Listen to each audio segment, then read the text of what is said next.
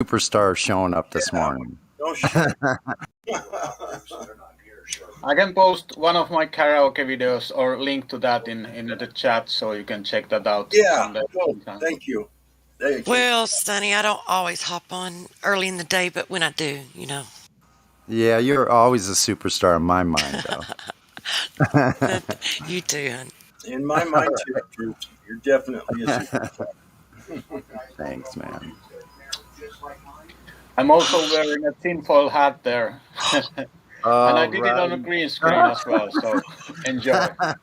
I think I might have seen some of this. That looks hilarious. This one, this one is going to be on my business.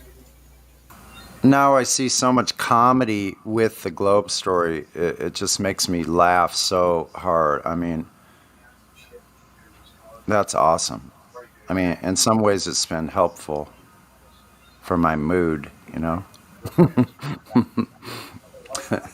It's funny how debunking the Globe just exhilarates me. It's great. It's satisfying, isn't it? I wondered where that mood swing came from. What mood swing? I guess maybe I'm wrong. Yeah, I have a mood swing, yeah. We all do here, I think, a little bit. You know, I think it would be appropriate to go and ask people, you know, Normie, Baller, Flatty, right? What did you believe, right, that was part of this disinformation campaign that you now realize is, you know, completely false, right? And if you could get people to admit that, you know, they used to believe things that weren't true, right? I kind of feel like if you could start a conversation that way and getting them to agree with you, like, you know, it's kind of like when you start shaking your head, yeah, like, okay, that makes sense. Okay, yeah, that checks out. Like, okay, yeah, okay, I agree. Right. And the next thing is like a truth bomb. It's like, whoa, like, well, okay, I see what you're saying. Instead of, no, that's not what I meant, and that's a straw man, and I didn't say that, and that's not, you know. And then you hit them with a truth bomb, and it's still like, no, of course not. I told you. I'd have a hard time finding one. There'd be too many to choose from for me. That's a really good point, though, Hank, and I might start using that just with this William Casey quote right here. Start with that and have them read it and go, ask that question exactly just like you said. Say, what things that this government has been telling you. Yeah, what factors into that word everything? Please wait. I'm sorry. Because I'm thinking when I'm pausing, and I'm an old guy. So yeah, what part of what this government is telling you do you now believe is false? What part of it is that you found that is not true? All of it. Yeah, so then we can have that conversation, and you'll find some that will tell us anyway. I don't know, who else they tell, but they tell us here that they don't think that they've ever been lied to by the government. Then you know. Then when they do that, then we know. That's a special kind of stupid. They're lying. No, they're lying. They're lying. Yeah. Or else. Well, when they say that, you ask them, have you ever seen like a FOIA request where it's redacted out? And they'll be like, oh yeah, the part that's blacked out, right? And then you say, oh yeah, that's lie by omission. So there's 3 ways to lie in the court of law. You swear to tell the truth, the whole truth, and nothing but the truth, right? And one way is the outright lie. The other way is a half truth. And then the other thing is adding to it, which is additional information that isn't true, which is additional lying. Yeah, exactly. And listen, you can have that whole conversation. We can make it as intricate as we want about this topic. But if they keep denying it, you just take them right back to, you'll be so shocked, Santa Claus. They believe that one. Wait. What are you suggesting here? I'm saying we start with William Casey and we end up with Santa Claus. What about Santa Claus? What about Santa Claus? They believed that it was a lie. Am I Oh no, that's true. There's no way that many people could participate and the truth not come out. am I the only one that thinks that stellium sounds a lot like Cyrus? So, ask Or them, is do that you just still me? believe in Santa Anyway, Claus? Because your sorry. parents told you, your parents lied to you about Santa Claus. Sorry to break it to you. So, why would I listen to somebody that doesn't understand if they can't grasp, if they can't wrap their mind around that people lie? Then take them to Santa Claus and tell them, your parents lied and you know it was a lie. So why would Yeah, you but think my the government government is going to wouldn't be lie to treating you me. better than your parents? No, the And government your loves parents you. might actually love you. They Yes. love you. They want the best for you. Yeah, you see what I'm saying, though, right? I just still believe in Santa, so there you go. Yeah. Yeah, what do You you would mean have Santa's a lie? no one lied. Give me So that. Santa's still real.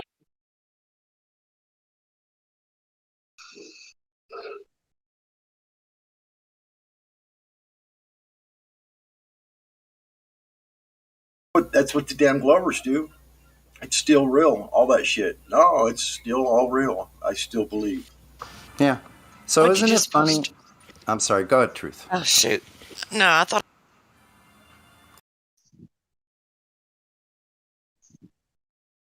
Go ahead, Sonny. I was talking to myself. I thought I was Okay. muted. Okay. I was just going to say, isn't it funny that we're in 2021 having this conversation, these kind of conversations with adults that they can't wrap their mind around That's subjective. lies about reality. They choose. They're almost choosing to not believe reality as we see it.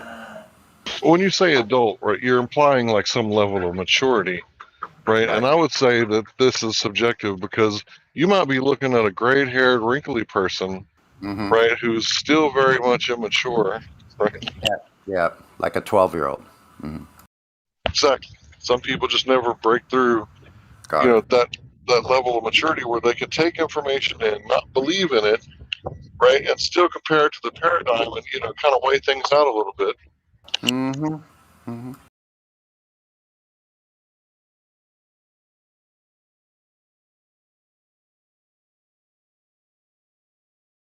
Yeah, so we're trying to break through, right, people's like blocks, right? So one of the ways to do it is to not trigger their defenses, right? And I think one of the best ways that was done was Robbie Davidson's Scientism Exposed.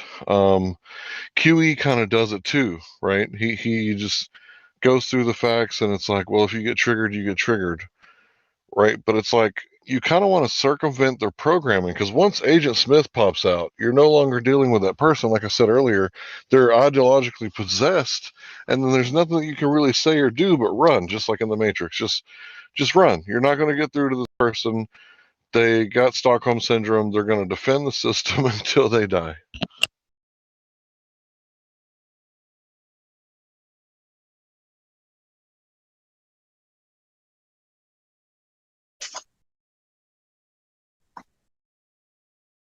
Which will probably be sooner than later because they're probably already vaccinated. They're probably already. Yeah, we try to avoid that conversation here, even though we may or Sorry. may not. It's okay. I'm just letting you know the rules. We may or may not disagree, but yeah, that's one of the things that they're really cracking down on right now. Is even if you got a video that you posted 3 months ago, the new policy comes in and you retroactively violated the policy. You know what I mean? Oof.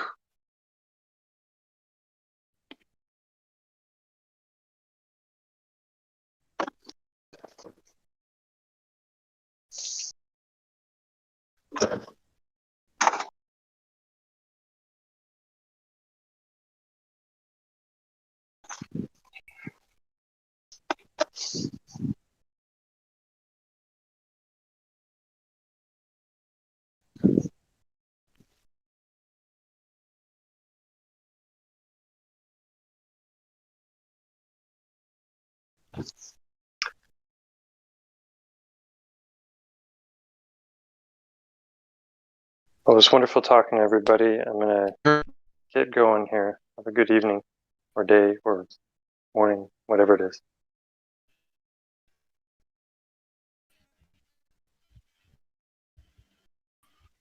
All right, peace, bro.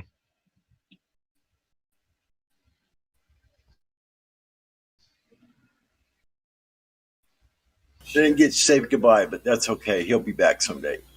Boys Auto, huh? See, you tell me.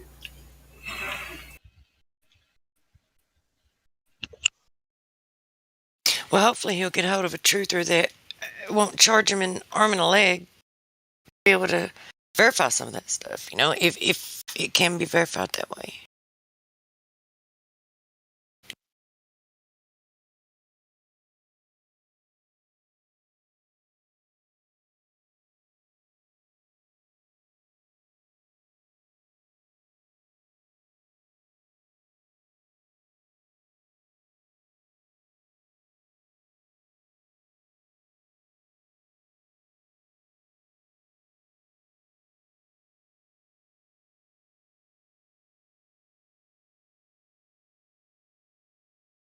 So, is there anyone here that has finally shifted over to believing that our geology is actually more likely to be what's called biogeologically, be geological now?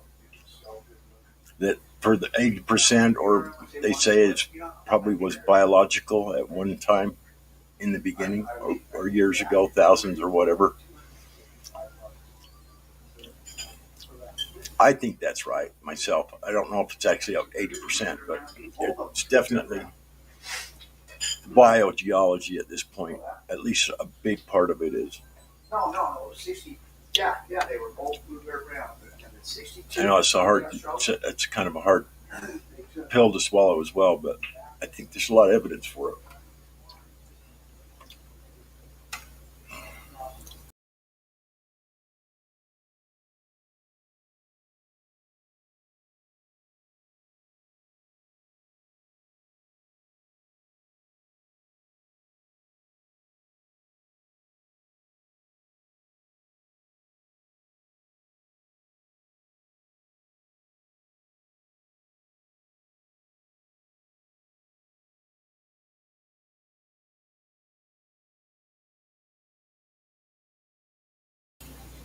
So we're no longer walking in the footsteps of giants. We're walking on their head.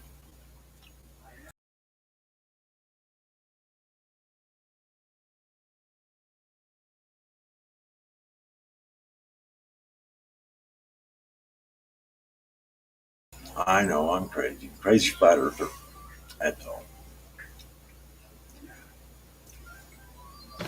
I believe the giants because I believe the Bible is true, and the giants are because the angels came down to earth and they had a sex with humans or woman, and those women gave birth to giants. So at least that what I believe is true, that there's these giants, and I think the Goliath of David and Goliath might be descendant from these giants. Yeah. I'm not sure, but yeah, that's how I think or believe. I'm with you. Nephilim. The Nephilim were born from the angels breeding with the women. Yeah, I think that story has got, maybe it's not exactly 100% all exactly the way they say it, but I do believe it definitely holds a whole lot of water.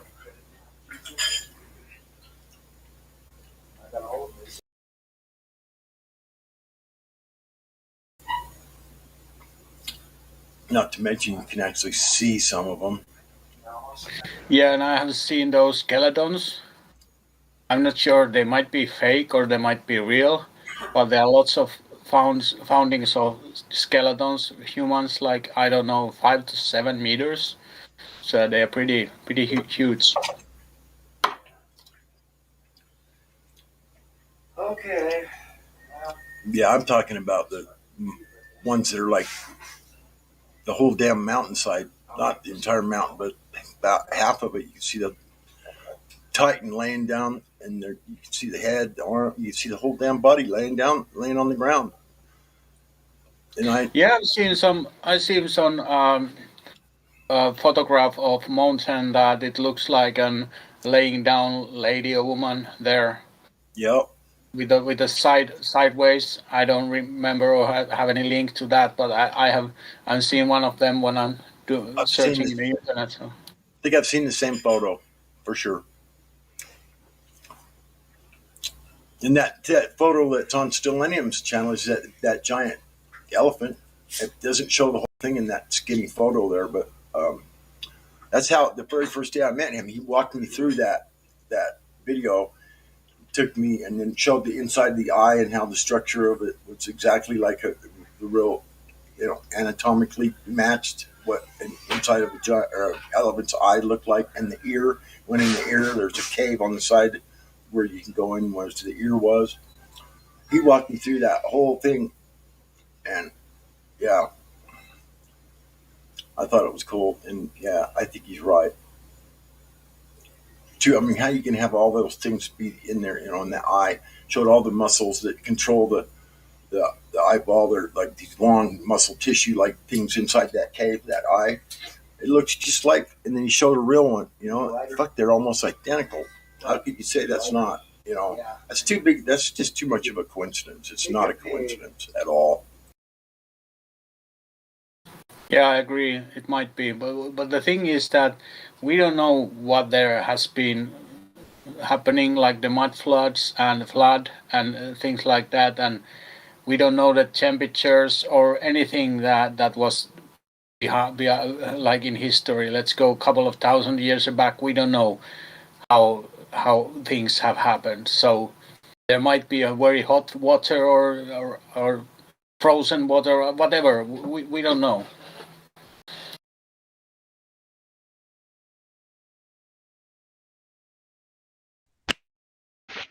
When people say mud flood, right? What creates mud, right? You need water. Yeah. And then what would be the evidence after the mud flood, or after a flood? It would be, the mud, right? Right. Everything on the surface of the earth except for the water that receded would be all tossed about, and then you would find things like the graveyards in the what are they called? It's oil, it's crude oil. What do they call it? The tar pits, the pits, right? You would find like all these different animals like washed into this one spot, and then you would find like a multitude of like animals that don't even live together. They're territorial animals, but they all got washed away and got found in this little crevice, or they got stuck to the tar pits, right? And they sank to the bottom, right? And this is, what we find, like, in my opinion, all over the world, seashells on top of the mountains, right? I said earlier that there's two ways to look at it. Either the land was lower or the water was higher. It's a lot easier to make water. I agree with you there. I've been accused of being a mud flooder, and I tried to said, did you hear the word mud flood fall out of my mouth? No. I believe in the flood, and exactly what you said. The flood would leave behind a whole lot of mud.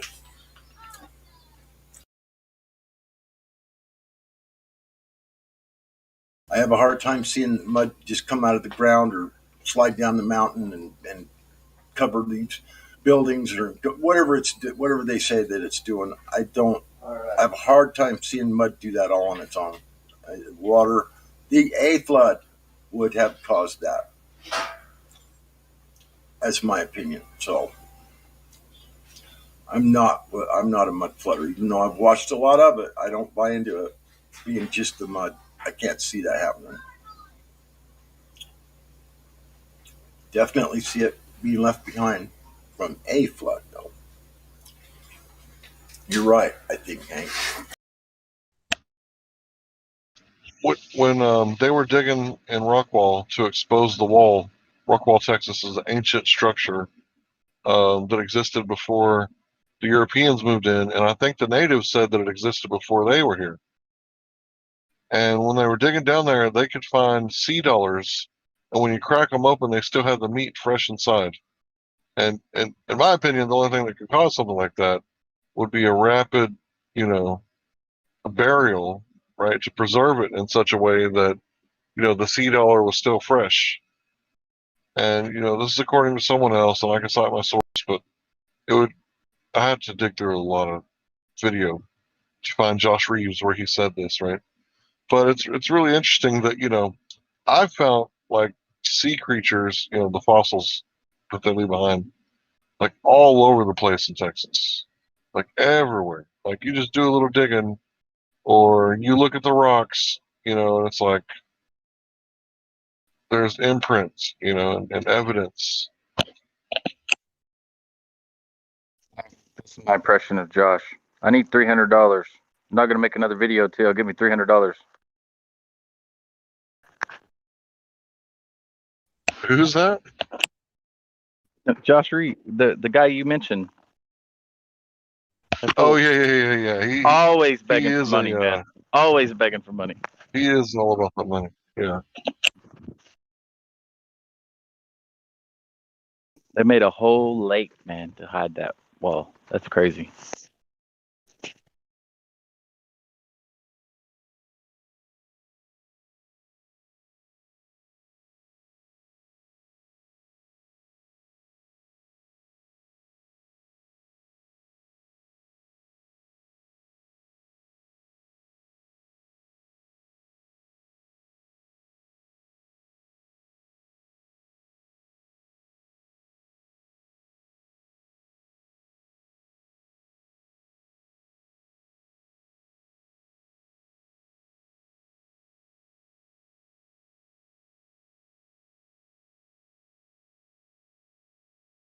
I don't know if they made the lake to hide the wall, but Smithsonian did come out, and instead of digging at the location of the wall, they dug somewhere in the center, and then they dubbed the whole wall to be a natural formation, even though that the wall has daughter elements or daughter. I guess I shouldn't say elements. So you know how like lead is depleted uranium or something like that. So they had daughter properties with no parental elements within the wall. And the only way you could do something like that is, if it was like man-made. Yeah, artificial, synthetic. Yeah.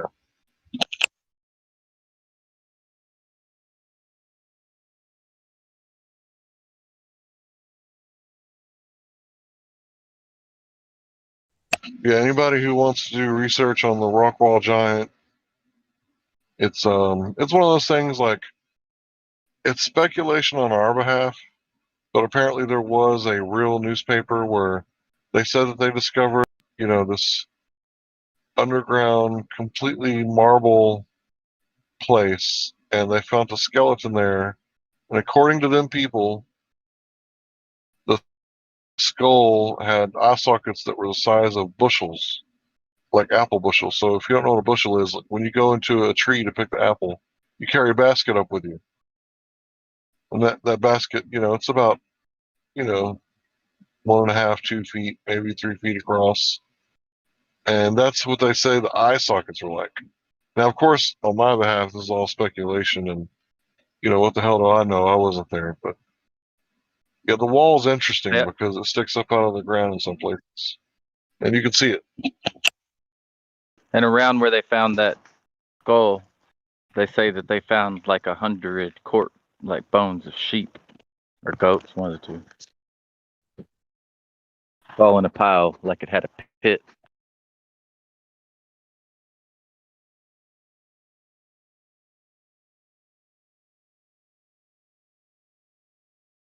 So if you look at every other county in Texas, it's somebody's name, right?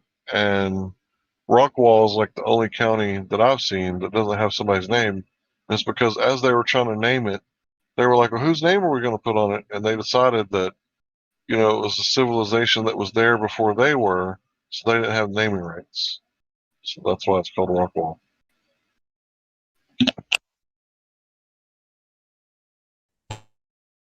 And it has some of the highest real estate Well, I think it's the highest priced real estate in all of Texas. Everything's big in Texas, and so is the prices, I guess, huh? Well, if you look where it's right outside of Dallas on the other side of the lakes. So, like, if you worked in Dallas, you would have enough money to buy land there if you had like a prestigious job, getting paid good, and it would be like not living in the city because you're kind of on the outskirts, and it's like you get the country life, but the Dallas pay, you know. Yeah. So is it like that series show, Dallas, where JR gets to buy all that stuff? Is it? Are you the new JR? Never seen it. I don't watch a lot of TV. Oh, this is probably 20, 30 years ago. Shit. Couldn't tell you. That's old stuff. Sorry. It's all right. I know it was real. You can't convince me anything different. Hank's memory has to be failing him because there's no way that as a child he never saw Dallas. No way, man. It's kind of what I'd say like 95 to 98% of my life I didn't have cable TV. It wasn't cable, man. Never saw This Dallas. was like the most popular soap opera that they didn't call a soap opera back in the day. You must not have grown up here then. Dude, I lived under a rock. What can I say? I didn't get all the programming that you guys did. Yeah, I didn't watch TV either. I was always outside playing, but everybody over 35. I know the show. When you said Dallas, Dave's from I knew what he Lithuania. was talking about. Okay. I just never seen it. I'm sorry. Okay. My misunderstanding. I just said Dave's from Lithuania. Nobody laughed. Must have been a bad joke. you lost me. That's all. Okay, he didn't know about Dallas, so okay, my funny comment is Dave's from Lithuania. Okay, and now's that supposed to be funny? Yeah, a couple weeks it'll probably hit you.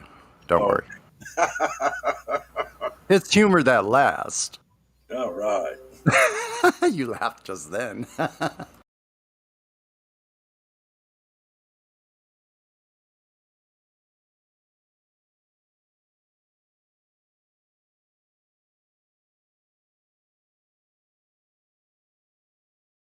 So sometimes Sunny is not funny.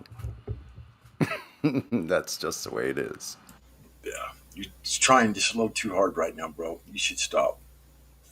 What? Just kidding. I'm finna get ready to go out and play. What you talking about? Now that would be funny. What are you gonna play? Your guitar? Or are you just gonna go outside and play baseball or something?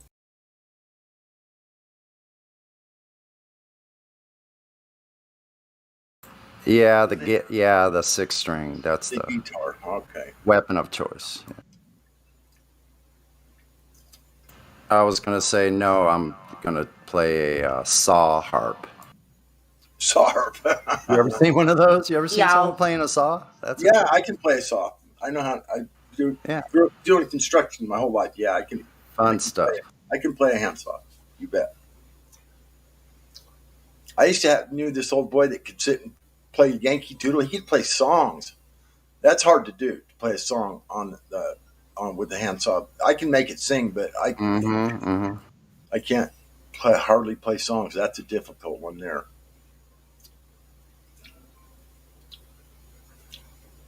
I can definitely make it make all kinds of weird ass noises, but play a song, nah. That's a little outside my skill set.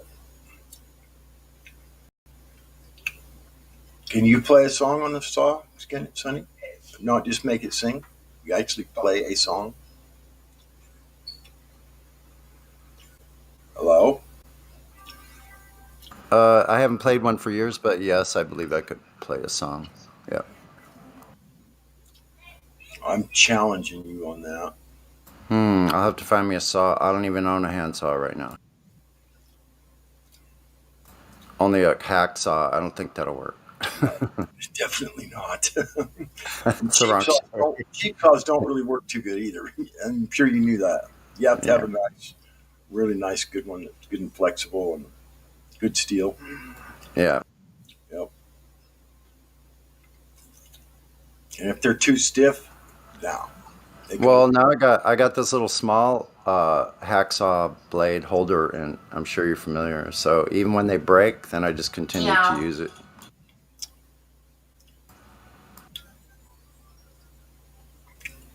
So how does it hold the blade from not bending? It holds it in a little C shape, a smaller C shape, so you can put the blade and still saw with it. Okay, I get you now. Or you can make it stick out the end and use the end part to saw with it. Yeah, but it only sticks out a little bit. Yeah. I'm sure you've probably seen them. They have them here at the. Yeah, they use the first one I ever bought. I used it to cut off the bolts when you couldn't get the toilet to come off. The wing nut, you cut that off and pulled in it. Yeah. First one I bought like that was exactly for that purpose. I was doing bathroom remodels, and so All right. Sometimes them wing nuts are hard to get off. It just spins or it's whatever. It's all pea rusted in. Yeah, just whack them on. I like when I lived in the Northwest because I could go to like swap meets and stuff like that and find antique tools. Like I had an old antique hand drill, like patent 1890 or something like that. Pretty cool. Yeah, I used to have some hand planes, some planers that were antique. I had like a collection of them. I like those. Really, the old planes are fuck, man. They're better than the new ones, man. Yeah, they're way better. They sure are. My dad used to have like a bunch of those. Yeah, I did too. I had like a collection of like about 10 of them. My dad was like a master cabinet maker. Like he could build anything on a boat. So you have a curved side, you could build cabinets into that curved side. Like my dad. Yeah, I could probably do that too. But yeah, you need stuff like hand planers to do that kind of stuff. You got to hand fit that stuff. Yes, sir. I love doing that kind of work too. It's fun. It's like artistic.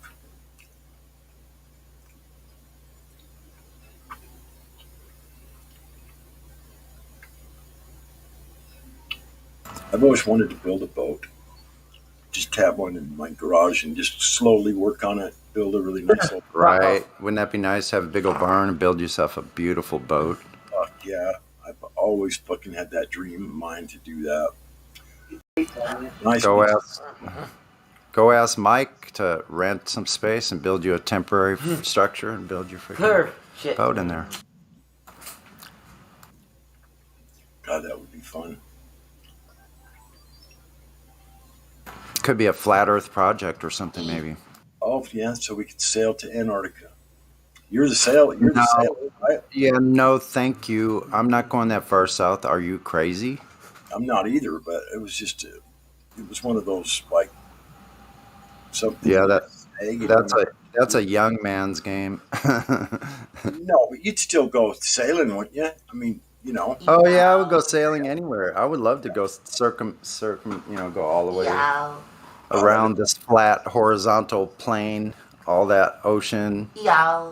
I get seasick really easy. That is such a drag for me, man. Me too, and I've lived on boats my whole life. Well, a long period of time. I lived on boats. I turn green, man, and start puking, and oh my god. I just stay above board, and when I'm in the fresh air, then I don't get sick. But if I go below, eventually you have to go below and go to sleep. So if I just go down below and go to sleep, then I was generally okay. Yeah. But sometimes you have to cook and clean while you're underway. That's another challenge. Yep. I'd love to be able to sail like that. Listen, I always struggle with seasickness whenever we are underway on board, like the ship in the Navy. And that was Did you take Dramamine to help, or No, I never did. Not in the name. Never did. No. I have while sailing before. Yes. it does help? I know that. Yeah. Went on a cruise It, ship. it somehow does something that it dampens the signals or something. I don't know how it works exactly, but Yeah, I went on a cruise ship to Mexico, and the storm came in, and we were headed south, and the waves were coming in from right to left. And this is a huge, brand new fucking cruise ship, one of the biggest. Can't remember the name of it. I'll think of it here in a minute, maybe. But we're cruising south, and these waves are coming at us, and they're literally as tall as the boat. And you look out the little porthole window, yes, this yeah. fucking wave that's just like this Like monster 80 feet, like fucking 80 ball. feet, yeah, 80, 90 feet maybe, almost. They've been known to wipe off superstructures that were like 8 and 10 stories up on those ships. Right. So anyway, yeah. So it would go up. So it would start going up the way. So it would tip to one side, go up over the top, and then tip the other way and go straight down. Yeah. I had to tie my bed with sheets and tie it down to the legs and tie it to the doorknob. What? Fucking bathroom in my cabin Wow. to keep my bed from slamming from one side to the next. I got so sick. I called the doctor. I said, "Man, you got to do something for my seasick." And so this nurse came down, Yeah. gave me a shot of Phenergan or something in my ass, and then she rubbed it. And I thought, oh, and she was so cute. And so I called her for another shot. Got to get that booty juice. That's right. It did Yeah, help. so just think about when you're on a smaller boat, it's different. Those waves are fucking towering over you above the mast, 60 feet up in the air, and then all of a sudden, bloop, the ship just pops right up, and you're on the Yep. top, and then you're coming back down. Yep, that's what Now- the cruise ship was doing, bro. Yeah, That's now what- when the wind is blowing and it's blowing the tops of those waves over, we would have freaking hundreds of gallons, probably thousands, of fresh water breaking over the top of the boat. fresh water, you mean salt water? No, I didn't say fresh water. Oh, you did? did? Did I say fresh water? No, Yes. no, ocean did. water. Yeah. Yeah, green water. Breaking over the bow of your ship and running Yeah. all the way You down gotta about put down hatches on that deal, don't you? Let it Yeah, run. well, you get washed away if you're not harnessed in because a foot or two of water rushing down the decks will just take you out. Right. And fill your cabin up if you don't batten down all the hatches. If you lose your grip. Me and my brother were trying to tie down an anchor that broke loose on my dad's boat, and we were going out in about 10-foot swells, but they were short duration because we were close to shore, and so they were fast waves, and we were up in the bow holding on with our hands, and when we dropped down one of these waves, both of our bodies flew completely up, and then when the boat came back up on the rebound from the next wave coming up, it broke my brother's wrist. Oh, slammed you into And the I, deck. and I had to drag both of us back to the thing, and my brother's wrist was freaking hanging, bro. I never saw it. Oh my god. So yeah, we had to get back, and that was crazy, man. The boat started its pathway back up the way that just slammed you into the deck, huh? Yes, and then see, we were up in the air, and then slammed us back down to the deck. You actually were in the air when your feet Yeah, were dangling? yeah. Feet were up in the air because the boat was dropping that fast down the wave. Wow, Yeah, that's crazy. yeah. You can get hit by your own boat. That's the And vomit it comment. can right? kill you. It could kill you. Like if Yeah. the boat rocks and you're in the wrong place, you hit a bulkhead, your head. That's it. Yep, I can So see it. things can fly on boats, like you're saying, your bed. Yeah, it's wild. It's a whole different way of life. So, but it's usually most of the time, honestly, is calm and beautiful and just the most amazing thing you've ever seen. You Yeah. have those moments. The storms you remember a lot because they're traumatic. Yeah, that's like the vomit comet ride. You're almost weightless coming down those. Yeah, yeah. Huh? Yeah. Probably would have been if you didn't weren't hanging on. You would have been floated away.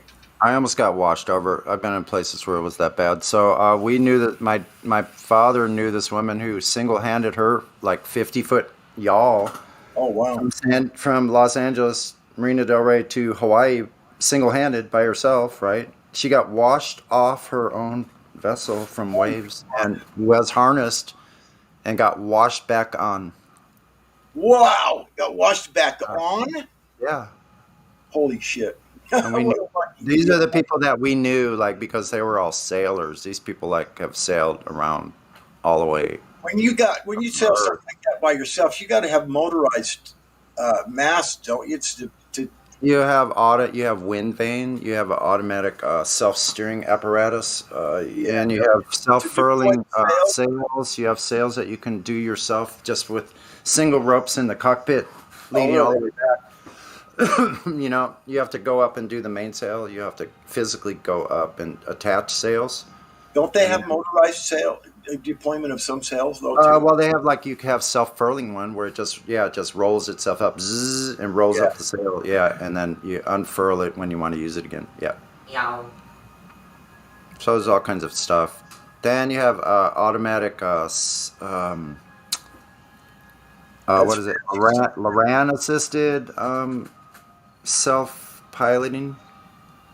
Like, Oh, it actually hooks into the navigational system and yeah, you can have the sails set if you have good weather and you have a constant winds. You can set the sails to a certain course. Then you have a rudder assist that can maintain the compass heading at the same time. So you balance the sails, so you're going your most efficient speed, and then you're on your course, and you set your self-steering wind vane to also keep you on the compass course. Right? yeah, that's cool. Something to keep you on the compass course like that. You could actually go take a nap. Oh, you have to. You have to go to sleep. Yeah. So my dad would stay up at night because you're going through shipping lanes at night. You want to be awake. In the daytime, he would sleep most of the time. That's what he told me. Huh. Yeah, rest his soul. Well, those big cargo ships, those big shipping lanes things, those are like gargantuous boats, aren't they? I've never actually. Yeah, really, they're huge. Yeah. And when your boat's only like the size of like a couple of containers that's on the deck, and there's a couple thousand containers on it. Like the top of your mast if you're on a sailboat. Like let's say it's a 50-foot catch, like the one I was on. So the mast is about 60 feet high. So these containers are more than twice as high from the top of our mast. Oh my gosh. Yeah, see. And longer, like as long as longer than a football field. One container? Is that big? Maybe not a foot. Yeah, maybe about a football field, I think. Wow, one container. 300, wait a minute, 100 yards, right? 300 feet? Oh, they're longer than that. There's 1,000-foot tankers out there. I know tankers, but I'm talking about the containers on the Here's tank. one for you, Sonny. There you go. Yeah, look at that. A ship Outrageous. shipping ships. A ship or a ship barge. Yeah, it's a barge carrying a bunch of ships. That's incredible. Shipping ships. I love it. That's a really good. Yeah, how's that work on a ball? I don't know. That thing's got to weigh so much, though. How do they even stack that thing? Where do you start? It's crazy. So you want to talk about force? Look at the buoyant force. Like that square inch area of displacement of the bottom of the hull of that thing displaces enough to look at hold gravity. all of that weight up. Where's gravity? Yeah, look at all of that gravity. They're like, well, water's heavy enough, but ships aren't. It's really all about the container, the square inches of a hull. That's how they calculate buoyancy, right? How much? How much force is this buoyant force based on the square inch? So container, right? Yeah, you just as long as you're displacing more water than the weight of the water is displaced, then you're going to stay buoyant, right? Oh hell no! Huh? What'd you Isn't that say? how it I'm works? sorry. Say it again, God Rockin'. Isn't that how it works? You got to displace more water than the weight of the ship and the cargo. Right. Well, it's gonna. So the water that's displaced has to weigh as much as the ship itself, the Right. thing displacing it. So Right. because it's seeking its equilibrium. Yeah. So So- that's a lot of water. I'll tell you. yeah, so many So square. for Water, so whatever. containers, so like it's kind of related similarly to like containers, right? Because square inch and also constant volume, right? Require it's a information about the container. If it's something that has a constant volume, it has to have a constant size of the container. The square inches has to be constant. You don't have constant on a ball, especially when that's spinning. Right? Yeah, I guess, but Fairy tale centripetal. I Good hate thing it. they have. I hate Good it thing when they you have. tell me these stories that just don't Uh-huh. make sense. You got to quit. Good thing they have the word trip in there because they are tripping. Ha!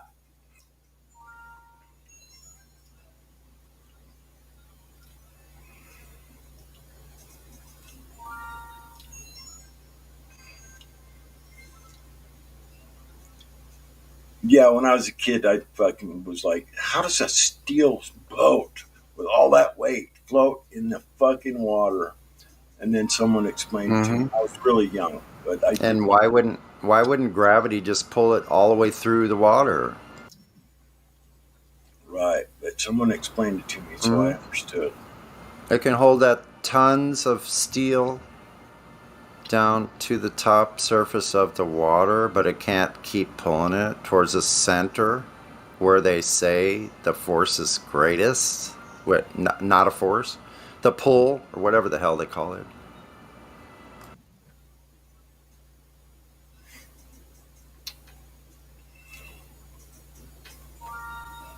How do ships work on a ball? They float. No, they don't, man. I just explained it. They would be pulled down to the center. I know. I'm just kidding. Water wouldn't matter. It would, because boats can Any sink, water. so they can go through water. So why isn't it pulling them through the Who water? gives a ship? No shit. Who gives a shit about the shipping skipper? Tired of this shit. The tripping shipping container God, I'm tired of fallacy. this. Oh, I'm sorry. Someone get a sledgehammer and start driving it into these fuckers. Fucking punks heads. Yeah, into their heads. Yeah. That's what we're here for. I know that's what you want to do. I know. You want to get a sledgehammer and literally drive it into their skulls. You know how I know? Flat Earth. Because that's what I, yeah. 24/7 Flat Earth Discord live. Yeah. You know, Sledgehammering the globe 24 hours a day. How I know that's what you want to do is because that's what I want to do. And I know you're no different than me. No, we're just joking. No, you're not. Nobody wants to hit anybody with a sledgehammer. Yeah, don't. Yeah, Come on now. It's just We're non-violent. Yeah, sorry about that. Okay. Just metaphorically. I'll tone down Speak the for metaphor. yourself.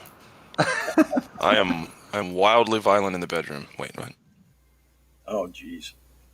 Just kidding. Yeah, just kidding. That was good. Man, I love people violently, dude. That ship is about to tip over. That stuff on top already started. Yeah. Wasn't tied down properly, I can tell you that. I wonder how far it went. Did it fall all the way over? Let's see the entire ship wreck. Oh, there's more? Well, it must be more. Oh, let's not. The ship didn't stop existing after the picture was taken. It did? But it's not on the bottom with the Titanic? There's no way. those containers survived. They all died. They were sealed well. They were just floating around up there like buoys. Yeah. Hope well. You know that they're not sealed well. Right. I knew that. But I was just saying. Maybe one of them is. One or two of them. Yeah. That'd be a pretty big loss there. Yeah, they could float for a little while. They probably would eventually. I just like to see sunken ships and like abandoned ships and stuff. Look at this. Really? It's so cool looking. Look at that. Have you ever seen that place? I forget. I think it's in Sri Lanka or someplace like that. Is that one Where- like or something? Is it hitting something on the bottom? Where they run I all think the yeah, shit? bottomed out on some land. It looks like. Hold on, I'll find it. Coral reefs have caused a lot of The that. in the past. the local parts of the big waves. I mean, the tides fucked up the navigation. Are you sure it wasn't just It was What's the it moon called? having a bad day. what's the guy caught? What's the name of the dude that drives the ship? He's the Captain? Admiral or captain? Oh yeah, Admiral. Right.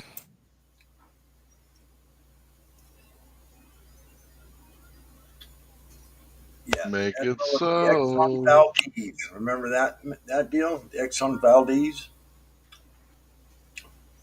Nobody remembers that. Oh yeah, I was a child. It's at the early '90s. Yeah, something like that. Yeah. All those poor Yeah, little birds. I was in all school. well, gosh, I felt so bad for those birds.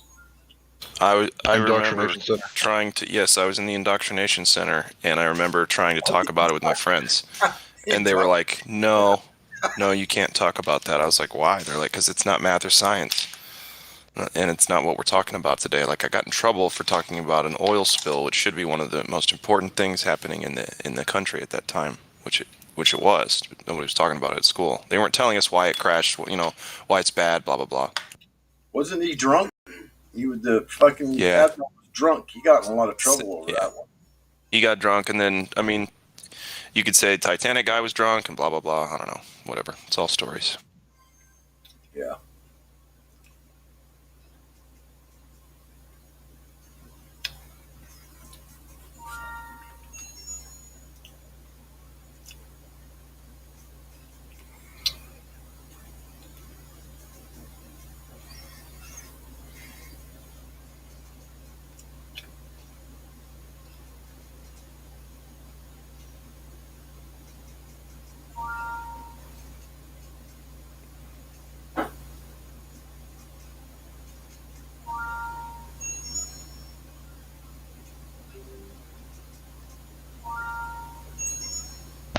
That whole Titanic thing doesn't make any sense to me at all.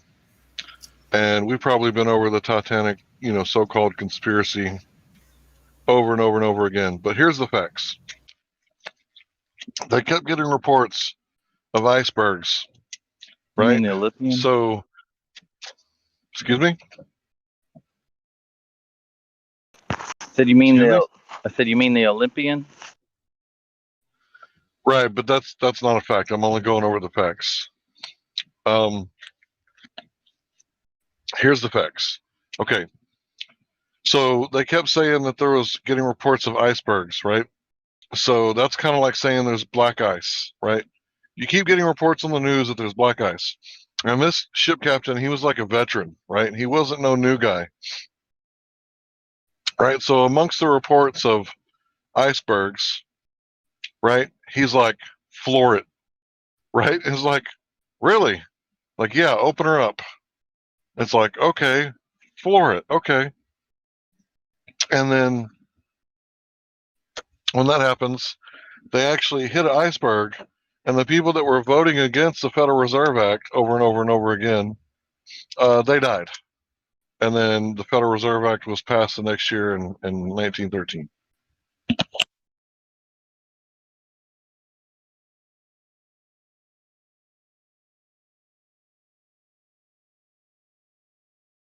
But you're just a coincidence theorist. Yeah, all those faxes just happen to be a coincidence, huh? Facts, my only weakness.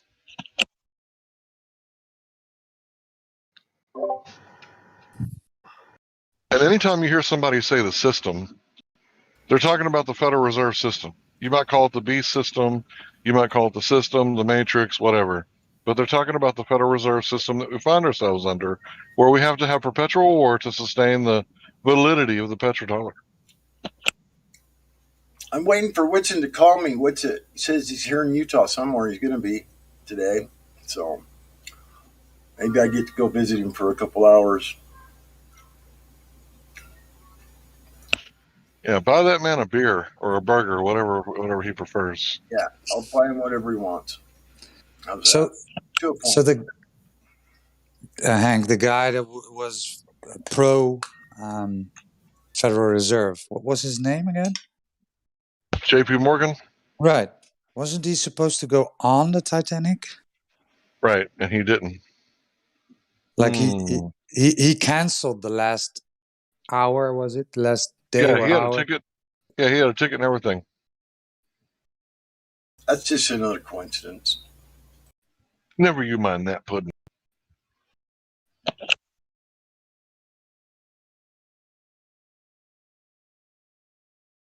J.P. Morgan, that's not even someone that's famous.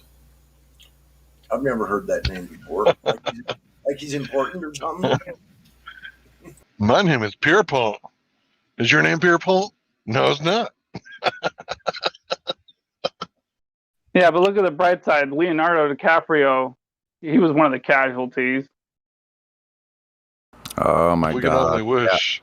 So who was it? Mary Astor, and the only three left major oppositions to the Federal Reserve Act were on the Titanic, which actually is the Olympian. So, by the way, Olympia, or at least that's what they tell us. And that story about her hucking that diamond over into the water, I'm not so sure I buy that. What a crock of shit that was, right?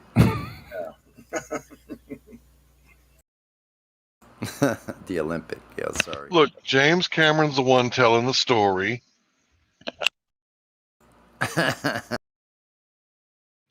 J.P. Morgan is the producer.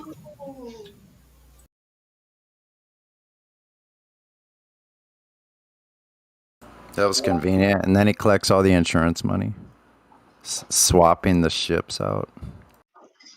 Well, have you guys heard the one about the Costa Concordia?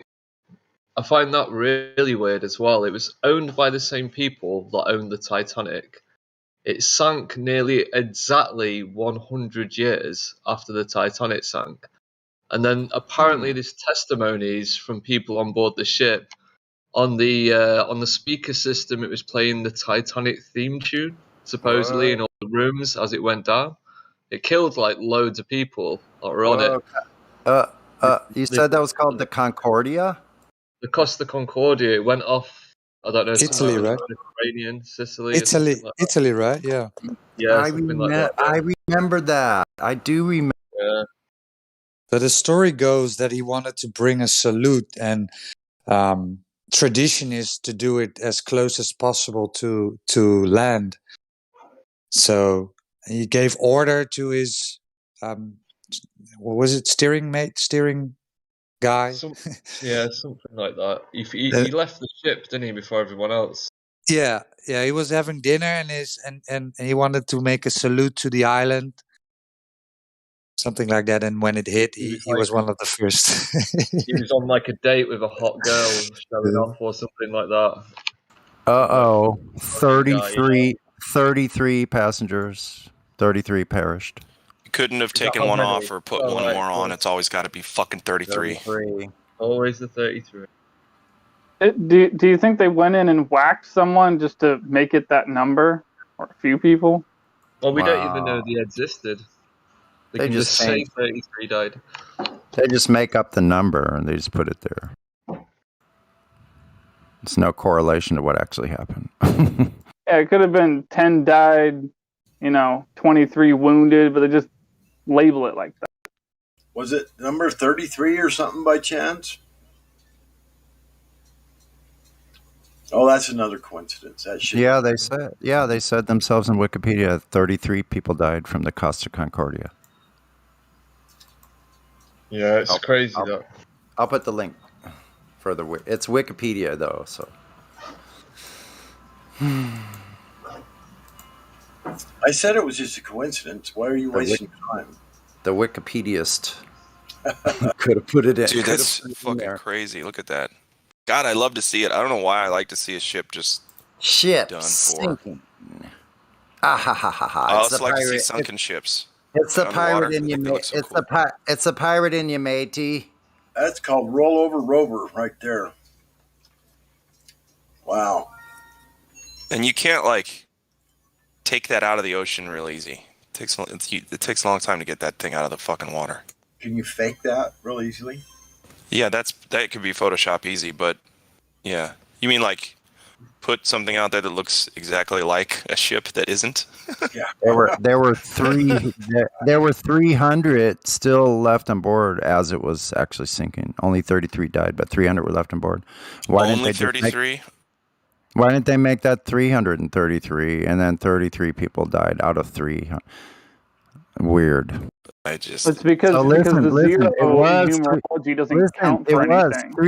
It was 333. Listen, there was 300 left on board and 33 died. That's 333. Oh my God! Truth hidden in plain sight. One more time. Funny how that worked out. I wasn't expecting that myself. I was saying the numbers, but I didn't put them together. I'm like, holy shit.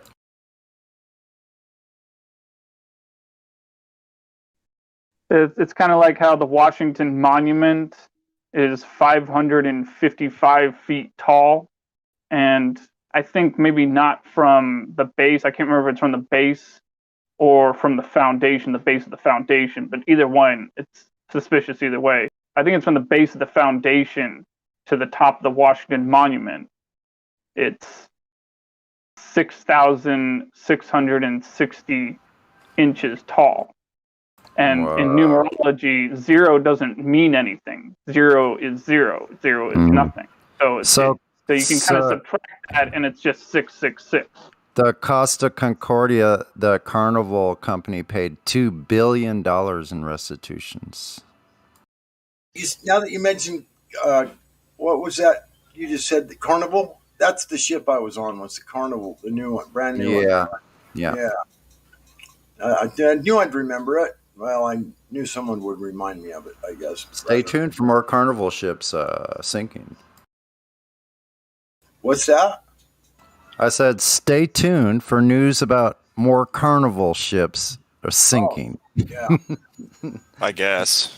Do we have any Globers out there? It's starting to turn into, it's almost 1 p.m. here, so that's almost 11 on the coasts, or 1 on the coasts. Sorry, 2. Your job to go 3? find them and drag them here. 11. Oh, no. Because see, listen, the globe is so obvious, guys, right? It's so obvious that we live on that spinning like crazy spherical thing with curvature everywhere that we shouldn't have to go look for anybody. We should have consistent, constant people defending the globe, whether or not they're good people. And I think you know who I'm talking about. Coming in here and just tearing the server down. It should be a mystery why it's up in the first place. And yet we have no Globers in here. What does that say? Is that devastating to their argument? I think so. Yeah, but is anybody paying attention to that besides us? Yeah, that's true. Listen, they have the consensus. So where are all these people that have the consensus with? I disagree. That's speculation. We have no idea. We haven't taken any polls on flat earthers, and the Google Analytics were disabled at a point when it was going up exponentially. So if we're still on that current path, and after what just happened last year with everything, with the face nappies, the diapers, it's gonna be obvious to me that the trend is probably continuing for people who are looking for the truth. Not to mention, I think because of that face diaper thing, so many more people are interested in looking for the truth, and they're like, willing to accept the truth that you might be a little nervous to tell them in the first place. I like think I'm the gonna earth being switch. flat. I think I'm gonna switch to face nappy. Oh, that one's.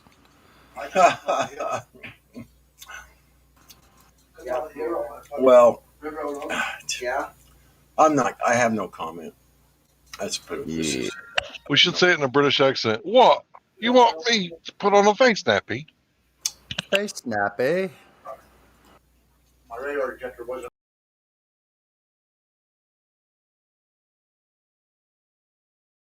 I think I'm gonna say scarf. Well, that's But what you do to like pancakes. but nothing's leaking from my face. Yeah, and it's not cold out. Yes. It is here. It's been raining for 2 days. Damn it. Yeah, but it wasn't cold all summer long, and people were still wearing scarves. What's up with that?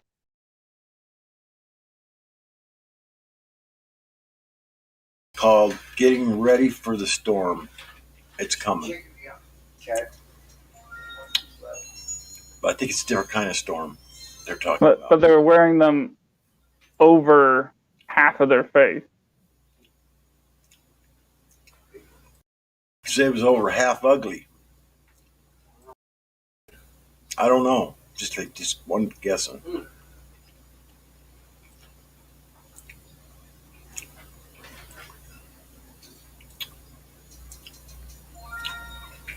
Yeah, it rained so hard the last 2 days here. It's been messed up. Hard raining. It's quit today though. Thank God. I don't think what they want to do is stream in the rain. In the rain. Went to Best Buy. I don't think the rain's going to stop Witsit. That dude seems determined.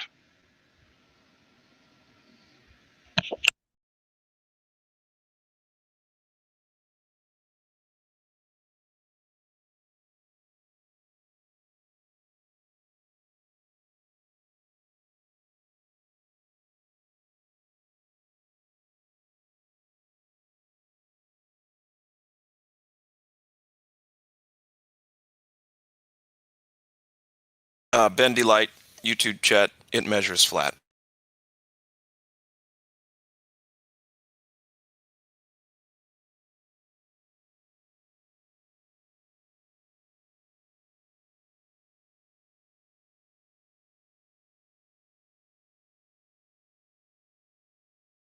Yeah, the bendy light subject is really kind of annoying because. Oh no, I was talking to the guy in YouTube chat. His name is Ben D Light. Oh, I see. But well, yeah, it is an annoying. no, go ahead and talk about it. It's hilarious to think that they think that a laser is going to bend over long distance, and when we have line of sight to from point A to point B.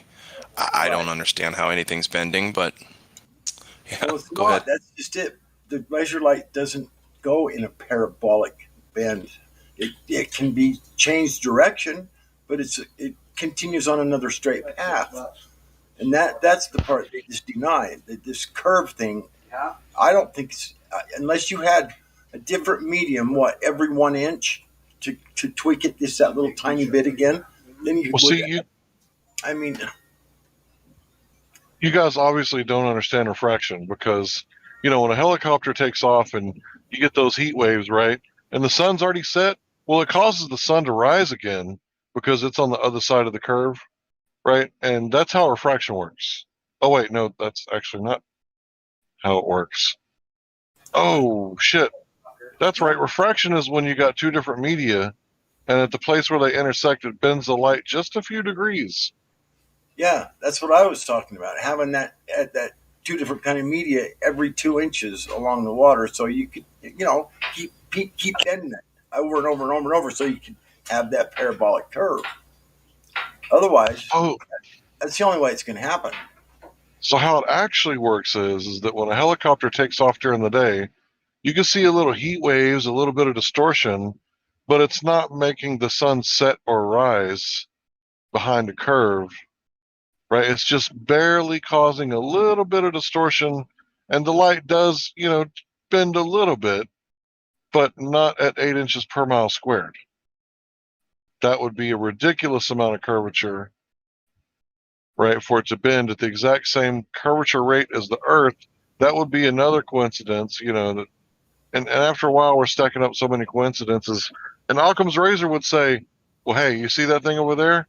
Yeah, I see that. That's what that is. Well, wait, I got a theory about bending light and space time and, that chimpanzee fairy dust. No. Like, forget about all your postulations and your ad hoc explanations. You see that thing over there? Yeah, that's what that is. She's really there. They just can't seem to understand that there's two different things that we're talking about. We're talking about, one, we got the ground, the thing we're trying to measure, the thing we're talking about. And then, for some reason, they bring in the sky, which is nothing compared to the ground. They're two totally different things, right? Air is the air is up there and over there and not the ground. And then the thing that we're standing on that we want to measure is right here under us that our feet are touching. You know what I mean? I don't look at an apple to determine what an orange is. I don't know where they're coming from with this. No, and Syzygy, I do not feel sorry for you. One iota. It's crazy. Yeah, but if you were to measure the circumference of the apple and then postulate, well, what if you could imagine the apple has the same circumference, then you could determine the flavor of the apple compared to the orange. Oh, wait, that logically follows. Shit, I'm a glober. Well, you were breaking up, but either way, if we'd heard what you said or the roboting, it sounded like a glober. That's an insult. Sorry, Hank. I'm sorry. I didn't mean to do that to you. I heard what he said. He didn't break up for me. I just like my fan club. I just counted my name in orange 5 times in the YouTube chat in the last minute. Fuck yeah. You guys keep going, fan club. Talk about me. There's an open invitation, right? Oh, they know that they're more than welcome to come in here. In fact, I'm not very nice in the YouTube chat. I'll be super nice if they come in here, right? We want to keep them as long as we can. I want a demonstration. Because they're so afraid to come in here anyway. It's like when and if we get, the next one, oh man, everybody, you better be really, really, really nice. Especially because they're coming in here on the wrong side of truth. It's not very nice to be mean to people who are literally ignorant and they have no idea why. So I want a demonstration of a hill with an object beyond it, right? We can't see the object anymore. And then this refraction putting the object in front of the hill again. Yeah, we even let him use like glass, like an actual separate medium. So then, real good refraction. That'd be great.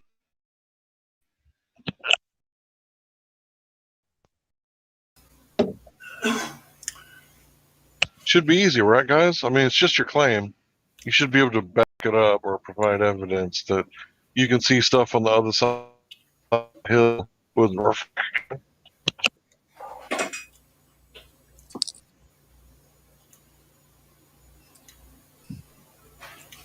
Well, we should go. They said why should we? They said why would we come on that side of the zoo? These cowards here in the YouTube chat. So why would we come on that side of the zoo? I'm not going to address that actual question because that was a disgusting question. But they're saying why would they come into this server? Oh, I know why. Yeah. Here, listen.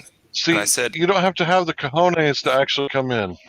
You can come in without the cojones. We accept all sorts of bitches, all kinds of bitches. Yeah, we won't expect cojones in the first place. But anyway, the reason you should come in here is because if you don't, again, it's devastating to your argument. It shows weakness. It shows that you can't back up your claim, even though it should be obvious to literally everybody. So here's what it is. You should come in here because it means you have confidence in your, quote, argument. Wouldn't you at some point like to portray some confidence in your stance? Stand up tall. Put your shoulders back and stick your chest out. And get your... Hank, you're roboting pretty bad, buddy. Today's not my day. What, a church let out? Yeah, I gotta go watch YouTube videos. I was going to suggest that we all go onto the live stream and invite some Globers over, but then I realized we're already there. Never does work. Yeah.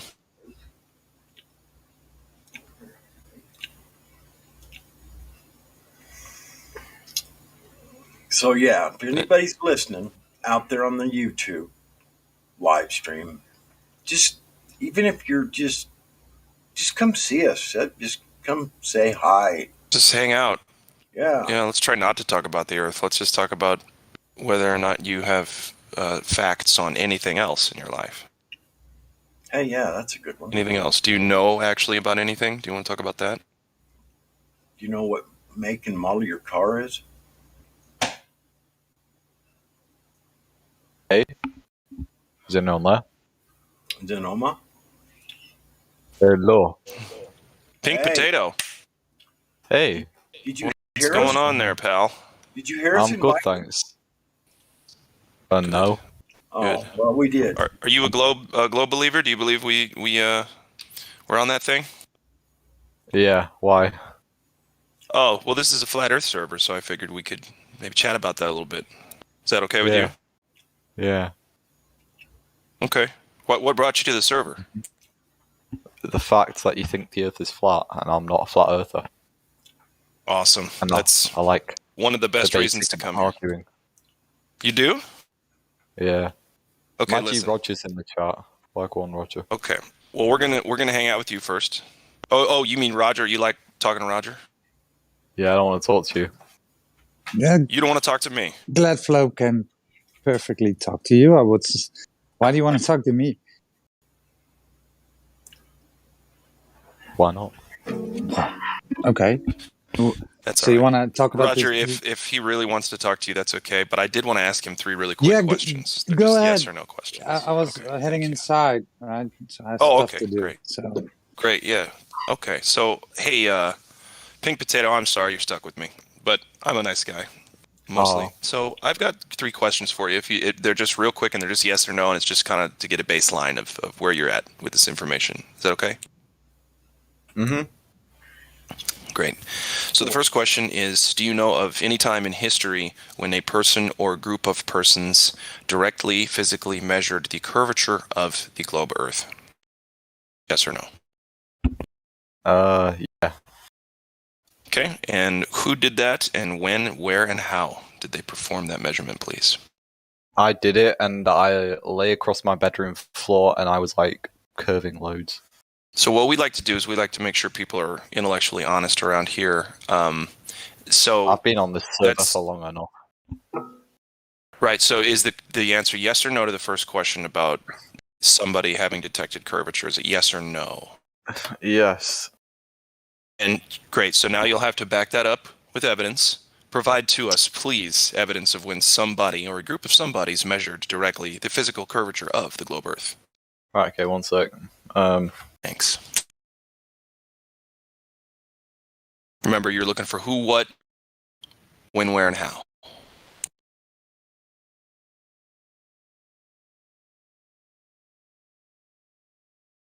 This could be monumental, groundbreaking. In it. Edge of my seat. I know. Earth's circumference was first accurately measured more than 2,000 years ago by the Greek astronomer. I'm not going to try and pronounce that name. Who at the time? Eratosthenes. Yeah. Okay. So Eratosthenes. Yeah, sure. That's how you. So he didn't measure anything. He just put sticks into the ground and made shadows with them. It's not a measurement. That's how you prove the Earth is round, then. No, it's not a measurement. So that's not what that was, if it even happened. But we don't have to go there. That was, how long ago did you say, 2,000 years ago? We got a lot of technology, and they've got a lot more stuff today. Why would they use that? I'm curious. Why would you have to go all the way back to then? Why can't you pick like a video clip from recently, when somebody recently measured the completely obvious and curvature that should exist everywhere? Hey, we should respect all religions. Globe Earth Jesus is just as believable as regular Jesus, okay? Oh, I forgot. You're right. That's the most relevant thing ever. Yeah, so Eratosthenes was an approximation at best, based off of the presupposition that we're on a globe. So, the first question is kind of a crapshoot, right? Hang on. The first question is kind of a crapshoot, right? You said you had evidence, but you didn't provide any. I can give you one more shot. I guess I'm gonna die. Okay, right. Give me one more shot. Yeah, so if you still think that someone has measured physically the curvature of the Earth, please provide that documentation.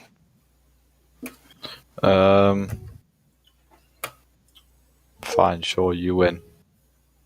The Thank Earth is you. flat. No.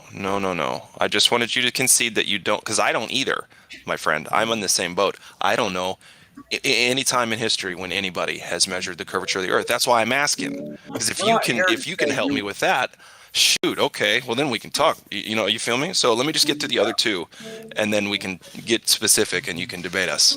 Yeah, we're not here to ridicule you, bro, and say you're wrong. No, not at all. That's not what this is about, bro. We're just trying to get some information on where it come from. That's all. Yep. Okay, so I got two more questions, then I will go away. So my second question, Potato, thank you for putting up with me, is do you know of any time when a person or group of persons detected the rotations per minute, the RPM, of the spherical ball Earth? When, where, and how did they and who detected Who's the playing the rotation music? spinning? No one. I don't know. I can't hear it.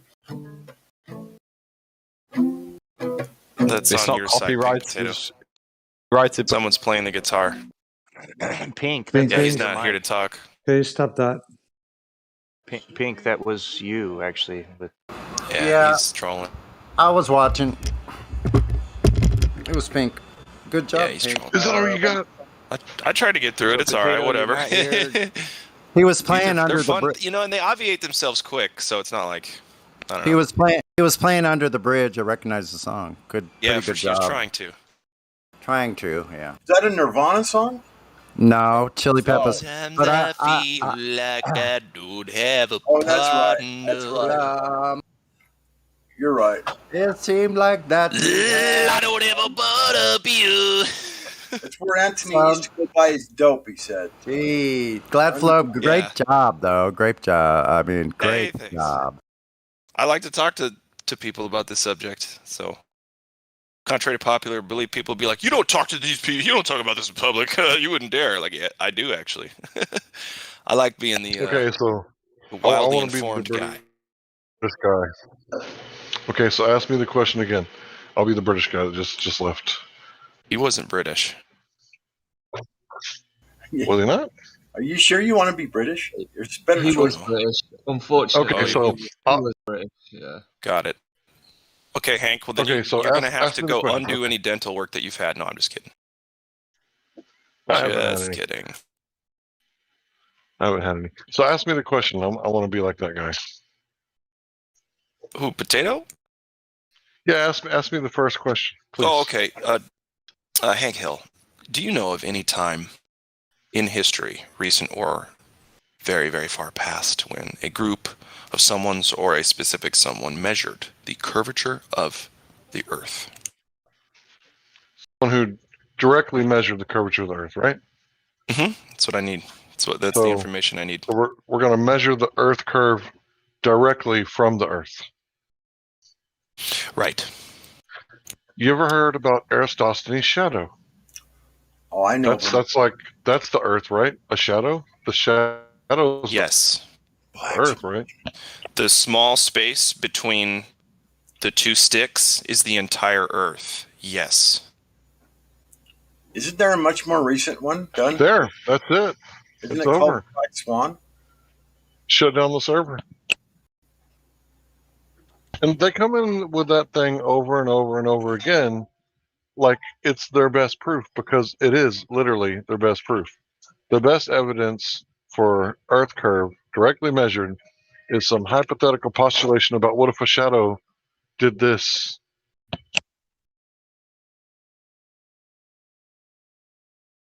You know, it's not going to work trying to act like a glober.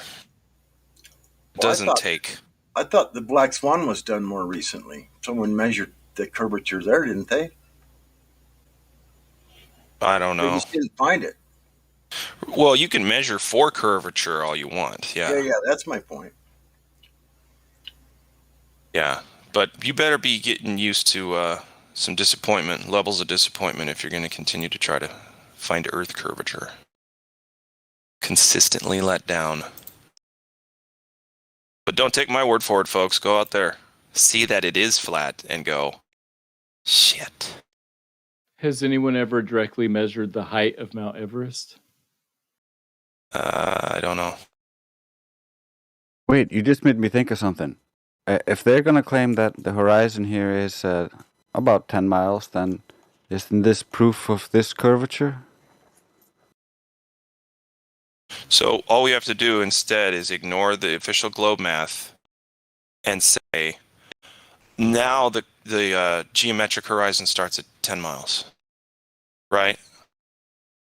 Yeah, but then we see the I'll buy island in the back, and we're like, oh, okay, wait. The curvature was actually this big.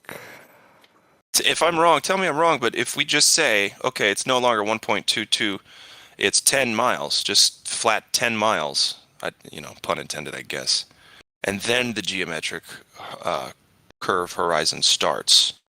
We can do that, right? We can lie with them and for them just so we can get them back in the fucking server. Yeah. So I think Matthew just cast a line, right? I think I'll buy it. Okay, go ahead. So we haven't measured the Mount of Everest. Is that what you're saying? We haven't directly measured it? Yeah, it's not a direct measurement. It's a calculation based on surveying and trigonometry and all that. And refraction then I don't too, believe right? it. It's based on refraction? No, I don't know if it has anything to do with refraction. I'm asking, why would you need to measure the curve of the Earth if calculating it is close enough? Just like we don't directly measure the height of Mount Everest. I think we've been over this. I think we've been over this before. So, okay. I got two fat girls, right? One was very athletic in high school and one wasn't. And she's wearing a suit, right, to where you can't see her body. But we want you to calculate her weight, and I'm going to weigh the girl out, right? I want to put both girls on a scale, and we'll let you calculate, right? And we'll bet the farm. Everything I own against everything you own. Do we have an accord? No, I got a scale. Why not? directly measuring is way more accurate than calculating. That's why. That's the answer to your question. Bet the farm, Matthew. Bet the farm. End of Right. story. And Matthew, check this out. Check this out, Matthew. My take, my friend, is that whatever numbers it says Everest is, what is it? I don't know, 25,000? I don't know how high it is, guys. I don't know. I don't believe those numbers. I have no reason to. That's an approximation based on this and that and a guess by one measurement made once multiplied by blah, blah. I don't care. I'm going to go around saying, Everest is exactly this many feet, and it can't be any different because we know how to measure things perfectly all the time everywhere we go. So I'm not going to say, hey, Matthew, Everest is 25,000 feet. I'm never going to say that. Why? Because I've never directly measured it. Okay, yeah. So I think I would say that nobody has directly measured the height of Everest. That instead they Probably have no. calculated It's really it. hard to do, I would say. Just like the sun. Instead, they have calculated it using trigonometry and surveying equipment. But does that mean it's correct, or does it mean they just gave us a number? I think that this finally gets to the difference between me and you about this. I'm willing to believe it and say, yes, it's 29,032 feet. Exactly. I'm willing to believe that number and say it's correct. But what about the refraction? You're willing to believe it. I'm not. Is there something wrong with me wanting to trust facts over belief? No, that's fine. It's I appreciate that. Thank you, Matthew. So yeah. See, Matthew's not bad, guys. He's just still on the wrong side. Anyway, continue. He's just got a great deal of faith. Okay. So when you're looking at, the mountain and you're trying to estimate with mathematics and postulate the actual height, because you're not actually measuring it, doesn't refraction come into contact? Because if you're measuring it from the ground, calculating it from the ground, there's quite a few different layers of atmosphere between the top of the mountain and you on the surface of the earth, right? There's some, yes, but they try to minimize that. Good surveyors will minimize that. And also, since you're not looking directly over a humid body of water, you don't get nearly as much refraction as you do in other cases. Oh, it's different heights too. Sorry, go ahead. Oh, that's cool. Say whatever you want to say. different heights due to snowpack. But that's the thing. If anything becomes negligible, like snowpack, then the whole thing needs to get thrown out. It's either specifically perfect measurement or it's nothing at all. It's just a guess. Yeah, and in this example, by bringing up Everest, I wasn't meaning to say anything at all about refraction one way or another. My point was merely that, hey, in the case of Everest, you can't take a measuring tape all the way to the top. Instead, they do calculations based on trigonometry and surveying. I'll put it to you this way. Accept calculations in that case. Yes, you are. You are. That is. You are willing to be sloppy in your scientific approach. I agree. Now, this thing happening with Everest, how hard? See, we got a lot of technology. We've been around a long time. We think, and we think we can do some stuff. Do you think it's impossible to make a 9,000 meter long tape measure? It wouldn't be that hard, right? Just make something that's 9,000 meters long and then fucking measure with it. We could do that. That's right. Sure. So, but we can't do that with the sun, Matthew. That's true. So how do you know it's 93 million miles away? How do you know it? I wouldn't say that I know it in the sense that you guys use the word know. I would say similar to my acceptance of the commonly understood calculation for Everest, I'm also okay with calculations for the distance to the sun. Oh, come on, Matthew. Let me just stop you right there.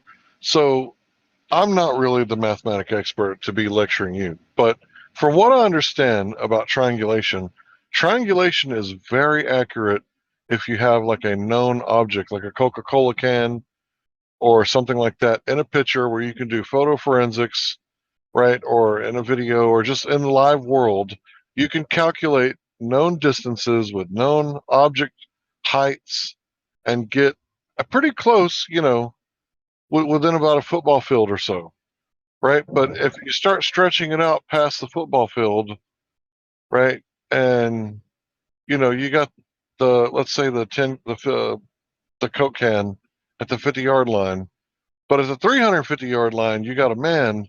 It's going to be very difficult to ascertain his height, especially if you don't know that he's at the 350-yard line. Is that true?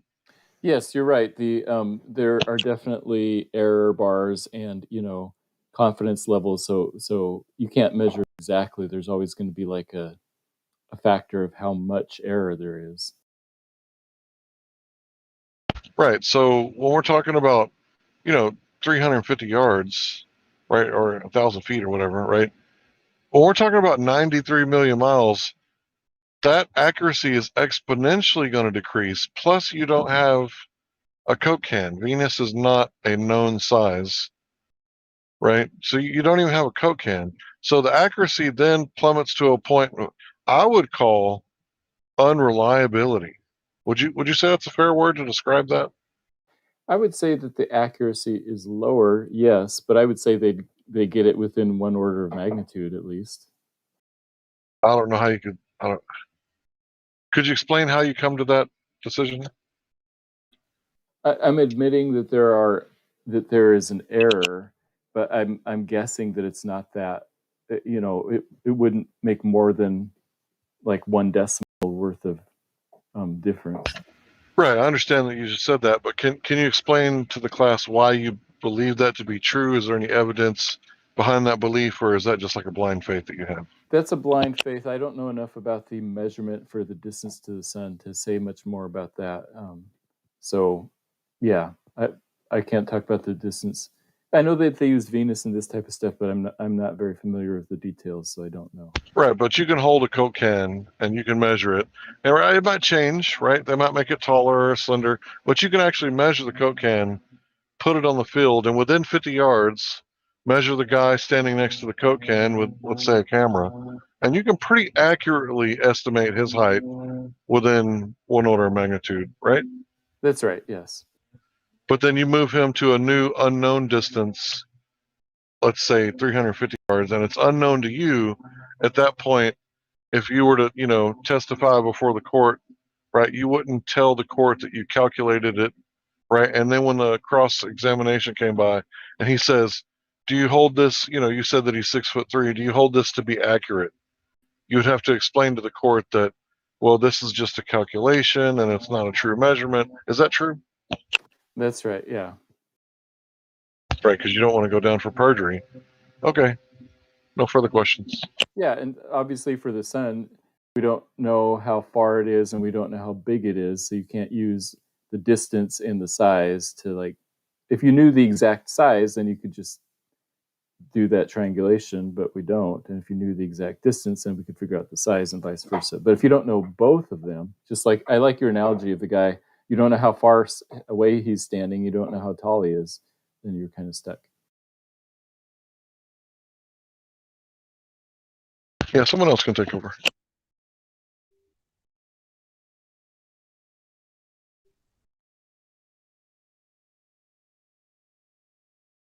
I think we reached the end of that discussion. I'm basically saying that I'm willing to accept calculations, but Glatflobe was saying that he would rather not accept calculations, and that's a fair stance to take. I understand. Well, and another thing, Matthew, I appreciate your honesty. That's a respectable position to have, not because it's, I guess, scientifically correct, but because you're so willing to admit that you don't know a couple things and you can't really talk about it right now. Please take note, Globers. Just want to talk to you, calmly about how you've been lied to, how we can help you understand the topic better, and then send you off to do your research and do your measurements and your tests, okay? And it doesn't have to be an attitude thing that we do. So please don't make it hard. Just want to talk to you. Thank you. And that's something I can agree with too. I also recommend that people do their own research and look at stuff their own, like go out in the world and see things. Yep.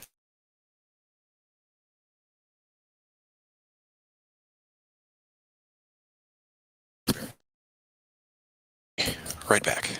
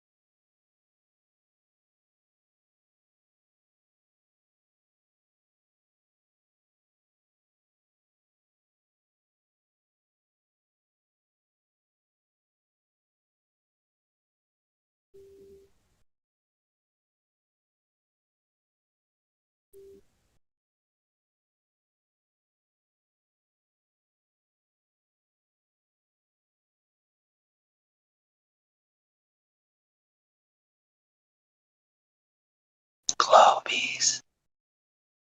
Globe, dude. Yeah, I really appreciate Matthew too, right? Because he could have been like, "Nuh-uh, the mathematics works out beautifully," you know. Right. I don't. Yeah, Matthew's never really had his. He might have his version of but it's never been so, I don't know, juvenile in its delivery. Well, see, when I debated back in the day, like Paper Organic was this British guy who claimed to be like a physics teacher, and everything I said was he was like, "Well, the mathematics works out beautifully." Right. And what happened was is I told everybody, like, look, I dropped out of high school. Like, math isn't my favorite subject. So they would kind of use that against me. Right. And now that I'm a little older and I've actually got to understand mathematics a little bit better, because every time you guys are talking math, like, I usually just shut up and listen because I have nothing to add. And I've learned a lot, a lot about mathematics since I've been here. Yeah, me too. Shit, man. I mean, I did myself the favor before even jumping on to speak for the first time for listening. Sorry, to speak before speaking for the very first time. It sounds like I didn't learn English right now. Sorry. I listened for almost 2 years before I hopped on the VC, just so I could really get a grip and feel for the topic, the kinds of personalities, the overall feel. You know what I mean? Yeah, I wish you would have got here sooner.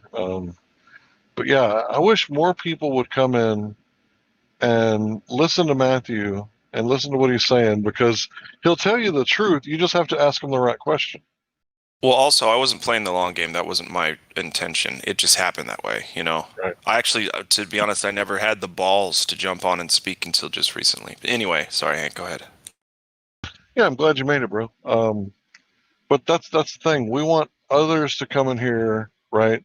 And you know what? If if certain people are here and they're a little band happy or mute happy, just wait to Friday night. The ladies are more than accommodating and welcoming to new people, and as long as you're not a total douchebag, the ladies are not going to mute you and kick you, right? So if you're a little nervous, the ladies love new people, fresh meat, right? They love new people. So I would recommend everybody come on here and contend with these ladies, and that's what they want you to do. They want you to be new and come in here, and maybe you've heard about it before, and maybe you've been a long time listener. But yeah, just come in here and talk to these folks.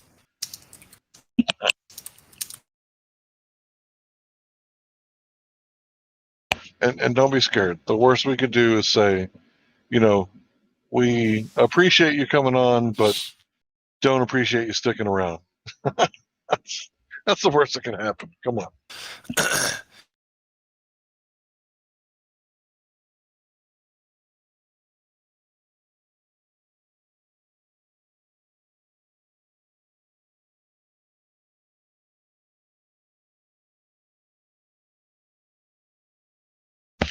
But yeah, the reason that Matthew has so much faith, I believe, and this is just me speaking It's for fucking him. ridiculous.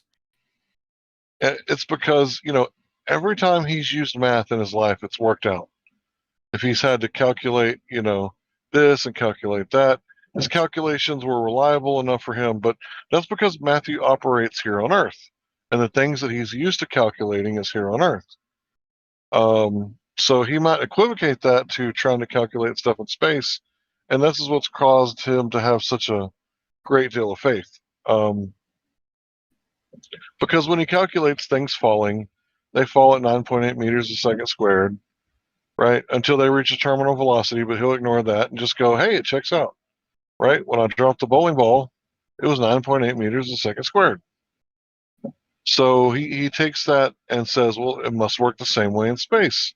And all Newtonian mechanics checks out, except for that whole, what was it, Mercury thing, right? And then he goes, oh, Einstein, everybody tells me that he's a genius, and apparently they got pieces of his brain, and they say that he has like the brain of a young man, even though he was an old guy when he died. So Einstein's a genius, so I should probably listen to the experts, because, Matthew's not a brain expert that I know of. Maybe he has another degree that I'm unaware of. I mean, imagine how threatened he was, Einstein. Would you have wanted to be him? No way. No way. Yeah, that's why Copernicus They were waited watching till he his died. every move, everything he said to everybody. They were watching him. Like that would no thanks. Can I ask Matt? Is Matthew here? No. Oh, I wanted to ask him a question. That if for some reason the if you post it in the chat, he'll get the ping. He'll get it. Okay, maybe Hank can answer this question. If the pressure, the air pressure, the barometric pressure, the 14.7 pounds per square inch that we experience here on the Earth, what would happen to the oceans if that barometric pressure all of a sudden got reduced to 1 pound per square inch? They would boil. What happened? Wait, 1 pound, 1 psi? Gravity? Yeah, where's gravity? Why would it? What do you mean it would boil, and then where would it go? Okay, so this is one of those things that you have to understand, that heat causes water to boil, but also lack of pressure causes water to boil. So I understand that, but I just want to know why. Where would it go? Why would it go? There's only one place for it to go, and that's up. I just can't imagine all that weight. The entire ocean's just coming off the surface of the planet, just going up. At what point, listen guys, at what point does water become so heavy that gravity affects it? Liquid. Well, no, because listen, a glass of water is not apparently not going to be pulled to the earth like an ocean of water, right? Because they say if it's more massive, it has more attractive force. So, sorry, I'm just trying to understand it. I'm sorry. At no point does gravity affect water. I'm so sorry. Right, I give a standard. That's what I'm trying to. Yeah, dude. I'm trying to figure out how they justify it in their minds. Like you know what I mean? How do they even visualize that's what's going on? Let alone, I mean, those of us who critically think aren't going to accept it. But yeah, it's crazy. You just encountered my programming. I want to recount what I said. I did not mean to answer liquid. That was like the standard textbook. I didn't mean it. Well, could the barometric pressure itself be holding the water down? Or is it not? It just, but when you take the pressure, the water goes up and evaporates. But so maybe the barometric pressure is holding the water down? I don't know, man. No idea. How much water does it take to turn gravity on? That's what I want to know. Well, I'm just trying to say you don't need gravity because the pressure's holding it down. I know that. Listen, I'm trying to help them beg the question here, Godrockin. What else do we have? We don't have any globers in here, and the whole purpose is to destroy the globe argument, which we've done so successfully. No one's talking to us about it. Eviscerated at this point. Matthew's back. Oh no, he's not. No, he's not. No. My bad. You just really want to talk to him, don't you? Yeah, I do. I just couldn't read for a minute. I was upside down is what happened. I was standing on my head for a minute. You know, my grandma does that. She takes naps on a slant board. And because she's slanted. Batman. What? Yes, because my grandmother is Batman. That's anyway. awesome. Yeah, she does the slant board because it puts more blood to your head, oxygenates your brain while you sleep. A little more than usual. And then the reason I brought that up is because the density of the medium, the blood, is seeking equilibrium in its medium. And it's within a container, the body. How many times have you guys heard Matthew say things like, "Oh, that's an interesting way of putting it. Oh, I haven't thought about it like that before." Or he just keeps stum. He is in such a weird place. And why does he spend time here when he is he trying to, is he Matthew the Great Reformer? Is he gonna bring us all over to his point of view? No, To in me, fact, it's just so weird. he admits that every time he comes here, he loses the arguments, most of them. He admits that. He'll talk about that all the time. So he says he doesn't come here to win arguments. That's so I don't think that it's at all anything to do with. You can't pinpoint his motivations. Someone says, "Oh, he's a shill." I guess I don't know why he's here either. I guess to answer that question, I don't know. No idea. He makes anti-flat Earth content on YouTube, you know, and I see it on. It comes through onto TikTok sometimes. So I think he comes here to either educate us or get some sort of inspiration for new content. Because he doesn't accept anything we say. It goes over his head completely.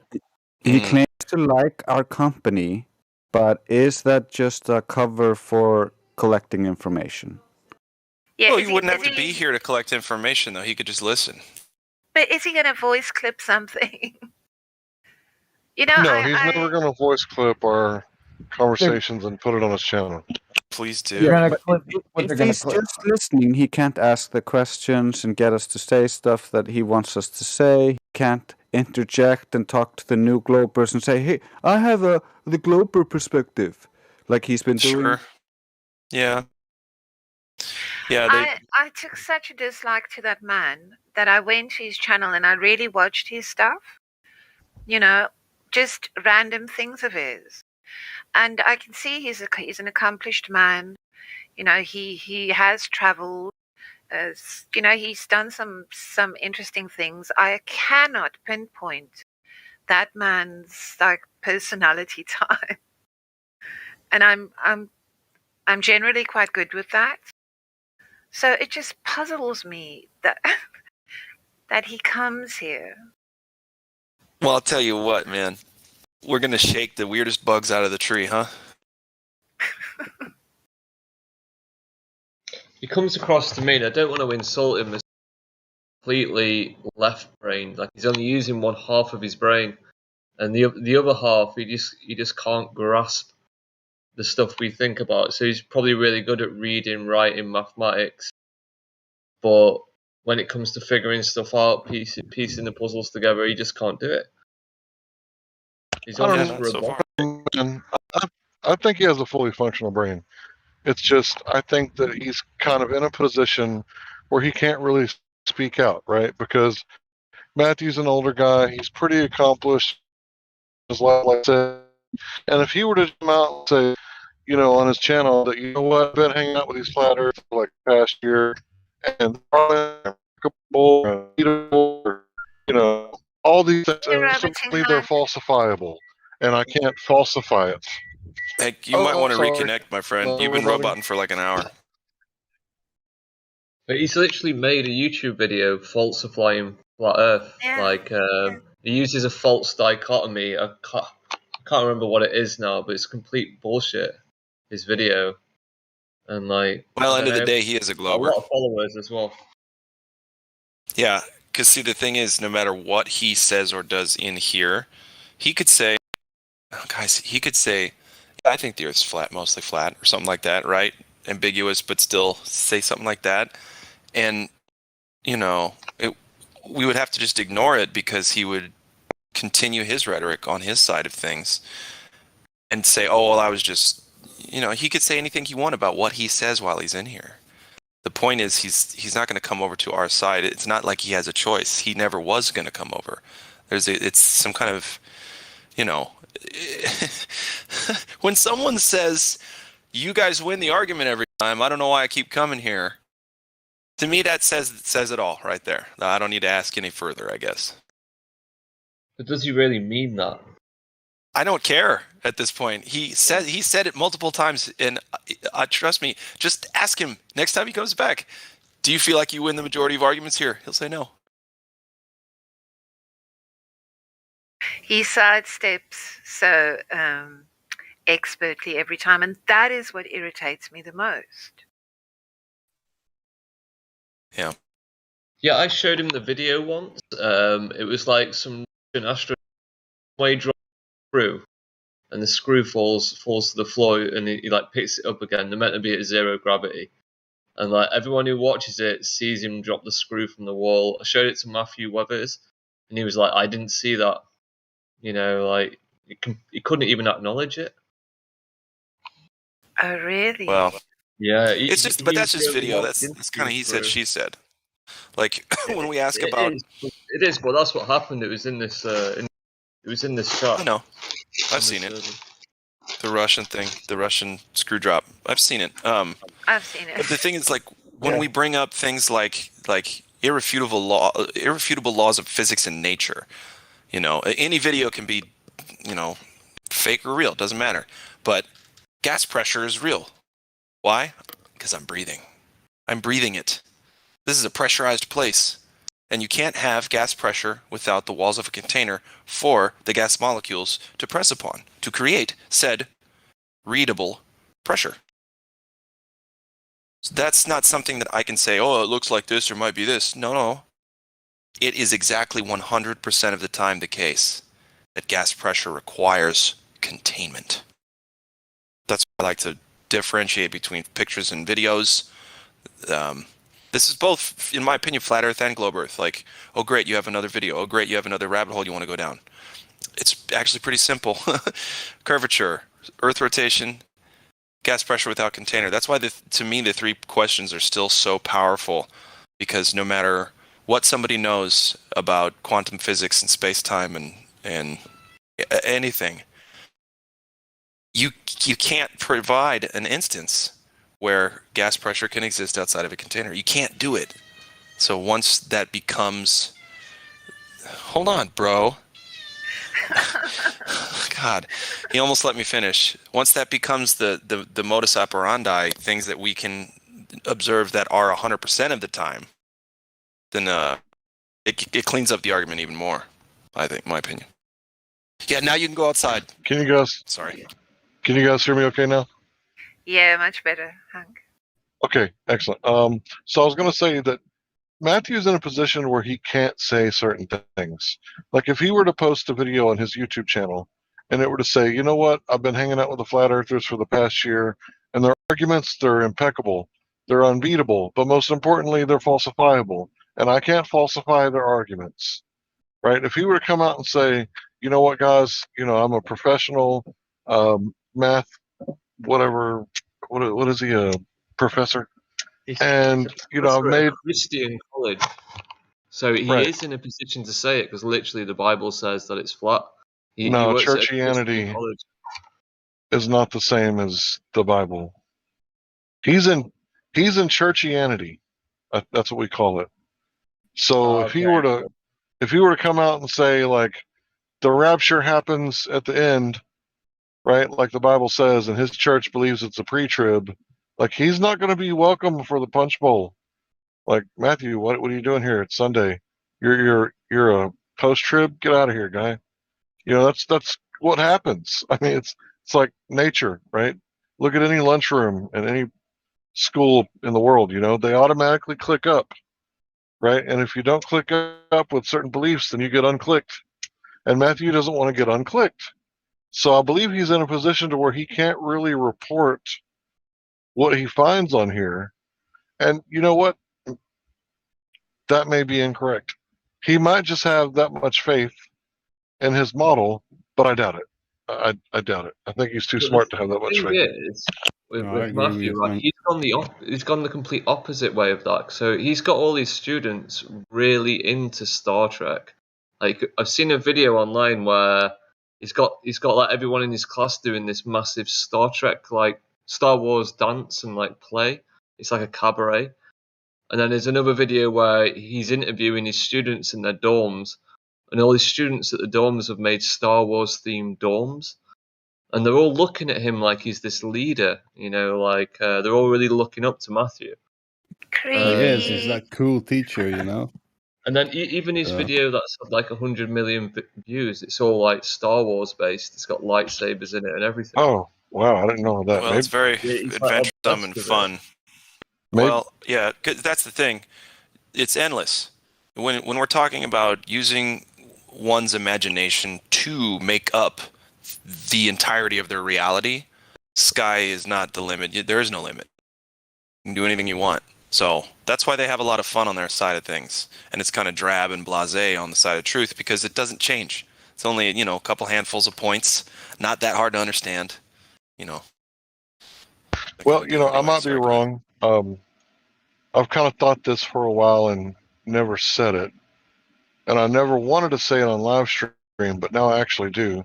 Maybe Matthew's a Jesuit. Because why would he be promoting like all the Star Wars stuff in a Christian college? I don't know, Hank. I love you, buddy, but I don't want to talk about people. I want to talk about the Earth. That's a speculation on my behalf. But Yeah. yeah, I do apologize.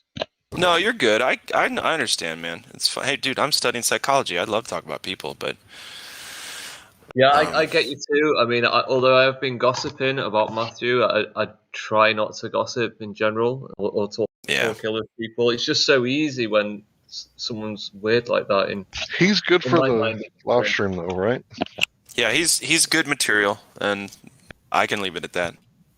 So you learned about Pavlov's dog? Mm-hmm. Cool. So really, Matthew should bring all these students here. Oh, that'd be yeah. great. That'd be awesome. Why doesn't he do that? Yeah, when I'm here. Well, because we're right. So that It would be like zealotry within zealotry if he brought his students here. Well, he's, you know what? Bring him in. He's laughing at us. Yeah. Oh, things that the flat earthers say. He is. He totally is. He knows what he's up to. I have no respect for that man. The only thing I care about, my criteria when I judge a person nowadays is do you have integrity when it comes to, information and what. Well, we all agree he's how not you honest. analyze He's not things. intellectually honest when he comes here. And he tells Yeah. you himself, he says, I'm under contract. I can only interact with you guys up until a certain level. He's Right. admitting he can't be his real self with us. Yeah, they so don't even try to hide it not a anymore. waste of time, They're just you like, know. whatever. Fine, if he's under his contracts and whatnot, he's obligated that he can't just flip his paradigm and start teaching reality. Fair enough. But he goes out there and he makes these ridiculous strawmanning videos against us. What was the last one? Like the Flat Earther had some stupid ass, what he thinks is what stoners wear on their head, like just making us out to be. Well, it's what not I mean? enough. It's typical. It's not enough that they try to make us look incorrect, but bad as well. Because listen, since they know we aren't wrong about this, they have to go the ad hom route every time, no matter what they do. They have to try. They have to say not only are they wrong, but they're dummies too, and they're ugly, and they Well, smell. that's what I mean. It's like, okay, you're gonna forcefully disagree with us. Fair enough. Just keep it clean. Do your things, make your videos, keep them clean. But you have to add them little sprinkles on top. That's just fuck you, man. Honestly, I couldn't care for him. For sure, dude. Well, maybe we should maybe we should take these little interactions that we have with Matthew Learns and make like a compilation of times that he's come in here, had arguments with us, and then post it, out there with his YouTube channel name, Matthew Learns versus the Flat Earthers. I mean, that might take a little. Go ahead. He's never going to come back now, Hank, if he just heard you. They use that as an example as to like. Well, then that would be a favor. That's how unicorns are real, though. Hey, Godrock, and I think you're hot micing, brother, unless you're trying to That talk is to us. not true. Do not say that ever again. What? Okay, no, he's was obviously hot micing. Oh, okay, good. I don't want him to yell at me like that. I like Godrockin'. I wasn't yelling. I was just denying my guilt. Denying Oh. That's all. Yeah, so if Matthew doesn't come back around, right, because I said that, then that would be a favor for all of you who dislike him, because I think Matthew allows me to expose a lot when he answers my questions. It's true. The numbers are working in our favor every time because he does come here and just fail. It doesn't matter why. He comes and fails. And that's, it's cut and dry. It's easy to see with someone like him. And that's why I like that he's honest about it. He's like, yeah, I don't know anything about that. And yes, I'm just appealing to belief. Like, what more could we ask for, guys? I think that's the word excuse that he uses. I didn't really know much about that. Yeah. But that's honest too. That's what, see what I mean? Like it's sneaky, it's slimy, but it's also honest. Because he doesn't fucking know. He has no idea. Okay, that is not what I take away from that when he says, yeah. That's just another way of him sidestepping. And that's the best. Go ahead. I'm sorry. Sorry, Hank. And as for me and my reaction, that I just react when I see that guy in the stream. I don't want to join because I get so irritated. And I have thought, if I meet this man in real life, I'll probably just have pity for him. Ariel, have you heard me and Matthew discuss things before? Yes, many times. Because I honestly think being him. He's bobbing me a ball. I think he's tormented. He's either tormented or he's like really a slime ball. Slime ball. I don't see it that way. I don't see it that way. Ariel, try to look at it from my point of view. When I debate this guy, if he's honest, then he's tossing me a softball and I'm knocking it out of the park. Not because I'm awesome, but because it's the truth. Well, and what response have you ever got to all your efforts, Hank? I believe that the audience is listening. Go ahead. I've just heard him say so many times, oh, that's a new way of looking at it. Oh, I never thought about it that way before. and I just get this feeling that he's being really disingenuous. And he's fucking with us. He's fucking with us. Well, what I've noticed is the one time he'll come here on who's maybe a bit out there or who's giving out a lot of speculation, and then he'll go away and make a YouTube video saying flat earthers think this, based on one guy he spoke to one day. It was just some random guy that was in here who doesn't represent anybody. He did it with the jet fuel thing. He made a video about jet fuel. And he said, I think the title of the video is Flat Earthers Think Jet Fuel's a Hoax or something like that. Yeah. It was just the way they tried to use that against us for a while. Yeah, but see, it comes and goes, and it doesn't really do much damage. The whole deal is that they come up with really weak, faulty, flimsy ideas on how to try to infiltrate, right, and muddy the waters within this topic over here. And there's not a single idea that they're going to use over and over. They're going to use all these tiny little ideas. Some are going to work better, some are not. But what they do is, while the tree grows, they know they can't stop the tree from growing, but they can cut off limbs as it grows. So that's all they're doing, finding the limbs they can cut off as the tree grows, regardless of it growing. And at some point, it's not even going to matter.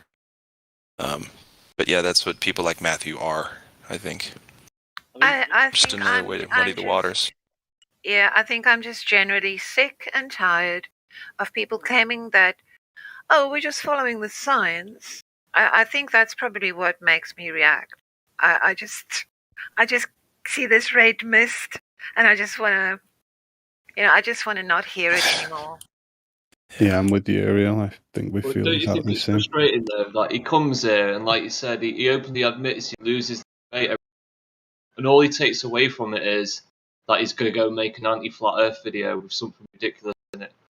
Well, What's he's your being intentions, honest. really? Like, He does lose the debate here.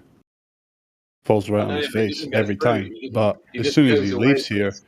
and goes back to his own little echo chamber YouTube channel, he's winning the debate. In all the But eyes that's who not thinks winning. That's matters. the thing. Don't give him the credit, man. Don't give any of these fools the credit. They're not winning anything. And it's not about No, winning, by the it's way. their distorted version of winning, you know what I mean? Exactly. Let them have it. Let the monsters eat themselves, man. You know, let's just let them have it. And the ones who are genuinely either curious or, I mean, listen, some people come here to violently troll and leave flat earthers. Some come to hopefully learn about the truth of our reality and get turned off because it's uncomfortable, and they stay Glober forever. And I don't know, just all kinds of things are happening. But nobody's winning or losing, I guess. That, to me, it should just be, I hope more people are understanding the nature of their reality by the day. That's it. No winning Yeah, or of losing. course. It's not about winning. I was saying that yesterday. That was a problem. Most people come in here and they just treat it like there's a trophy at the end. There's not. Sure. I was just. Yeah, it's not a game. It's not a fun game, guys. This is the truth. Yeah, it's not about winning. Yeah, I know. No, I hear you, obviously, and I knew what you were saying. I think a lot of people, or maybe I'm speaking for myself, but I've put a lot of stock in having to be right in an argument instead of just being right, but not having to try to like push the fact. You know, just leaving the truth out there, and then if it can be digested, great. If it can't, I'll give it to the next guy. You know. Can I just analyze the two guys that came in here? We started asking for Globers. We begged for someone to come in from the chat, and someone did. And the first guy couldn't even get past the first question, right? And then Matthew came in here, and because I'm not a mathematician and he is, I asked him questions in such a way that he was kind of cornered into telling the truth, and he did. He did say that you wouldn't be able to accurately blah, blah, blah, because of the triangulation doesn't work at such a distance with unknown things. Like, if a normie would have been in here and they would have heard me say that and then heard his answer, they would have been like, well, if Venus isn't even a Coke can, then how in the fuck are we going to realize, pardon my French, the distance to the sun? Like, I feel like that is much more, what's it called, production value for the live stream than, the first guy who came in. Yeah. Bottom line is trolls keep our tools sharp, and that's fine. Yeah, it's definitely beneficial in that sense, Hank. But yeah, I totally agree, Hank. I was spent most of yesterday writing up a preamble that I wanted to try on someone. So if we get a new guy later, I want to try the preamble on him before we go into the Well, three now I'm points. excited. Let's do it. Can we have somebody leave and fake like they're a Glober so Drace doesn't know and give this? Oh shit, was that live? I can try it Drace, on if you you do, if you like. Idiots think the Earth is flat. Dirt. What about my Eratosthenes? He's you like, even know about shadows and sticks, you idiot. the guy earlier, he was like, I'm not even going to try to pronounce that name. I'm like, yeah, first time you've looked into it, huh? It's too bad. Everybody knows it's a ball. Yeah, Drace, I would love to hear it, bro. The preponderance of science. Dirt. Now, don't stoop to their level. But honestly, Get it? you guys really think it's not a ball? Like it can be observed all over science. So what makes you And think it's flat? by science, I mean my TV. Yeah, I have Discovery Channel. You know, the whole package deal. Yeah, my dad pays for the good channel. I got the good So channels. really, I mean, science has got this figured out, guys. Why are you wasting your time? Yeah. All right, that should you're have right. inspired you enough, Drace. Go. Back it up, boys. What the fuck are we doing here? Trying to get Drace to give me his thing. I was playing baller like requested. I'm a globe derp. I would like Yes. to ask you a few simple questions, 5 primary questions, and a few follow-ups based on your replies. They are easy questions that will help establish your intellectual honesty. Is that okay with you? Of course, I'm intellectually honest. Yeah, I thought so. I would like it if you could give short, concise answers, yes or no, unless asked to elaborate, so this will be quick and easy. Is that okay? Fair enough. Now, before we begin, I would just like to thank you for taking part.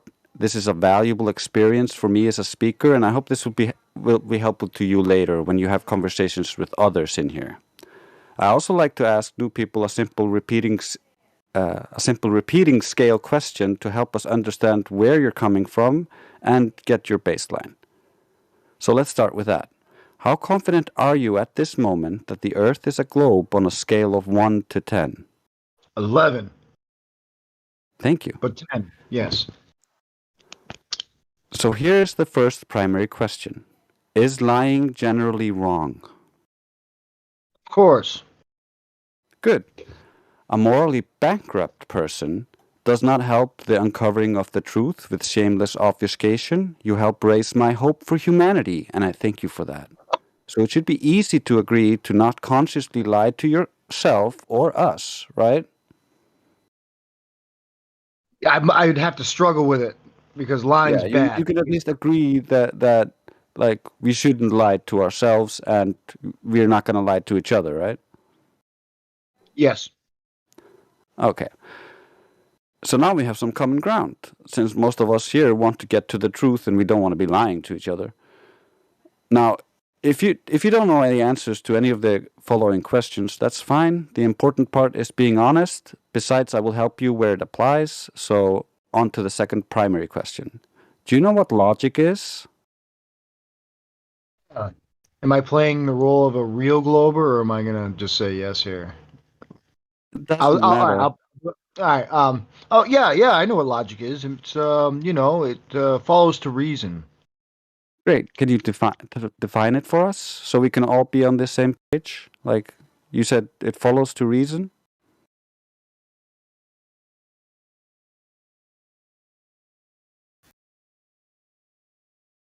Is that how you would define it?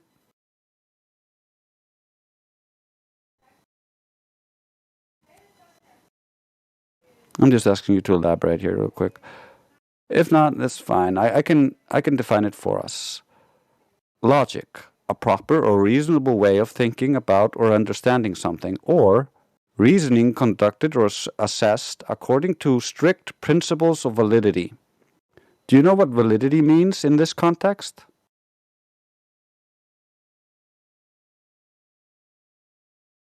Yes. To be valid. Something that can be proven or falsified. That's Verifiable. That's correct. The quality of being well-grounded, sound, or correct. An argument is valid if and only if it is necessary that if all of its premises are true, then the conclusion is true. Or if all the premises are true, then the conclusion must be true, since it is impossible that all the premises are true and the conclusion is false. So keep that in mind when making claims in here. We check the premises and have checked the premises of all of the globers that have come in here over the years, so there's a very low chance you will be bringing something we have not already examined in great detail. I welcome you to try, but expect your premises to get destroyed. Now, when speaking about logic, it is important to not forget the inverse. So let me ask you, do you know what fallacies are?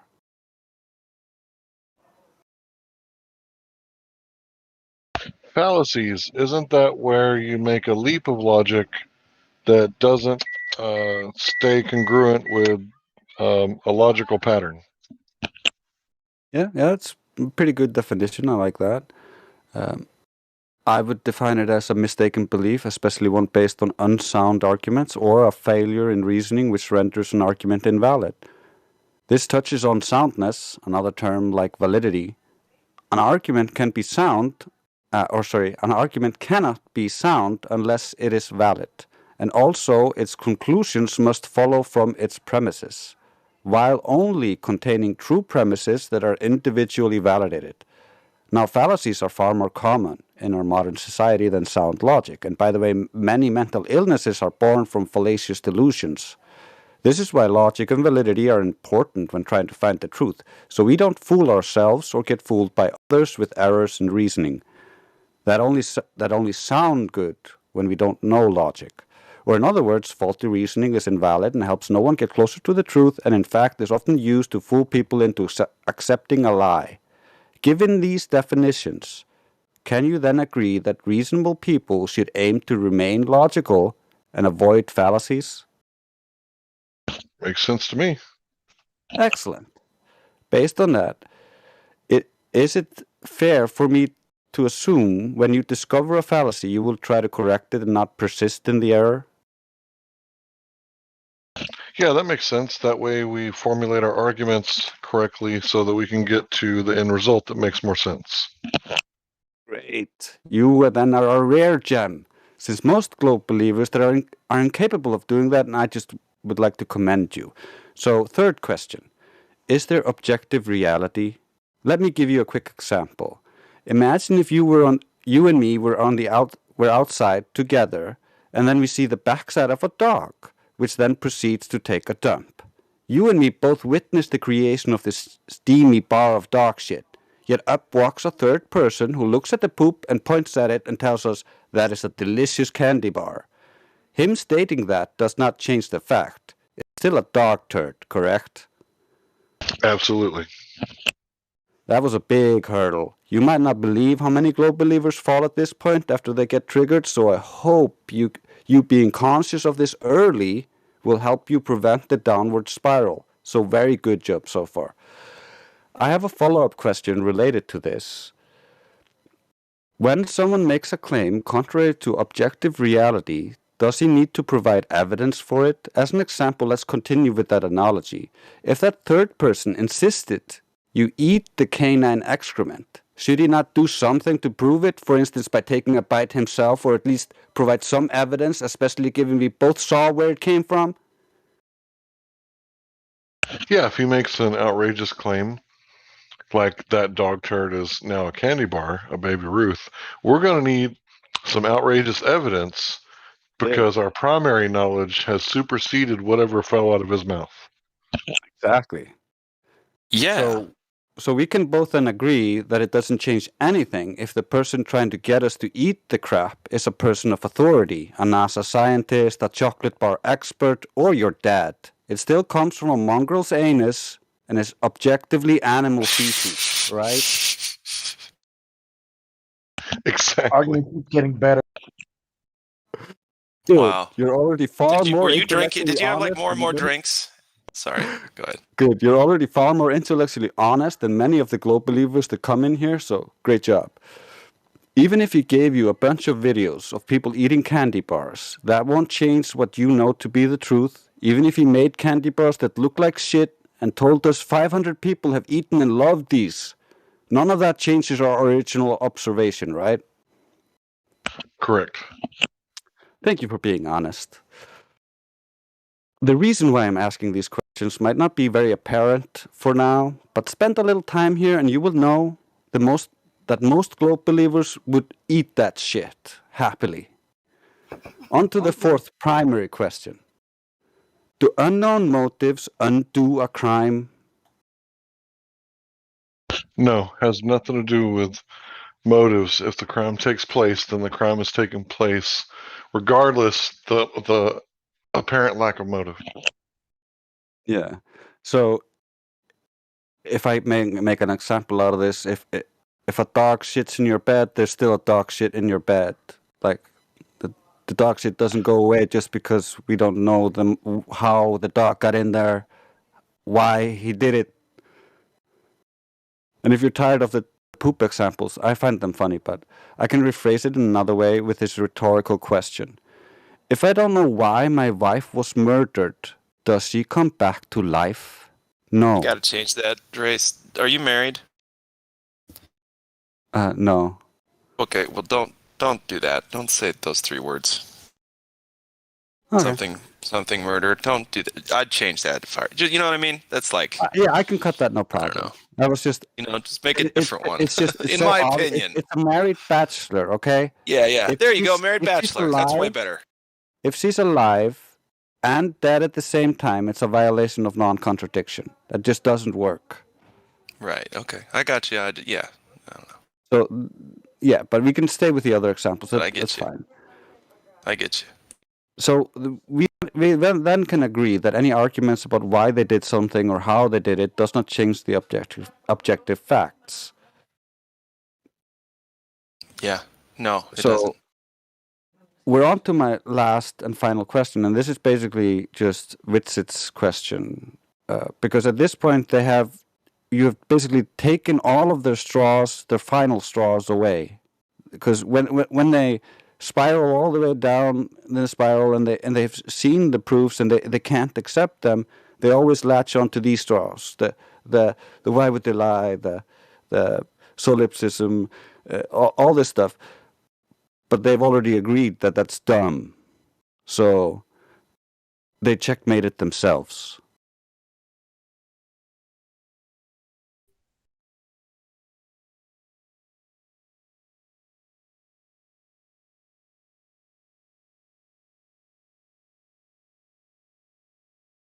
Was that a question? No, it's kind of like the end, because I only have if the Earth has no curvature, what is it? Which is basically Witzit's questions, and we heard that 1,000 times. Oh, got it. Okay. Yeah, I mean, I like it. Just don't talk about murder. Yeah, I'll cut that. No Everything problem. else is fine. And that's just me, dude. Don't let me tell you how to do anything. That's my opinion. I agree. There's no reason to go there. So, I thought the contradiction was like, come on, man. You can't. It's just very tell me clear. she's It alive and draws a dead very at the clear same line. time. Yeah. It just doesn't work. Yeah, I agree.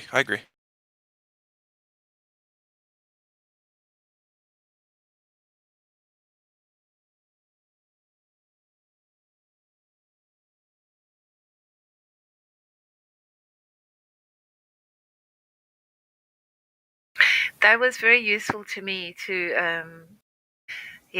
figure out how I can have a conversation. The thing is, I have conversations outside of this Discord with people in a much more roundabout way because I can't press it. It's people that I've been gaming with for years, so I have to drop like a little hint, come back to it like a day later. And I also pretend to them that I'm not a flat earther at all. Right, exactly. My preamble could be like, yeah, I was talking to this guy and he's a total flat earther, and you know what he said. Yeah, do the well, I'm asking for a friend. Exactly.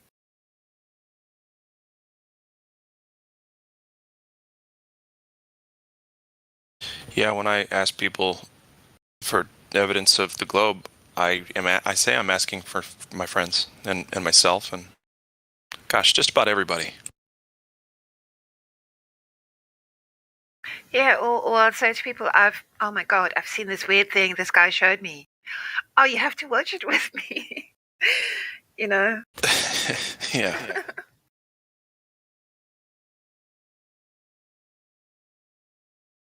Yeah.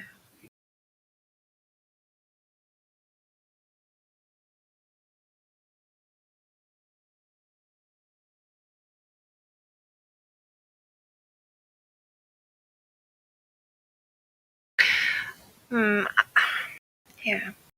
You have to become all things to all men. Picking up Yeah, your if you want to sell them something, sure. I guess.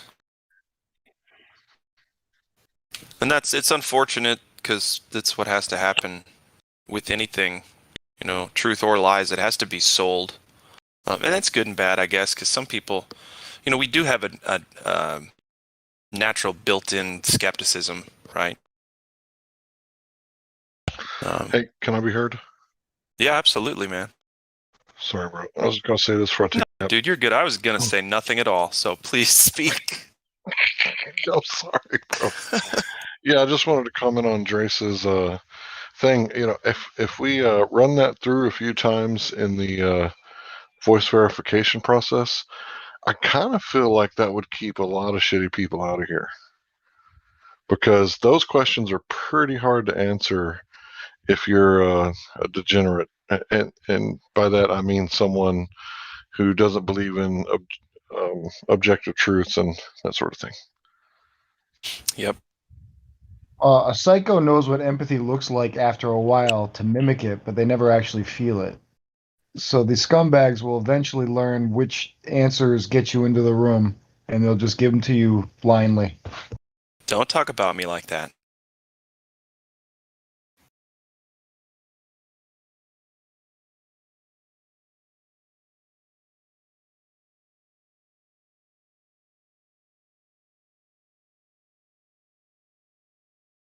Yeah, excellent job, Trace.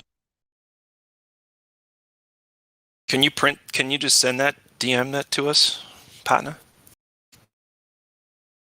Lol, I've just asked Trace the same thing.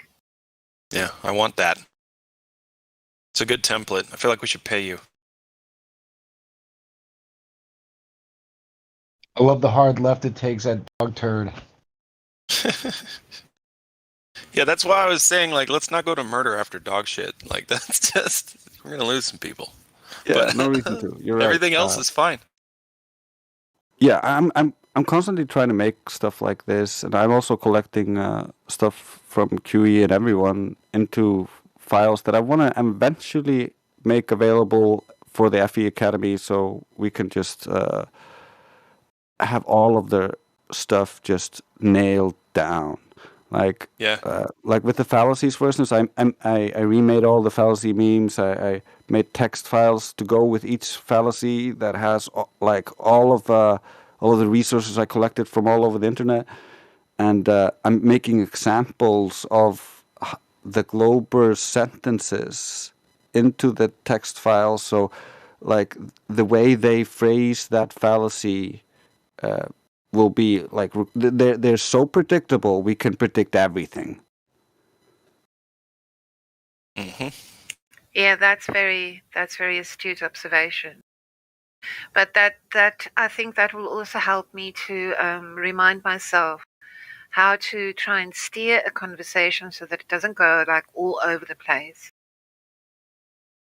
And to set down, what is the objective of having this conversation to begin with, is to derive at something that we can agree upon, because you cannot refute anything,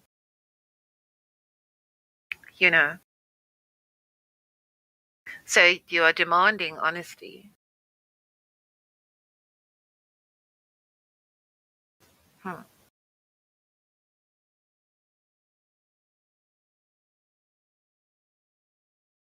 That was brilliant, Trace. Yeah.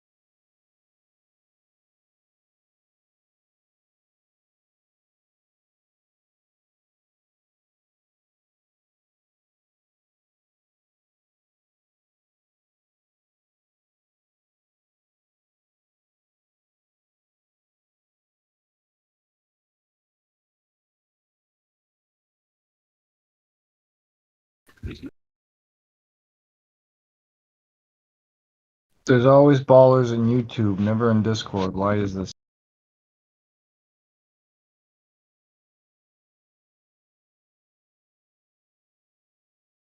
I don't know, man. I'm just making some food back and forth.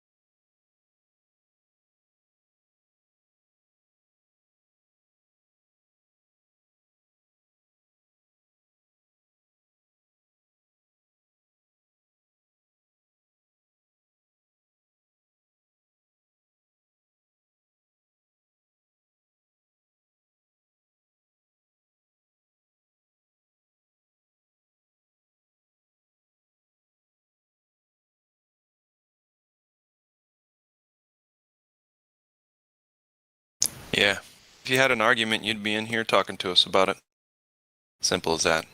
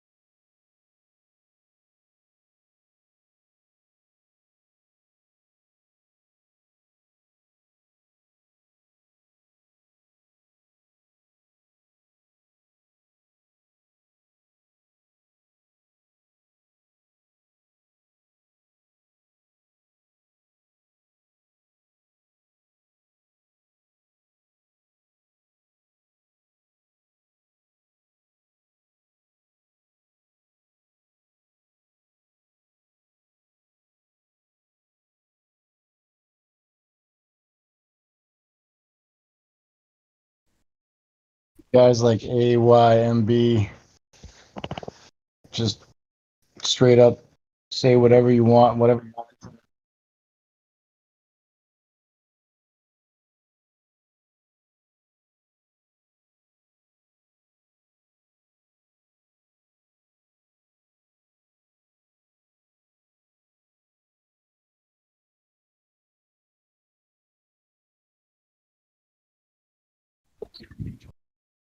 You have no arguments.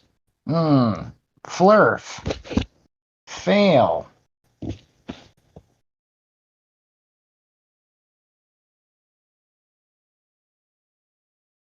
I do hope it's obvious to the audience that because they have nothing to their argument, they won't come in here and present it. They are afraid, and they should be.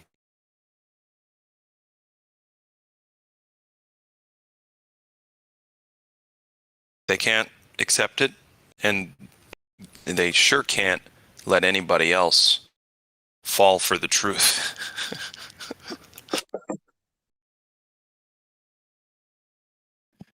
It drives the YouTube chatters insane. Yeah. If I ever want to, if I ever start to think that my life's bad, I just come and talk to them for 2-3 minutes. Say, whoa, Oh, yeah. okay, could be so much fucking worse. I'm doing good. I'm fine.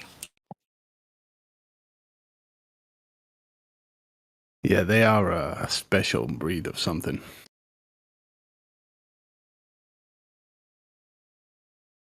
I think their hats Well, are it's so small. They're ostriches. on I've too just tight. never seen humans act so much like a different species, the ostrich. It's crazy. Anyway, go ahead, Hank.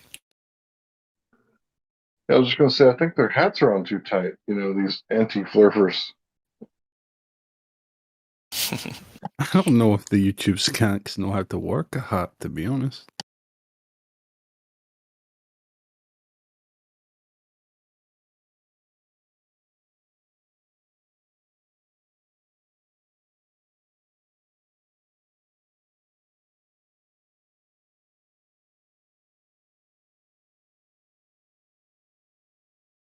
Day in, day out. Always there. It's almost like they're told they have to be there because they don't seem very happy. They're not really I guess they are Yeah, you're right. It's like they show up to be really pissed off for a few hours. It's a cathartic release. I think that's all it is for them. Ooh, I'm gonna go treat people like shit for a while because the world treats me like shit, and I'm better than that. Sorry.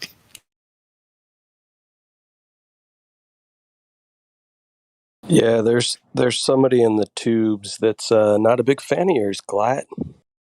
Oh, I'm not here to make friends. Are you Hotna? surprised? Are you surprised about this? It's fine. It's okay. Yeah. Can't please all the people all the time. In fact, none of it matters in the first place. Apparently, I just want to talk about what's real. Yeah. Apparently, it's only flat because of your god. Apparently, like, yeah. Dude doesn't like evidence. Doesn't like proof.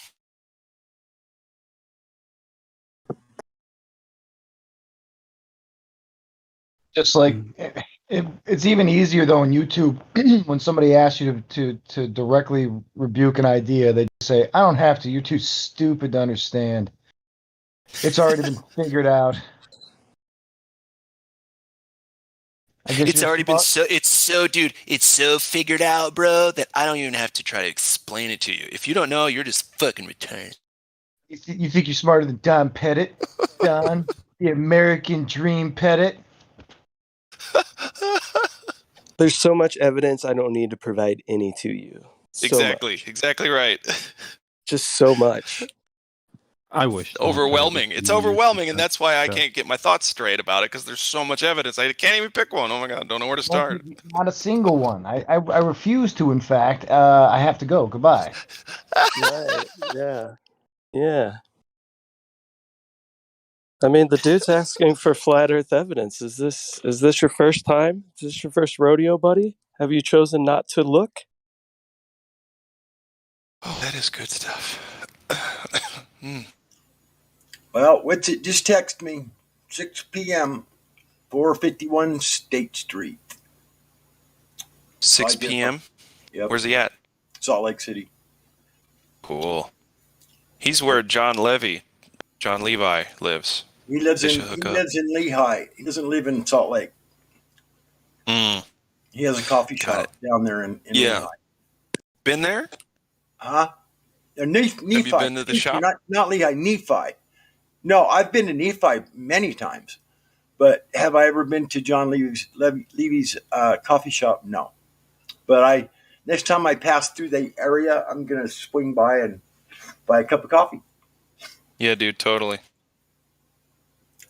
You know, so yeah, I'll check that out. If I see him, I'll tell him that everybody from the 24/7 Flat Earth Service says hi. I don't know if I've ever seen him smile. I've seen a lot of his videos. Oh, he smiled. If you watch, he did a stream with Martin Leidick one time. He wasn't with Martin live at his house, but they were live together he streamed from his home and Martin streamed from his place. And yeah, he actually smiled a few times on that. No, I know. I'm just saying because he loves that monotone thing, but it's so his deadpan is perfect. I crack up almost every video. He's like, he's like, how can this be? It's like, exactly. What a story. I love the stories that apparently we're supposed to believe. Oh, yeah. Yep. Yeah, history's a mess. Fuck, yesterday's a mess, man. People are like, oh, this happened 2,000 years ago. Yeah, what happened last year? Well, we're still trying to figure. Yeah, exactly. Yeah, I've been completely amazed about the L situation many times. Like, what? You're going to use something from 2,000 years ago from a man you don't even know for sure existed, and it does not even prove what you're saying it does. It's been recreated, and you have to make assumptions that the Earth's a ball, and it's 93 You or, have to. infinite. The light's I know it. so far Listen, away that the light rays are parallel. You have to at least I know I'm assume. asking. Yeah, you're right. Parallel. Can't have it on a globe. But fucking now I lost it. Totally lost it. I'll get it back.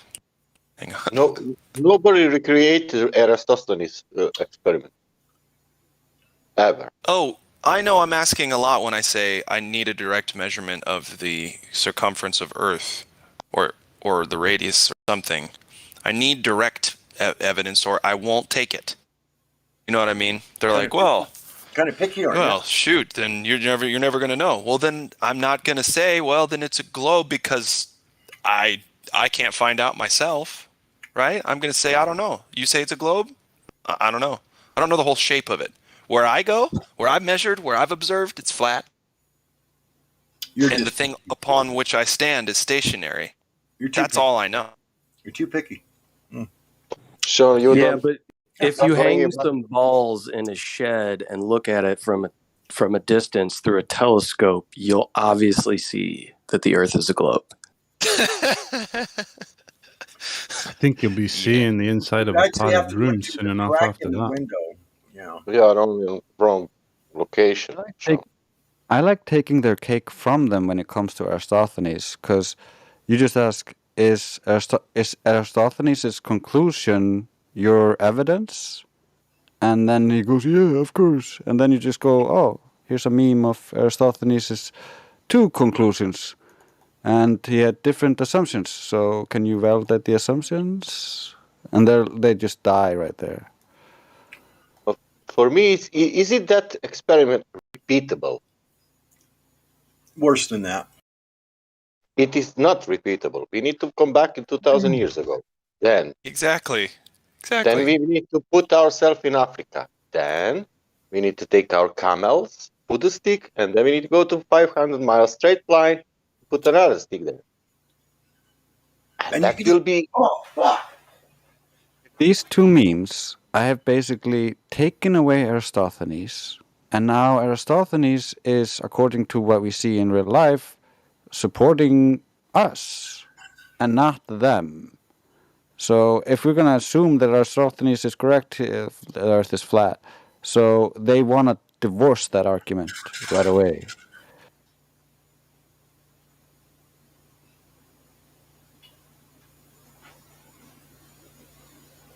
Generally, it goes into the stars at that point. So this cake you're taking from them, a 2,000-year-old cake, are you sure that's edible? No, that's the best part, because you also tell them that, like, we're just assuming that if this is correct, then it proves this, but we don't take this as valid. So, because according to this, it could go either way unless you validate the assumptions. The assumptions appear to fit with flat Earth, so it leans towards flat Earth, but we can't take this as evidence. No, but this is, this is flat Earth evidence. You're right. Yeah, as soon as you make it lean towards flat Earth, they're like, oh, throw it away, throw it away, throw it away. Yep.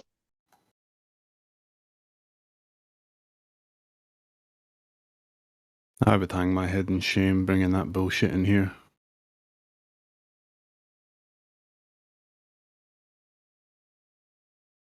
That's like, it's like coming out like, I don't know, someone has a PhD in mathematics with like a 2 + 2 question or assertion. Yeah, but listen, this it could work on both, like models. They say blah blah blah.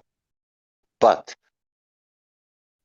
if we have local sun, it's working on flat Earth. But we see local sun in reality.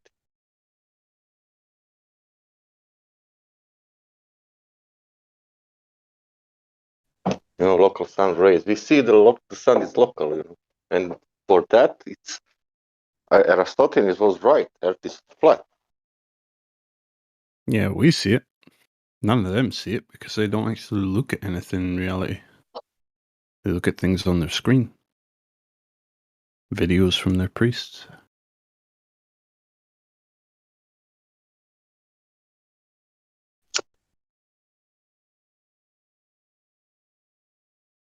The sun's personal to the observer too, right? So wherever you are is where Potentially. the reflection is going to run to across a reflective surface. Yeah, of course the sun is in the eye of the observer. That's where every single observer sees it. I haven't tested it. I didn't see myself, but I had heard that if you have multiple people observing the sun simultaneously, when you get past 3 people, that the triangulation gets worse and worse. Like they're not seeing the same position. I don't know Yeah. if anybody else knows what I'm talking about. Yeah, and I know what you're talking about. For instance, Antonio Suberets tried to triangulate the sun with a bunch of people, and it came out real bad. Not bad completely for us, but like the sun itself is hard to place because we don't know that what's between us and it.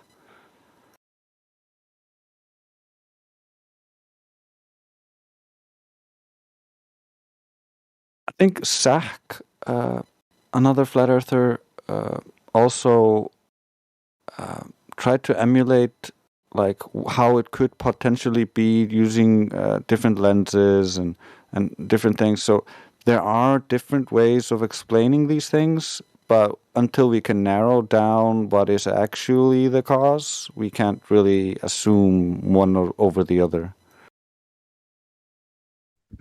So how do we demand that our government stop dicking around, wasting our money and lying to us so we can start doing that? That's pretty much what it comes down to. We need to like all get together over time and fix our society so we can actually figure these things out. We're not going to figure them out divided, split up with very little resources.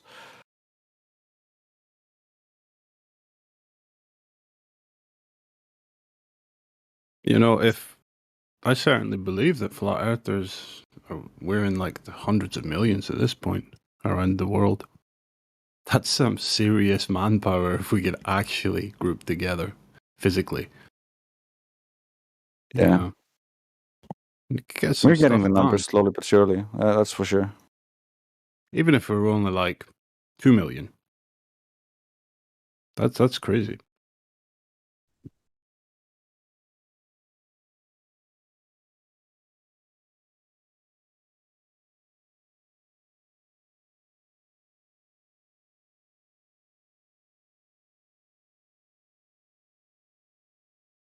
Out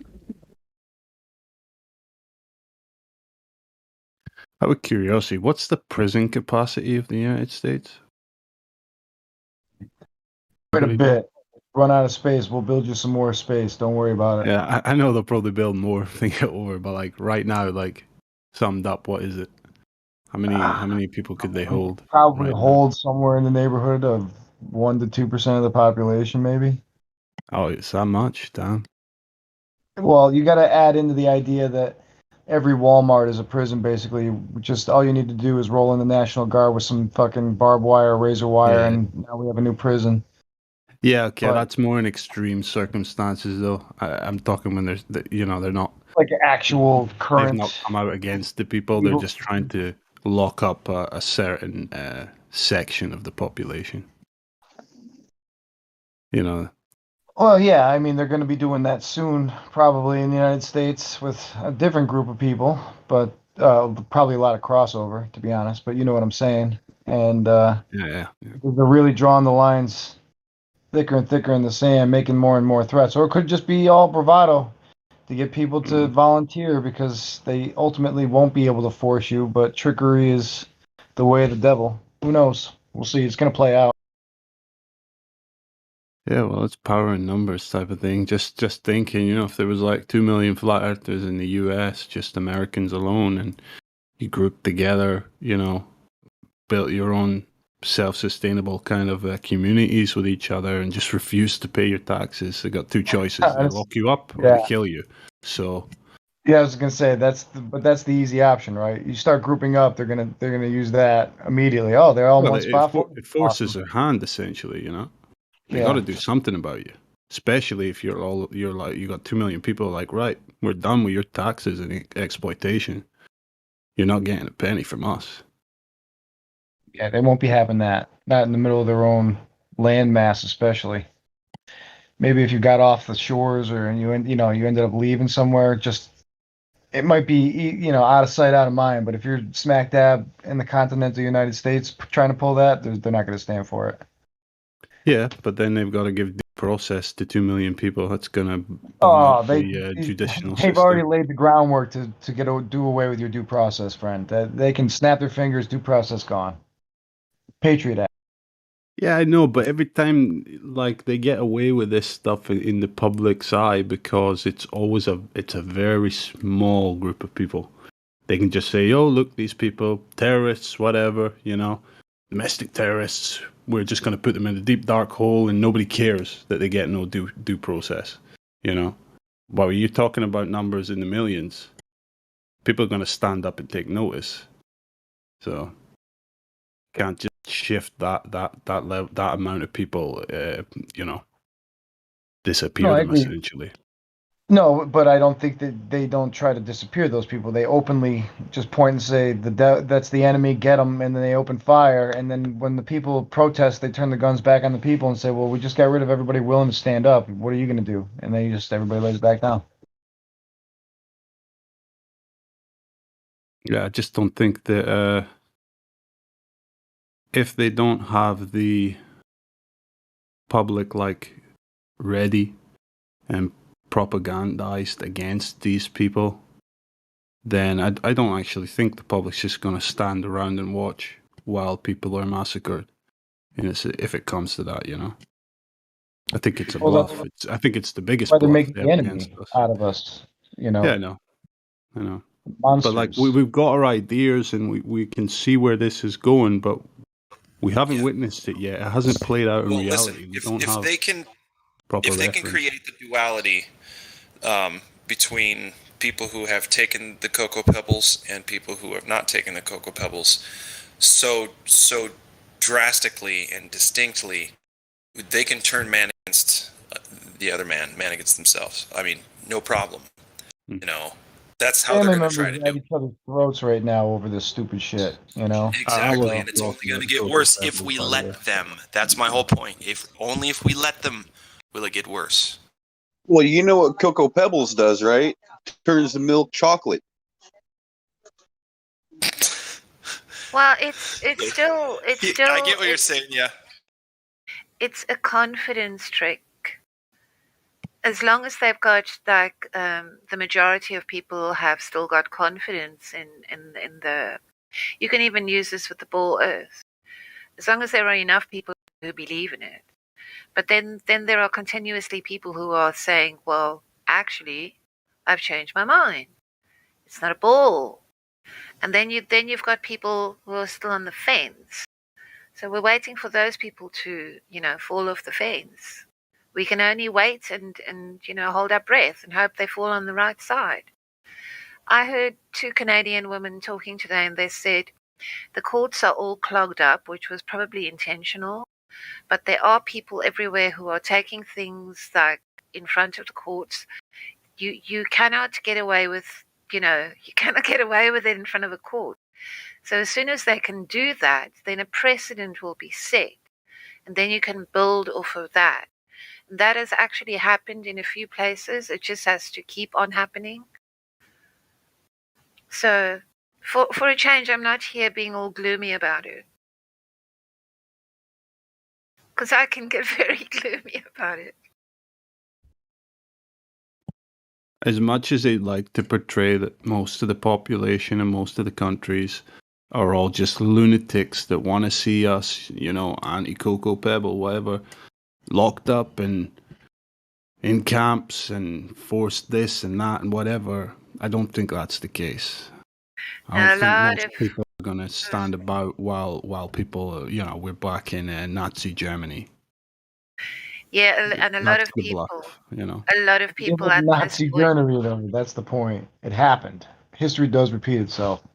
I know it's hard to imagine population watching their family get dragged away or their friends, but it has happened before. How did it happen? Well, it can happen again if it happened before.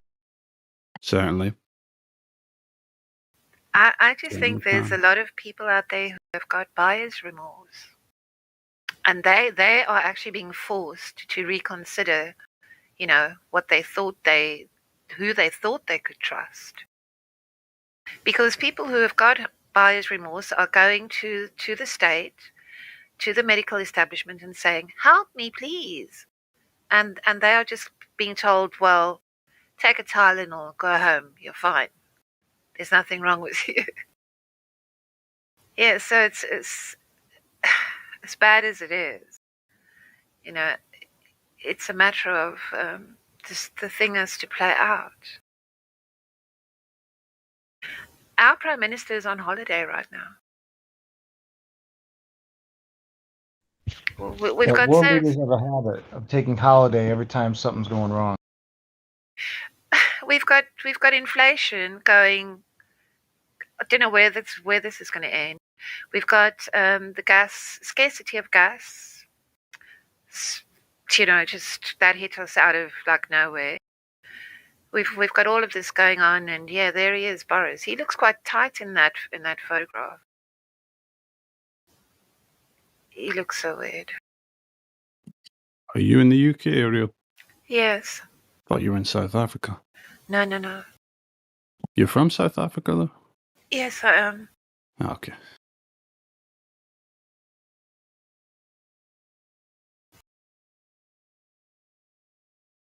He went for a jog, and his driver had to follow him in his car, and then his driver brought him back to the hotel in Manchester. And then when he got out, he was wearing this T-shirt that said "Build Back Better." And you know, that man sat down and ate fish and chips, sort of, "Hey peasants, hey fellow peasants, look at me, I'm eating fish and chips." And the freaking reality is that we had food banks in this country before any of this started. And here's this man trying to show that, you know, he can eat fish and chips just like poor people. It's one of the old classic tricks. You know, have your politicians sit amongst the poor and dine with them. He's just like you. And you know, a piece of fish is now so expensive. If you want to, okay, if you batter it and you're going to fry the fish yourself, but if you order in some a portion of fish, like a medium fillet of white like lionfish, it's almost a tenner here where I am. And that's a lot of money for people who are like recently unemployed or in the gig economy. Yeah, and the thing that really irritates me, like last year, they closed down all the fisheries around here.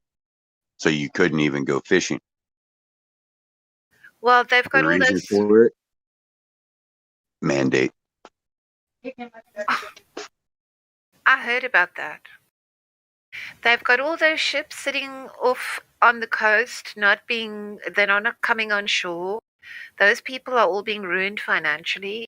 And I hear that there are ships who, like, the corporations have actually they've been bankrupted, and they've got sailors all over the world. I read this on Zero Hedge, and these people have not been paid, so they couldn't go on shore and catch a flight back to like wherever their home is. And they've been left on these ships to rot. They've put up big signs saying, "Please help, we are hungry, we have no food." They've just been abandoned. So this is all intentional. Sorry, now I had to go all gloom and doom. But I mean, that is what is happening. You can't sugarcoat the truth. You got to be fair about it, right? Yeah, Yeah, I People are battle. worried about feeding themselves and what you call it a Yes. tenor. I thought that was cute for a piece of fish. Then they can't worry about the true nature of the world because they gotta scramble all the time. So you're right, it is on purpose. And it's where I work. There's more and more people. In my position, where I work in a psychiatric establishment, in a place where people go when they're really struggling with their mental health. And we are like the second tier of mental health where things have gotten really serious and out of hand. So these people are not malingering. They are really saying, oh my God, just help me, please. And you can just see the steady increase of especially young people who are just so completely lost in their lives. They've it's just insane. And this pig Boris Johnson goes on a holiday while the country is in such a state. It will teach people not to rely on these people. Not to see them as like, oh, the state is going to save me. In 43 years, I knew 3 people, and they weren't any of them very close to me, but I knew of 3 people that I had acquaintance with that were so depressed that they self-deleted. In the past year, 6. And that's anecdotal, I know, but it does seem, and they're all younger people. And it blows my mind that the mentality of, well, it's not the mentality, it's the mental state of young people today. The world really is that crazy that even though they're raised in it, it's too much for them.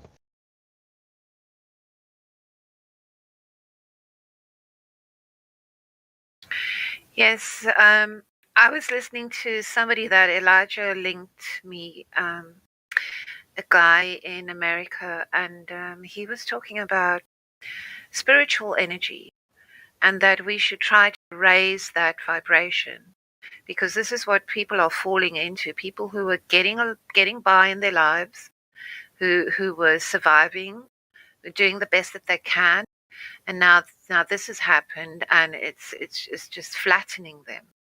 And if we still have the strength, we really have to use that to help these people. Somehow.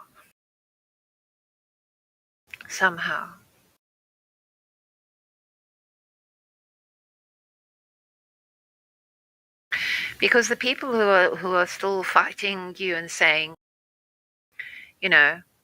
what are you talking about? You're talking rubbish, Those people don't need your help. But there are people out there who are really, really struggling. Yeah. So yeah, where I work, I see this on a daily basis, and it angers me completely to the point where I cannot converse with my colleagues because I'm going to open my mouth and I'm just going to spill everything, and they will probably run away from me screaming because people just can't face up to anything anymore. Yeah, you would be painted as a lunatic for sure. If they made a movie about it, you would have gone crazy, and they were just enjoying their lunch one day when you pulled your hair out and started screaming bloody murder. How do you help these people though, Ariel? I'm not a clinician. So what I do is I get the colleagues that I've always had good relationships with because I know people, and I what is it called in English? I sabotage the system from within. I force people to not force them, but I engage with them in a way that they have to be real with me. So I challenge them and say, do you believe this? Do you believe it? Are you going along with this shit? And people actually, they walk past my office door. I'm in a lucky position. I have an office of my own. And people will walk by and they'll just drop in for a casual chat, and then I just spring it on them. And then they will actually come in my office and close the door because they don't want people to overhear. And then they fully agree with me.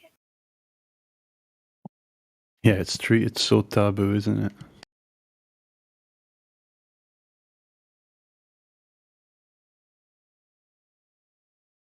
Well, he got It's all mind control. All mind control.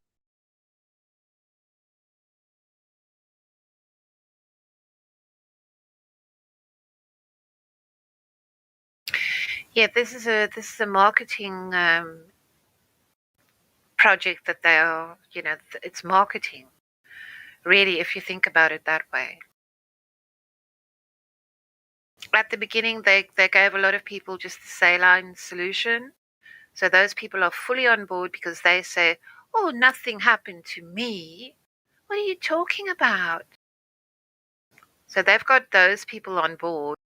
But I think it is all unraveling, but it's really slow and it's making me want to pull my hair out. To be honest, I'm kind of sensing an uneasy lull in the action right now.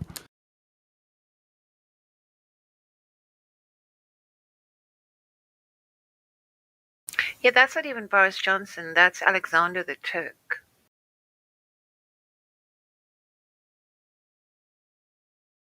His family call him Al. And unfortunately, like 2 months ago, I got hold of a book that someone wrote, an unauthorized autobiography of Boris Johnson's life. And my God, it was really interesting reading.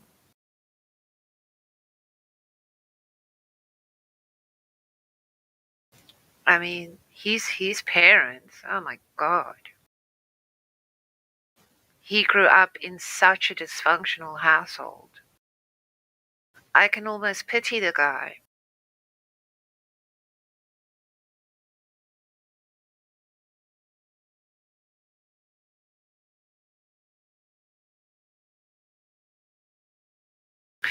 Yeah, our Prime Minister had to watch his father beat his mother into such a state that, she ended up in a mental institution, but he consistently beat her throughout their relationship.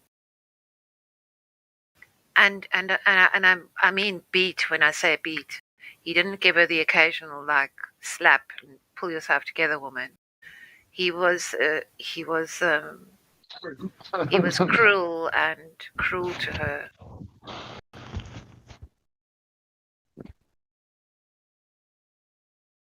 A lot of these men who are on the world stage now, you'll find, like Elon Musk, he abhors his own father.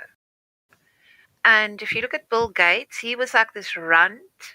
If you see him standing in a photograph next to his own dad, his father was this towering big man. And here's Bill Gates. He looks like a little rat next to his father. I think Bill Gates was a mummy's boy.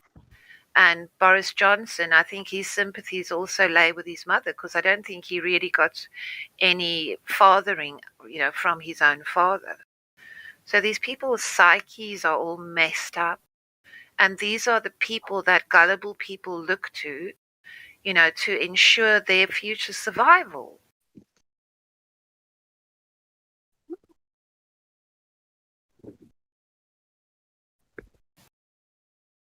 Absolutely insane.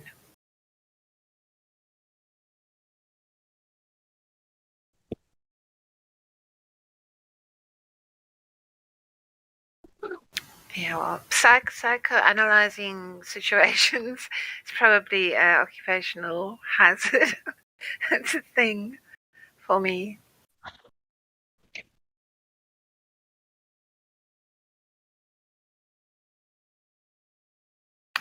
Yeah, it's like these men that we have on the world stage now. They're so lost. They are still trying to get their dad to show them attention, or just to show them some genuine love and wicked world.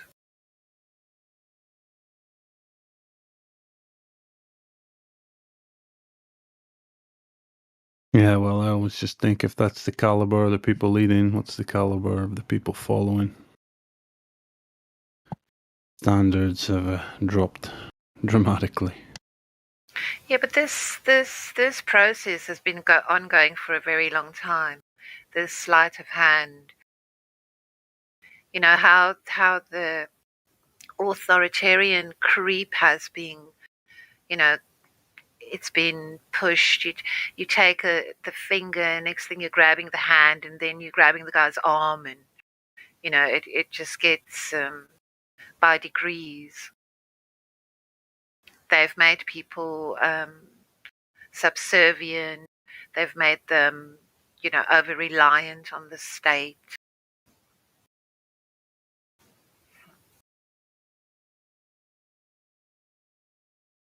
Yeah, I've never done Trump actually.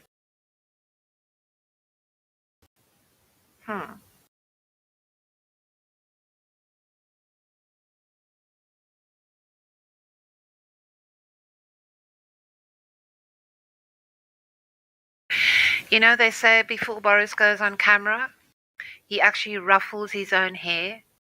He does the whole buffoon, look at my hair, and uses all the Greek references, talks a bit of French in between. Cut me some slack. These people are not even real. You know, I talk about this on here often, but I like to try to find the base or the root cause of the situation. And it seems to me that it's men having the misconception that other men have authority over them. That is the base root cause of most of the problems that we see in the world.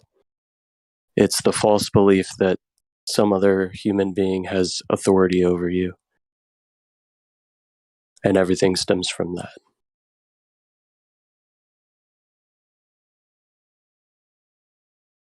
Because look at who everybody's looking to for guidance. They're looking to men who they perceive has a sense of authority over them to dictate the situations when they're the ones who create the situations that we're in to begin with. So that false belief in authority is the root cause of the bulk of the ills of our society. Yeah, that's like the ballers saying, "Oh, but why would they lie?" It's like people saying, "Oh, they would never dare and do that." You know, that So what incredulity. I think what they did was they kept boys from becoming men. That's how they do it. Because there's a place for authority, right? When you're a child, there is a natural authority. That's really the only really natural authority other than the creator is a parent and a child, right? But you're supposed to grow up and grow out of that and become self-reliant, and they've stopped that. So it's easier to keep people under their thumb because they're still under that mentality of a boy needing authority until he's a man. But you see where this starts is where people deliver their children into the system. Well, yeah, that started with the rise of the feminist movement, right? Well, it didn't start, but that was the final nail in the coffin because without a parent at home to instill some kind of a continuous family value, it was the state's values that got dumped on everybody. Well, if you look back, you know, in the 50s, people say that the American dream stemmed from that time because even a blue collar worker could really, you know, get ahead in life. And if you look at the income to the income ratio, that people are far worse off now. The pay is much less.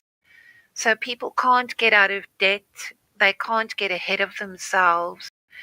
And then when Nixon uncoupled, you know, the gold from the dollar, it was only supposed to be for a 6-month period. that was when he did it. People were outraged, and they never went back. They never went back. Yeah, So they have. every government program is like that. The Patriot Act in the United States, all these were supposed to be very temporary because that's how they sell it to you. Don't worry, 2 weeks to flatten the curve. I know. Wait a minute. Sorry, I know we can't talk about that, but you know what I'm saying. It's the same every time. Temporary becomes permanent. Very easy when it comes to government.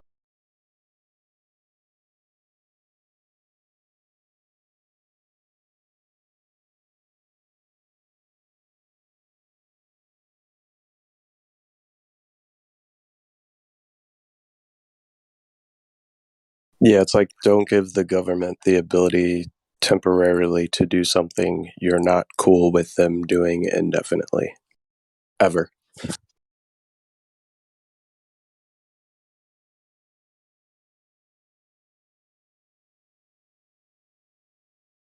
Yes, so maybe humanity is being served the dish that they cooked up for themselves by not getting involved, by always leaving it, oh, the government will take care of that.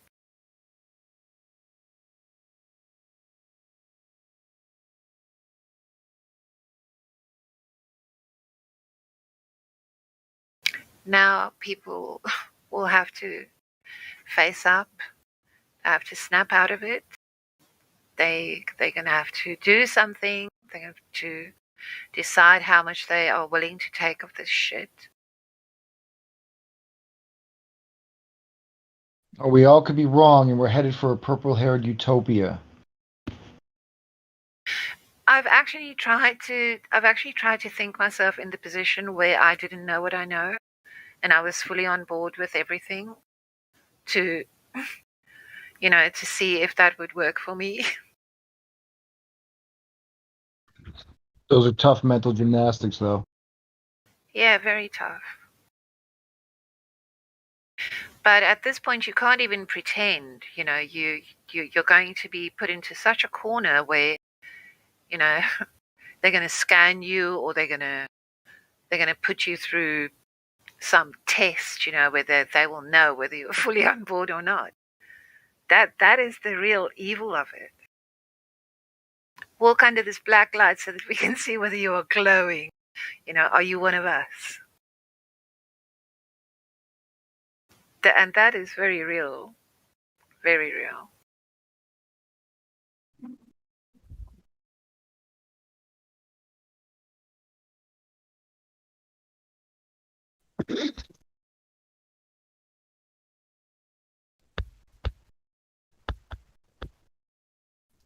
There's a huge separation now between those who know and those who don't, and it's so obvious, and you can't, like, it's so hard to turn back. It's insane. I totally agree with you on that. Yeah, because of my work, I go through these scenarios in my head where I'm challenged by somebody, and then I have to play it. It's like, this is what I'm doing with my time, and I try to force myself not to do that, and then I find myself there I'm busy with it again in my head. Like, what am I going to do when push comes to shove? And I argue that, this thing, if it came in the shape of a round pill, then I can just say, I'm not taking the next one. But because of the nature of it, once you've taken it, you've taken it. You can't turn around then and say, oh, I don't want it anymore. Because that's not how this works.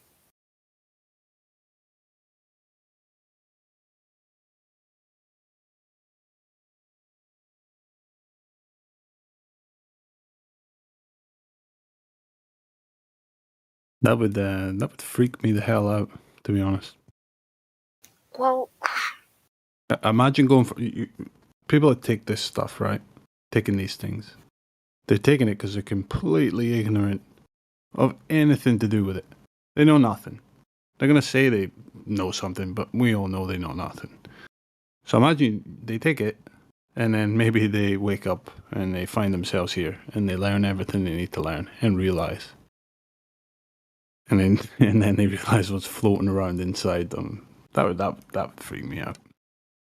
That's heavy, you know. What if a lot of them just acted out of total fear and paranoia?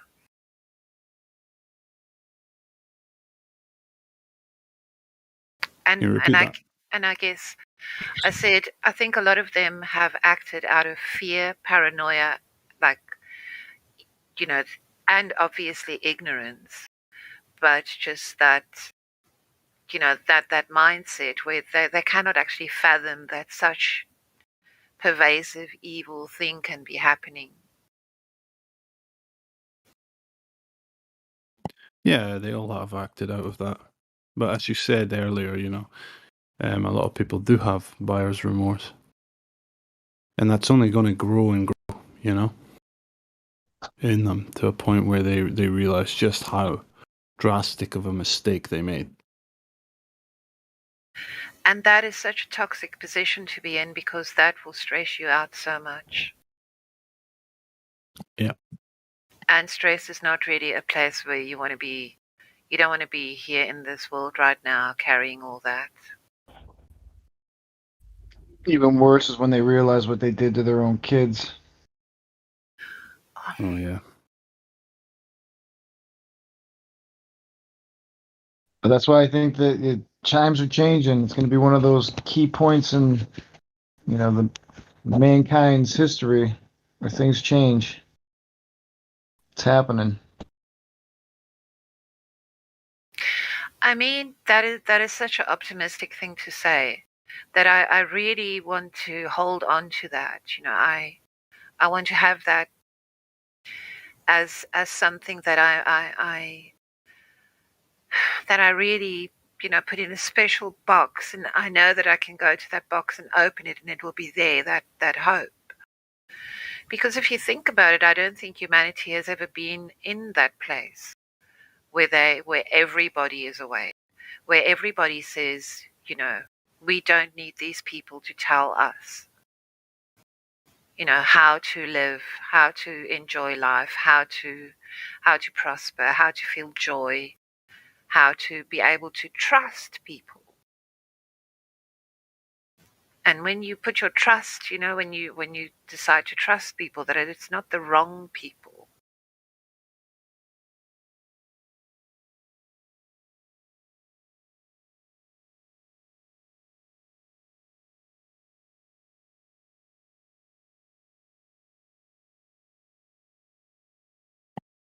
It's pretty difficult to stay optimistic, you know, when you see the caliber of people that come in here, for example. Some people are just a lost cause, honestly, and yeah, who knows, you can't do anything with them. I hope one day that all of humanity can take a big step up in its conscious state, but I'm not sure if it will happen. Not me. I've lost all hope in humanity. Yeah, that's what I mean. I was like, you're black-pilled. I'm black-pilled too, but I honestly don't want to admit it. I think that Because I think once you get black-pilled, you start sympathizing with the elites. Ultimately, you become pragmatic about this situation. You'll be like, yeah, some people are so hopeless in this world that the only thing for them is to be removed from it. You know what I mean? Actually, I'm a non-filler. I don't take sorceries, so it's one of those things to where you're either awake or you're asleep. You either have the ability to unlearn lies or you don't, right? And that's what this whole thing is about. People that cannot get rid of the lie of space, cannot get rid of the lie of the globe.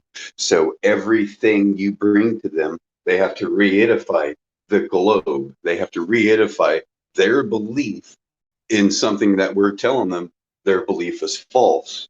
So it's almost like they want to cognitively implant their belief into reality, which cannot happen. And this is one of these things because they don't think for themselves. Sorry, Globers, you do not think for your fucking self. you're incapable of critical thought. I mean, show me a glober that is capable of critical thought. No, they're not. They're all here. We used to be, and now we're flat earthers. If you're capable of critical thought, you're here as a flat earther. You know, everybody's road's different. Everybody had different levels of obstacles to overcome. If you had a support system, it's probably going to be easier. If you had a lot of people ostracizing you, it's probably a little bit harder. There are honest people that just the burden is not, it's just too much. Not everybody's built the same, right? That's why somebody called it black pill to say some people are beyond help, but that's kind of No. I was saying black pilled as being jaded with this situation. yeah. Well, I am kind of that jaded with the situation where I think that me too. Me too. To make that omelet, eggs have to be broken, and it's a byproduct of when you say like the implications are too much for some people, while they may be honest, they can't handle the realization.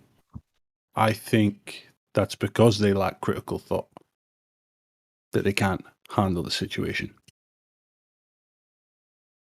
Because if you have critical thought, you understand why it's in your benefit and in society's benefit that you push through the implications and come to terms with it.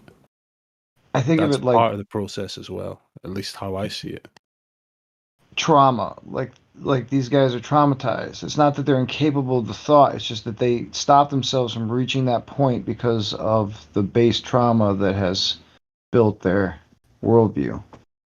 They're afraid of the consequences of going there, so they stop themselves short. It's not that they're actually incapable. If you could coax them through their fear, they would be capable, for the most part. I mean, what's new, man?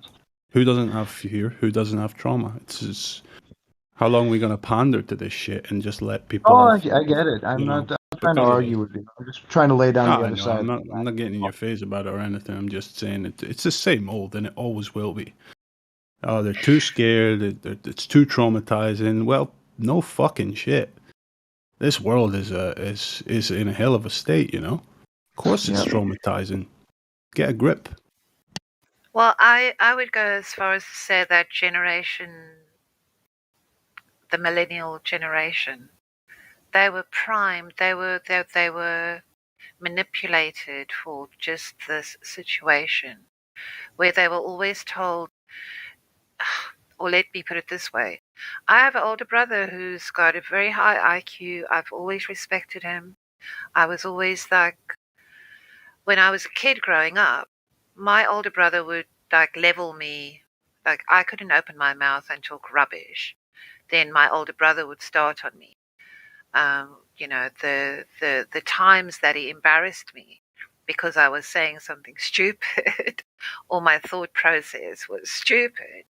So I learned from a young age to really think before I opened my mouth and to consider many things. So he sharpened me. And I found out a month ago that my older brother has gone to the wizard twice now to get the magic elixir. And I was so shocked. But about this millennial generation, they've been made to believe that if they cry, then, somebody will run and solve their problems for them. That, there mustn't be tough competition for them. Everybody must just get a prize because they took part. So they've and with the media and with, the whole gaming environment, that instant gratification. So they are gullible, they are soft. Yeah, 100%. And that's why I think that it can't last. It's going to collapse under its own weight as soon as they have any type of responsibility, because the people like us are going to back away with their hands up going, fine, do it then. See how far you get. And they're going to be lost. The whole system crashes. We put the children back in the corner and start from scratch.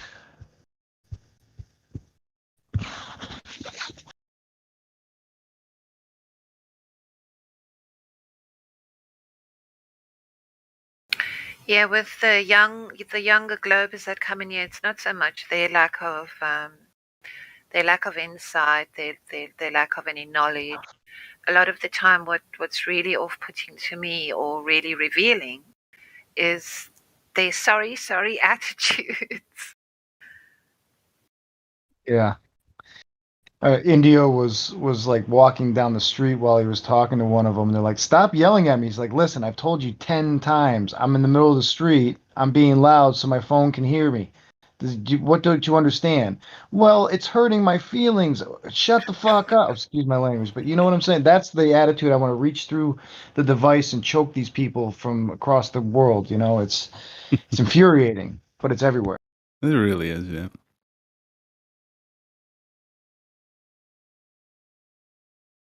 But that's what they've convinced this new generation, that your subjectivity is important.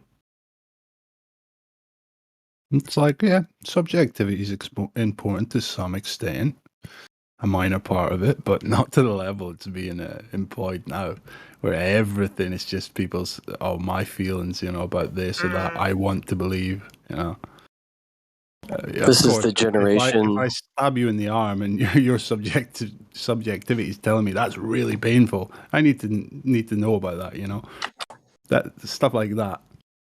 But I don't need to know that, the wind is too strong today and I don't want to go outside. You know what I mean?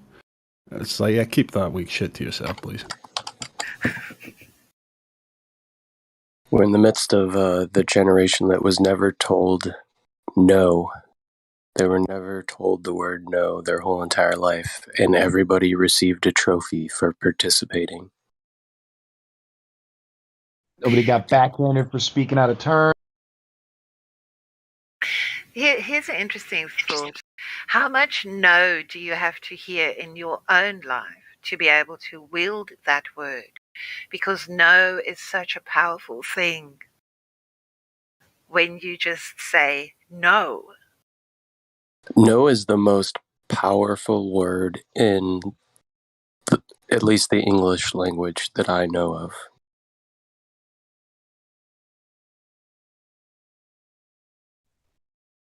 Babies wield it at like 2 years of age like a weapon. No. But think of it this way. To know is to have knowledge, right? And knowledge is very powerful. And to tell somebody no is very, very powerful, right? It's interesting that they both sound the same. Yeah, it's the lost word.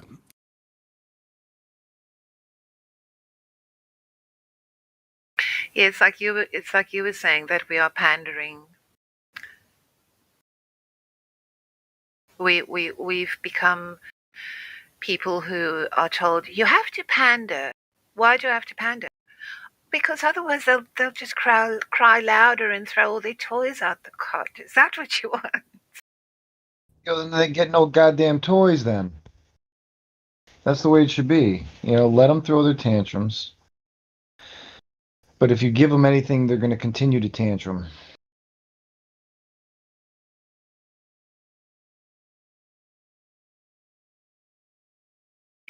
Look at these cowardly globers in the YouTube chat. Do we have to? Do we have to think about Yeah, that? we were looking at it earlier. They open invite. They know what they're doing. They're there to make it so that when people breeze through and see the chat, it looks like we're being mocked by the masses so they can just move on.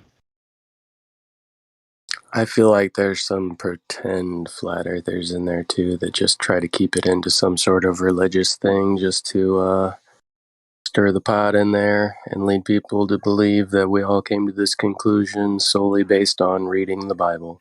Yeah, because that'll secure a decent chunk of the demographic. Oh God, geez, we don't have to check this out then. Yeah, that chat's really interesting. I was following it earlier, and it's really interesting who those people must be. The stuff that they are saying.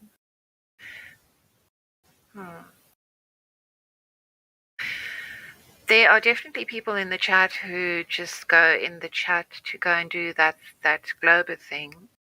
They have no intention of engaging with us here, and they're just talking utter tosh and rubbish. I mean, we would demolish them in 3 seconds flat. But yeah, they can hear that this is Sparta. It's not a place for soft men, and they are men by the look of it. Are they though? Well, yeah. They don't pass my muster. Yeah. Hello, Jenny. Hi there. I just said Hey, just Jenny. laugh.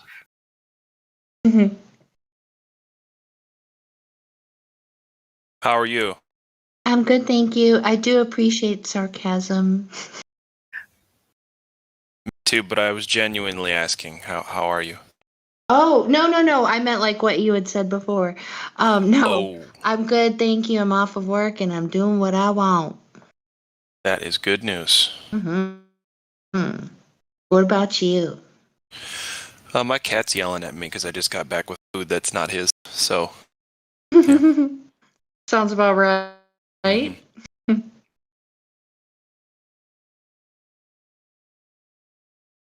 What kind of kitty do you have? he's black and white tuxedo kind of guy. There's white stripe on his face. Okay. And his name is Zeus. Is he like one of those like rag doll cats? No, he's like a classic looking black and white cat. Oh, He's okay. mostly black, and then he's got the white, like I said, tuxedo middle and white paws and feet, but everything else black. And you said his Yeah, name was I what didn't have the again? heart to name him Mittens because he's a boy cat, so that wouldn't have been right. Yeah, What that's were you too saying? cliche. That's too cliche. You're totally right. What'd you say his name was again? Zeus? Zeus. Yep. Is he a fierce kitty or? He can be, but he's mostly just whiny. Do you want to go outside? Hey, do you want to go outside? He's gonna do it. You've made No, your see cat now that he's on the spot. There he goes. into a boomer. He's soft. But you tell him he's a good boy no matter what, don't you? Whether he's bad Most or of the time. good. Yeah. Yes. So what up? What if I do? Huh? You created that monster. Does he catch birds? Like if he No, I had live to on live the outside? No, I live on the second floor of my apartment building, so he better not try to catch a bird. I'll tell you that. That's a few stories down, partner. No, he's good actually. I'm growing tomatoes and jalapenos, and I'm about to pick them, and he hasn't eaten them yet. So that's good. Well, I don't think he'd be interested. Dude, if a cat took a bite of a jalapeno, I'd have to take him to the emergency vet right away. Definitely. He does chew on the leaves, though. He likes the pepper leaves, I'm sure. I don't know why, but he does. Not the tomato leaves, though. Only pepper leaves. I think it's funny when cats know they're not supposed to eat the plants, and then they look at you when they're eating the plant. Yeah, they're like, hey, do you like doing this? I don't know if I like doing this yet. What do you think? Look, do you do this? Yeah, I don't know yet. I'm gonna bite some more different plant leaves and look at you, and we'll figure it out together. Yeah, it's like they look at you and they go, why are you always over at the bush? Let me go and investigate if there's anything good there. Because I see you going over there all the time.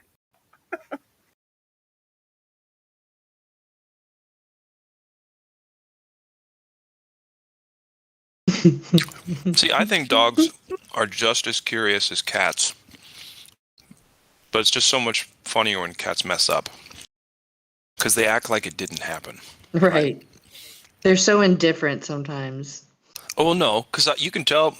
Well, I mean, I agree. At least see, I can tell when a cat's embarrassed about something. It licks itself. Yeah. Good to know. Right away, immediately it'll lick. Usually it's arm. It just right away, like violently, like a lick, right after something embarrassing happens. Well, because to them, that's not embarrassing. Licking oneself? Yes, to them that is not embarrassing. Right. I believe that somebody could go to prison for licking themselves too much in public. I'm not even kidding you. I'll bet that's something you could go to jail for.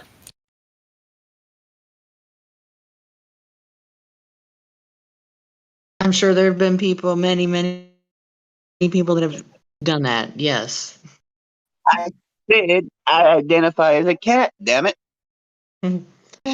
That's a new one. Oh, you know, I don't know if. Well, I don't want to take us off topic. Not that we aren't already, but. No, we don't have to talk about cats. Whatever else you want to talk about. I'm sorry well, I brought I them was up. going to ask if anybody knows how those furry people work. How does that work? Oh, I also don't want to talk about furries. Okay. Yeah. Yeah. I want to I go there. mean, Yeah, that's the one thing I never want to talk about.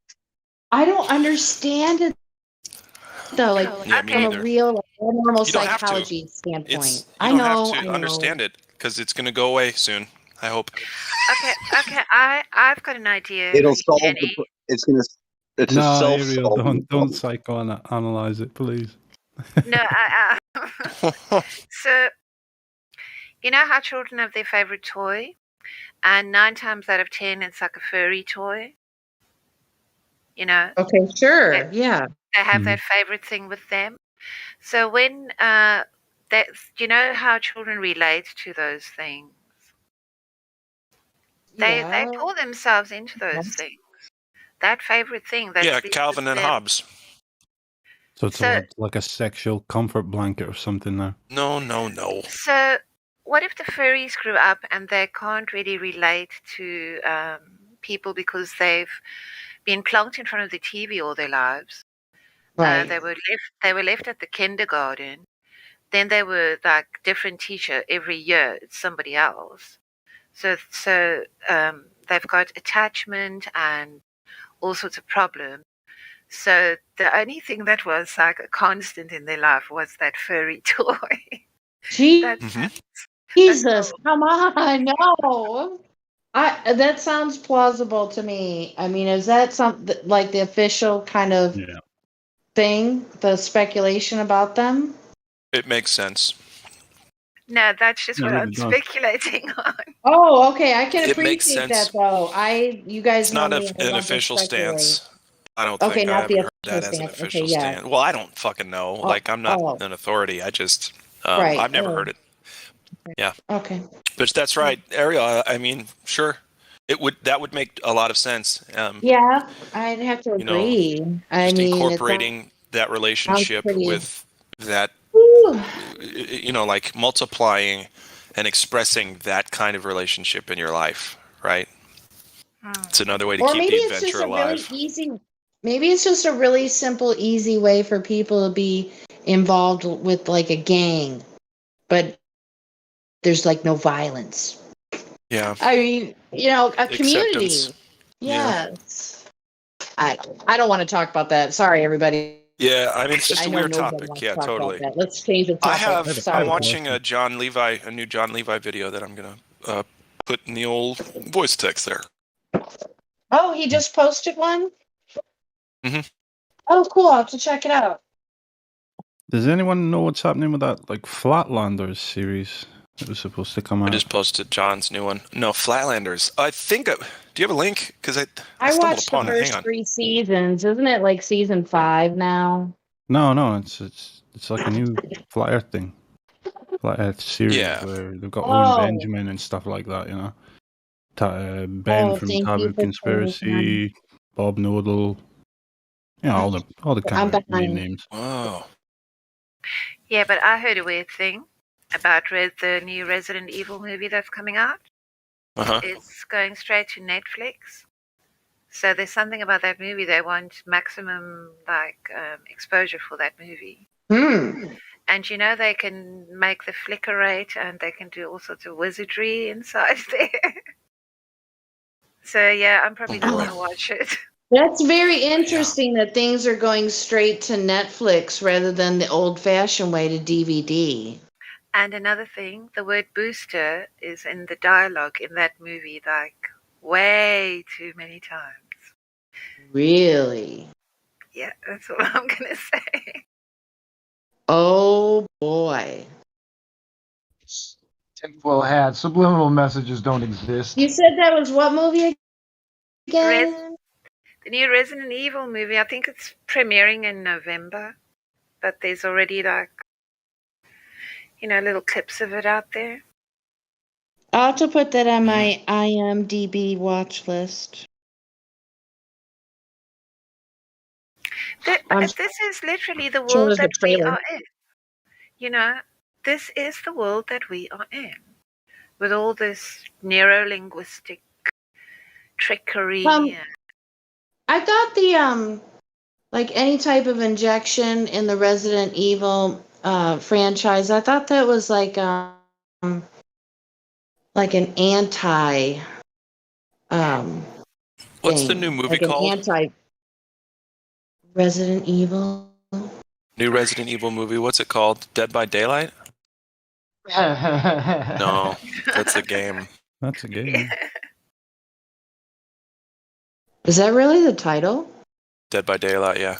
Yeah, I played that. Holy shit. I guess God help us all. Wait, it's Resident Evil Dead by Daylight.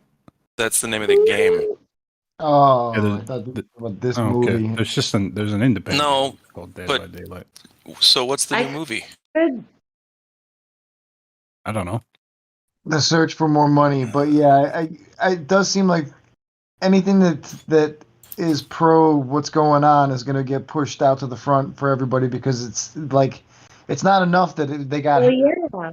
they need everybody for some reason and they want it done now. Well, what about when it first happened, that one movie they put out on Netflix? And that wasn't a new movie, was it? I think that was something new to Netflix, but not At a the new Gwyneth movie. Paltrow one, she dies immediately. It was the one like 2 years ago when it really, the fit hit the fan. Everybody was on lockdown, so everybody watched it, and it was about, where they brought up that term social distancing in the movie. So, not a new term I thought it was a new term when I first heard it, social distancing, but yeah, so I just might have to watch. I found it. I'm a good internet researcher after all. The Resident Evil trailers and voice text. Sorry, Jenny. No problem. Did anybody watch that Songbird movie? No, what is that about? That was the one that came out, I don't know, last year. Middle of last year, where it was, they're like 100 months into lockdown and everyone's just totally falling apart in society. It was complete, like, predictive programming type thing. So, Songbird, yeah. I don't know if I said it wrong. Did you watch it? Yeah, another one to add to my watch list.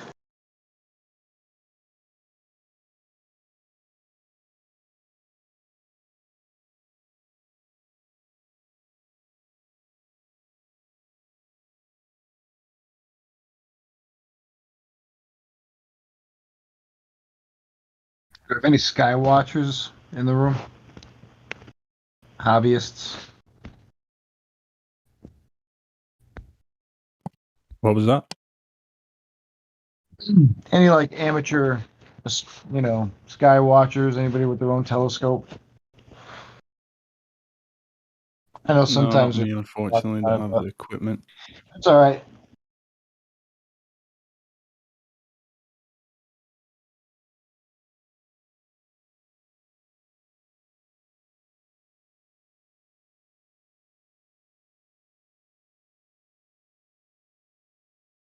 Well, if you guys would just look through a telescope, you would see that the Earth is a globe. Yeah, I mean, hundreds of scientists agree. 9 out of 10 doctors recommend Camel unfilters.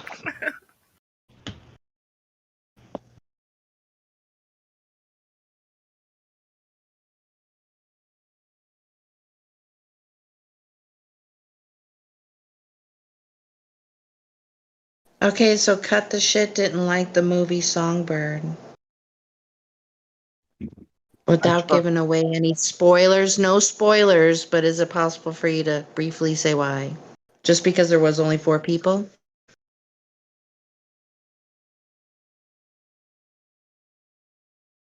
Okay. Duly noted, cut the shit.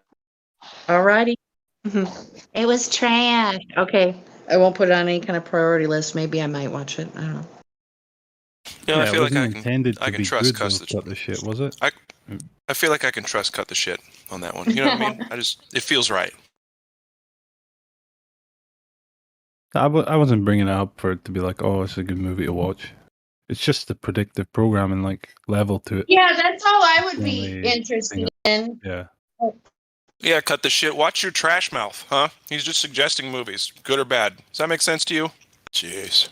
Okay, so you said the predictive programming, and I'm sorry, I thought you were Yeah, done that's all I was talking. I saying. talked over you. Oh, yeah. Oh, I I'm thought sure you if you said actually want to sit down and enjoy a movie, there's better choices than that. I will keep that But yeah, in it's mind. just the way it came out, like middle of last year. They would have been filming that through lockdown and everything. It's just, this perfect timing. And then just the subject matter, it's like, you guys are just putting it out in front of us at this point.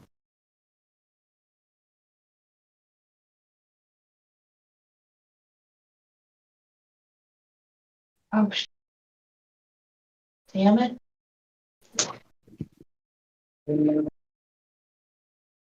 Yeah. Cut the shit. We need to cut right through that shit, don't we?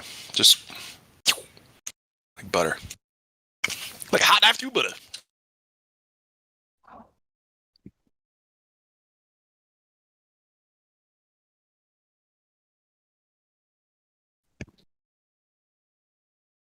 Oh, yeah, a little peculiar.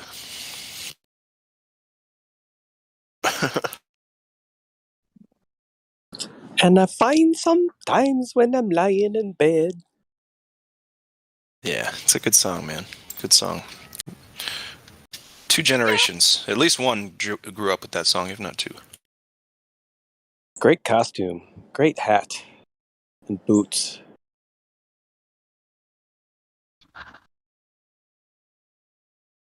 Yeah, I wouldn't call 3 non-blondes musical geniuses, guys. It was a fucking good song, dude. But you're right. I mean, let's not obsess. But you're right. Speaking of Bird, my mom just sent me a text and said, "Hi, you okay today? I think I just saved a bird's life." I cannot wait to hear this story. It's always good to do good things. Totally. It does make you feel better. If you help somebody, help something. Yeah. If ever there were a meaning to life, I can't find anything else but that. That to me, that's like, I don't know. That's the thing we're supposed to do here. Well, life is a highway. I want to drive it all night long. What is this? You want to drive the highway of life all night long. That'll get boring, I'd say. Just all night. Well, if you're going my way. No, I'm just joking. That's perfect. Well, Are you gonna ride it all night long? If you're going my way, I'll tell you.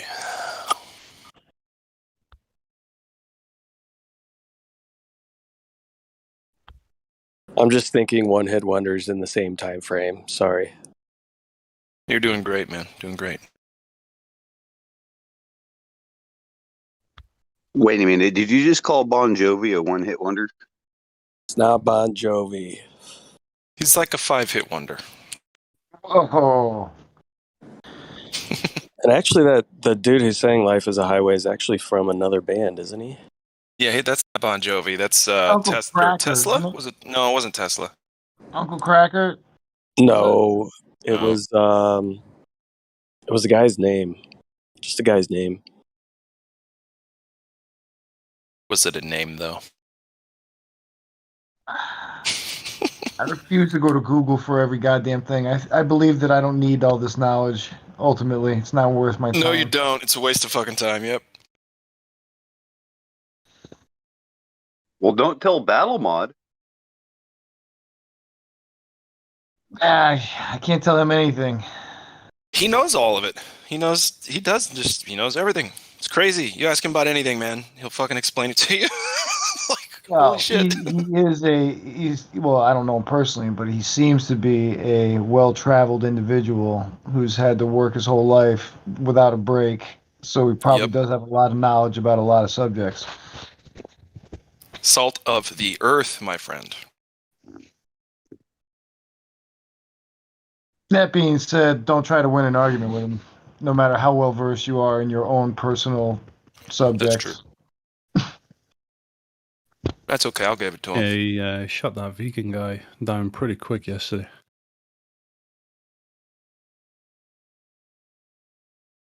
So the guy who sang that song was Tom Cochran, who was also the lead singer of a band called Red Rider, who sang the song Lunatic Fringe. Lunatic no Fringe. way. Yep. Really? Lunatic Fringe. Ah. I know My that wrestling you're team used to out warm up there. to that because of Vision Quest. Oh, Vision Quest is such a good movie. Yeah. What the main character? He was so young in that movie. Matthew Modine.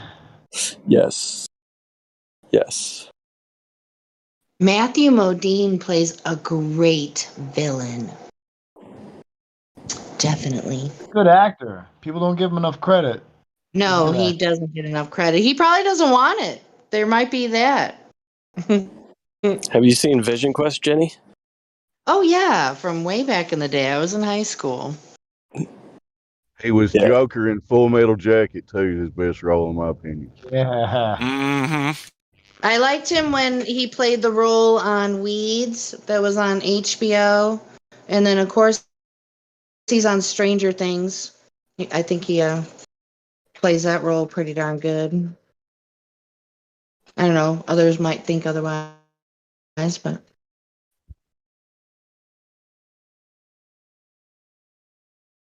We got a real fucking Joker in here now, don't we? What's your major malfunction, pal?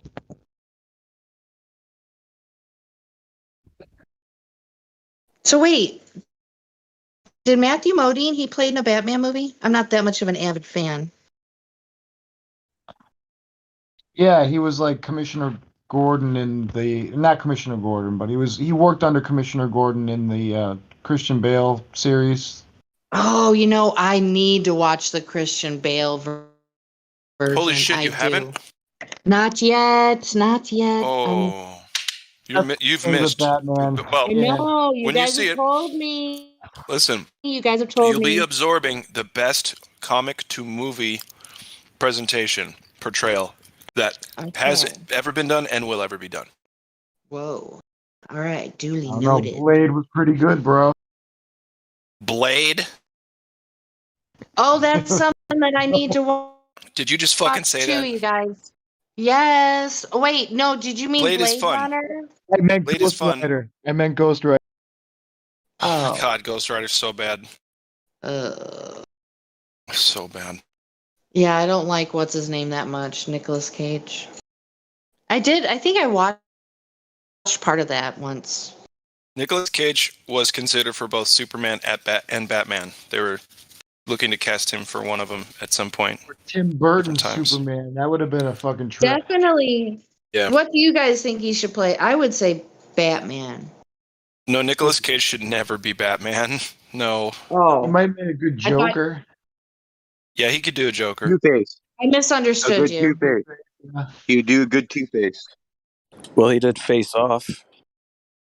That's right. No, Jenny, what I was saying is I've seen Nicolas Cage, because they try these outfits on all different kinds of actors to see who's got the right build for the suit and that kind of deal. So of the actors that they thought may barely be able to get through the script as is, they had, they try the suits on the guys. And looking at balding Nicolas Cage in a Superman outfit, no. Nope. Well, definitely no. I thought you meant if it was between Batman or Superman. I would say Batman over Superman. For Nicolas That's what Cage, I but that's the meant. thing. Like, he's such a goofy, mostly bad actor. I wouldn't cast him for either part. I suppose so. See, I shouldn't even rendered my opinion because I'm not that much of a Batman person. So No I'm worries. glad you mentioned it. I think we can all agree that Nicolas Cage has only a specific handful of roles he can actually get through. Unfortunately, Well, it's good and bad, I think. The Rock was awesome. Anyway, go ahead.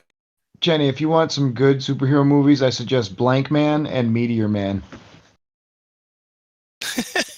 Well, if I happen to come Anybody across who's seen call me a liar one, too. I dare you to my face. if I happen to come across one, I might. But my watch list is so massive. Seriously. I'm just saying these are But thank you. classics. You never know. You never know. I could be looking into delving into superheroes. That would have been really helpful. So thank you.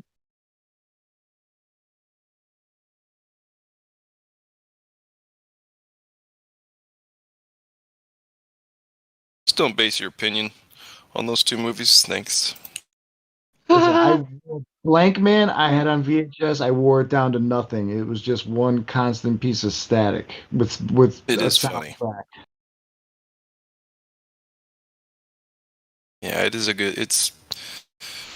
They all have their place. What about Handyman? In the same vein, yeah, pretty good. You guys remember the bad Mario movies that they tried to make? Ugh, the TV show. Dustin Hoffman played the Lizard King or whatever, Bowser. Oh yeah, that was horrible.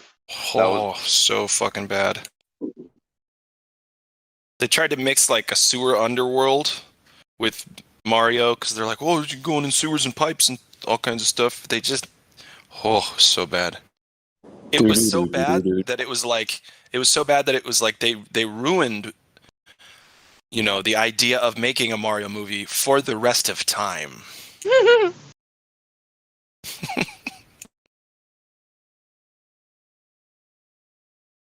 Well, that's just a darn shame. It is. Yeah, look at that. What the fuck? Yeah, that's a lesson in how bad cocaine is for you.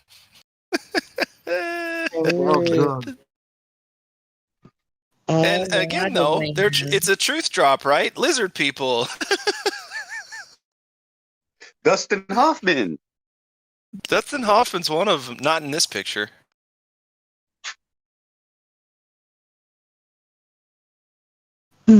That's a cute little Mario there, Miguel. Yes. Yeah, look at that. Mario and Luigi. How in the fuck is John Leguizamo Luigi? Super Italian. Yeah. They probably didn't have many options. The other guy was in Who Framed Roger Rabbit, which is a great movie. Yeah. Oh yeah. And he's a British fellow too. So why the hell would you cast a British guy to play an Italian? And why would you? Because he nails that accent and that attitude. Oh, I know. He nails the accent and the attitude, dude, I think. God, I can't remember his name. Bob something. Bob Hopkins or something? I think so.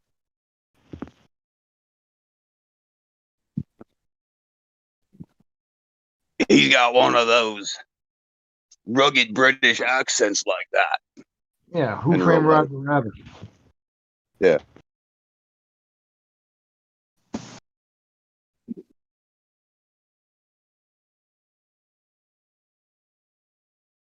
Man, look how easy it is to fall into the distraction box. Ooh, look, a squirrel. Yeah. Ooh, shiny. Ooh, shiny. Ooh, piece of candy. Ooh, piece of candy.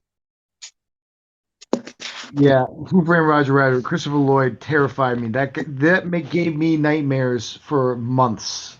That that scene, especially with the eyeballs.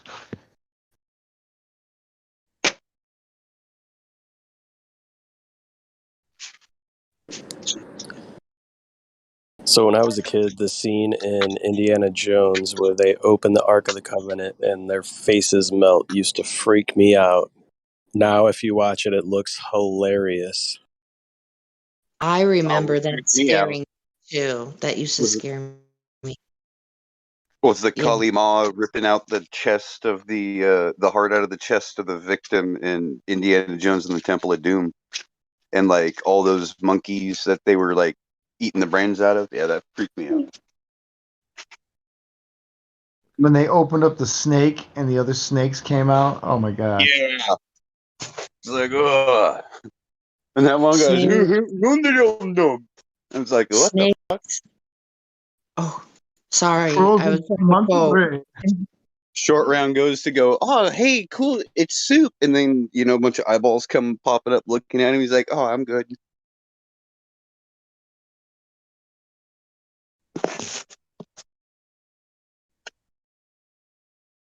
Isn't that the Adventurers Club from like New York? They eat stuff like that and like cockroaches and shit. I was like $1,000 a plate. Some secret society. Doesn't Mark Zuckerberg's wife have a strange restaurant? I don't follow those freaks. Anybody who wants to look that up, those heroes of viewers, like this Facebook guru or this Tesla guru, these people are some of the strangest, quote unquote, humans to ever walk the face of the earth.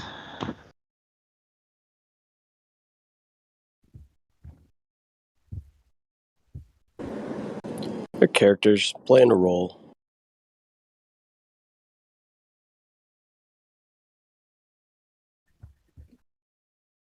Who's writing these roles, though? I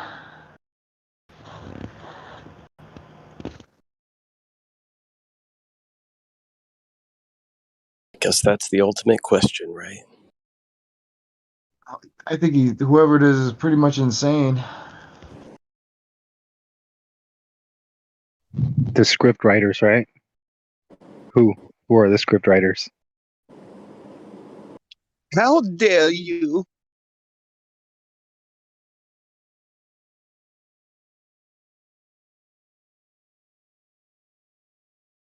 I mean, just as an example,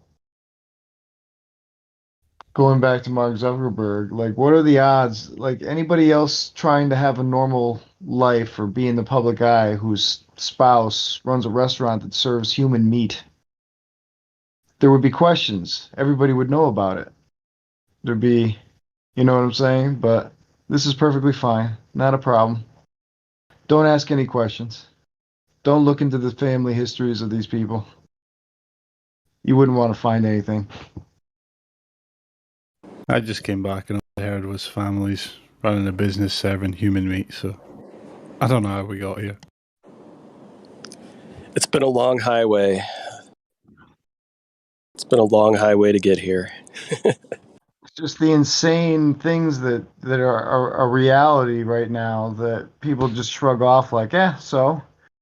I mean, like I said, just go look up the dude's wife yourself and you'll find it. I listened to a podcaster who calls him Mark Zuckercock.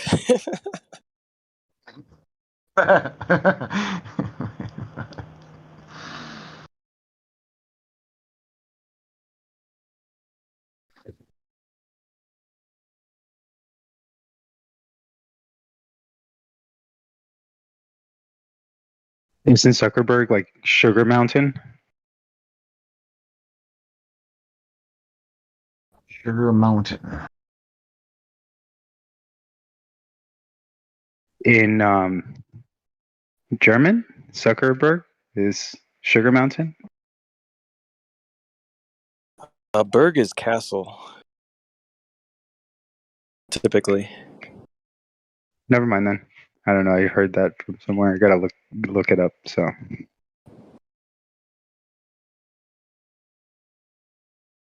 But don't quote me on Question. that. I only speak a little bit of German. I got a question, Napalm and everybody else. What's up? Has anybody tried to talk to Nihilistic Chris? Sounds No, promising. I don't think so. That sounds like a promising conversation.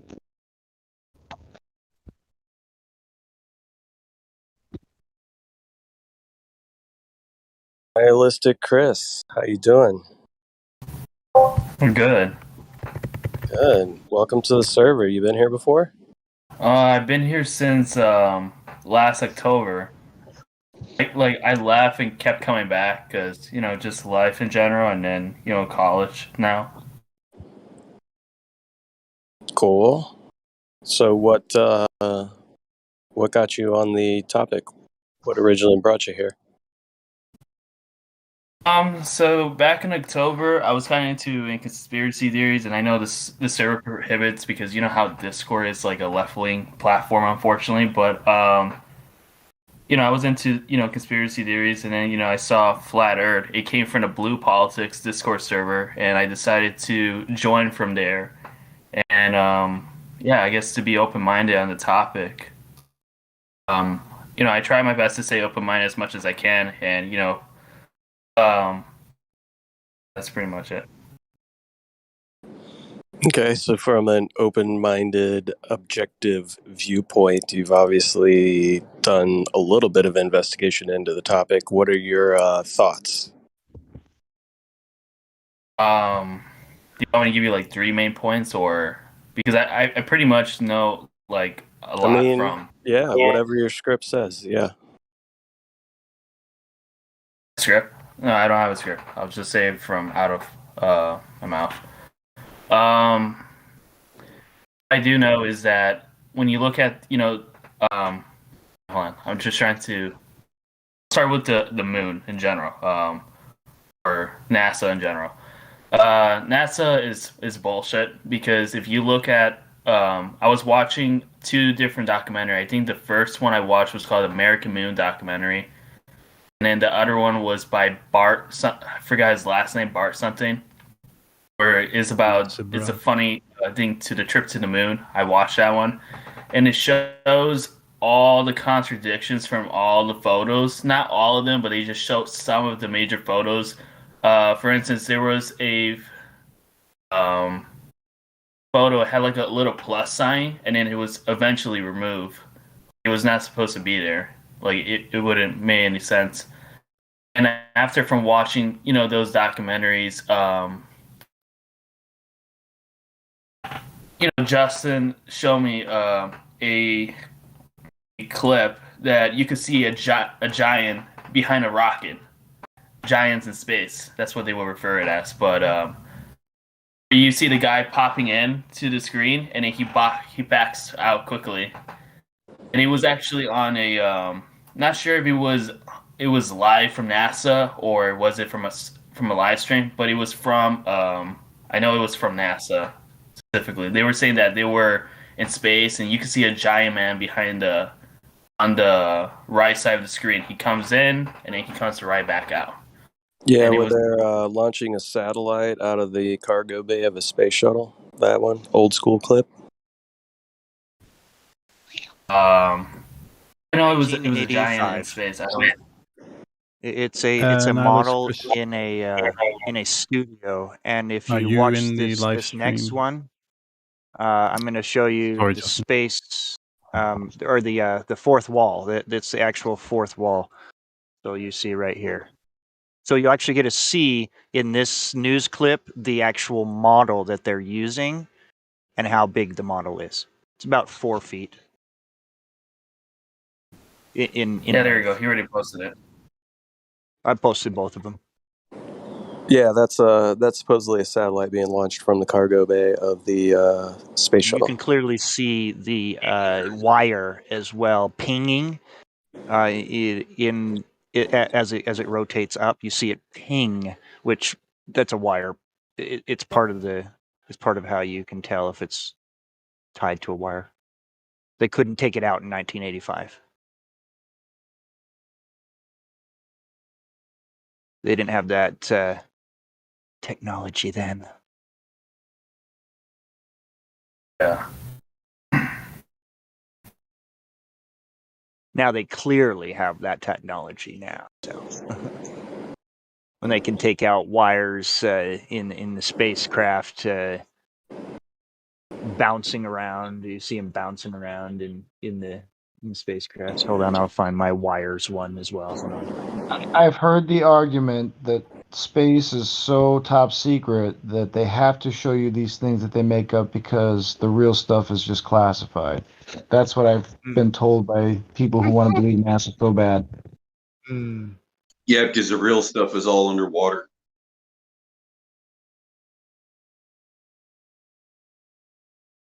All right, Chris. So you kind of got started down the looking There's the into wire. moon landings and stuff, right?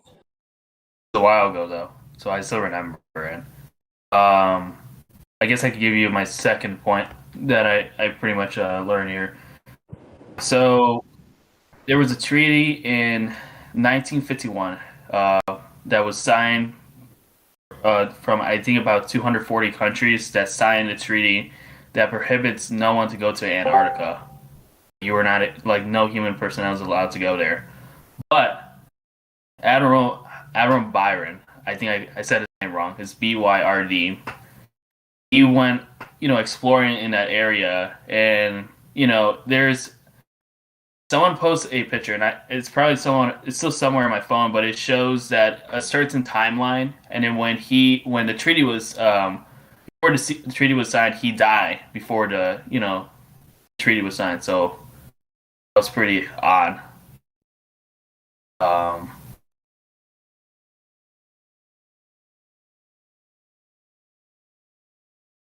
Let's see. I don't want to be speculation, but some people they do acknowledge that there is more behind the coast outside of Antarctica. I don't know if that made any sense to you. Maybe if I post,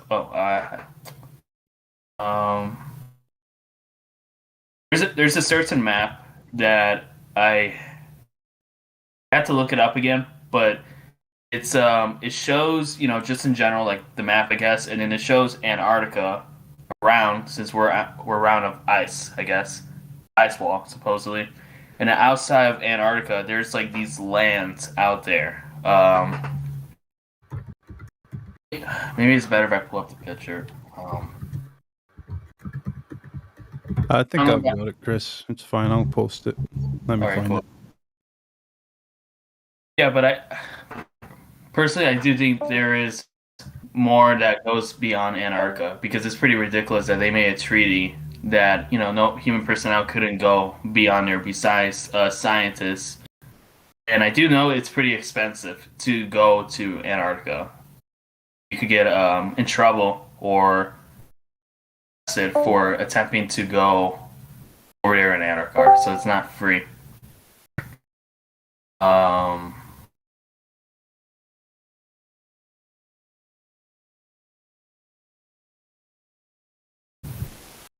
gonna bring up my Derek point, but I'm trying to figure out what was the name of this experiment. Okay, so I guess we can agree that the Earth is measurable and is observable and it's flat. And I'm kind of a little rusty on this, but I'm just gonna try my best. And you can criticize me if you want.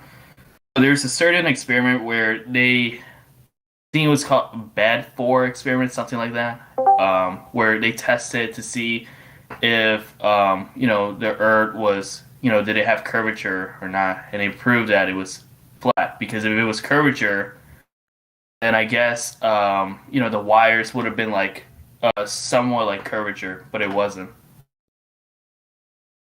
I'll give you another example. There was a picture from Michigan to Chicago. It's flat. There's no curvature to be found there at all. When they assumed that curvature would be found there, there's no curvature. There's no curvature whatsoever, but it's flat. Trying to think. Shit, what you were seeing there was a mirage. You know that, right? I'm just kidding. Go ahead. I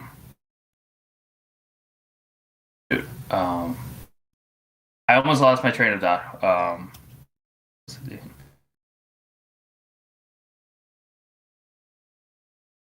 was watching one of these videos about the laser tests. I don't know if it was from this server who did it, but it was from a particular group of people who did it, laser tests, and it demonstrated that the laser was able to go across pinpoint, across the to a certain target, and there was no curvature to be found between the distance from, let's say, from point A to point B.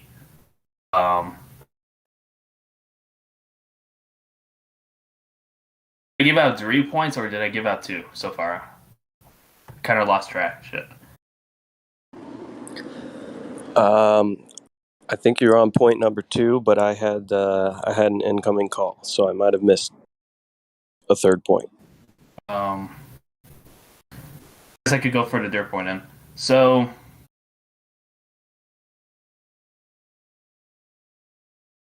let me put this to words. Give me one moment, because so I do know space does not coexist because it violates the second law of thermodynamics, whereas gas pressure must be contained, and if it's not contained, it's an open vacuum of space.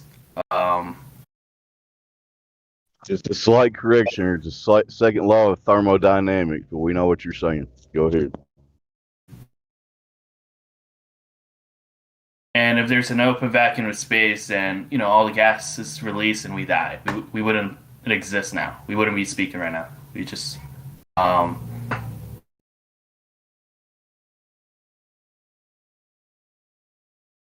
that's pretty much all I got to say on that one.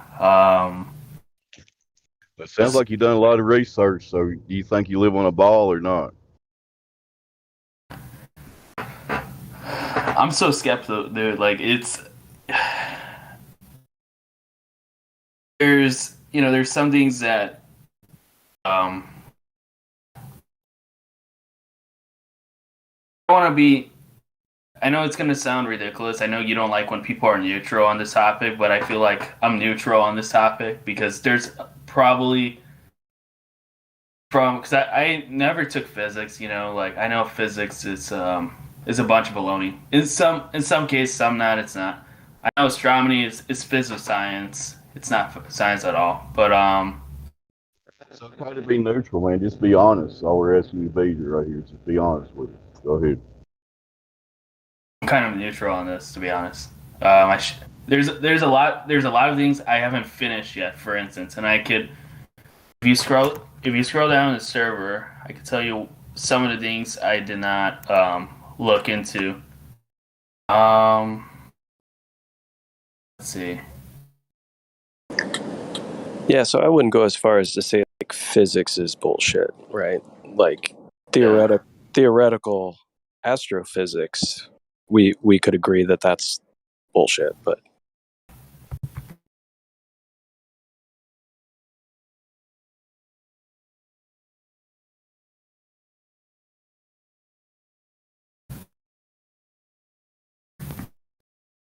I have to say, to be honest, I'm pretty neutral on this topic. okay, cool. Well, that's okay. Go ahead. Sorry. Oh, I was just gonna say that's a position that you can certainly hold, man, and hang around and listen to the conversations, and maybe one day you'll be less neutral on the topic, but nobody's here to force you to quote unquote believe anything. We're all just here to learn and understand and have a knowing of things. So yeah, nobody's going to condemn you for being neutral, as long as, like Dave said, as long as you're sincere and truthful, get along just fine. Fair enough. My friend is also on the server because I invited him a while back, and he was trolling for a bit, and then he got serious on the topic. And I noticed when I saw his profile, he is a silver flat earther. So I think he went up at 2 levels in the server. I'm not sure how that works, but yeah, pretty much knows more than I do by now. But yeah. What's your friend's name? I'm sorry I missed it. His name is Nave, Nave. VE. He has a black swan profile. Oh yeah, And he Nick. has a tag. Okay, I've seen him. Yeah, he just got his silver recently as well.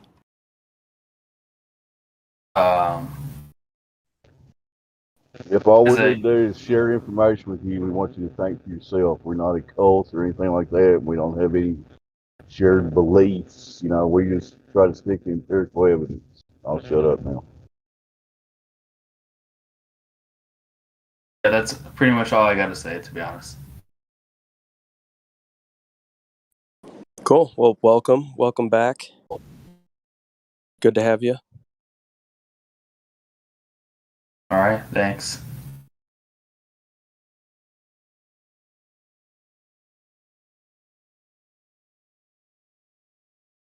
I got to ask one more thing. Why'd you pick the name Nihilistic Chris? You're not really nihilistic. Yeah. I'm a nihilist. And then my first name is Chris. Oh, you're asking me why I'm a nihilist? Because I find life meaningless.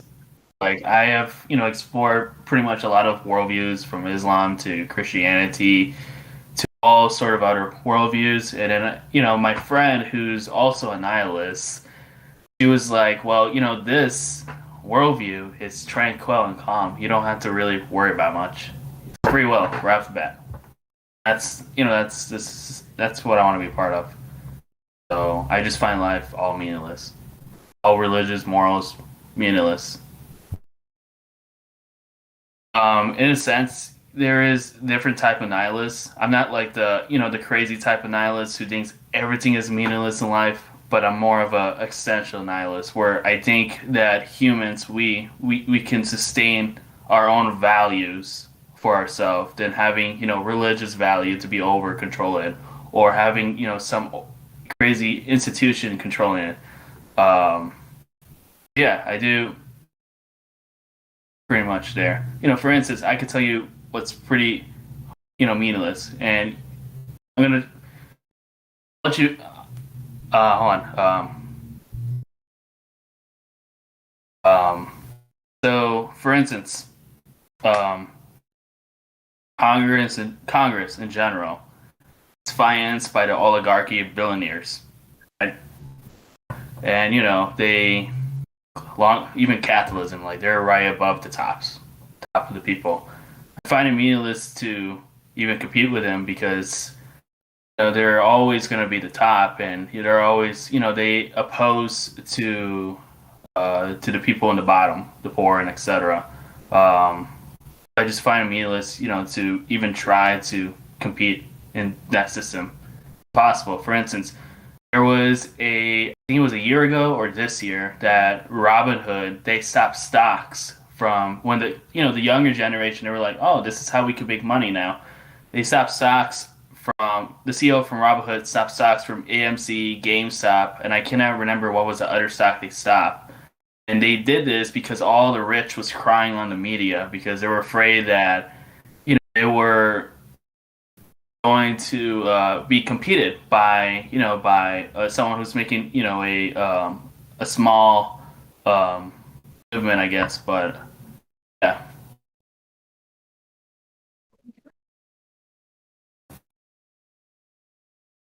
Well, that's a good answer about nihilism, man. Because we're not here to discuss philosophy. We try to stick to things that we can prove and everything. But, and you're entitled to have your own worldview. And all I'd say is the shift, generally speaking, from the spinning ball zipping around through nothing, and nothing really has any meaning in that paradigm for real.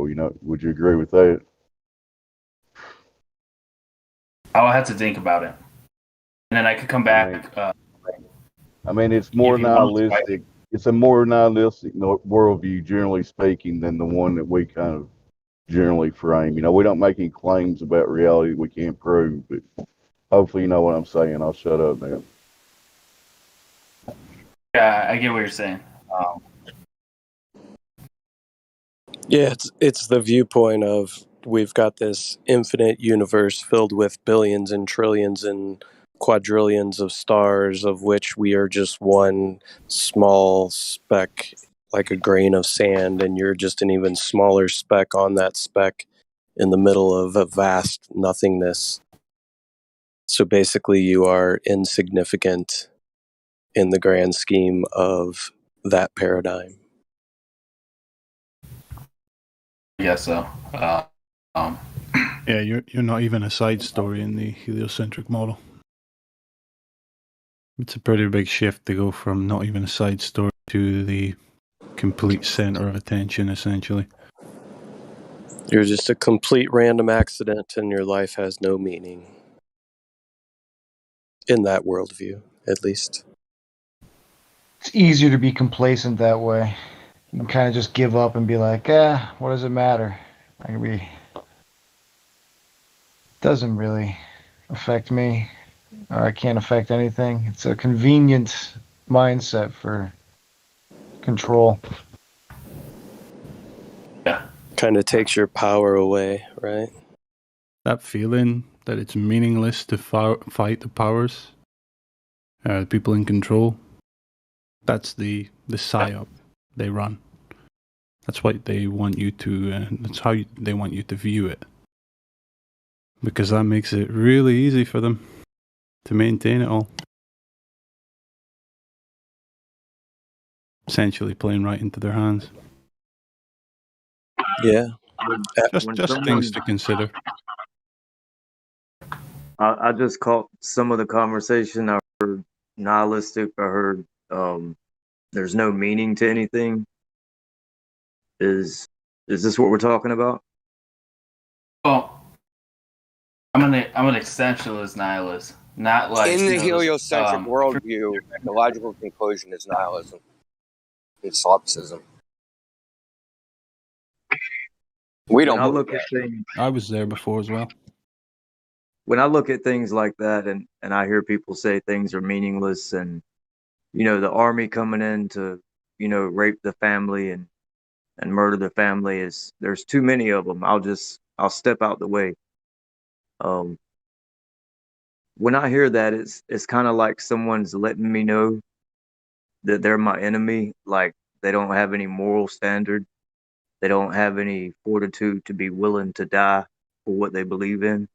And that is the point. Yeah, it's very strange.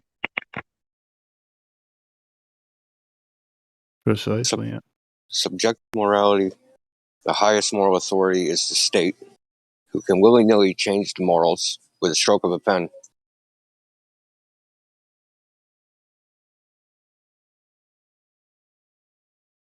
That's not morals, that's ethics. Moral is your heart, your soul. Ethics is the laws of the state. So this reminds me of a quote from an economist, Austrian economist, Ludwig von Mises, where he'd always say, "Do not give in to evil, but proceed ever more boldly against it." The nihilistic viewpoint just has you giving into it, right?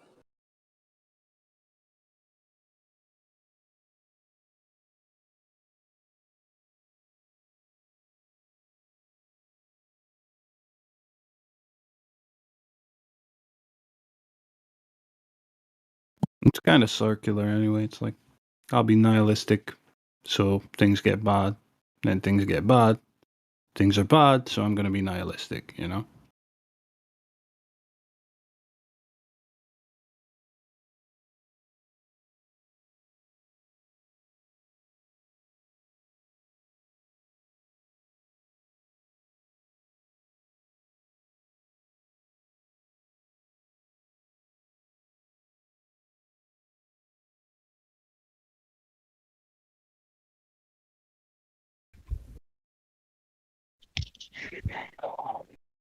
So you still there, nihilistic Chris?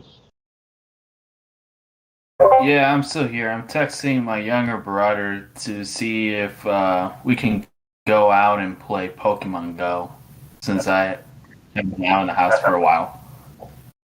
Well, while you're here, you've got a panel full of knowledgeable people, not including me. But if you got any questions about any research you've done or anything bothering you, feel free to ask while you're here. Go for it. All right.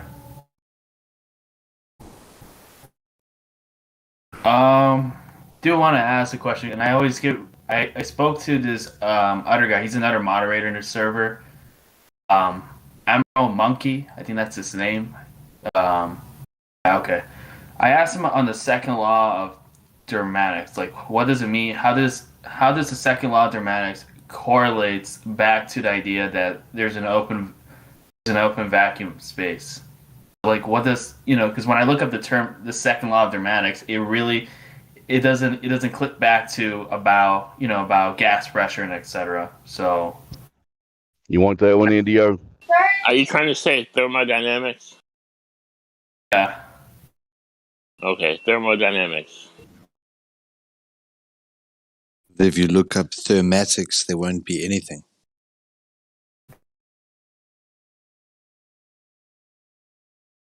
Who wants to answer it? I thought Indio might, but nobody else besides me. I mean, I know it probably, but.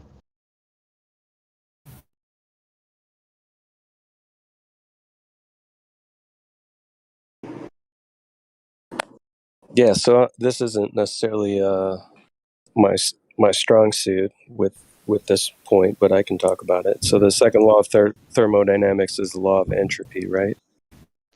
Yeah. So basically, easiest way to describe it would be like a soda can or soda bottle, right? It has high pressure contained, and when you break that seal, that gas will immediately seek its equilibrium, so it'll spontaneously vacate to the lower pressure, right? So if we have gas pressure on Earth, that means that we have pressure to begin with. So gas pressure, the necessary antecedent to that would be containment. And if we didn't have containment and we're sitting next to a near perfect vacuum, the second law of thermodynamics would dictate that all of the gas pressure we have here would immediately seek its equilibrium and seek to fill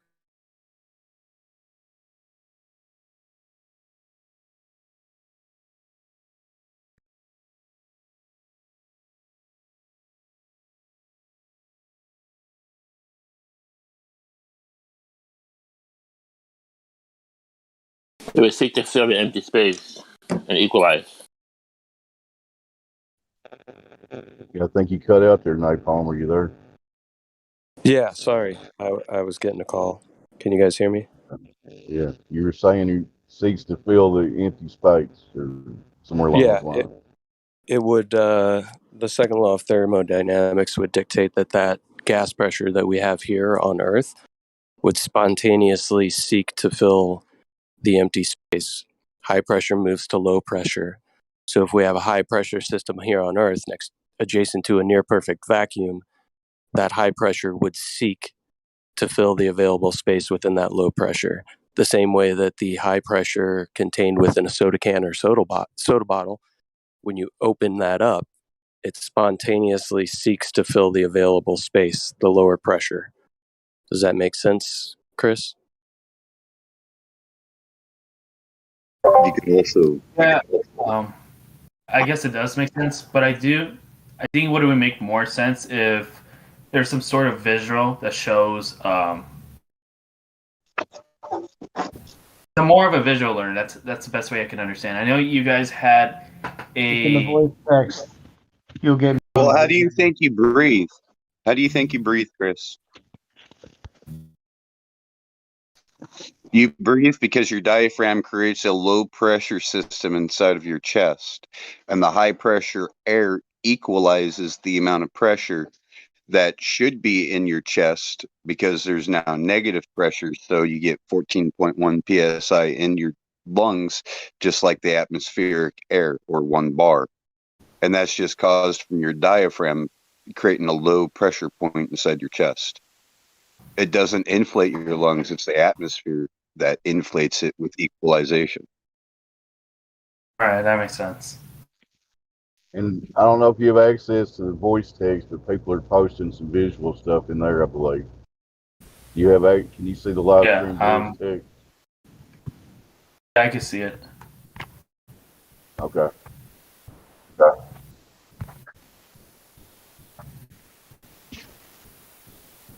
Hey, we got someone new here.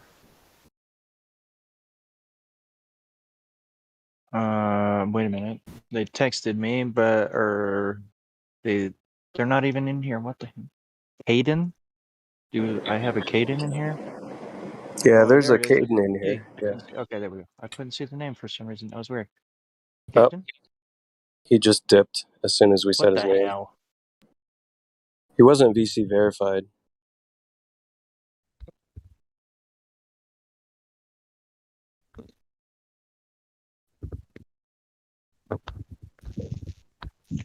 But Chris, you understand the heliocentric claim on that is that gas pressure system exists next to nearly nothing, like the vacuum of space. You understand that concept? Okay. So that's what we're asking. How does this gas pressure exist next to a near vacuum? It violates the second law of thermodynamics if it does. Right, makes sense. I'm just still looking at the visuals, just reading them off. Yeah, so that's a natural law, right? High pressure will move to low pressure, hot moves to cold. These are things that are proven natural laws, meaning we have no example of this not taking place. Not demonstrate a contradiction to it. Right. Who is this guy that if there's no theory found to be against the second law of the aromatics, I give you no hope. There's nothing for it but to collapse in deepest humiliation. Humiliation. Yeah. I have a delay on my voice. It's part of me, but yeah. Is this scientist or whoever this guy is? Arthur Eddington. He was Albert Einstein's little compadre who supposedly verified gravitational lensing in the 1918 eclipse. It was in 1919, one of those years. Right, cool. So let me explain how it works real quick, right? So gas, everything has a temperature, right? But because gas is not connected to anything, it has an infinite degrees of freedom. This temperature is what's called a thermal velocity. So the gas is moving around every which way, right?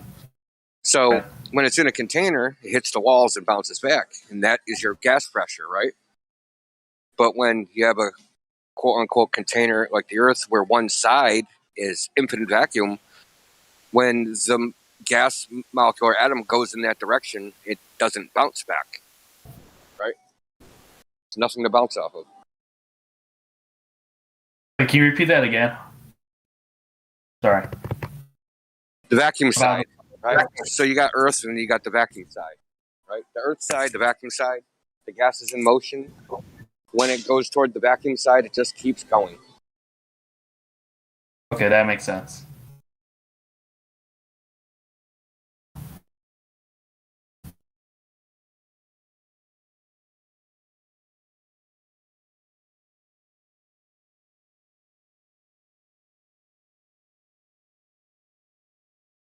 I'd just like to highlight there's an important point in the second law of thermodynamics centered around the concept of entropy. The word entropy, another way to understand it would almost be decay. So entropy is always increasing. That's what that second law actually states. Entropy means that anytime that there's an energy conversion, there's a loss. So the conversion from high pressure to low pressure incurs a loss. And every time throughout these systems, there are losses in the movement of hot to cold, high pressure to low pressure, but it's never static, that the amount of energy preceding and the amount of energy afterwards is equivalent. There's always a loss to that system. And then when you factor in that you're inside this vacuum, or the supposed vacuum, the amount of loss to that open vacuum system would be exponential, and you actually would not have air pressure. You would not be able to breathe air if we were inside of a vacuum. So a lot of flat earthers get stuck saying second law of thermodynamics is hot moving to cold.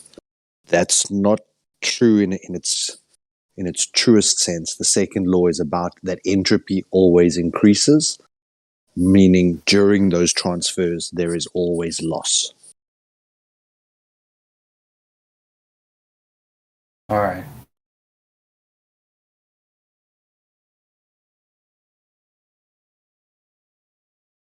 Crikey.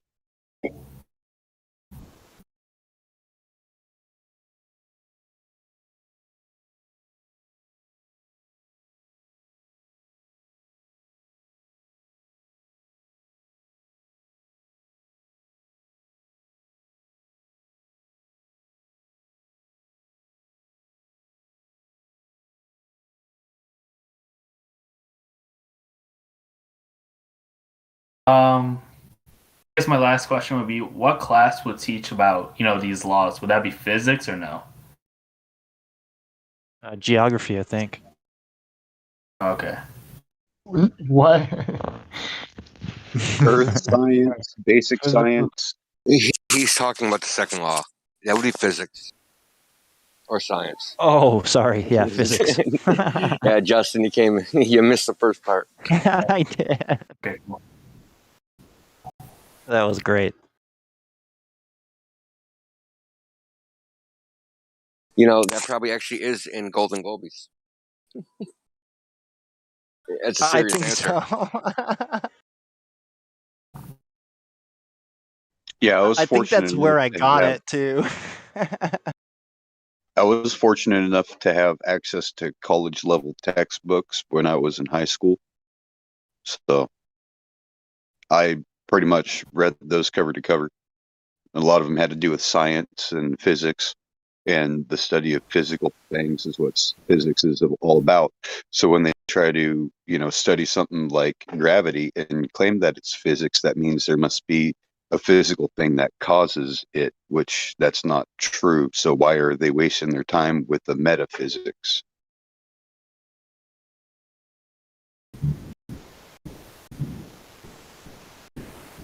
Makes sense. Kind of like, the string theory. That's just a theory. There's no, they're talking about like the quantum, which is untangible. So therefore not physical.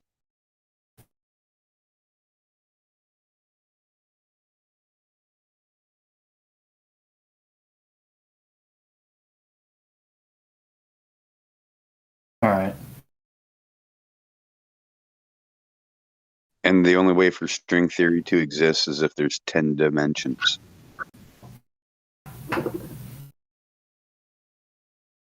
And we're able to find that? And that there's a subatomic particle, like, smaller than an electron, that causes gravity, called the graviton, even though there's been no evidence of it. So until they can rectify the 10 dimensions and the graviton, then string theory is bogus, along with most of what these scientists today are getting grants to study. It's pseudoscience.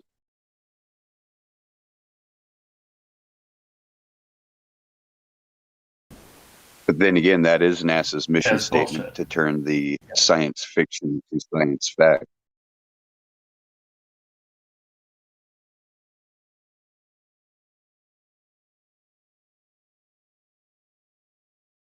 What I find quite hilarious is that there is certain parts of science today which look at string theory as complete pseudoscience because it can only be in these preset assumptions, like you said, with multiple dimensions. But yet they can't look at their own pseudoscience and see the axioms that they've already established for their own bullshit belief. But they have the clarity of thought to see that string theory is one step too far. But yet they can't see that they've already taken a step too far.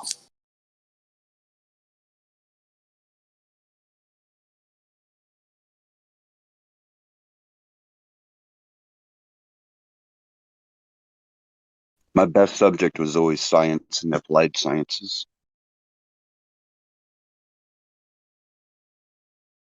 To say chemistry and astronomy was my strongest overall. Well, they should teach you about entropy and equilibrium in chemistry, shouldn't they? They teach you about equilibrium. They also teach about the other word you just said, but it just been. I haven't been in chemistry since last time I was in chemistry was in sophomore year, so that was about 3 years ago. Was the last time, so I kind of rust out. So remember, equilibrium. Why would you need to add calories or heat joules to a reaction to speed it up? Right? You speed it up to push forward the equilibrium, and that is a function of entropy. Right? Otherwise, it can take a week for it to happen on its own. So you have to push the equilibrium forward. You have to keep a forward momentum of the equilibrium so that more is changed instead of getting converted back. You could do that with the catalyst, or you could do that with introduction of energy through heat. And this is all entropy, right? It's heat decay. The more energy put into it, the more you're going to get out of it because there's always heat loss with everything. Right. It's thermodynamics as opposed to hydrodynamics, right? With hydrodynamics, you know why hydraulic systems work so well, because any liquid under pressure acts as a solid, which means it acts as a liquid bearing, so to say, to move heavier objects by maneuvering a small piston a long distance. You can maneuver a very massive object with, fluid and pistons.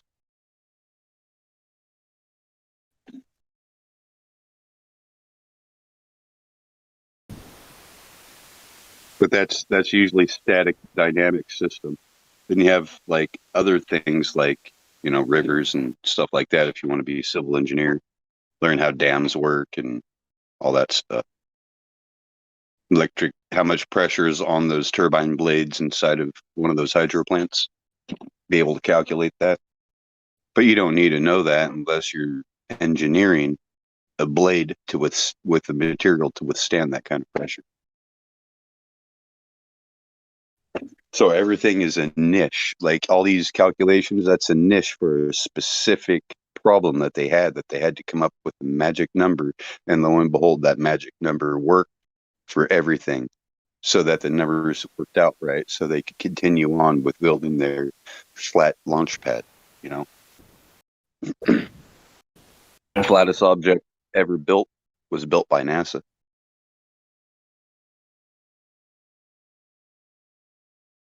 Did NASA ever truly build anything? Because I personally don't think they built anything. I know. I used to know people that have passed away. My grandfather knew them too. These people were the people that actually built the launch pad and the tramway, the gravel bedway for the transporter, and somebody else who worked on the transporter for the shuttle and the Apollo program.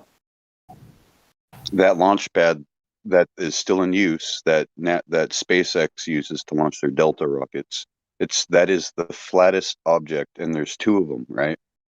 That launch pad is pretty flat and thick, but the assembly room is like the flattest object ever built by man.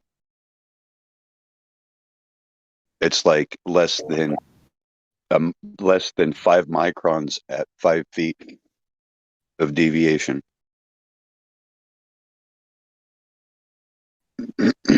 That's pretty damn flat. 5 microns? That's like 2 human hairs.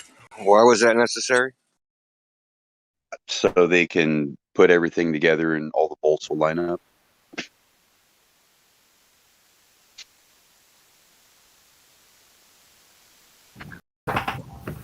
Pretty cool, I guess.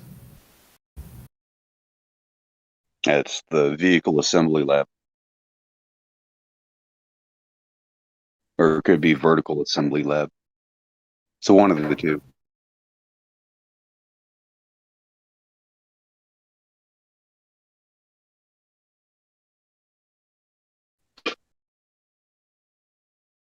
It's like making swords for a Lord of the Rings movie. Yeah.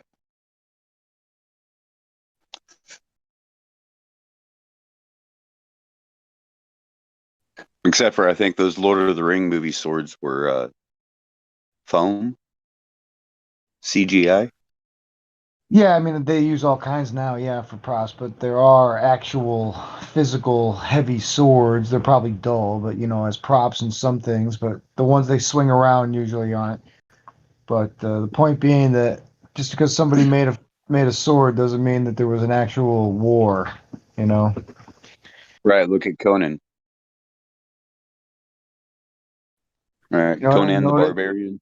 Yeah, I watched that the other day and I noticed something strange that the Atlantean sword that he finds in that stone Yeah. dolmen or whatever, the guy is like 12 feet tall. That skeleton, that thing is Yep. huge. Yep. I didn't notice Fucking that giant, before. huh? Yeah, that's like a short sword for him or like a dagger. It's not even a real sword. It's a toothpick.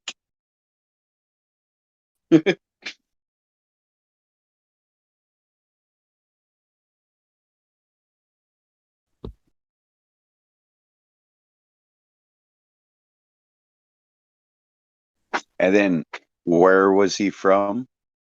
What village was he from? The village, I don't remember. Conan's supposed to be from Samaria.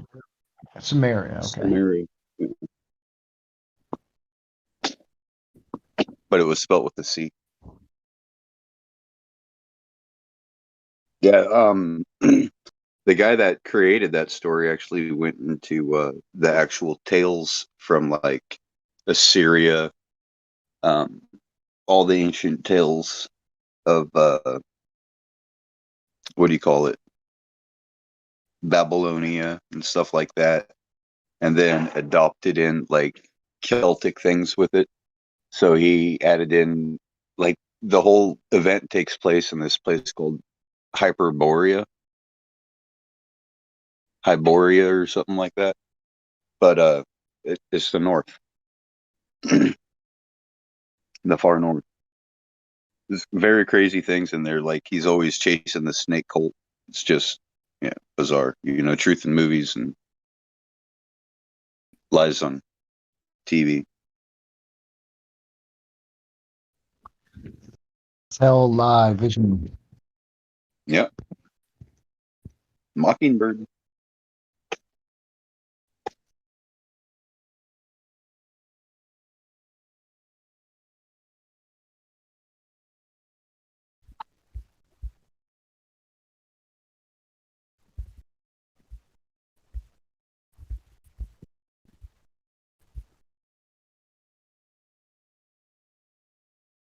I wonder how many computer generated image specialists work for NASA at this point. Oh, well, that's the thing. Apparently, you don't need to be an astronaut to work for NASA. You can be a computer graphics specialist. Yeah.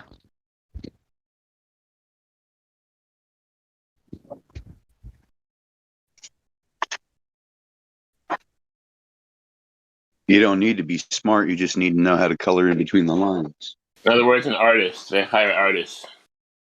Yeah. NASA owns the world's largest green screen, in case everybody didn't know that.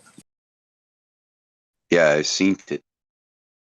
They used it to film that movie Gravity. And like the Three Ninjas, like, but what are they supposed to be doing there?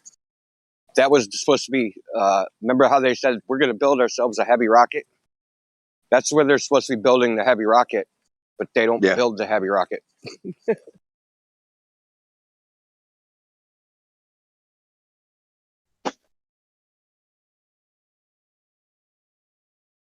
Hey, have you ever been to Disneyland when you were younger and seen that Flight of the Navigator or Captain EO on the whatever it is, the dome thing, the dome projection? No, I've never seen them.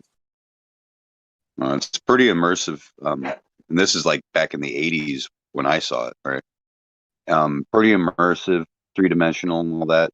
Fairly neat, but it was like an IMAX thing to where, wherever you're looking around you, it's all screen.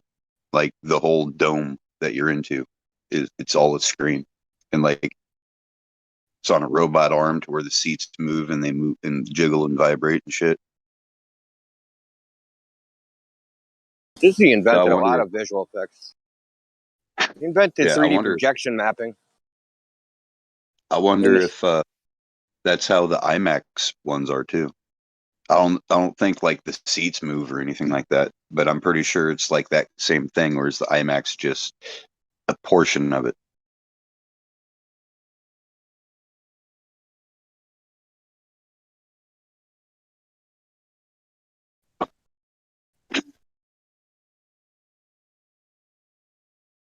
I think it's just a portion of it.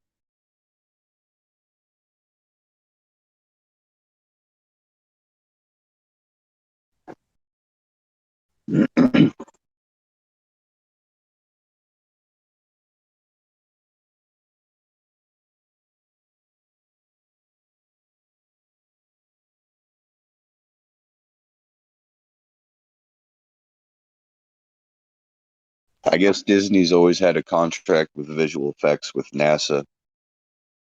I mean, how do you think the moon landings and all of those Werner von Braun speeches were animated? Those were Disney artists. I just want to point out to the noobs to this topic or whatever. None of us are saying that any of this proves the Earth is flat. It's just kind of like ancillary or derivative, evidence. It doesn't prove the Earth is flat. It proves that NASA's full of shit. That's what it proves. Oh, I know. Yeah, I know you know. But, there's people that listen on YouTube or whatever in this chat. Yeah, and it needs to be said sometimes. There are way more simpler things that prove the Earth is flat. True. It's all flat.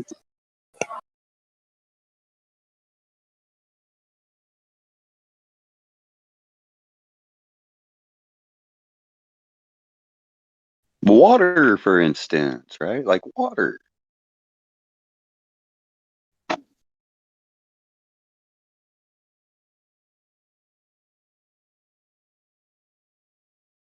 No detectable curve. Aye. In fact, there was a survey done in Kansas, and it is literally flatter than a pancake, which means a pancake has more features than Kansas. You just don't know how big the globe is, man. Yeah, I do. The biggest one I saw was 3 foot in diameter. It was a pretty big globe in a library.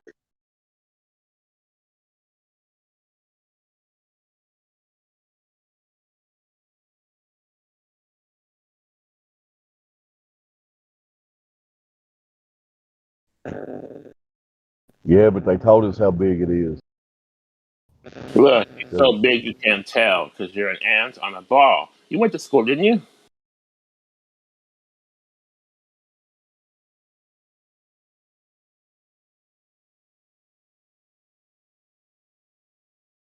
Yeah, and I flunked kindergarten. Is anyone else having a large influx of people wondering if the Earth is flat now that their whole lives have been ruined by COVID? Yeah, because we're on our phones more, in the house more. I don't know if it's that. I feel like it's like so On the many of my friends, computer more. so many of my I've friends over the noticed. last 5 years have told me, it could be flat. You could be right about this, Anthony, but how does it affect my life? Like, who cares? I've just still got to go to work and do my thing. And now they're realizing how lies affect their lives and the truth sets them free. And suddenly I'm having Zoom chats with people asking me about flat Earth. Yeah. I've seen definitely a rise in people who come in and say they started looking into this because of what's happening in society today. It's either they've started looking into it, or if it gets brought up, it's not combative. It's more like, well, it probably is.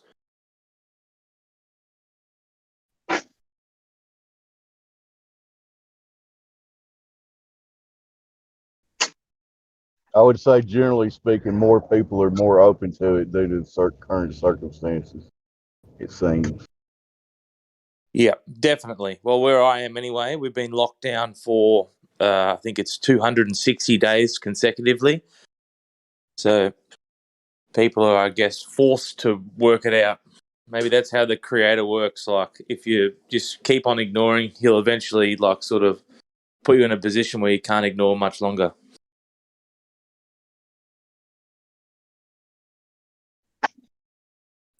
Do you have a real lockdown? You can't go outside?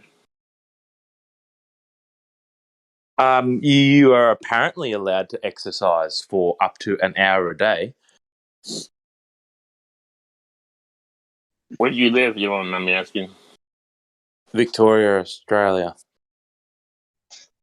I heard they get pretty serious out there. There's a lot of protests. Well, everyone was sort of claiming that Melbourne and Victoria, were not standing up for themselves, etc., like gutless. But seems they pushed them too far, and now they are.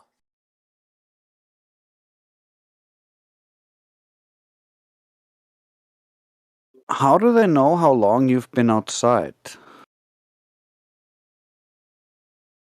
Yeah, it's a good question. I'm not really sure how they're policing that. I know they were test betting some app, like 10,000 people. They were testing it on. All right, I missed that. What was that? They were testing some app, the Australian government, on 10,000 people, a tracking app.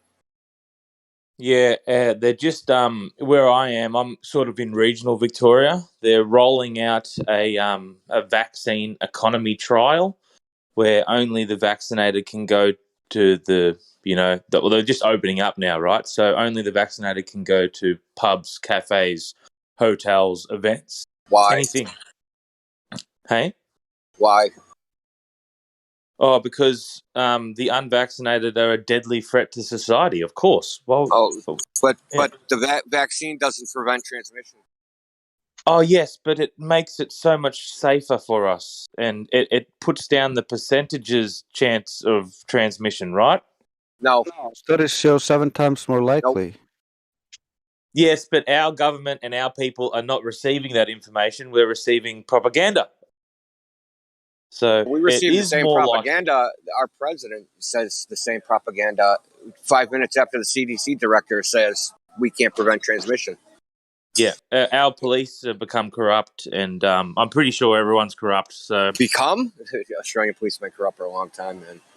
Yeah, sorry. Well, become back in the 40s. I don't know. Yes, they have become corrupt. Look, I looked at some Australian laws and I'm kind of into some of that stuff. So it's a common law country, so I kind of want to see how they implemented it. My God, dude, you guys are doomed. Just doomed. Oh, man. I know. Police just do whatever the hell they want. Yeah, it's kind of like my country. Judge, It's jury, and the same. executioner. In my country, there's no jury. It's just the judge who's the executioner and everything. It's bad.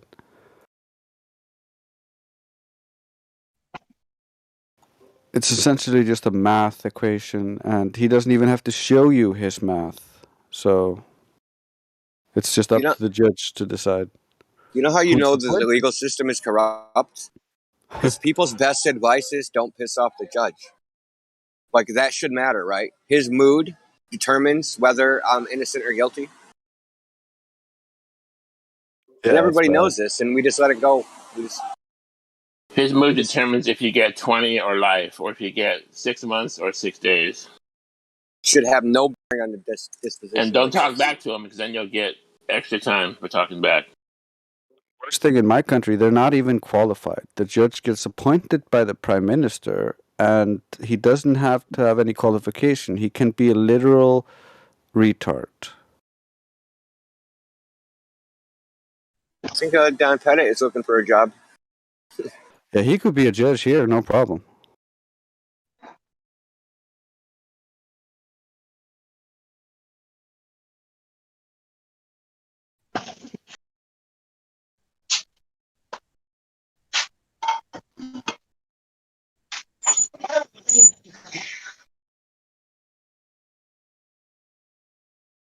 I think I want to pay Don Pettit to speak at our school to tell the kids how space works.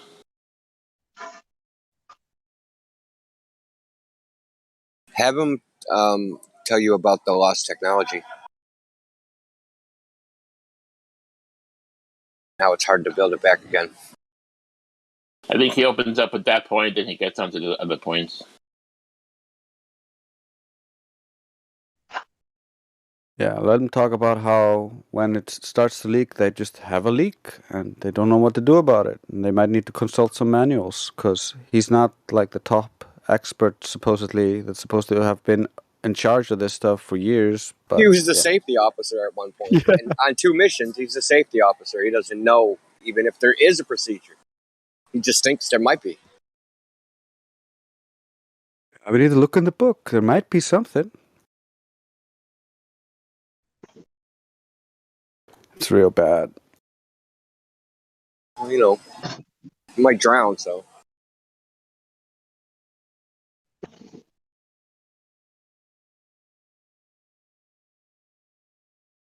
And then you have him tell the kids how they chugga every day.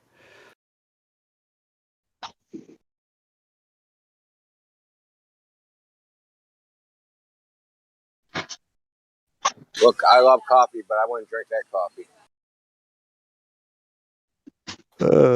I wouldn't want to work at NASA testing to see like when the coffee was like not shit. And it goes chugga, chugga, chugga, chugga. Some guy must have gone if they're true about what they're saying, which we know there aren't, but there must have been some guy drinking that coffee, testing like, oh no, it still it's shit still, guys. You got to keep trying. This is not working. They did that, but it was urine. There's a video of it. It's pretty funny. What happened was they were doing too much Hold on, I'll try and NASA find publicity. They did too much NASA publicity, and it was getting more attractive for kids to be astronauts. So they were getting more people to apply for NASA. Then it said, "Shit, we gotta stop this, guys. Let's tell them they eat shit for coffee, and then they'll stop applying."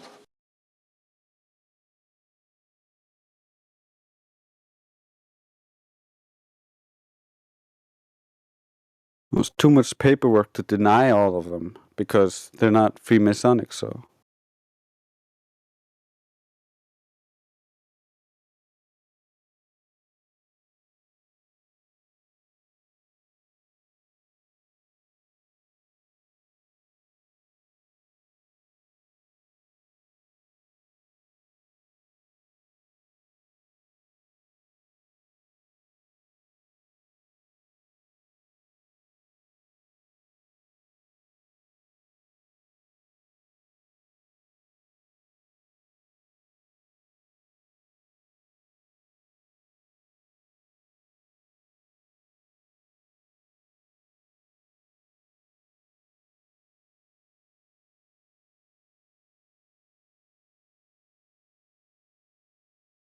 I found it.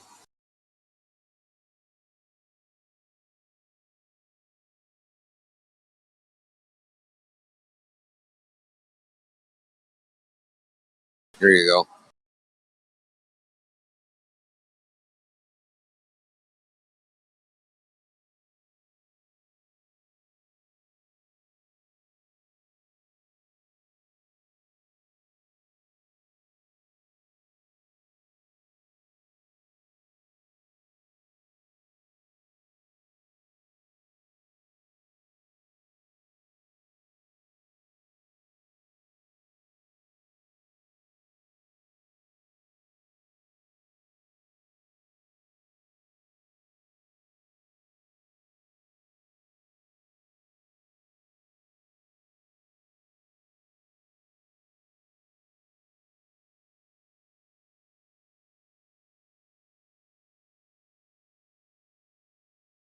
So has anything eventful happened in here today?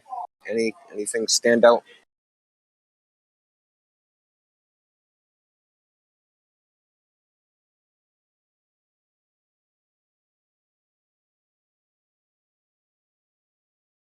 Not really, since I've been here the last couple hours. When we had that one kid, nihilistic Chris, that seemed to be an honest kid himself. Other than that, anybody else?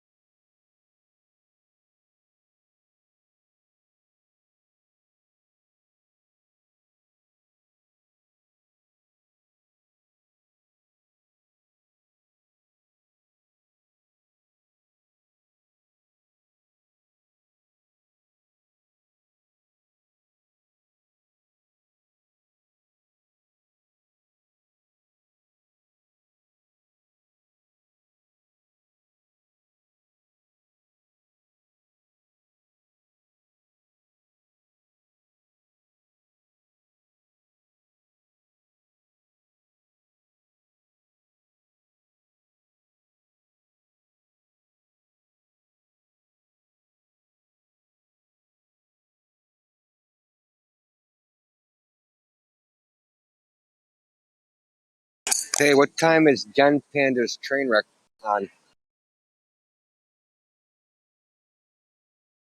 I guess they have a Sunday show that they do every week. I wasn't even aware of that. I wanted to simulcast it at the same time and kind of like, do Mystery Science Theater and like crack on them and heckle at the same time.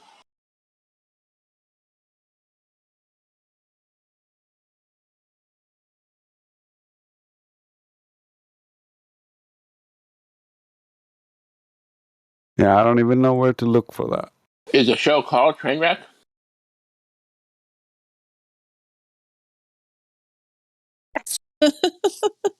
Burning dumpster I doubt fire? They used to call it the Sunday Flat Earth Roast. I think I paid attention a long time. I've never seen or heard this show. Trainwreck is actually a better word.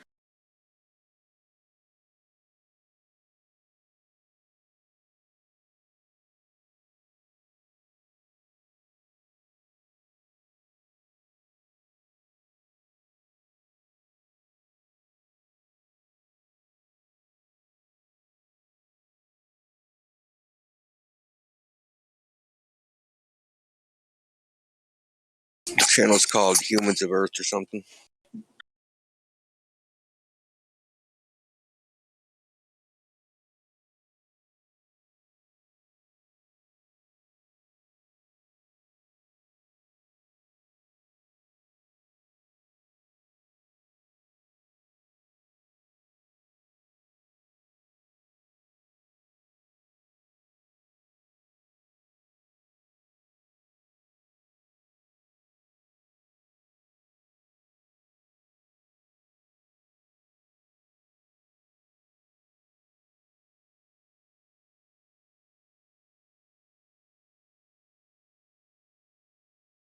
Oh, Miguel has put it in the voice text. I don't know, yeah, who wants to sacrifice themselves and actually listen to it? I really don't want to.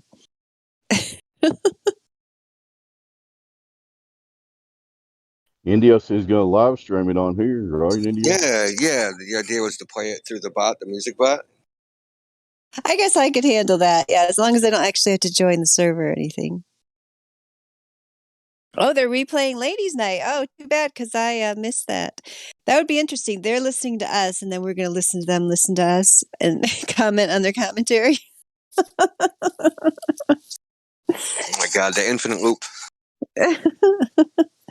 I didn't get to hear most of Ladies' Night. I tried listening to some of it when I was driving, but I lost my signal. I did hear you guys, the ladies talking to Rabbit for a while. Truth Prevails was in rare form. Oh, good. Good to hear, Indio. You were checking up on them? Yes, of course. Good. Thank you. Kai was killing it. Really. Good. She really was.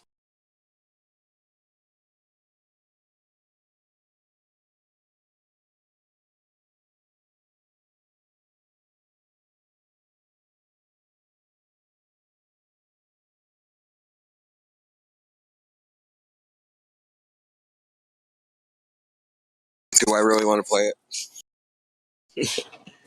Yeah, why not?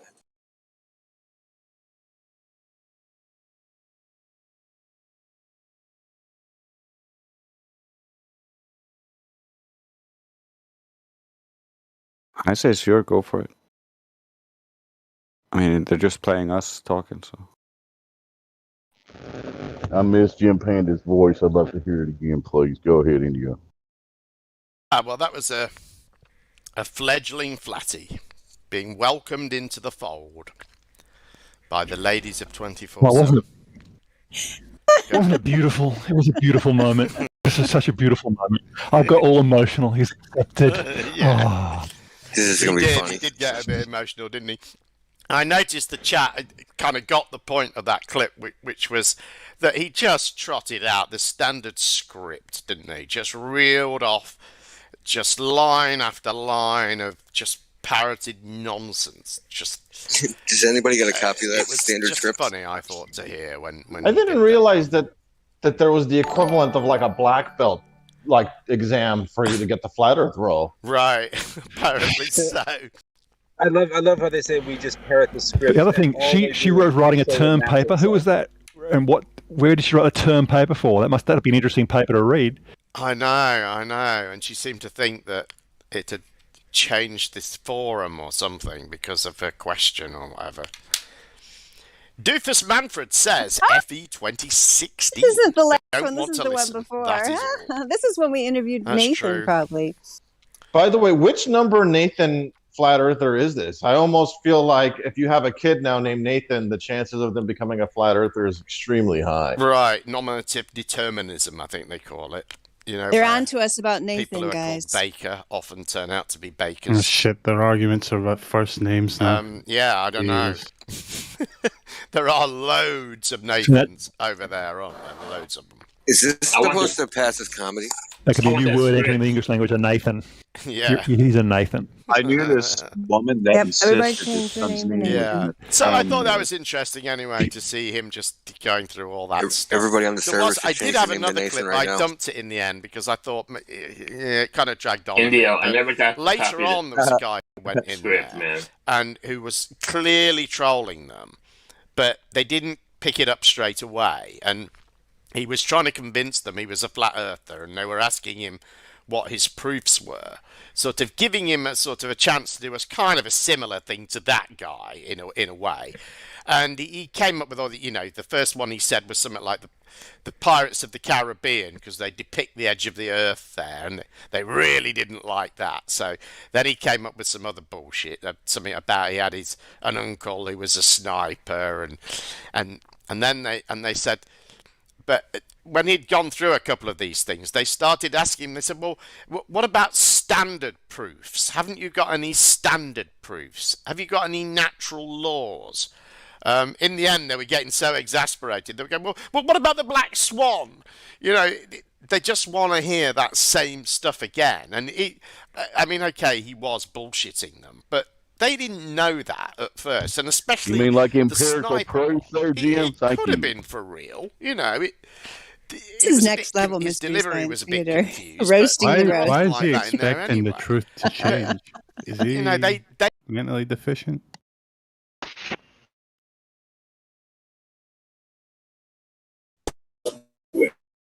Yeah, I muted it for a second. I want to see if it reaches the same place. This is to listen to. India, you're going to pretend you didn't know that they were going to roast me here. I just happened to drop in here, and this is what I get treated to. Hey guys. The closest they're going to get to having me in their server. So yeah, it's fine. I don't care. I don't care.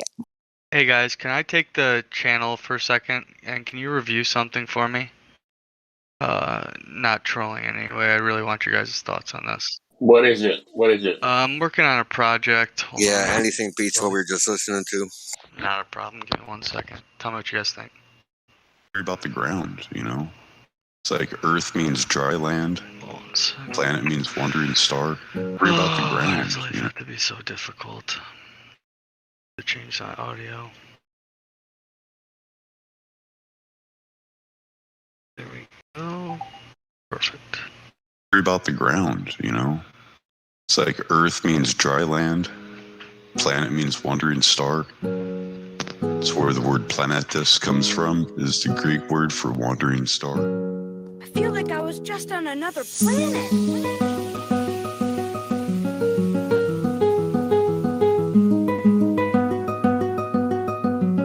If you're going to come in here and ask us about our opinions, all we're going to tell you is that we don't have opinions. What is playing? This is awesome. Let it play, man. Is what we can observe. Kill that shit. What we can prove. And we've done all this. And we can objectively say that we have tested in the earth. I thought somebody had a question. He was playing a video, and I guess that was his question. Oh. That was his musical rap. I approve. They did a compilation music of us talking. It sounded like, I could be wrong. Yeah, it sounded like the XO. Was that the XO in there? If it doesn't have Let's go to people from the server. India, it's not legit. It needs to have Indio. Your connection has issues right now, bud. I didn't hear what you said, and then you roboted.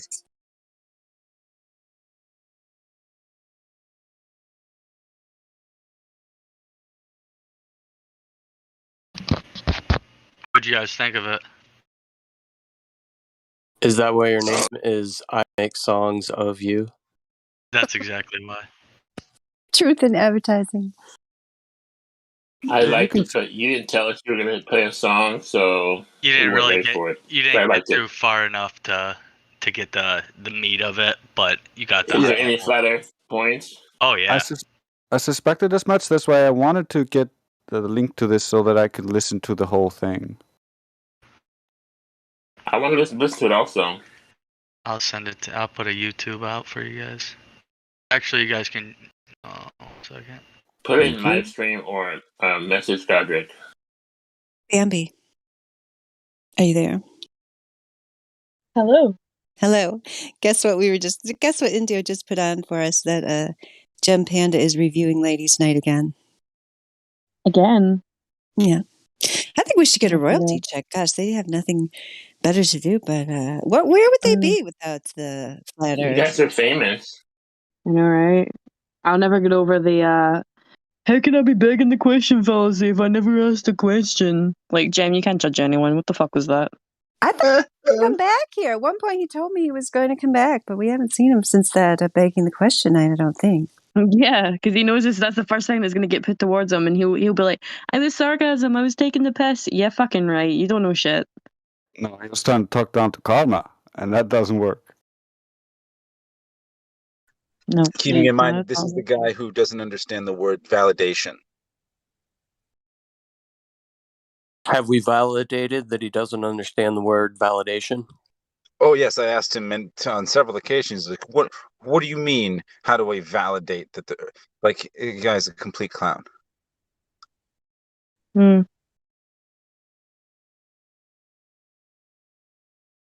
I mean, because he knows he can't actually validate his claims, he now goes on some tirade or some long-winded thing about how do we know what validation is and what is the definition of validation, all this bullshit.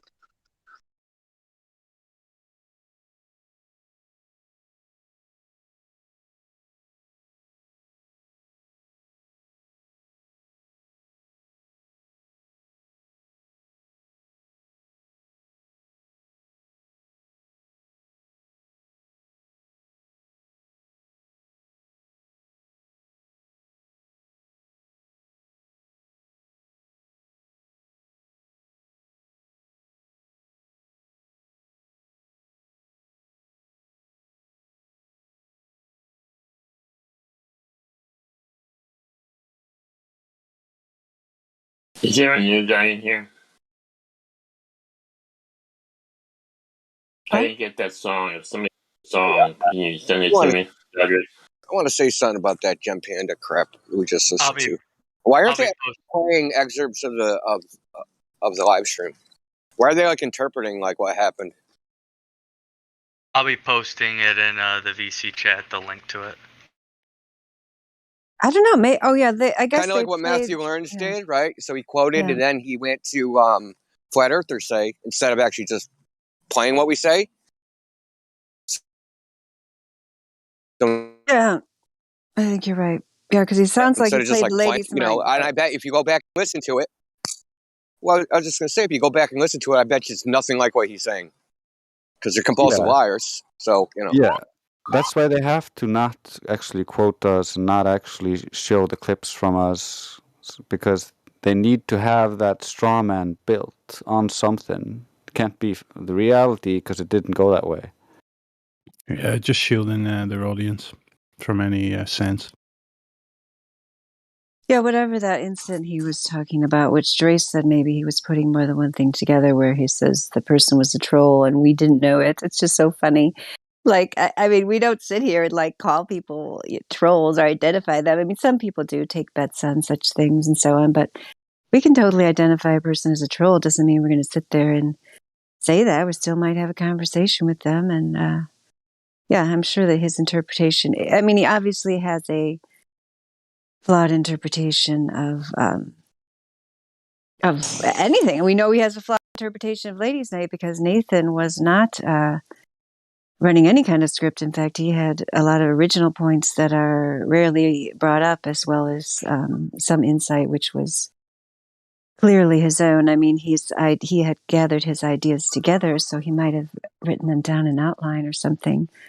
So it might have sounded like that to someone like Jam Panda that might not understand what it was that Nathan was trying to get across, but most certainly was propaganda original narrative. That's all that ideas. is, right? When they say that, that's really all that is. It's just a propaganda narrative they want to push. These guys are just saying scripted things. They're just really a bunch of dummies. But anybody can memorize a script, right? That's what they're trying to push, that idea. It's also when you write a speech and then you read it again, the speech is a script. Yeah, when I say 1 + 1 is 2, that's also a script. Yeah. Is it wrong? Do I got to say something else because I'm repeating 1 + 1 is 2 and everybody else said it too? It's such a silly. Ugh. I see it as projection. They're saying this stuff that I think that they do. So Yeah, I think you're right. It has a lot to do with projection because they are themselves following the script. Granted, they then paint outside the script when the script doesn't work, and then they parrot each other based on that stuff. So it starts to get a little convoluted when you actually dig into what their claims are.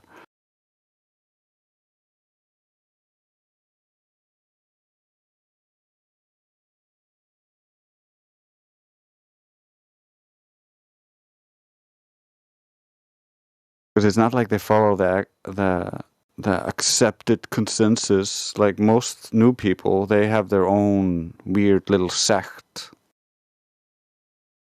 Who does?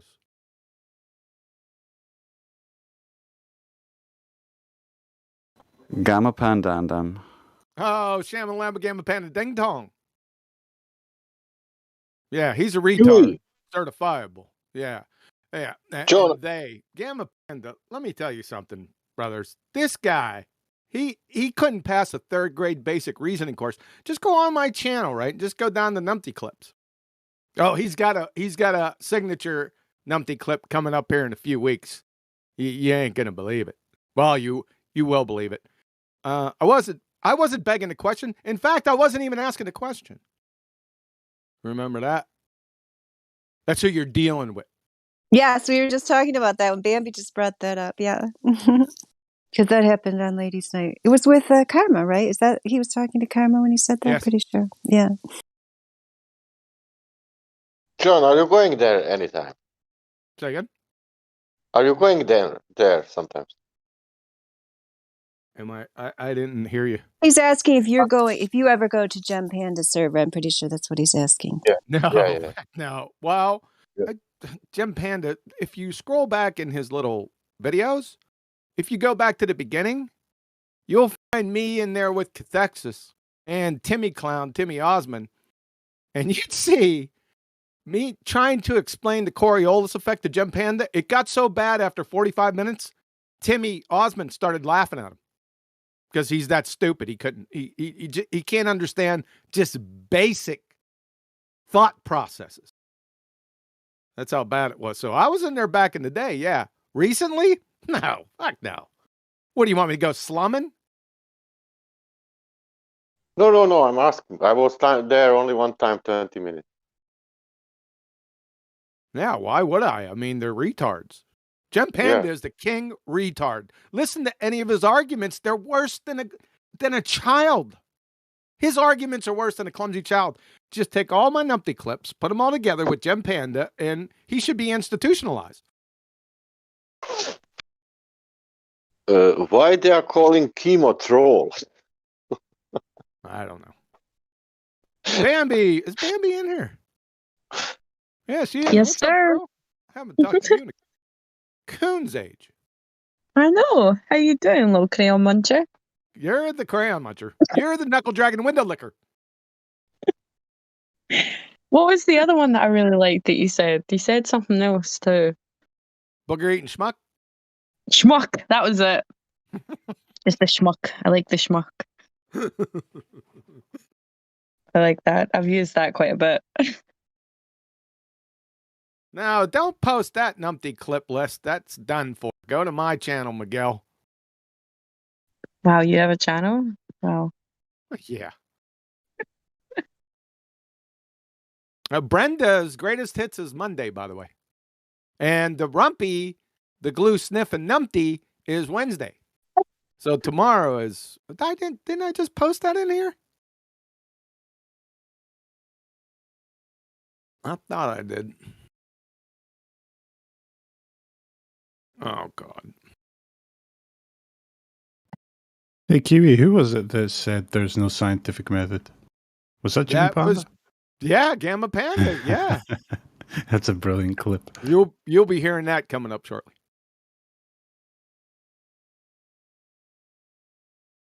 Where am I going?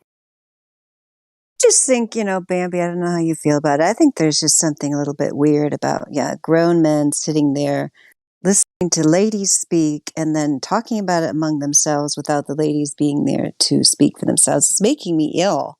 Like, I don't actually want to keep listening to it. It's just so weird that I happened to come in here because I, and then had to listen to that nonsense. I left that server for a reason. Like, it really makes me ill that they're sitting there. And then, they're sitting there commenting on us. It pisses me off. Come in here, Gem Panda. If any of your little spies that I know they will tell you, oh, they're over there talking about them. Yeah, go over here and talk to me to my face. Ask me about my term paper, Gem Panda. I'd be happy to tell you all about it. You can make fun of me over there, but you can't come over here and talk to me face to face like a man to a woman. You're going to make fun of me because I learned about this when I was working on my master's degree and writing a paper. And I found out that the footnote and the physics form were taken down. I didn't say I took it down. I didn't say it had anything to do with about my paper. I said the physics forum is probably embarrassed that they put something up there about how helicopters can't sit there and hover and wait for the Earth to turn because the atmosphere moves with the Earth, because their colleagues down down the hall in the physical geography and meteorology department might have a thing or two to say about it. I didn't say I made them take it down. So you stop making claims about me unless you're going to come in here and stand up like a man and talk to me like a man. So that you can't even handle a woman enough to come in and talk to her. You have to play recordings of us and then talk to your little guy buddies in your locker room about her and then put it out on YouTube. That's sick. You're a sick man. You better come in here and talk to me before you do that again. Take that thing down. You don't have any right to comment on me. It's quite funny that, I mean, you say that be a man about it. He's not a man. He's a crotch goblin, a literal crotch goblin. There is no man there. He's not going to be a man because it's not possible for him to be. He can't. Forgive me. Did you say crotch gobbler? Crotch goblin. That's a new one. Is that a Scottish thing? Yeah, I've been saying it recently. See now that I'm working and the place that I work, there's obviously the place that I work, there's obviously kids come through the door and adults and everything. And there's some specifically that are like screaming, they're pulling things off the shelves, they're like breaking shop stuff. I literally call them crotch goblins. That's what I call children. That are horrible little things that don't listen to their parents and are just rogue temper tantrum little bitches. I call them crotch goblins, and I feel like that applies to Jim Panda too. Oh yeah, that's him. You pinpointed him. Yeah, he'll start to scream, raise his voice right off the bat. Won't let you talk. He's the dumbest fucking guy out here. I have yet to. Well, is Brenda a guy? I'm not sure. It's between those two. And Bob Rooney, he's not far away. Yeah.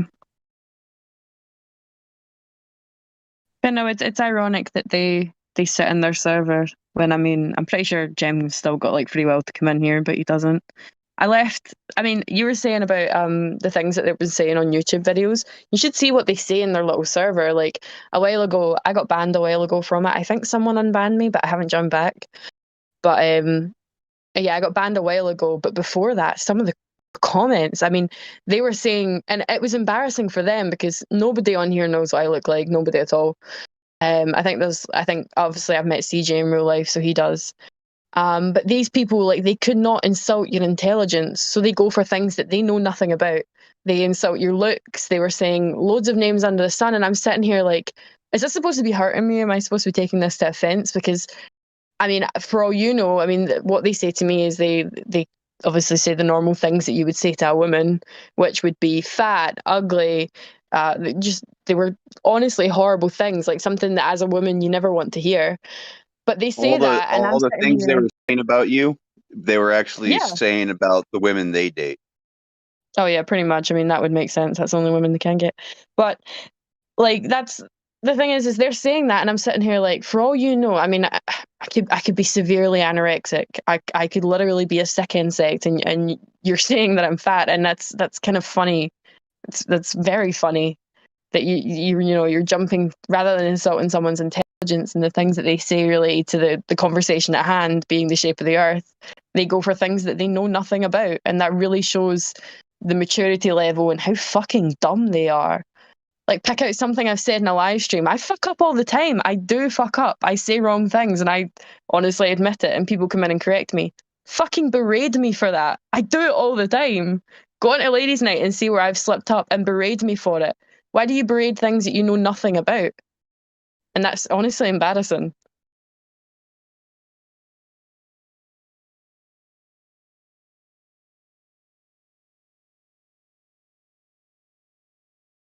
Yep.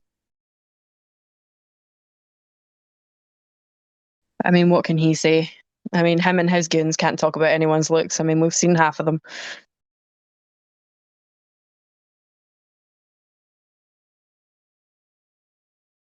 Wait, doesn't Jim Panda look like the penguin? That's him there. Yeah, he does. That's what Morvis just put up. Hence Yeah, the he crotch looks goblin part. At least I entertained Morvis. Holy fuck, he's got a hunchback.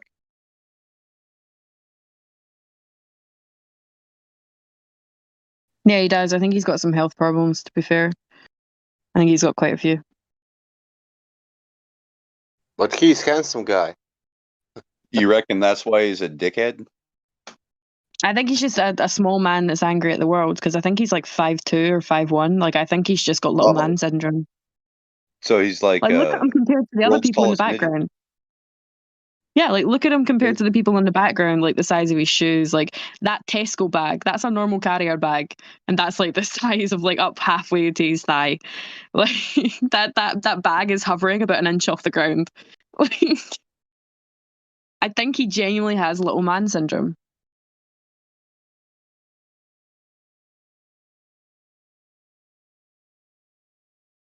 It's okay, Bonaparte. We will lie about you in the history books. Don't worry, Bonaparte. That's pretty much it. But what Morris says is right. I mean, it curves to the left. I mean, that's like the only curvature that's here is his back. That's kind of bad. I shouldn't joke about people's health, but I mean, the man asks for it. If he wants to come over here and discuss Holy the shit, is that like a actual tablet facts he's and got in his information, hand? I'd be happy Or to a discuss it phone? with him at any time. That's Is a that phone. a phone That or was a when he tablet? was. Yeah, Holy he was. shit. I'm pretty sure that's when he was following. I think it was Karen B. Someone correct me if I'm wrong. I'm pretty sure he was following some flat earthers at like a thing, and he was videoing them. Yeah. Oh, look, he's still on the server. Great. Okay. Jim Panda, you got something to say to me? Is that a good question to ask him? Yeah, just a second. Bambi, yeah, back in those days, they were also collecting information on children connected to flat earthers on his platform, by the way. Oh, yeah, I remember that. Yeah. Whoa, really? Fucking hell. Sick fucker.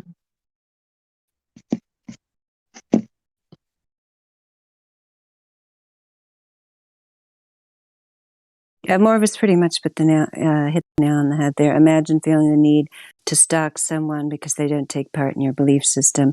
He's perfectly willing, and is perfectly welcome to, as are all the people in his server, to just enjoy your globe. You got, the whole media. You can just sit there all day long, watch globe pictures on your television or on your computer screen. What are we doing to you by sitting here questioning your fantasy globe model? If we're so out of it, why do you have to spend so much time countering us? It should be very easy for you to just return to your little fantasy globe bubble world and never ever think about the flat earth at all. I really don't know why they exist. Their server exists. I mean, all they have is obsessing over what flat earthers are doing, I guess. I mean, thank goodness I left that server and I never will go back there. There's zero reason to be there. They don't, like Quantum Eraser said, I mean, if they can't even understand the logical and intellectual arguments and take them apart in any kind of substantive way, but instead they have to just make these weird little claims about the people involved, then that's just a sad That's life. all they can do. This They character don't need, assassination. That's all they they don't do. need to That's all they do. protect the world from us. There is science, and NASA can protect the world from us. I'm curious, does anyone end up here from Gem Panda's server? I doubt it. Can't imagine. Oh, Jester in the lobby wants to know, Dandelion, so why is it so important to push flat earth, two-way road? Gosh, I don't know, Jester. Are you seeing me pushing flat earth? Who am I pushing it on? Give me the citation on that one. I'm here providing information and answering questions when people come to ask them. Ask it, I don't run around pushing it on anyone, I don't think. I don't really see much pushing going on at all. Kind of the Why opposite. Earth is pushing to be flat. Nothing being pushed here. I agree with Oh, that. Jester's in here. Yeah, okay, cool. Because he's talking to me in the lobby. He must not have the VC verified role. All right, well, let's just go ahead and unmute him. Hey, Jester. Did you hear my answer? Hello? Hello. Welcome to the server. Yeah. What's going on? I don't know. You guys think the Earth's flat? I have some questions. No, All I don't right, really let's have hear 'em. questions. You have Like, how many questions of or you you do guys, not have like, do questions? you Oh, he guys does believe have in, them. like, Okay, Q? let's hear them. You guys believe in Q as well? I'm sorry, you're going to have to repeat that one. Do we believe in what? Q. Okay, well let's go back. Okay, first we're going to parse that question. Do we believe in Q as well? That implies that flat Earth is a belief, which it is not. The fantasy globe model requires belief. Flat Earth is just accepting reality as it presents itself. Yes, we've gone out into this reality, and many of us have made observations that are impossible on a globe if it were matching this model in any way, shape, or form, which it's not. The radius of this alleged globe has been destroyed 27,000 ways from Sunday. So your fantasy globe model requires belief. Flat Earth is just an observation that is just the way things are in the real world, not on your screen. Q, I couldn't care less about any of that stuff. We don't really get heavy into politics in here. I don't know if anybody else wants to address the Q thing. I really don't want to. Yeah, look up Operation Trust. It happened 1921. Okay. It's the Q movement all over again. Is it ironic PSYOP. that Is it that ET? happened Are you saying exactly it's a 100 PSYOP, years ago? Joshua? Are you saying it's a PSYOP, Joshua? Yes. Yeah, I Yes, assume it's a PSYOP. I mean, of by the course. Freemasons. Yeah. It's a Anything, Freemasonic yeah. thing. Yeah. I mean, okay, he's going to make me comment on it, but Joshua, fine. Yeah. I mean, anything like that where you have people running around thinking they're James Bond because they went on the internet on some forum and found out the secret info from Q and now they know what's going to happen. I mean, come on. Yeah, it's a PSYOP. No doubt. Has any secret info come to fruition? Has anything happened at all? No. Yeah, that's the Nothing. question. Has Nothing's anything gonna. Flat Earth happened? isn't a psyop, It's though, just right? words right now. Nothing has happened. It's words. Flat Earth is not a PSYOP. Is that what you said, Jester? Who said that? That is a claim Yeah. that's made. Yes. Oh, great. Oh, this is great. You're from the so-called truth movement that says Flat Earth is a PSYOP to make the truth movement look bad. Wonderful, Jester. I love it. Yeah, that managed to keep me away from the actual scientific evidence that shows that there is no 8 inches per mile squared curvature rate of curvature increase found anywhere in this world, that there is absolutely zero evidence for the globe model. I'm kind of annoyed with these truth movement people who they did manage to keep me, some forums don't allow people to talk about flat earth because that exact reason. Oh yeah, flat earth is put out there to make the truth movement discredit it. That's the biggest psyop of all, to try to keep people from the only thing you actually can go out and find out for yourself. You can't go back to 9/11/01 and find out what did or did not, take down these towers. You can, see that the government conspiracy theory with the 19 men with box cutters is full of holes. I mean, the government conspiracy theory is nonsense. Discard it. Pointless. But you can't go back in time to find that out. Flat Earth, you can, if you care enough, you can go out and you can make an observation and you can find it out for yourself. So no, Flat Earth is not only not a PSYOP, it's a PSYOP to say Flat Earth is a PSYOP. So, but you have to actually look at the information. Who, would you like us to actually present the information to you? Because all of these things are just periphery. They're just, you need to Can see. you name one movement that was not hedged by intelligence agencies? I don't know, man. That's beyond my pay grade. The only one I can think of is the Millwright movement, the Lutheran movement. But those were all hedged by secret societies. So Yeah, what's the but we're difference not a between movement. We're secret just societies and intelligence? the truth. And what that Yeah. has with this server? That question. Yeah, Yeah, so it doesn't. Jester, Go ahead, BMB. I was just gonna say, Jester, what do you believe the Earth is? Like, what do you believe it to be? I don't know. Nobody knows. I think that it's whatever you want it to be, but Yeah, if you're on drugs, maybe. Nah, I'm not a drug person.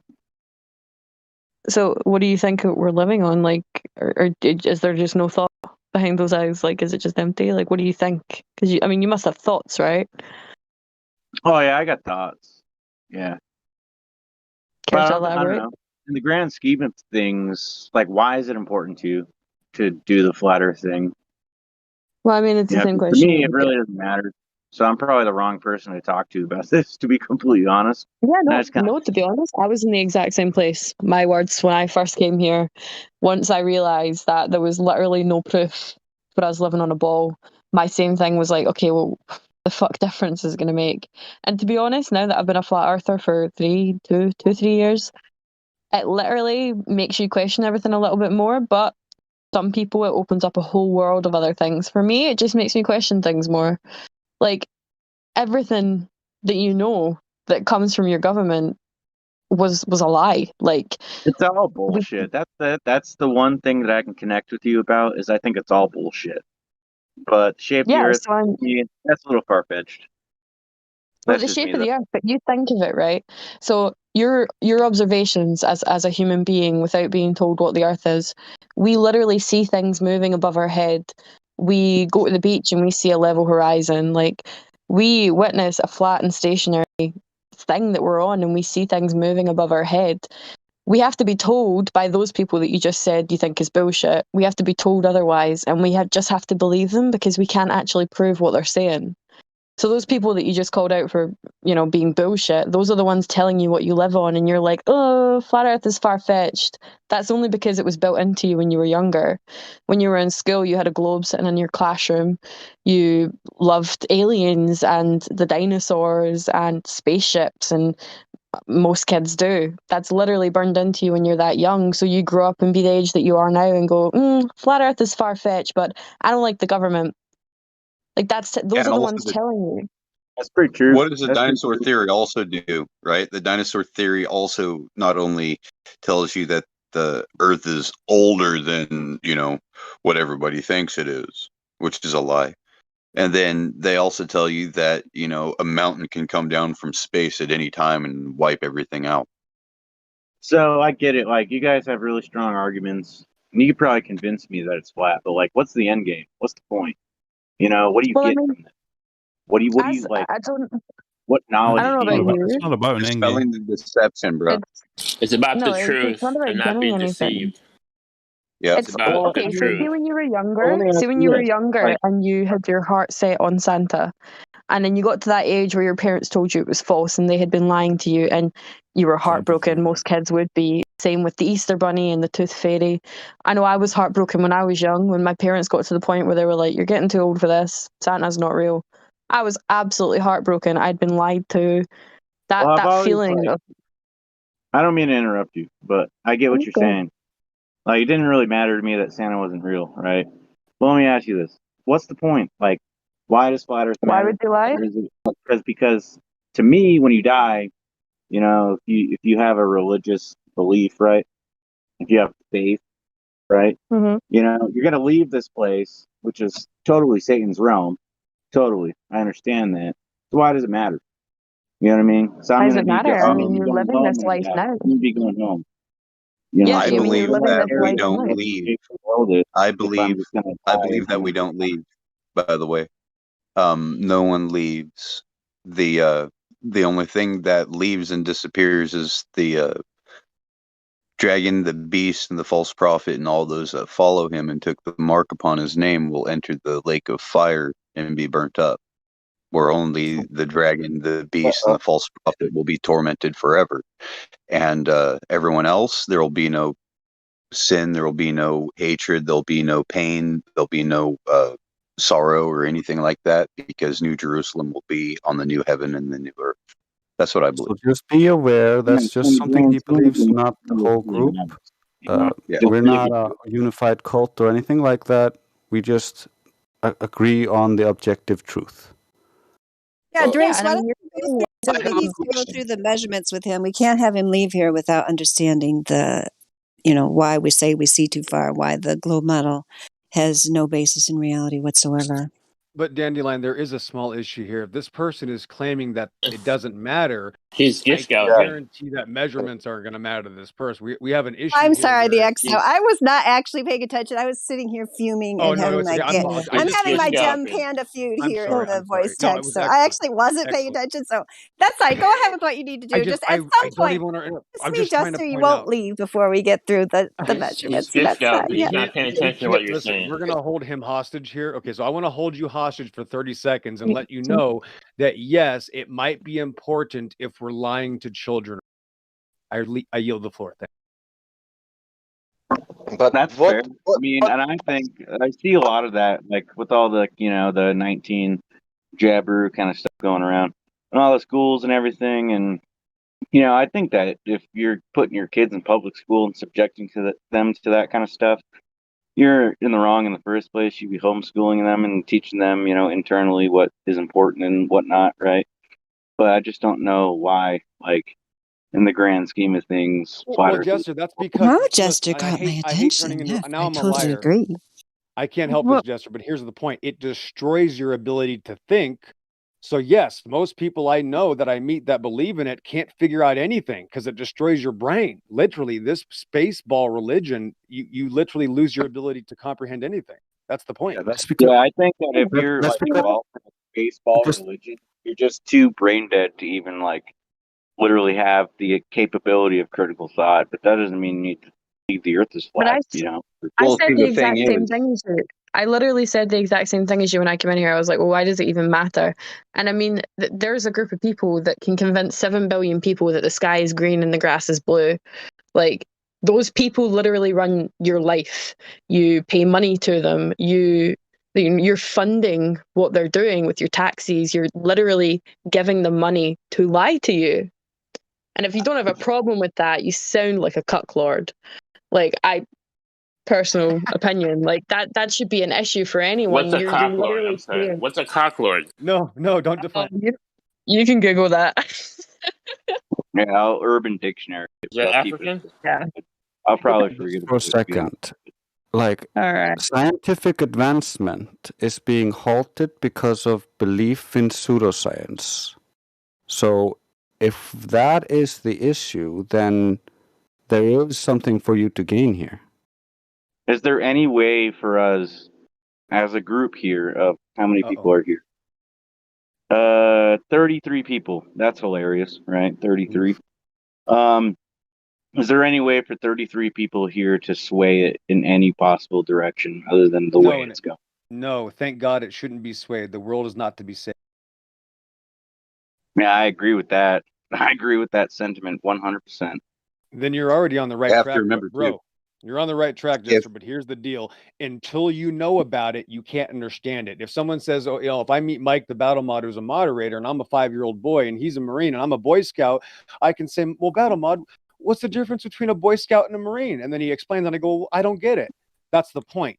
There's different levels to reality. If you believe in a magical spaceball religion, you literally can't understand anything. You can't explain up. You can't explain down. You can't explain the waters underneath the earth. And here's the biggest problem. Almost done. Here's the biggest problem. You can't explain the heavens above. Now you're told heavens don't exist. I think that might offend God. Just a hunch. Thanks. Yeah, but that's not where I'm at in my head. Yeah, it's not about a religious thing. Not everybody I mean, can be. we're already Not for everybody. assuming. Yeah, not everybody can be a special forces operator or a music Hang teacher on. or a If you race car believe in driver or a a spinning special ball, you don't know where you are. Yeah, you can't even make a claim. We had a great conversation. Can you hear me? Until I ruined it. We had a great conversation last night, and he summed it up. You need to heal yourself. Like, it's up to you, dude. Like, we can't heal you. You need to heal yourself. Yep. Okay, I promise I'll shut up. It's called Stockholm Syndrome. When we rescue people from their captors, sometimes they want to stay with them because they're so comfortable. It's a Yes. form of brain damage. It's literally Stockholm Syndrome. That's the satanic ritual we live under. The whole world is a lie. They're scared to leave. If I have a question, if that doesn't matter, what things are matter in life? Yeah, does it matter if your wife cheats on you and doesn't give you a reason? Like to know for lies him matter. I want to know for him what doesn't matter. What does matter? Interpersonality does matter to an extent, but there's more important. Like I think that's kind of low on the, what do you call it? Priority list. Wait, what's low? Wait, what's low, Jester? Whatever she was saying is like your wife cheating on you or whatever. Oh, like okay. Okay. All right. Fine. That's pretty low on Okay, the priority Yeah, list. so rather let's take it up a notch. So if your wife cheating on you and not explaining that to you is pretty low, what about the people who are taking your money or lying to you about what you live on? Like to let's shout out reasons why they might do that: for control, for money, for manipulation, for being a Right. human. Like that's what we do. Is So that you not an have issue to you? Those people are what doing you're that. what you're explaining right now is we all understand that you have this loaded gun pointed at your head. If you're the one who pulls the trigger, you're gonna go down, right? But the whole establishment isn't. There's nothing you can do against that. What do you I mean? understand that. Oh, okay. Jester, did you ever had a gun pointed in your head? Nah. I had it. Well, sorry. Not healthy. Glad you're still here. Yeah, and I didn't pull the trigger. I pulled my words, and I'm still here. Well, good for you, dude. Yeah, That's something to be proud of, man. That's the life when I thought that nobody was matter for me, but it was some people mattering about me. Only I didn't know, and they could not help me, of course. Yeah. I mean, the big change that comes from when For you see this example, is you notice. you can take now. Who cares for that Syrian people? I am living in UK. Doesn't matter. I don't care if they're dying there. Who fucking Okay, cares? so I got another question. So you guys being flat earthers, what does that do for you? Like, does it change your life on a day-to-day basis? Oh Is my that goodness. something that Listen, dude, you have to wake up in the morning, go to work, and feed your family. The only difference is you wake up in the morning, you know the earth is flat, and then you go to work and you feed your family. It's like you just sleep better at night. That's all. That Yeah, is the true. No, difference that would is be the your elect. Everybody's hold on. the thing about that question is everybody's answer is going to be different. I mean, you've asked a room of 20 plus flat everyone's. earthers, and Exactly. each Thank you. person has I mean, got a different reason. For if you some want us people, each it's to go a over, big it's a big life change, religious thing. It's a big for him. It's getting up and going to work with just the knowledge of you know what the world is, and you're better than them. You're smarter. You know you're not blind. You're not a sheep. Well, Like everybody in So, here will have a like, different. when you guys went through it and everything, did you feel like that you had some sort of like spiritual kind of awakening, or is there Absolutely. something No. that No, really like? I'll explain that. We're all different, right? Like she just explained. We're all very different. But yes, I love the fact that I can tell children about up and down. You can't. Nobody can unless you understand the plane of existence. There is no truth unless you understand that they've lied to you. I'm not trying to convince you of anything. I'm telling you to stop believing mass murderers that have put us in this position. It's a big deal. Not going to figure it out in 5 minutes. It's taken me 7 years, and I learn something new every day. Every But you see single the day. difference. Well, here's the The thing, difference right? between The me and thing him is Here, let Bam. Hold on. Let Bambi you're talk. Let Bambi talk. Let Bambi talk. Real quick. He's got a different voice. I'm just going to counter, like, not contradict what you're saying, but the difference is that's what he's went through, and that's he's noticed like up and down and a very religious, spiritual path. I didn't have that. I don't believe in any book that we know, any knowledge that we know. I just know that the earth is flat. I didn't have that spiritual awakening. We're not all the same person. It's not a cult. Some people go down a very spiritual, very religious road when it comes to flat earth. Some don't. Some literally just understand that had to be a creation of sort, not by a thing, not by a person. We don't know. There just has to be something, and the earth has to be flat. There's no That's if right. buts about it. Yeah, I just want to add one thing that I think most of us have in common, and that's it helps take away some of the fear that comes with the base programming, because there's always this thing on the TV that's asking you to be afraid of something, but when you know the truth, that thing just is so fake. You can see through most of that stuff, and you know it's nothing to be afraid of. Yeah, I want to acknowledge Miguel Sosa. He sent me this little picture here. Well, the top one, that's obviously, what do you call it? Fisheye lens. And I don't know what that thing is on the bottom, but you know, like you don't have to be a flat earther to understand that there's a lot of deception going on in the world. On the bottom, it's a balloon, air balloon photo. Hold on, Sasha, but let him finish because I want to hear what he had to say. Go ahead and try to finish that sentence again. Okay, so I was saying, yeah, that top one's obviously a doctored image, right? But then anyone can show you something, right? But it doesn't have to be what you guys say is true, right?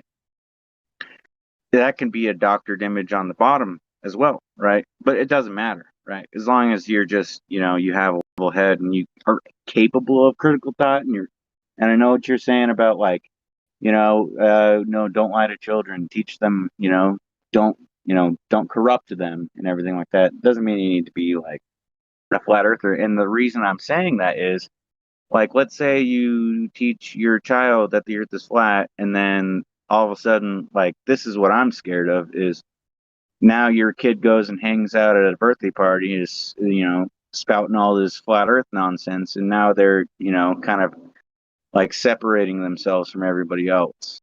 That It's would be a good important thing. to you. Yeah, it's that'd a be a cost good of thing. doing business in Like, this world, Jester.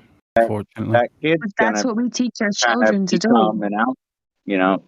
Yes. But Not why do we teach our necessarily. children to do Yep. that? Why do other children ostracize someone who's questioning something? That's just how What they parents act. are out there teaching their child to ostracize someone for believing something different? That's just the nature of kids. Kids are the worst. Yeah, Kids are no, the but worst. it's a group mentality. It's a gang It's not the mentality nature because of kids. if it was a split down the middle, it would be fine. They wouldn't bully each other. It would just be, oh, well, they have one belief. But it's the fact that one of them, and it's so extreme from what they're taught because they love their spaceships and they love their rockets. And how dare you take that away from a child? Rockets. They're just, they're just doing what they do. And you have someone who's out there like completely different from everybody else, and now they're like the great word ostracized. Yeah, they're blessed. Now I they're blessed. They're wouldn't not, wanna, but like, that's the thing, Jester. That's called being blessed. That's what happened to me. I was different as a kid, and I ended up in a whole different level from all those kids that I knew that are still brain dead zombies. So thank God I was different. Yeah, that's the best thing. So they're not going to get ostracized. It depends. You can't generalize that completely. It depends very much on the environment and on how the kid deals with it himself. So if you teach him how to interact in social situations and how to overcome that, then that's not going to be a problem. But if he's just left to fend for himself and not helped have logical, consistent, and good ways to disarm the negativity that might come his way, then yeah, he might have a hard time. How about to teach first adults and they will arrive to kids in the future? Let's clean this first with adults and then we will speak with kids. Then we'll resolve problem with adults. Because adults would Right. adults Does would that make sense? Let me just say, does that make sense? You're saying, should I not teach my child the truth because they might be made fun of? Because I look at that exact opposite. My No, child's going to get stronger. Yeah, you can teach him the truth, but you can also teach him that he doesn't need to go about trying to teach all other people about it because that's going to come later. Yeah, that's true. Yeah. That's true. Yeah. Another thing to consider, Jester, is if the great mass of people didn't already just automatically ostracize people for having different beliefs in them, then this argument would have been over 7 years ago, and the entire world would know the Earth is flat. Well, and you wouldn't be sending your children away to get ostracized. Listen, how is this dangerous?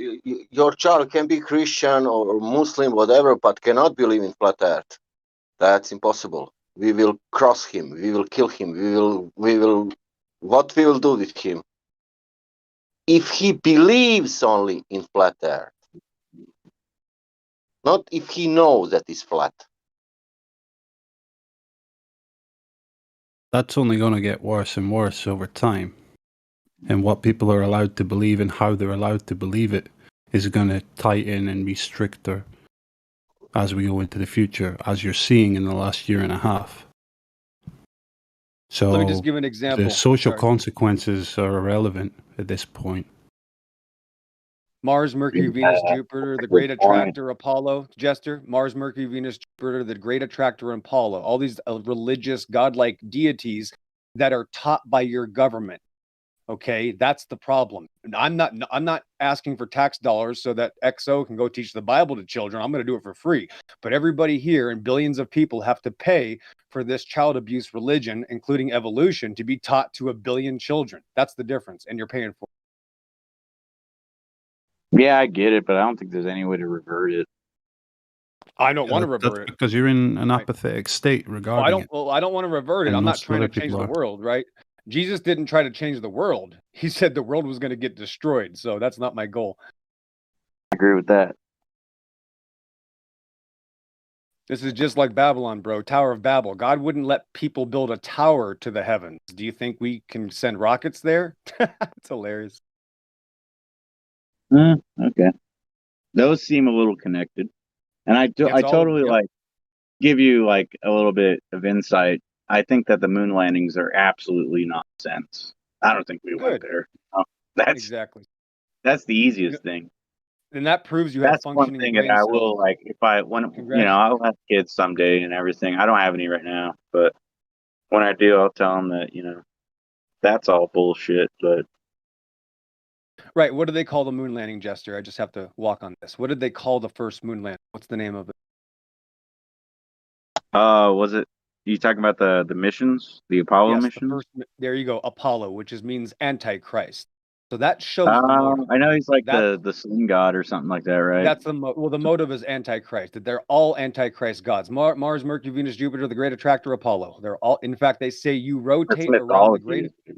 Right, you rotate around the great attractor. The great attractor is another name for Satan. So it's no longer heliocentric, Satan-centric. Thanks. Oh yeah, no, I totally. It's called agree the with Earth, that. dumbass. Yeah, it's Earth. Yeah, no, this is the realm of Satan, man. This guy, yeah, he's terrible. Right? That's why when I die, I know I'm going home. Because of that matters. Right? It matter, right? Does it matter when I go to Goodwill and I give him a $20 bill? Hey, Sasha, I go to Goodwill, I gave him a $20 bill. It was only $17. I want to make sure I get my $3 back. That's when truth matters, right? Well, yeah. Right. So the simulation ends as soon as we go to Goodwill. Isn't that amazing?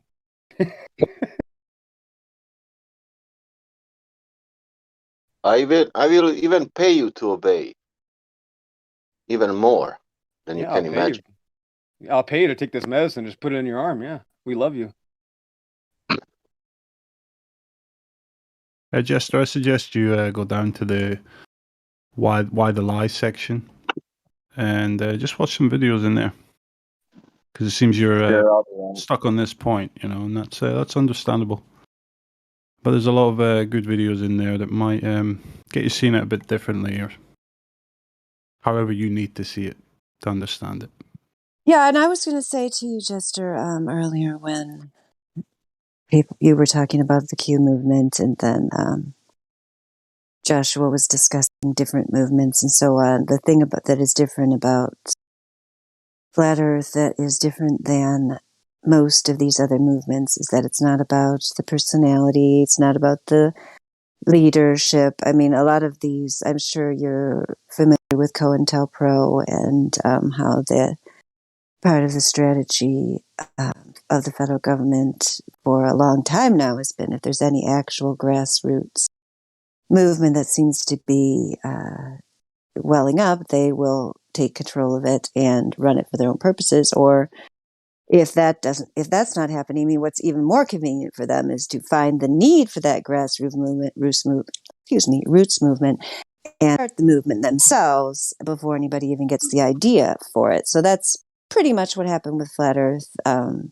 Since we just VC verified you here in the live stream, we didn't go through the normal BC verification process where we talk about the Flat Earth Society and how the Flat Earth Society is not proponents of Flat Earth. They do not represent what actual Flat Earth researchers put out to the world.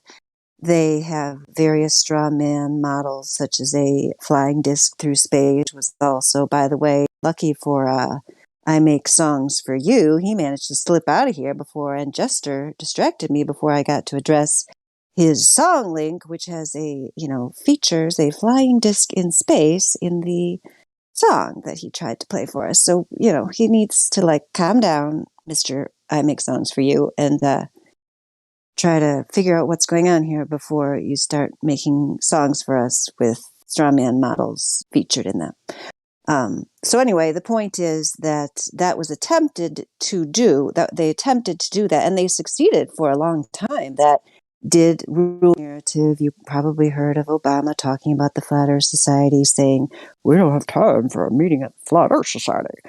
And so people thought, oh, Flat Earth Society represents Flat Earth. There's the official Flat Earth movement. Oh, look at those silly people talking about a disc flying through space and all the other silliness. And not only do they say that, because that's where I first went when I was doing my research paper. I went to their forum because I thought that's the official place to go. They not only have that model, they argue about other models. Like they have little factions that argue about the exact model of what the Earth looks like. No, I think it's like this. No, it's definitely this. And that is what they do. So but what's happened with the more, I guess I would call it, natural Flat Earth movement? I don't even know what you want to call it, just spontaneous or actual grassroots Flat Earth movement, which, many of the people in this Discord would be part of that, as well as many people on YouTube, is that it is a true grassroots movement in that we do not have a leader who, and we don't have, official dogma of it's definitely this way. We agree that the globe model is a failure. We agree the Earth is flat and stationary just as it appears. And people have their own ideas about, what it might be. We aren't allowed to explore the outer reaches due to the Antarctic Treaty and so on. So nobody here is going to tell you, oh, the Earth is definitely like this. Here's exactly what it looks like. We speculate about things, and we might, people might carry out experiments that have to do with the magnetic field or the nature of moonlight versus the nature of sunlight, and or the observations and laser tests that we've carried out to demonstrate the failure of the globe model. But we are not a top-down organization because, like I told you before, anyone can go out and do one of these observations for themselves and find it out. We have people who are leaders in the movement, like Quantum Eraser, who was in here earlier. We call him a leader of the movement. Indio's a leader in the movement, a leader of the server, and so on. Witsit, who is in our server, is a leader for sure. We have many leaders. But any one of them is not the, kingpin of the movement, that everyone's following, and so we just have people who share ideas, and some people are better at presenting and making things into videos and so on. And Witsit goes around the country, and he spoke at the NBA finals, and now he's speaking at some other sporting event out there on the West Coast. And we have people who are good at speaking, but that's not the only thing that makes a movement work. We have a lot of people on the ground, especially in our server, who just, quietly work behind the scenes, or, people make music about the flat earth, or art about the flat earth, or they do research, or, they just come on here and answer questions if somebody like yourself comes in and's got questions about it. So the point being that this movement is not going to be co-opted or, destroyed from within. Chaos can be created, from within, but that's normal for any human endeavor.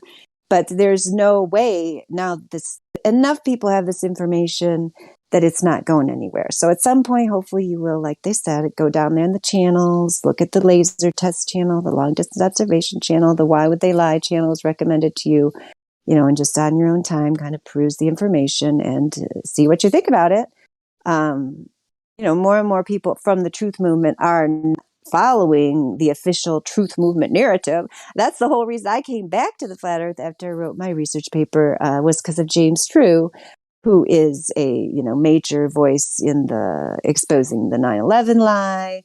I originally started listening to his interviews because he was talking about the Notre Dame fire back in 2019, and he wrote a bunch of books and so on. But he, on the side, is a flat earther, and I think you'll just find that more common now. It's not taboo like it used to be. I'm sure some like people who are still kind of stuck in the past, like I guess probably Alex Jones still claims that the Earth is a globe, right? I would assume, but like people who are really, really willing to follow the truth where it leads, they end up realizing that, NASA lied about the moon landings. They're a fraudulent organization. It's not too difficult to examine their, operations a little bit further and see it's a complete science fiction organization. All they do is put out bad science fiction with a gigantic budget, but put out science fiction that's way worse than anything you see in Hollywood. That looks like a sixth grader put it together with their animation project, half their stuff. And they write on their website, tell you that they designed the image of the Earth. So it's just a matter, Jester, of whether you are willing to follow the truth where it leads. And it's, and that it's just set emotion aside and examine the evidence and, decide for yourself. That's all we ask here, right, guys? I'll see it. I agree. Well said. Thank you. What'd you say, Jester? I didn't hear what you said. I said, show me it. What do you got? Let me see it. Okay, yeah. Well, can you see the live stream voice text there? Oh, Truth Prevails is here. Hi, Truth Prevails. Hello. I came in at a good time. That was a really good speech. I don't even want to call it a speech, but yeah, I guess kind of. Oh, you missed my speech earlier about Gem Panda. You really would have liked that one, but we could tell you about that one later. Anyway, all right. We're talking to Jester. We're going to show him the Black Swan. Do you see Jester in the live stream voice text that image there of the two oil rigs? Black Swan. Yeah, you do see it? Want me to read it to you, or? Yeah, why don't you read it? Good idea. Holy shnikes. This is going to leave a mark, okay? If P, then Q, not Q, therefore not P. I don't know what that means. If the Earth is a sphere with a radius of 3,959 miles, P, then every horizon distance measurement must be no more than 1.225 times square root of observer's height in feet, Q, geometric horizon curve calculators. Not Q. None of this makes sense. None of this makes sense. Well, I can understand that. Yes, because the first time looking at it, it looks like just a bunch of math stuff. But basically, what it's telling you there, and I actually prefer myself the 8 inches per mile squared, like the original thing. But this is fine. This basically what it's telling you there is because they tell us how big this sphere is. Oh, looking Truth Prevails. Put the curve chart up there so we could talk about that one too. But this picture of the oil rigs, that image. Because they tell you the radius of the sphere that we supposedly live on is 3,959 miles, you could take that number and test it. Because if we were on a globe of of those dimensions, then as you were standing on that sphere, objects would disappear from your view around the curve, right?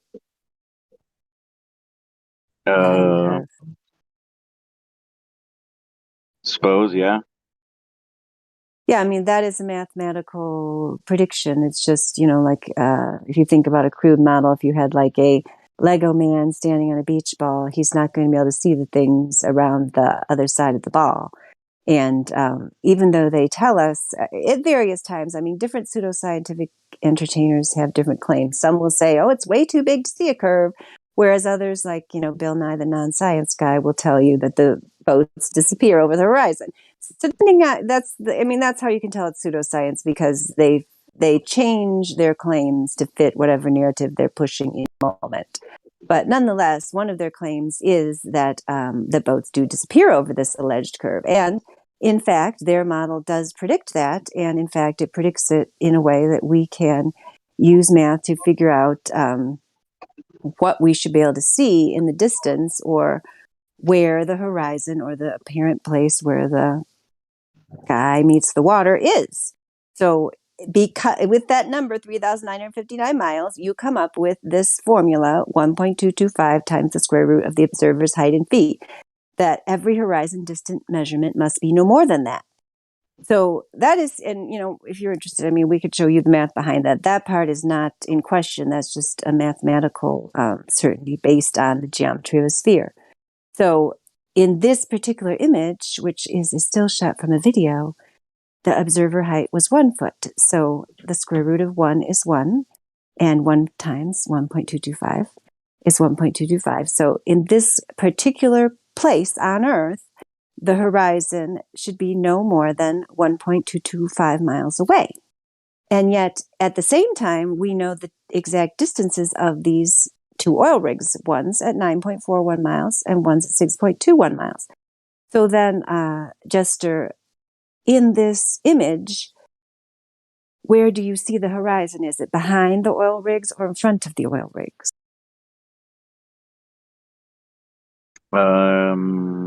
It's behind it. The line is behind it. Yeah, absolutely. The horizon, the apparent place where the sky meets the water, is definitely behind. I mean, it would have to be if it was. So this is one of those situations, and I didn't mean to cut you off, but this is one of those situations where, like, we can doctor images, right? We can doctor them to what we're trying to. I don't know if that's the right way to say it, You but can go out and make this observation for You yourself. can do it yourself, yeah. You can go. We've all done our own observations here, and the black swan is only one So that do you know who needs to took be that done. picture? Do you know Yes, who we took do. that picture of the oil rigs? We have the video of it as well. Yes, we do. Is So it the someone person in? that went out there and did it, he did it on a perfect day. It was beautiful. And weather does take a part in some aspects, okay? But it's the fact that he was only 1 foot off the ground, okay? And you can see more than 1.225 miles away. If you can see more than 1.225 miles away, you do not have a curvature at 1.25. So that ends the story of the globe measurements. Because at the globe, if you're off 1 foot of a globe that's measured at the reference is 3959 radius. If you are 1 foot off of that, you should not be able to see anywhere past 1.225 miles. Anywhere. Yet we can show the black swan, and we only need one picture. That's why it's called the black swan. We don't need any other pictures. Because once it shows you that, it ends the measurements. Do you understand the argument now? Can someone explain the actual black swan argument to him? Okay. Uh-oh. Yeah, I mean, you mean the reason why it's called the black swan? Yeah, the reason. Yeah, that is a good thing to explain. We should have started with that, Jester. Yeah, I'm a little bit rusty. But yeah, the reason why this is called a black swan argument is because if you, in your life, starting out, had only seen white swans, and someone said to you, all swans are white, as a child or so on, you might think that that was true, that all swans are white, because most swans you see are. However, once you have seen a black swan, which does exist, and I've seen them with my own eyes, I think I was about 17 when I first saw one, then I will know this statement, all swans are white, is false. And so that is the same with the falsification of the globe model. So like you asked, how do I know this image is accurate? And the guys explain different reasons. I mean, where we can show you the source from the video, it's been repeated and so on. You could go out and do it yourself. But that's just one black swan image. There's many, many. I mean, we have a whole wiki dedicated to different observations. Each one of them is a black swan that destroys the globe model. If you call the globe model the white swan, if you say every horizon distance must be no more than 1.225 times the square root of the observer's height, then every single one of these is a black swan, including the one that I've seen, which is Chicago across Lake Michigan. What were you going to say? So why is it 1.225 times the square root of a foot? I think that's in the meme that Truth Prevails put up there. Is it in that one? That is because the one that I Maybe read. not. it is 1.22 because of the size of the globe in their claim. Yeah, so when a ball, I don't know if I'm loud enough. When a ball curves at that rate, it would have.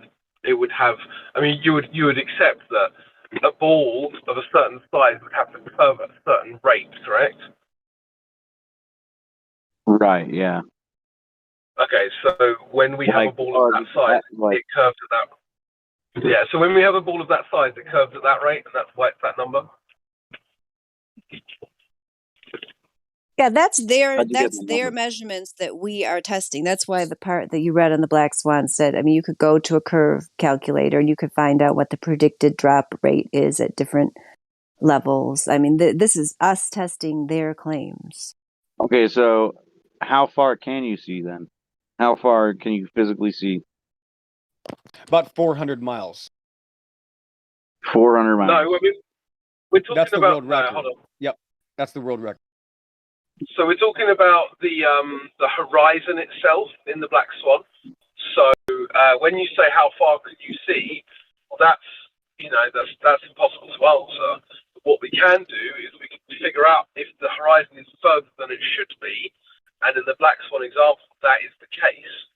So then the globe model is falsified at that point, right? So it would be like if someone says to you, the water is cold, and then you go and measure the temperature with a thermometer, and you know that it objectively is not cold because you put a thermometer in, right? This is the same. We know objectively that it isn't what they say it is. It could be anything else, but it isn't a globe of 3959. It can't be.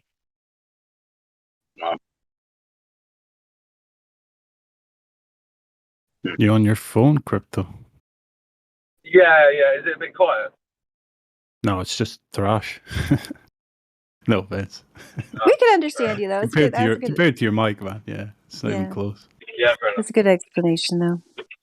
Yeah. All right.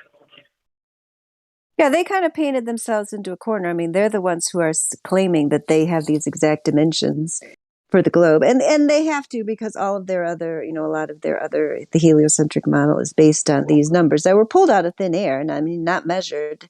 The radius of 3,959 miles was not measured. So we're just testing this claim that they've made based on nothing and finding that it's false. All right.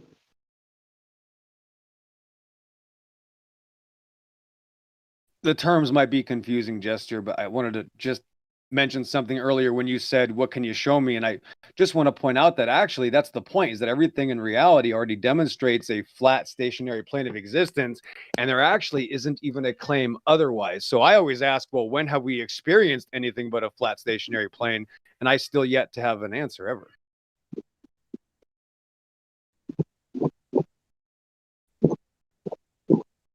Yeah, it's a little weird. Right. So I can teach people that they can trust their eyes, and there are these people on TV that say you can't trust your eyes. So how easy is I don't that? trust anybody on TV. I don't want to get twisted. And here's that's the where thing. this religion came from. Go. I just wanted to add that it's not just a little off. Okay. Just in that one observation, it's more than 10 times the distance. Okay. And then there's other observations, hundreds of observations where it's even further than that. So it's not even a little further than it should be, but it can never be further, right? Never. It can be shorter, but it can never be further. But it's not just it's a little further. It's more in that one observation, just that one observation, 1 foot off the ground. It's more than 10 times further. All right. Yeah, I get it. No, I get it. I understand that. Yeah, because 1.22 times 10. Yeah. Okay. And Well, there's also a- understand that the vast majority of us here don't just necessarily take the pictures or videos that we see as pure evidence. We've gone out and actually tested this for ourselves in real life.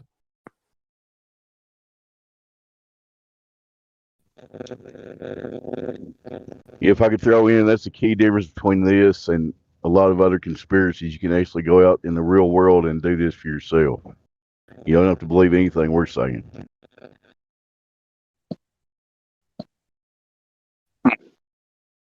Okay.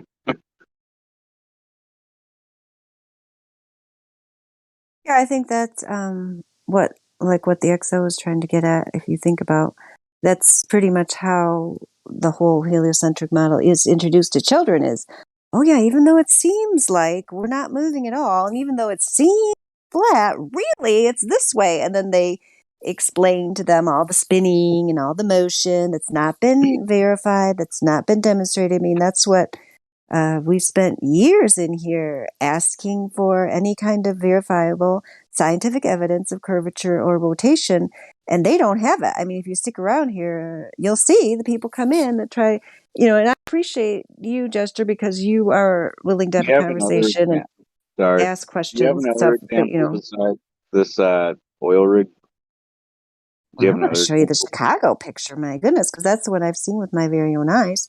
You can see Chicago across Lake Michigan, and you should Is not that where be you're able from? to. Is that where you're from? I'm from across the lake, in Michigan, and my whole life growing up in Michigan, I saw it on more than one occasion. And I did give So you how far away is that? How it's far away is 52. This particular photograph was taken by Joshua Nowicki 52 miles away. So, according to those different charts that we showed you, according to the geometry of this alleged sphere, the entire city skyline of Chicago should be hidden behind over 1,800 feet of curvature, and you can So why can't you see the see the whole bottom? thing. Well, it's not so important why you can't see the bottom is that you can see the top, but there's many reasons why. I mean, okay, so here we go. Curvature is not a demonstrable reason for objects to be obscured, but there are many other reasons why your vision is not perfect and objects are obscured. There's perspective, there's weather conditions, there's different kind of optical effects in the water. I don't know. I mean, why on that particular day, I can't answer it. That's why it was, but it could be one of those three reasons I just told you. But the important thing is why you can see the top when you shouldn't see anything at all. Yeah, and they'll try to say it's a mirage, even though it's not upside down. And who was it? Rob Skiba got in a boat and he kept it in view, and he traveled from one side to the other, never lost view of it. So it obviously was not, wasn't. Real quick, Jester, I'm just going to give him an example real quick. Do you see the video that I put in the VC chat and I tagged your name in it, Jester? Do you see that? Which one? It should say Mount Rainier on it. Let me just check my title. I have so many. Yeah, I forget. Mount So Rainier. it's right there. Yeah, it's 35 minutes after the hour. Seattle, Mount Rainier, back and to the left. Do you see that? Yeah. Can you click the video? It's only 30 seconds long. I just want you to take me through it and tell me what you can see real quick, and then I just want to point some things out. Can you do that real quick? Is that possible? Yeah, well, they're on a ferry. Good.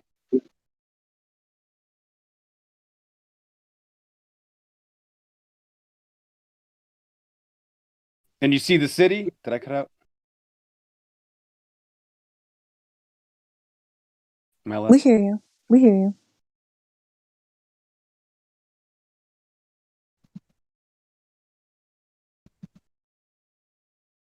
Did I lose? Okay, so what does that mean? What Okay, is so it? What are you doing? Obviously the cat on the right is not the main focal point. I'm just trying to show you the reference frame. There's water obviously to the right of the ferry as well. I look south to the city. That's Seattle. You can see the city, right? Try to pause it. It'd be easier if just pause it as soon as I get that long shot. I think it's like 25 seconds. But do you see the city, Jester? Yeah. Okay, so do you have, just out of curiosity, this is hard to, and there's no such thing as anybody guessing this. I can't guess it, but can you give me a guess at how far the city might be away? Just there's no wrong answer. Yeah, maybe 20 miles or something like that. Excellent, very close. Now, do you notice that there's a mountain to the right of the city that's much farther away? That's Mount Rainier. It's hard to see because there's so much atmospheric or atmos interference, right? There's so many particulates, right, on the west coast that's harder to see the mountain on the right, but no one's ever said they can't see it. Can you see it? Yeah, I used to live over there. There you go. So you I know know what you're exactly what talking I'm about. talking about. Right. So the city is a little over 15 miles away. So the city is actually much farther than the Black Swan oil rig. Here's the issue. The mountain is 4 times farther away. The mountain is 70 miles away, and the base of the mountain is higher than the base of the city. It should be 8,000 feet lower. And then at my point of view, the base of the mountain has to be much lower than the city. In the photo, it's actually higher than the base of the city. And this is just one observation out of thousands, and none of this is possible in a ball. It's at such a great distance that the tilt of the mountain would be a full degree of the Earth's curvature. It would be pointing away from me, and over half of it would be missing. So there isn't even an observation that has ever experienced a curved Earth. And this just one simple example absolutely annihilates the possibility. Yeah, notice how much diffusion there is on that mountain as well. The light cannot travel forever through the air, so depending on conditions, you can't see forever. Again, point being, the base of the mountain is higher than the city. That's only possible on a flat plane. Absolute world killer. Yeah, that doesn't surprise me. Doesn't surprise me at all, actually. That's kind of fucking.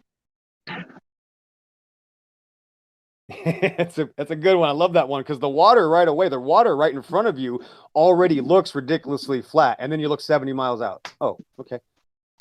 Yeah, I used to live in Wilsonville, and I used to be able to see Mount Hood from my fucking. I had an apartment there, as a balcony and everything. I never thought about it. Exactly. I did the same thing for years, bruh. We see these things our whole life. We never realize it absolutely destroys what they've taught us. Yep. Wonder how.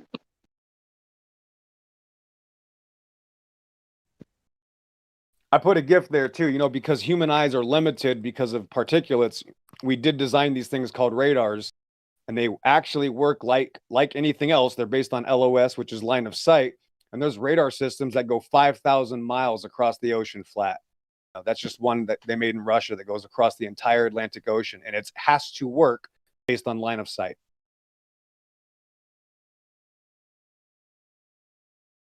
Yeah, that's kind of crazy.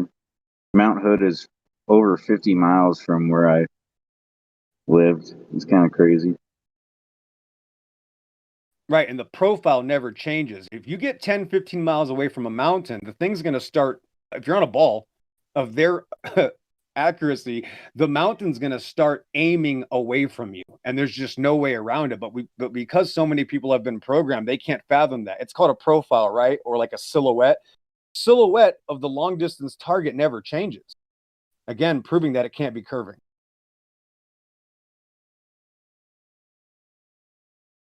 Yeah, and I think sometimes it just takes time. Like we're presenting with this, and you can definitely, it can just be logically and intellectually refuted, the globe model, but because we all grew up with it, like it takes a little longer to just kind of let it sink in because and then you come to realize, gosh, I really haven't ever seen any evidence. I really am just relying on these organizations that we already know are full of it, that are completely, have trashed their reputation. Do not tell the truth. The government, the space agencies, and so on.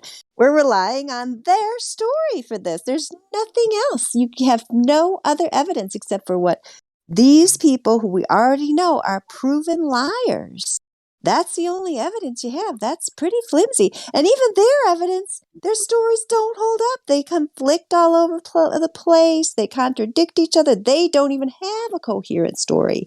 So we're not only we have to rely on that these liars are telling us the truth, and that somehow you can, reconcile conflicting stories that do not mesh with each other. So it's just on its face, there's not even a believable story there because someone is lying about something. Whether it's Bob Gardner when he was in the cockpit and the horizon was flat. I could show you a meme of that, an image of that, or when he jumped out and the curvature of the earth takes up most of New Mexico.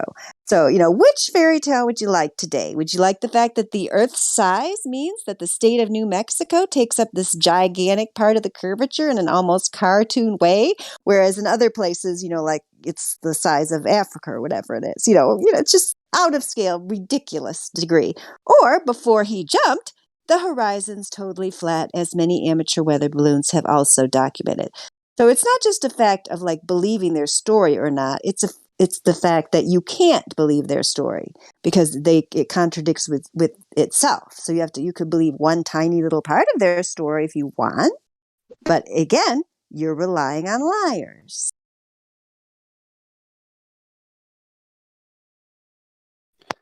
I just have to say this on top of that, because we were talking about the overwhelming amount of information, Dandelion, but I want Jester to know that I'm not asking him to make a claim. In fact, I don't want him to say anything about what he believes because I don't believe anybody's ready to start making claims the first couple of days they look into this topic. Even if it's been a couple of weeks, sometimes it takes people several months because it's not about evidence. It's about the emotion that we've been built in with. We've been taught something, and it has nothing to do with evidence because there is no evidence against this plane of existence being real. We live on a plane under the heavens. That's what everybody experiences. Those are, of course, terms that I use. The problem is that when somebody comes in here, such as yourself, but they start saying, oh, okay, the earth's flat, that's when I get worried, when they just start thinking the earth's flat right away, because that means they're not putting any thought into it. And I literally tell people, you got to put some time into this first. It's not just a light switch. So I'm not going to ask you what your opinion is or what you think about it, Jester, but I definitely will try to help you out and answer your questions. But if anybody tries to pressure you and say, well, the earth's flat now, right? Well, then they're wrong, right? So there's no pressure from most of us. We don't treat people like that. We're not saying that you have to do anything, but these people will help you understand reality. That I can. Yeah. Yeah, and some people earlier gave you some links. I was just going to say to the long distance observation and laser test channels. Hopefully you saw that. What were you going to say, Drace? Yeah, I was just going to say some people might come off as like Exo was saying, but that's because for some people it clicked instantly for them, so they might think it clicks instantly for others. Just don't take it too personally. No, I'm not taking this personally. It's an interesting subject, that's for sure. Yeah, you sound Very pretty interesting. level-headed. What made you originally figure out that the moon landings didn't happen? Moon landing, that shit's fucking nonsense.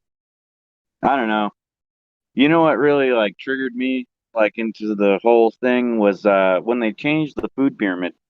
And the food pyramid is really what kind of set me off, because they were trying to tell you to eat 8 to 12 servings of freaking bread and shit like that. And I'm just thinking and I was a little kid, and so I'm like, none of that makes any sense. And then they changed it. They completely changed the shape and everything to where it was and then as I grew up, I experienced or experimented with different types of diets and crap like that, like keto diet and all that stuff. And then I found out that these corporations that sell look at any vending machine in the world, right? Either have sugar water or salty snacks and all that kind of shit, and who knows how much it costs them to produce that kind of stuff. Probably nothing. And they'll sell it to you at 1,000%, and it all just plays too well into their pockets. You know what I mean? The food pyramid is really what kind of set me off on that one. And after that, the dominoes kind of just started lining up. But the flat Earth thing, I don't know. It's an interesting topic. Not a hater. Hey, Hey, well, God bless you, bro. But here's the other thing is that I like to sometimes tell people it's not for everybody.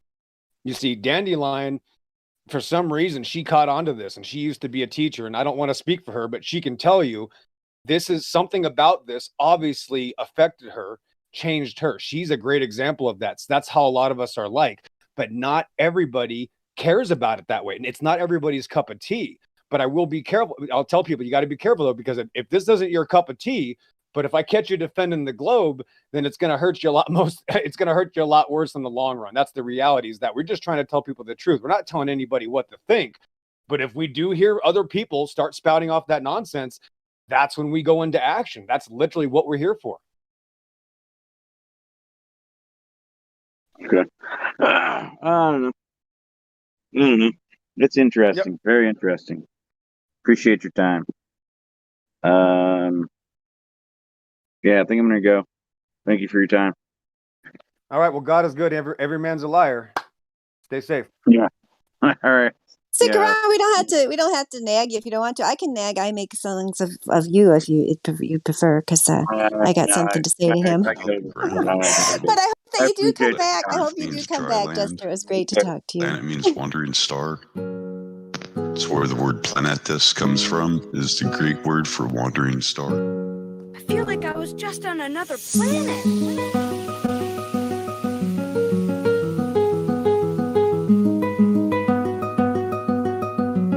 If you're going to come in here,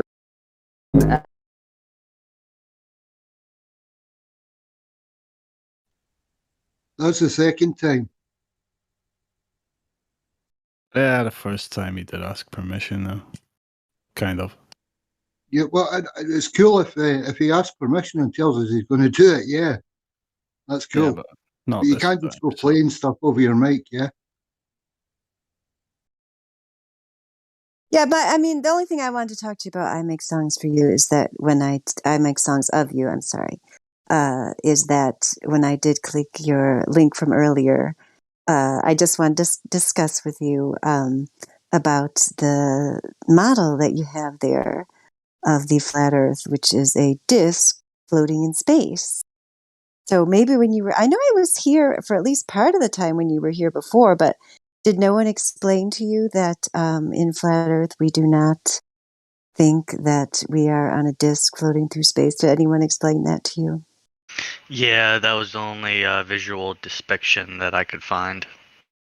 Okay, that does not surprise me, because this happened to me one time when we were invited to the chessboard that's now the Chatterbox, and they made a promo for our, event where we were the guests with that same kind of image. And she told me, like, I'm sorry, like, because if you Google flat Earth, that's what you get. We can come up with some better images for you if if you look in this server, you probably find some better images. I mean, we don't have a. What would you describe it as if it's not a disk? What would you describe it as? Well, it's not an object. Let me help you out. The Earth is not an object at all. It's not something that you can put in your hand. It's not something that a cartoon can show you. The Earth is a very special place under the heavens, and it's actually much too big for men to even comprehend. So when a man tells you this is what the Earth is, well, I don't have to replace that lie.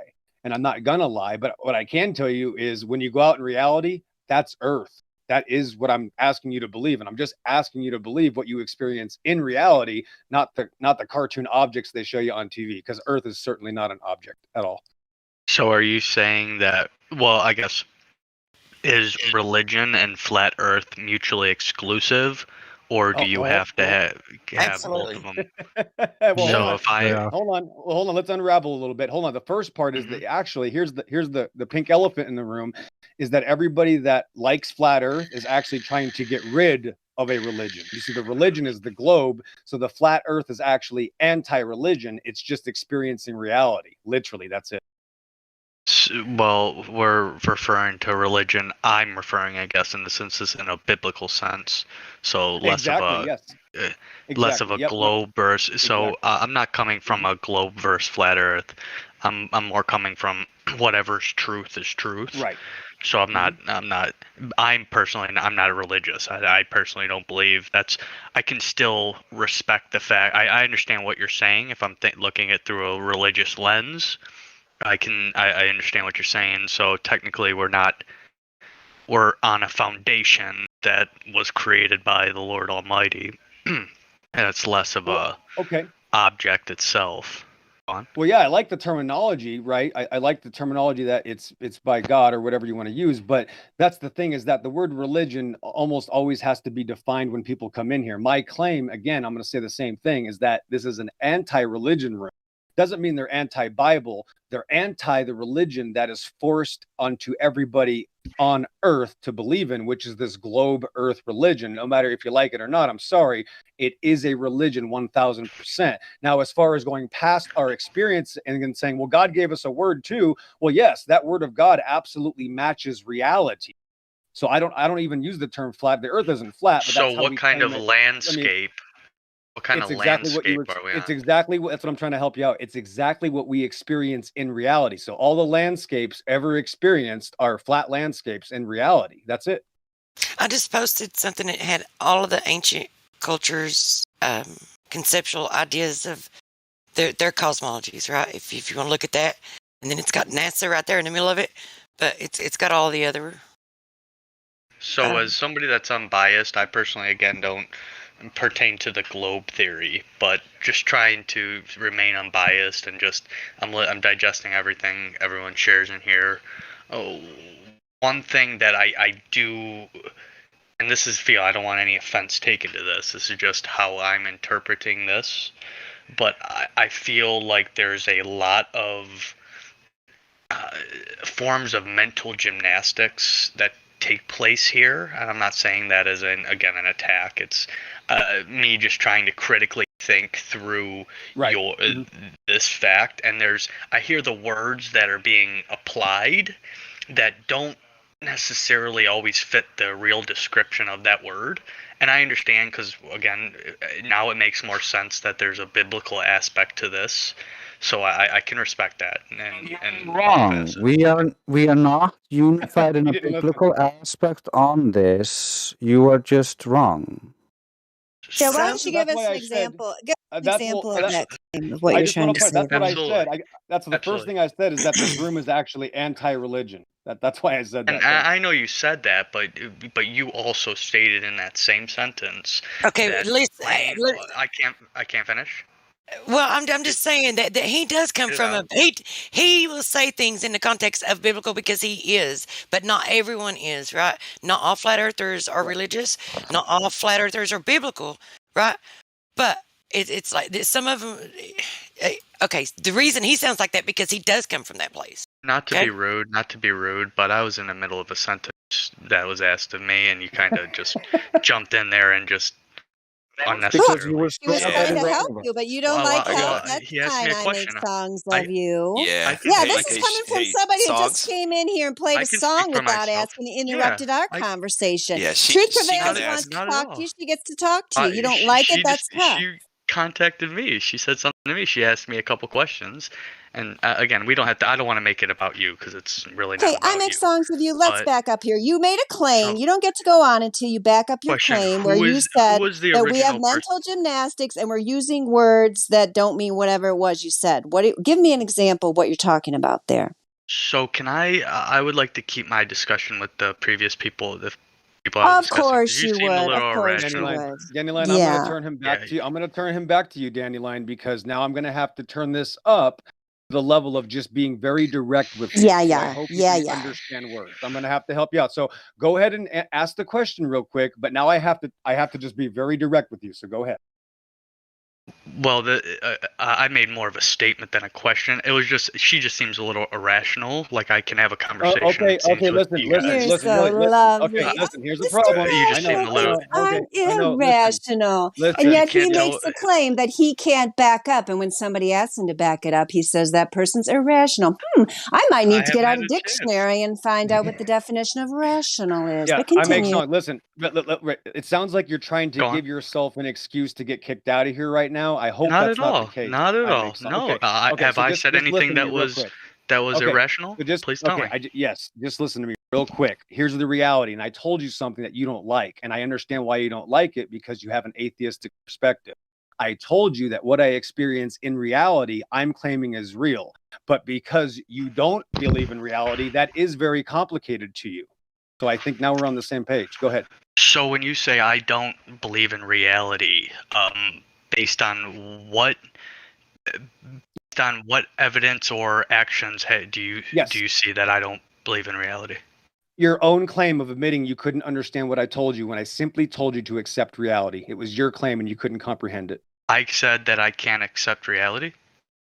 Yeah, you said you couldn't understand what I told you after I told you that we are only telling people to accept reality. You said that it made no sense to you. Yes. So this is kind of, and again, I know this you're is going to where do it I again. feel. The passive. I know No, you're not being at all. passive I'm just aggressive. It's okay. not It's at okay. all. We're used Not to at. it. Go ahead. I don't. Okay. How do I approach this from a non-passive aggressive or insulting manner? I just want first to. of all, yeah, the I'm issue is trying you to can't digest this. don't insult the ladies, especially because it's obviously derogatory. It's insulting to the server. So please do There not was insult nothing. people. There was nothing. No insult. I have. She interrupted. Yes, it was. I know, but she has a right to. This is not a democracy. She Okay, listen. does? This is not a democracy. Listen, yes, this is not a Oh, okay. democracy. Okay. So this isn't a reasonable Yes, discussion. listen. Okay. I'm Never trying to mind. help you out. Listen, I know I'm trying to help you out. Okay, that's what I thought. Okay, that was easy. Can I just say something? Can I just say something? He's already deafened, so he won't be hearing you. But go ahead. Yep. Okay, he needs to just back off a little bit and just learn a bit of respect. You know, he's flying in. He's an here. atheist. It's normal. Well, it's not normal for anybody to behave too heavily when you're in a room with strangers. You gotta pace yourself. You know, you gotta stop asserting things without, because it's flat out assertions in a room for strangers are more often than not taken in an insulting way. Correct. Yeah, we know, Pasa.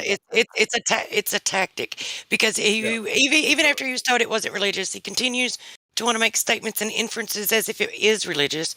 So it doesn't matter if he can accept that it's not religious based and it's just factual based and it's just about our reality. So it's or he not can't. religious based. It's not religious based. Fair enough. I can That would be digest like that. the globe religion is religious based. Yeah, the globe. So has I'm not Mars, a glober. Mercury, So I know Mars, Mercury, Venus. I know all atheists deny their globe religion. Mars, Mercury, Venus, Jupiter, the great attractor. That would be the religion that you atheists believe. Yep. So again, it's not that I'm an atheist. I just simply don't believe in God. I don't pertain to a group. That's great. So Do you want to talk about the Earth? So yeah, absolutely. So I more want to discuss. So you said that. Correct me if I'm wrong here. Again, I'm going to pass them off flat, but hold on. The Earth is. We can keep it in open form. I just don't want to be interrupted. I'm going to pass it off. Just go ahead. It's fine. No problem. It's awesome. So you describe the Earth as some form of object. Again. No, the exact opposite. From the heavens. No, you're not okay, listening. it's not an object. It's you gotta not an listen. object. You gotta listen, man. Yes. Thank you. It's not an object. So what is the ground? What is the landmass that we are on? What is it if it's not an object or Wow. So that's the point, is that we are on Earth. So since we live on Earth, I can go to the beach and pick up sand and go, wow, here's some sand from this beach on the west coast of California. Then I can go to Fiji, and then I can go, wow, look, here's different kinds of Earth. And everywhere you go on Earth, there's different sorts of materials. That's reality. That's all I'm trying to tell you, bro. I can't tell you the molecular bonds that they're made out of or what's underneath the Earth. If I'm not even allowed to go to the northern center of Earth, how could I go outside of the Earth to tell you what it is outside of what we experience? I'm telling you that we accept our reality, and now you're telling me to go outside of my reality because, again, you've been told a cartoon that you believe in. So the term reality means, in physical terms, reality is in totality of a system. So what you're describing specifically is the totality of the Earth, which you are correct. You're 100% correct about that. But you're again, this is what I'm interpreting, not from a global standpoint, but just from understanding. It doesn't sound like you're using true descriptors of the things below us. Right, because you're asking me to describe something to you that no human has experienced, because on TV they show you things where no human has experienced. So because they're your gods, you're now expecting me to be your new god and tell you about things only God can tell you. Can't do it. Sorry. So I've been to Hawaii, which which is the Oh, people okay. Well, what's call under? Okay, okay. All right. I gotta interrupt. What's under? Okay, I gotta interrupt. What's underneath Hawaii? Please go on. Go on. Okay, what's under? Yeah, what's underneath Hawaii? There's a foundation based on the mantle dirt, standard foundation. Mantle, wrong again. There's your well, not a cartoon. it's Nope, on. It's there you go. You above got mantle. it exactly. That's the Okay. point. So as soon as somebody get out. tries, right? I know. You got it. You already proved my You're just point. So trying to thank you for attack. proving You're my just trying point. to- I know. now Just I feel relax. attacked. That's You're because not- you are. Go on, I'm attacking the point. You just proved my Okay. point. Just relax. Just Go on. relax. It's okay. Go on. Relax. That's the point. Okay. As soon as you tried to answer, you lied. So the people How in did I this room lie? will not lie to you. They're not going to say, oh, there's a magical mantle under the earth and then a tortoise. No, because they're not liars, because they don't come from this magical space ball religion. Unlike you, your first attempt at answering a question, instead of just being honest and saying, I don't know, like the crazy flat earther, I you wish went you ahead would and lied. spend less time trying to discredit. I know. And just describe. I know this hurts. You already lied. I doesn't know it hurt. hurts. I can't get a I word out. know it hurts. I make I couldn't a finish my song sentence for without you. I know. Listen, you're not even letting me Got it? speak. You lied, and in any other room, Please you'd be don't say kicked I out. lied Listen, again. it's Please okay. describe. Listen, it's okay. Listen, Cupcake, relax. You Okay, lied. princess. And the difference is, Cupcake, that all the other people in here sunshine. don't have to lie to people. And that's why Who's you're always lying? going to stay in Who's your lying? fantasy cartoon. And that's why you're already scared to death. And You you'll just won't never let learn me anything. get a sentence out. Yes. You're just So trying you've to already lied. just Thank you take so over much, the guys. conversation. Take it and away. describe I it yield the as- I floor. make That songs was of it. you. Go Yield ahead the and floor. if you have a response, go ahead and respond. You I keep would love talking to, over to him. respond. Okay, Okay, go all I ahead. ask. Thank you. All I ask is please, nobody, no matter if you disagree or not, please don't interrupt me mid-sentence, because what I was going to finish after that was, and again, I could be wrong about this. You're right. I've never seen mantle. We can't dig far enough to really see what's in the center of the earth. So he's correct from assumptions. There's mantle, and then there's a foundation of dirt, also known as a crust, that islands sit on, which wasn't even anywhere the direction I was going with my point, so I don't know why he took it that direction. But when you're in an island, how do you describe an island? Do you even do you identify an island as an island, or is an island just reality as you describe it as well? Yes, how do people do it in reality? I went to the well, island. you've already I yielded saw your the- time. I I'd like know. somebody I else. saw the island. Yeah, now you're scared. That's what I thought. Yep, you guys take it away. Go ahead. Yep, that's what I thought. Go ahead. Hey, I make songs. Hi. Yeah. I'm a different experience. So, let's see, buddy. We're not talking Again, about we islands, can are take we? it less. Let's take it less of an attacking standpoint. No, you're not Let's just changing the talk. subject, my friend. Don't make me do the thing that you're asking everyone to mute you for. So I just want to know: are we talking about islands or the Earth in whole?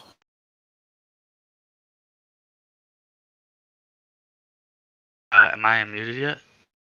Yes, now you're unmuted. Yeah. So I mean, I can't. Again, you guys are taking this from an attack standpoint. I can't. I'm I'm not. just trying to have a discussion. Not at all. I want to know if That you would like flow to talk is about. asking to totally make again, because this- I make songs. Please stop with all the can't even moderation talk. comments. That Flobe is a new person Moderation talking talks. to you totally calmly. You have a problem with taking I turns, was so just someone muted. had to What are you mute you in order to Glat Flobe to even get his question out. Then they unmuted you to answer. Instead of answering, you have more commentary about the moderation. Do you need Glat Flobe to repeat the question, or can you just answer it? What I'm noticing is this conversation is being framed. So anything that you don't like to hear, you're muting, and it's not appropriate. But go on, Flecklo. Please report again. Hey, I make songs of you. Thank you so much for telling us how to run our server. It's much obliged. Absolutely, you needed it. No. Oh, yeah. So we're going to completely ignore that, and I'm going to ask the same question again. Are we Please. talking about the Earth or islands? Well, I'm describing, since he said that. No. This is you and me. This is you and me, my friend. New conversation, new topic. Okay, so we can everything. get a new topic. Perfect. Okay, let's. And I'm going to bring it up if that's okay. And yeah, please. I'm gonna ask you a series of questions, if that's okay. Stand for a second, mate. Stand for a second. I'd like to keep it. it. You're hot micing. Yeah. No, I'm not hot micing. I'm talking. Oh, sorry, dude. Go ahead. Okay. So yeah, when he said new conversation. He didn't say new topic. So the new conversation is because a person has changed. So that doesn't mean that you get to change the topic because you don't like the topic. So we're sticking on the topic. Yeah. We're staying on the topic. Flow, and that means don't make reference. The one that said he wanted to change the subject. Didn't finish. What are you? Didn't Are you finish. guys drunk? I didn't finish, bro. I didn't finish. Panic. Okay. So what's going to happen now is Glatflobe is going to talk to you, right? But you shouldn't keep referring to the other conversation as a way to avoid what he's saying. That's all that Glatflobe is asking you to do. Just have a new conversation with him. Start from scratch. Really simple stuff. Nobody thanks that nobody else needs to intertwine between me and Glatflobe if you guys would like us to talk. My If friend, he has it may or something may that not he's an happen issue with, again. he can say something. Nobody else needs to Thanks. interject. Don't do that. Listen, if I want to say something, I'll say something. If Again, Crypto wants to say something, he'll adults, say though. something. We're adults here. Yes, we are. So okay. Let me So ask you three let's act simple like yes it. or no questions. Can I ask you Please. 3 simple yes or no questions? Please. Awesome. Try your best. Just answer Don't yes need or no. to. I'll Yeah, answer clearly. yes or no. No, it's a struggle. That's okay. Here we It go. hurts. First question. Yeah. Do you know of any time in history when someone or a group of someones directly, physically measured the curvature of the Earth? I don't think it's possible. So that's a no. Correct. Awesome. Second question. Do you know of any time in history when someone or a group of someones detected the revolutions per minute, the rotation of the Earth on its axis? No, not possible. Super duper. So no and no. I happen to agree with both of those answers, by the way. I think a lot of people here do. Okay, third question. And thank you for being so calm for this modicum of time. I've been calm from the beginning. Great. So third question is, can there exist gas pressure without a container?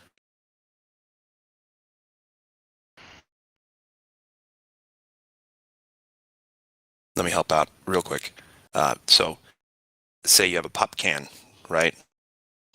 Pops inside. If it's sealed, what's in there? You have gas. And what's it doing? It's containing it because there's a container. There you go. And Gas is there requires a PSI? container. Exactly. You say pressure requires a container, right? That's easy to understand? Yep. Awesome. So you can't have gas pressure without the necessary antecedent of a container, correct? Correct. Fuck yeah, dude. So I like those answers.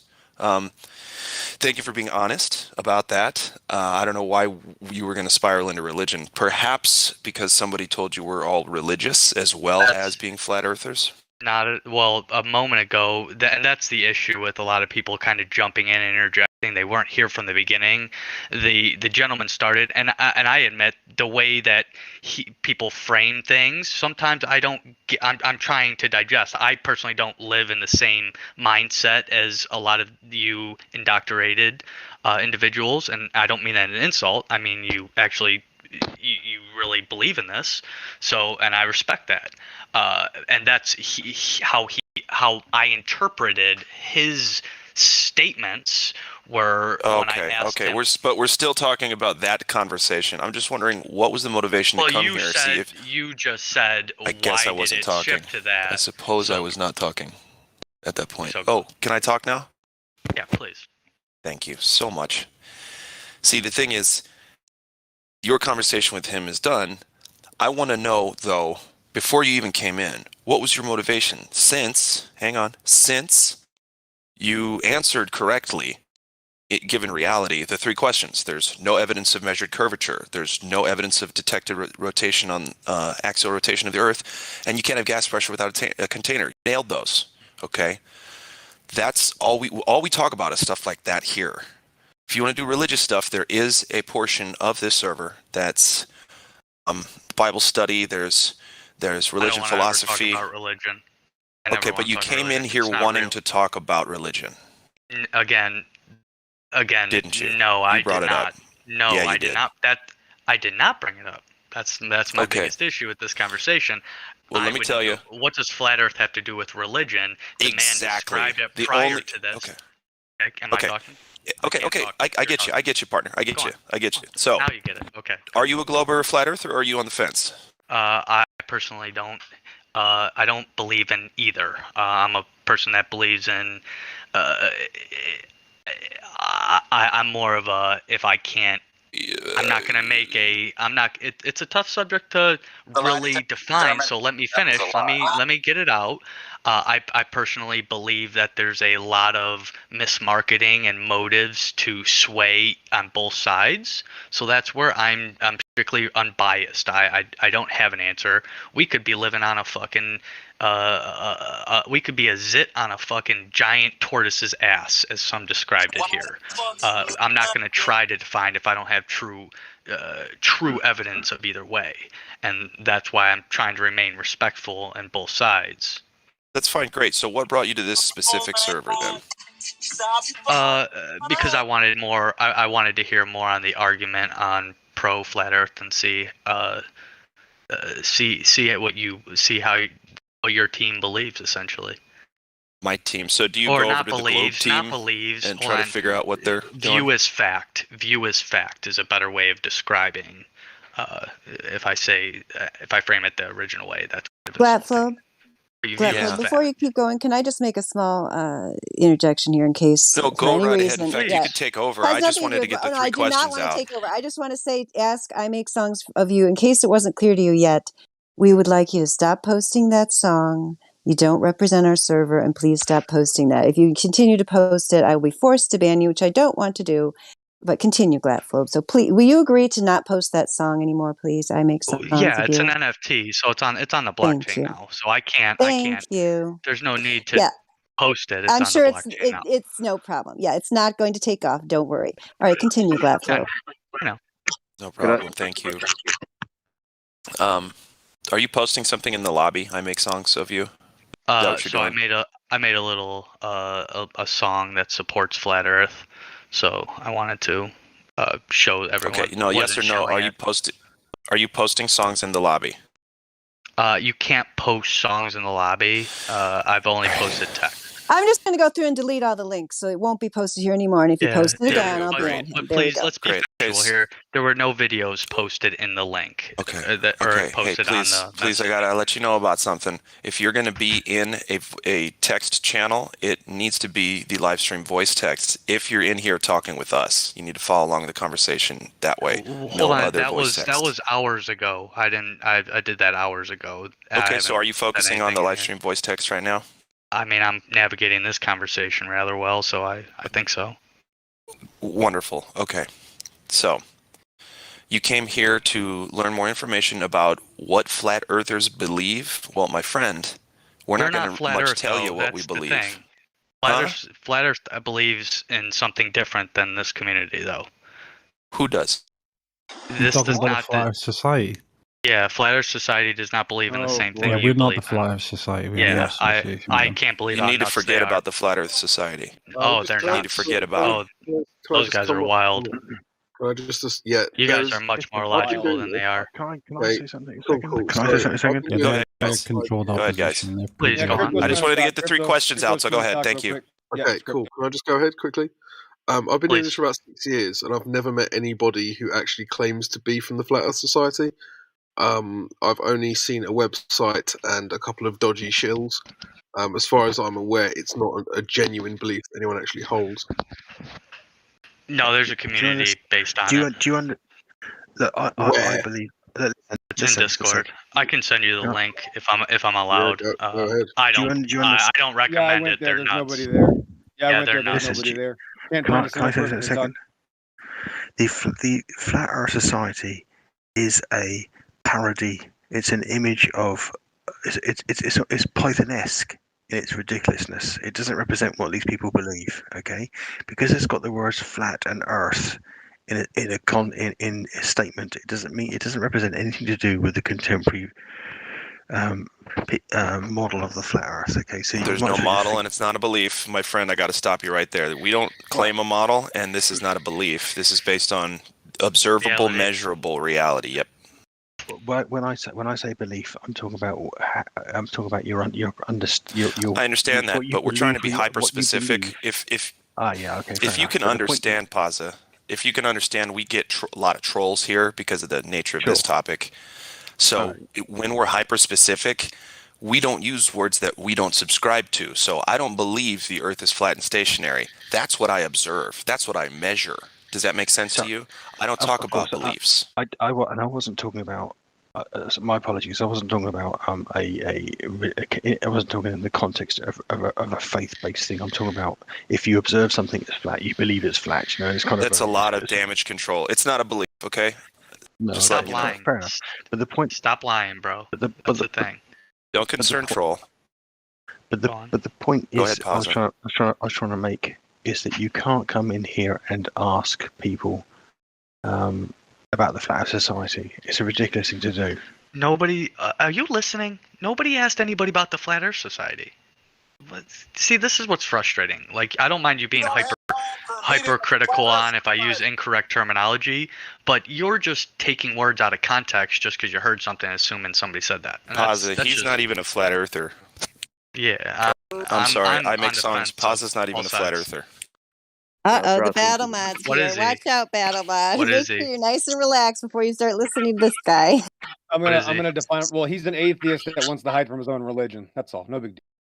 Hide from his own religion? I don't. Go ahead and take over. I love you guys. I make songs. Hopefully that you're here to learn Oh something. no, Glad Hopefully Flow, you did great. I don't want to take over. You're very patient with it. I know, and I appreciate it, but I don't want to dominate the airwaves. There's a lot of people here. Battlemaw just got here, and this guy needs to learn a few things about manners and otherwise. So Battlemaw, take it away. I definitely want to learn more about your community. So if anybody else has anything intelligent to say, well, I hope we didn't scare. Earlier, when I said just accept reality, it seemed to scare you really bad. So I apologize. I'm not scared of accepting reality. I just want to understand my new reality. But apparently, if you have questions, then it takes in a form of threat. No, we want to know more. No, that's not the problem here. I make songs. Does this really work well? How does this work how does this work for you? Like this whole routine you got going on, like in the real world, I'm just curious to know, like if you go to a bar, you try to talk to women or your wife or whatever, how does it work for you? I don't even know what you you're definitely talking about. Flat Earth. Okay, well, you're talking about my wife. What? We don't want to tell you about our world. We don't want to tell you about our world. We want to hear about anybody your else world. that has anything? I know you don't want to talk to me. That's obvious. We all know why you don't want to talk to me. I make songs for you. I'm sure you don't want to. We were talking about Flat Earth. I would like you to know. You know what? I want to hear about the globe. I want to hear about the globe. I don't believe in the globe. Again. Oh, we're back on your wife. You want to talk about your wife? Go for it. I thought you didn't want to. I don't believe in the globe. Tell me all about your globe. Hold on. You don't believe in the globe? Yeah. Why not? I don't subscribe what are you talking about? Did you not go to school? I make songs for you. What grades did you get in school? You don't believe in the globe? Why not? Did I trigger you or something? Are you drunk? I don't Why know don't what's you going answer on the questions I'm asking you I instead of repeating answer my back non sequiturs? Can you answer the questions I'm asking you? What is the question? Give me one question. What is it? Why don't you believe in the globe? And I'm going to answer that right now. So, to the ones that were listening prior to just jumping in unnecessarily, as I stated prior, it's not. I don't describe to anything. I don't describe to anything that has blatant motives that look to manipulate others. So there are. Why are you muting me? I'm trying to answer the question. I have no idea. Stop Just being a continue. child. I don't know if anyone muted you or not, but regardless, you're not muted now. Please continue. Okay, You can rewind if you want. You don't believe Can I finish, in anything. please? I think there was a little bit of a glitch or Yes, something. You don't believe in there's anything blatant that doesn't have evidence. Is that what you said? Can you repeat, please? I'm sorry. I got distracted by your complaints. He Repeat. said he doesn't like I can't talk. Okay, next. Thanks, Eli. Thanks for jumping in. You're Anyways, welcome. You're welcome very much. Next, okay. You don't have to. Okay, I'm sorry. We're gonna have to go back. Eli, is there anything else you want to say? 4 minutes ago, before Is there anything else you want to say? I had started speaking already, and then I got talked over by like 3 different people. And I'll just take it back to the beginning. What the young man came in and said. The young man came in and he said that we do a lot of mental gymnastics in here, right? So no, I said I just want to get my question out because I know I'm gonna have 15 different people talk over. So just let me get one question out, okay? So you come in and you said, in the beginning, you said there's a lot of mental gymnastics being played in here, a lot of words being used without the context, right? So specifically, can you tell me what mental gymnastics were played on this show when people are talking about the math that the globe Earth model presents? They use that math to disprove that model. So tell me specifically, what's the mental gymnastics about that? Can you get back to that? So, great question. So we're gonna take this back. So what I want you to do before I can even answer that question, I want you to describe your model, because I've read the model, but I want to make sure that our realities are aligned. So We do please not have a model. describe your model to Bro, me. We do not have a model. he's asked you a We do question not based have on a something model. that And you one said. more thing.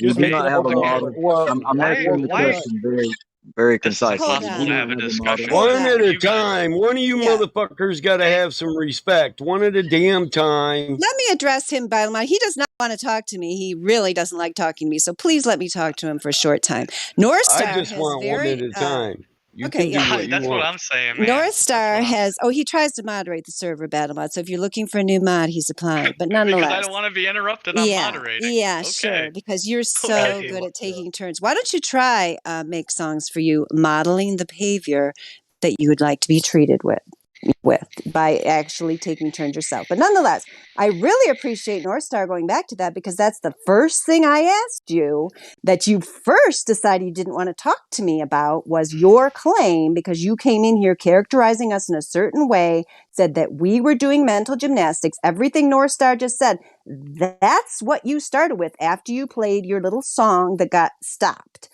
So you cannot then go back to North Star, and you either need to take back that claim or come up with what I asked you before, which were specific examples of the mental gymnastics or the words that we're using that have different meanings or whatever your original claim was. You originally came in here with saying that we are doing mental gymnastics and all of these things you claimed about us. So are you going to back that up or withdraw it?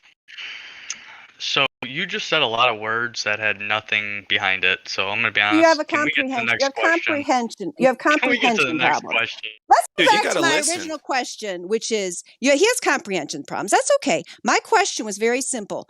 Why don't you believe in the globe? Can we let him answer that without interruption for like at least a minute or two? It's 8:24. Why don't you believe in the globe? I make songs of you. So, great question. I'll start it off with. So, it's not necessarily I don't or do believe in the globe or this type of reality. Your fact. It's I just can't see the proof behind either side. So, without proof, I'm not going to come to an ultimate conclusion, and I'll leave it at that to keep it simple. Well, you do make conclusions, though, about flat Earth. You say flat Earth is this and that. You said that. What were all the things you said that we are doing mental gymnastics, that we're indoctrinated? Not too long ago, you said that we were indoctrinated. Okay, great question. So, yeah, So I'll answer either that. one of those claims up. Yep, let's hear it.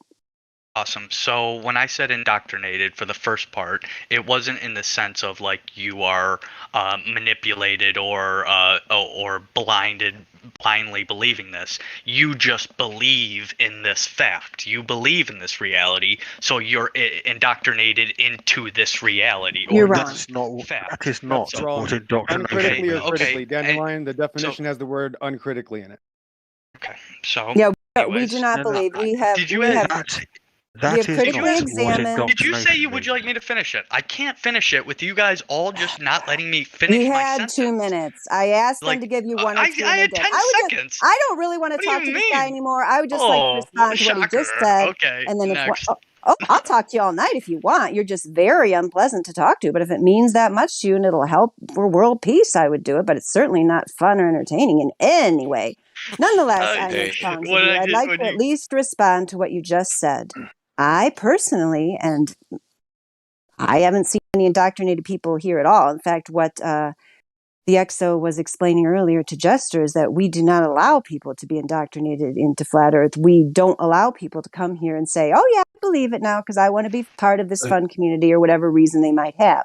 We insist that people think it over for themselves and that they're able to explain it in their own words. And hopefully not everyone can go out and make an observation. I personally have made an observation. I've done a huge amount of research to come to the realization that the globe model is a failure. And as you explained, it has no evidence to back it up.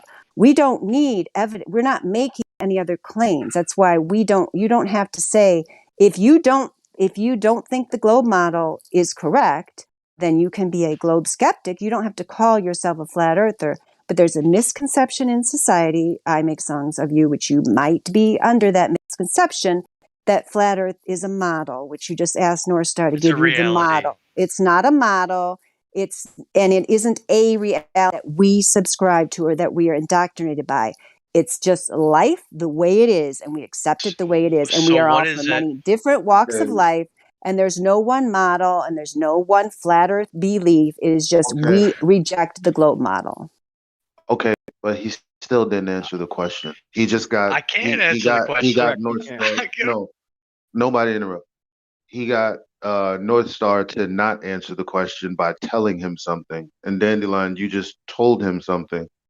But he has yet to actually give an example of how we're indoctrinated. We're just responding to him saying it. We want to have an example of how we're doing gymnastics. That's the first thing I heard when I came in, and I'm still waiting for that example.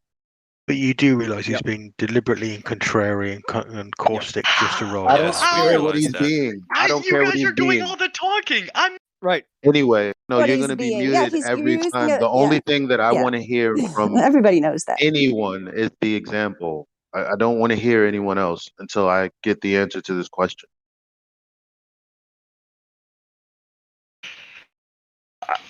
honestly, I'm just gonna listen. You got. Yeah, all right. evolution Well, cannot just answer listen questions. then. So then Because concede you made a you can't baseless have claim. people. Yeah, you can't have people make baseless claims and then get you run around defending yourself. I don't have to fucking defend anybody, but I don't have to.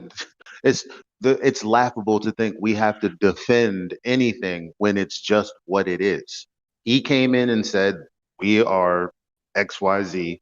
I have yet to hear him back that up. As simple as that. No, he said you were indoctrinated, and then he backtracked and said, "Come up with some contrary definition of indoctrination." Yeah, but the which has got thing nothing to do with that. the thing is, I'm criticizing you for caring about that bit. I don't care what he said. I'm asking for his example.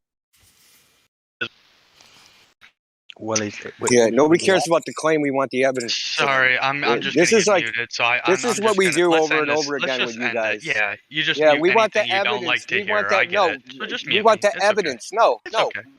Listen, you can talk all you want as long as it's evidence evidence. is now mute. You'll just mute it. It's fine. No. No worries. So you win. have some evidence. You guys have some evidence. won. Anything So you have some evidence. You wouldn't you let me have get some far evidence. enough to even say if I do or Okay, don't. So, Elijah I mean, I don't know how specifically- I could do it. No, just Listen. mute it. We're just gonna end it. We'll just end it.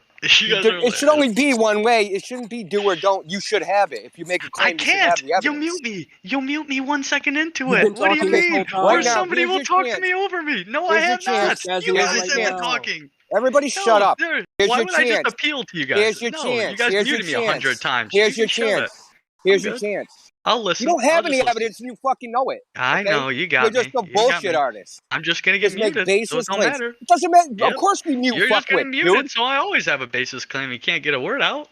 Look at you're talking over yourself. Yeah, and you're still talking. You're not muted.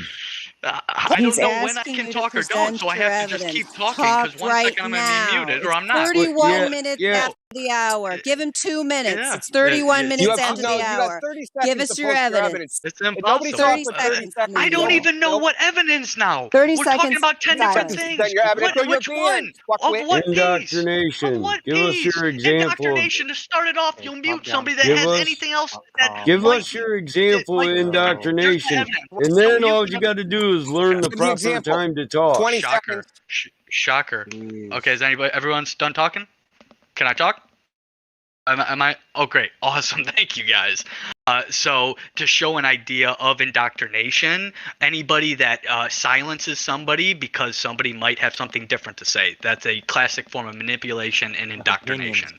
Evidence. Okay. Boom. Okay. So define Next. indoctrination You're for muted us. for talking Okay, over other define people. indoctrination for us. Indio, I time want out. the definition. Indio, time out. Please, Indio, listen, I'm time not out. timing That was out. the I'm not timing wrong. out. That was I know the it wrong. wasn't. I You didn't didn't ask answer about it. indoctrination. I didn't ask Well, about but indoctrination though. You That's did the though. problem. I don't know who He's to yet answer. I again. don't know who to answer anymore. that's No, because you guys are all asking you took too questions. much I answer Adderall. one person's question, then the other person said you didn't answer my question because I'm muted No, half the time, the and then you're only asking thing I me wanted my to know question. was what No, North you're being Star said. manipulative. North Listen, Star Predatory. said that listen. he said Muting someone. that Okay. Elijah, North can you Star hold on said a that second, he. Elijah? Elijah, can you hold on a second? I want to Yeah. address what he just said. Please Muting do. somebody is not evidence of indoctrination. It is. It's a form of manipulation. What are you talking about? Indoctrination. Listen, You're being indoctrination childish. applies. Listen. Oh, now You you're don't name know when calling. to shut up. Now you're name Go calling. on. You're still So talking Being over honest. someone, I'm dude. describing. that's all he can do. Like he's like a ferret on meth. Go on. Yeah, dude. You Put the are high crack blood pipe pressure down and right take a now. breath. You're the one with the Look, high you blood keep pressure talking. right now, not You me. keep talking. Look, Go how on. is muting someone evidence of indoctrination? Explain it to us. Because it's a form of manipulation by framing something So in a is context. nonstop Okay, shocker. Can't talking get it and not out. let How others is be muting heard. someone framing Hold something? on. Okay, who am I supposed to answer now? 10 people are talking. Who wants an answer? Okay, I listen. made a statement. It wasn't a question. Am I talking to you? But once I again, have no you didn't form hear of shit you because anymore. you just talk over other Why people. do you No, guys let because him there's do this 20 shit? voices. 20 voices. Listen. Sorry, can't. How is Go on. muting someone evidence of indoctrination? Are you saying that people only get muted if the other person is indoctrinated? Is that what you're saying? I'm stating from what I'm witnessing right here, it's a form of So manipulation. your subjective opinion. See, I can't get a sentence out. You're trying to You attack said me. your Listen, witness. you tell me I don't listen. It's I your can't get a subjective word out opinion. without you talking. Badgering the witness. It's your subjective opinion, right? It's your subjective opinion, right? You're witnessing something, right? And you've Listen to interpreted it anybody a certain else. way. You got the answer. I can't get a word Listen, out. It's crazy. you're not smart enough to be here. You're You're not. really not. Listen, you're definitely not smart enough to be here. Your sophistry tactics don't fly. They're not even good. Okay? Your word salad isn't flying either. I want a specific example of how muting somebody is evidence of indoctrination. Oh, okay. I'm not going to keep answering I the want same you to question over define. again. So let's change this back to flat Earth. Indoctrination. I want Okay, you to let's define change this back. indoctrination. No, you're not running shit here. Define indoctrination. Emotionally involved. Just can we get him a mute? Define indoctrination. A better topic. The admin. Define indoctrination. I'm gonna keep saying it, dude. Define indoctrination. You're gonna sound silly every time you say it. So let's just. I'm just banning this fuckwit. What's his name? He's right above you, India. I got it. You want it? Yeah, just get fucking toss him, dude. Yeah, he has nothing of value to add here. I totally endorse that. It's never gonna result in anything positive. What we're Yeah, just he's wasting just time. he doesn't know how to communicate. He doesn't know how to communicate. Thank you, India, or whoever did that. Communicate like He's obviously just Still waiting for that evidence. he's just here to cause division and upset and so on. are indoctrinating. Awesome. Who the fuck is that guy? I mean, let's be honest. He I was don't- here to I just, don't he even was know he was what used to to anger you, listen. wasn't he? Yeah, exactly. I don't get mad. I get even. Yeah, we just don't need that around here. He came in here, Indio, with this silly song that he made that he said was going to be official Flat Earth song with this link to. Oh, you were here when he just played it out of nowhere without even asking permission. He came in and did that again. And then I followed the link and it's got a picture of a disc floating through space. And he says, here's the official Flat Earth song. And it's people in our server with just some kind of track behind it. He's just a little troll joker, that thinks his little techniques. I mean, I guess those techniques work for Yeah, that's him and probably the rest my of the fault. world. I don't know. It just doesn't work here. I went over to Jim Panda's last night and bitched everybody out for a couple hours and made them look stupid. My bad. Can I just ask a question? Yeah. As someone who's I've spoken here a couple of times, and I'm I come from the globe model sort of thing, and I'm not at all certain of anything really. Do you have to deal with that quite often here? Constantly. Yeah. No, it's usually not that bad. He's a special level. That guy was like like everything else, like on Okay. steroids. He had them all. There's levels to it. Yeah, there's levels to it. There's trolls, but then there's people like him. We've had a couple in like the last 3 days that they won't answer questions. They just say just silly stuff. And then when you ask them for evidence, they try to just like filibuster and keep talking. And it's like we're used to these tactics. They're not new. That's why he came in here and thought like they think they're clever or something. Like we haven't done this before. Like for the last 4 years, we've been doing this for a long time. So it's not new. It's not impressive. Usually, the check in the lobby. This kind of behavior is more common in the lobby. The VC check-in filters out some of these, so we don't get as much on the live stream. I have to say, listening to it for 5 minutes, you were incredibly patient. Well, thanks for that.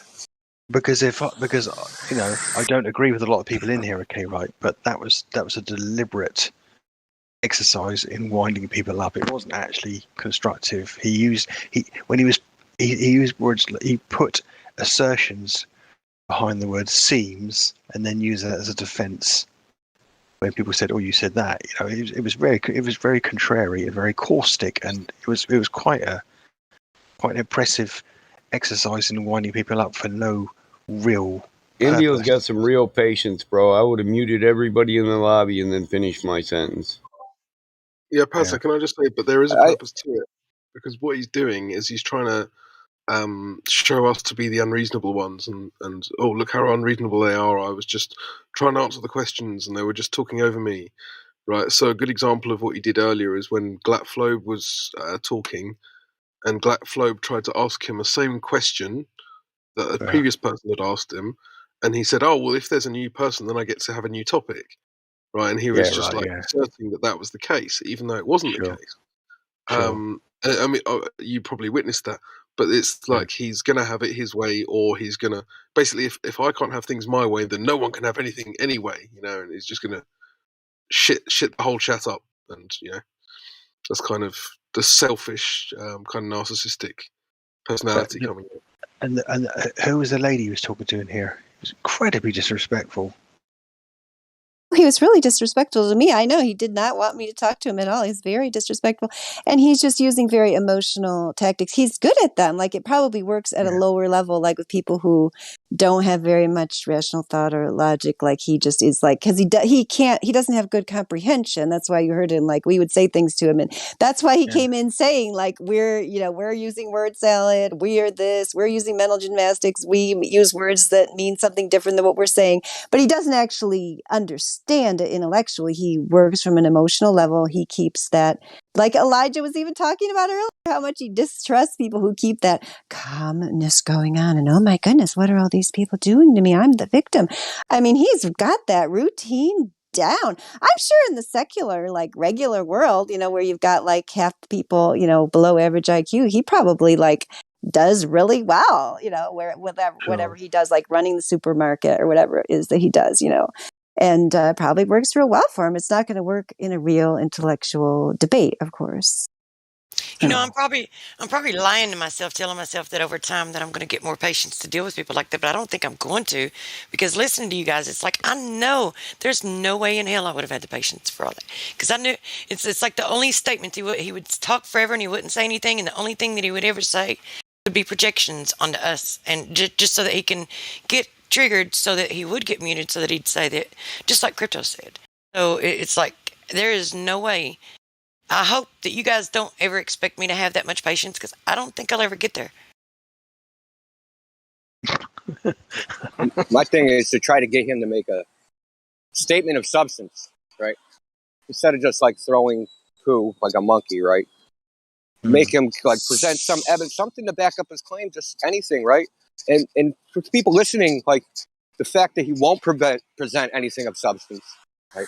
Anything to back up anything he said, that exposes him, right? Like, with all due respect, Elijah, I know that's what you're trying to do, but I don't really care what it is, like what the subject is, what the particular thing is. He was just making a flurry of baseless claims, right? Just pick one out at random and just try to get him to present any evidence of any one of them. And that, don't get married, don't fall in love with one, just any one of them. And we know that he's not going to do it because he doesn't have any substance. There's nothing there, man. How they say that? All hat, no cattle. Yeah, totally. My dad did the same thing, except because he was a bodybuilder, what was behind, if you challenged his lie, was just a fist. Yeah, certainly. That's a sad statement. Well, I know you're a Goldberg dude, but like, I hate to say this, but more people become flat earthers from listening to Globers than they do listening to flat earthers, because some of the absurd things they say and how just I hate to just keep repeating this word, just crazy they get, like completely irrational. Like if this is just like an intellectual debate and there's plenty of scientific evidence, you should be able to come in here and in 3 minutes, present evidence and, have a rational debate. But sure, the fact that some people can't even do that, but they believe in the idea so strongly, it kind of exposes, that there's something underneath all this, right? There is some level of indoctrination. Yeah, I was about to say, exposes the indoctrination. But I mean, the bottom line is okay, right? It doesn't actually. If you blurred out the title of this forum, okay, I just popped in for a little bit because I'm going to bed in a second, yeah. But if you blurred out the title of this forum and you didn't know what the majority thought in here, or observed in here, or discussing in here, and then you listen to that person come in, I don't know where you find the patience. Frankly, that was crazy. That's not how you talk to strangers. Yeah, he's a bad guest. The thing is, if flat earthers in general society are not even regarded as good as strangers, they come in thinking we're just the lowest of the low, and they can just prance around and treat us as they wish. I lived near Southampton in England, and I saw some guys who had some billboards were like, they made some stuff up for the flat earth, and they were on the outskirts of town, just basically trying to hand out leaflets. And I was stood there looking at it and thinking, okay, I don't agree with that or whatever, I'm not sure about that. And I didn't interject with them because I didn't feel brave enough at the time. And also, obviously, with my family, so it was a bit difficult because I couldn't really take the time. But I saw someone spit on someone, I thought, okay, that's not acceptable, whatever you think. So there's a guy named Authentic Intent. So he would go to a lake in Minnesota. Mm. So he'd set up a table, same deal, right? And give people information, flat earth, hand out pamphlets, whatever. One time someone came up and took his camera and threw it in the lake. Yeah. So why? Because he thinks the earth is flat, you're going to destroy his property? I mean, what have you got? I mean, like I say, what have you got that makes you that angry? What is it that's contrary to your mindset that would make you angry enough to upset someone like that? That's mental illness, that is. Yeah, and on the flip side, they go, why does it matter? I mean, to some people, it matters so much, they'll do things like that. Sure. But you get to think about that and you think, does it really matter to them, or have they got something else wrong with them? If you can object to someone like that, it's like people who go up to people protesting about, the ecology or, human rights or whatever, and you start giving them, getting violent, or it's just, why would you want to do that? It's not, your opinions don't matter that much, in so much as if someone says anything it's contrary to you in an isolation like that, you should react that way. Yes, you might completely disagree with them, but you just walk away, don't you, at the end of the day? So think about it like this. Say instead of flat earth, it was like dinosaurs are a lie and they were actually dragons, right? Sure. And we ran around and we set up a table. No one would care. No one would do anything. People just, they think it's funny, maybe point and laugh or something. Maybe they'd be interested in listening for a second. They wouldn't like physically assault people and destroy property and go crazy like some of the people do. That's what I mean. There's something there underneath. I mean, because even as a Gober, you can't deny that there's some psychological mechanism there underneath that's triggering this type of behavior. Sure. I mean, I'm not going to speculate on what it is, but it's there. Like, I mean, it isn't normal. You can deal with any other topic like this, and you don't get the reaction and the responses. No, it's true actually, isn't it? It is true. There's a couple of other topics that do inspire this kind of zealotry. I would say issues around religion and race. Religion. And wow. I'd also say it's also on the topic of that we can't mention in here. That one too. The meat. Any topic that has the average person thinking. Yeah, I mean, sorry, when I said I couldn't think of anything, obviously is anything that has some sort of contention in some respect. I mean, to be honest with you, I'll take that back completely because I've seen people punching each other over politics in the UK. I'm sure you see that in America. Yeah, the average citizen has a massive intellectual chip on their shoulder by way of the heliocentric model, ultimately. So when they view any section of society as potentially dragging humanity back into the Dark Ages, they'll treat them like vermin. That's why you get these responses. Yeah, that's what I say. They think we're going to go back to horses and buggies and be like, now it's okay to beat your women again, and it's craziness. They literally think that we're going to abandon all technology and all become Amish people or something and just abandon everything because we're flat earthers, which is ridiculous.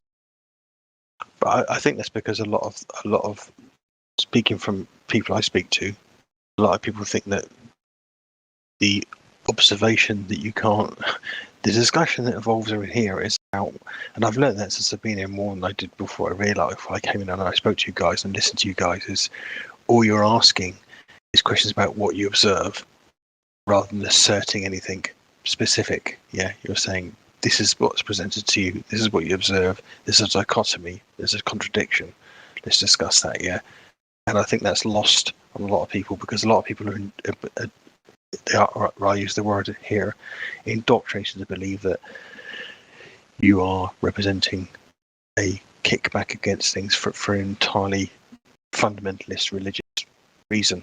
That is a prevailing misconception, I think, but it does actually exist in a lot of people. So it's understandable why they would draw the base conclusion that that's where you're heading. Do you know what I mean? I'm not saying that's... Yeah. We're aware of that. We get the triggered atheists. We have variations of people, right? NASA fanboys, they're offended, so they come in here. And we have the triggered atheists because we're all a bunch of religious nuts. So they come in here to stick a thumb in our eye.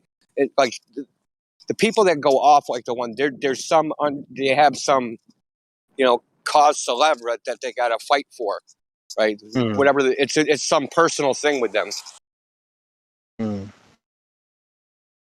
Sure, I get that. I just don't know how you put up with it, frankly. Yeah, it's a cost of doing business. Because there are, if you're in here long enough, I should imagine some of you guys may never have met, but you have got friendships. You know what I mean? You've got you've got a relationship with each other because you talk to each other quite a lot and you share a lot of your thoughts with each other. And at the same time, and that's quite a personal thing, but at the same time you have intrusions. I was one, and other people are, and I came in and I didn't feel the need to be overtly. I just wanted to hear. I just wanted to listen more than I did want to say anything. Really, I just wanted. I had things to say, but obviously he just came in to talk because you would give him 2 minutes, and then he would say things that were absurd or contradictory or just plain unpleasant or caustic, and then 2 or 3 people would join the try and interject, and then he'd say, "Oh, I'm not getting a chance to say anything," and he did it over and over again. I just don't know. fair play to you guys. I don't know if I could I wouldn't put up 5 seconds. I just don't know. And some of us, well, listen, like, yeah, it was actually worse at one period of time. That's all I can say. Yeah. So, Yeah, like, no, some the of us, thing is- there's like, go ahead, Hank. You go.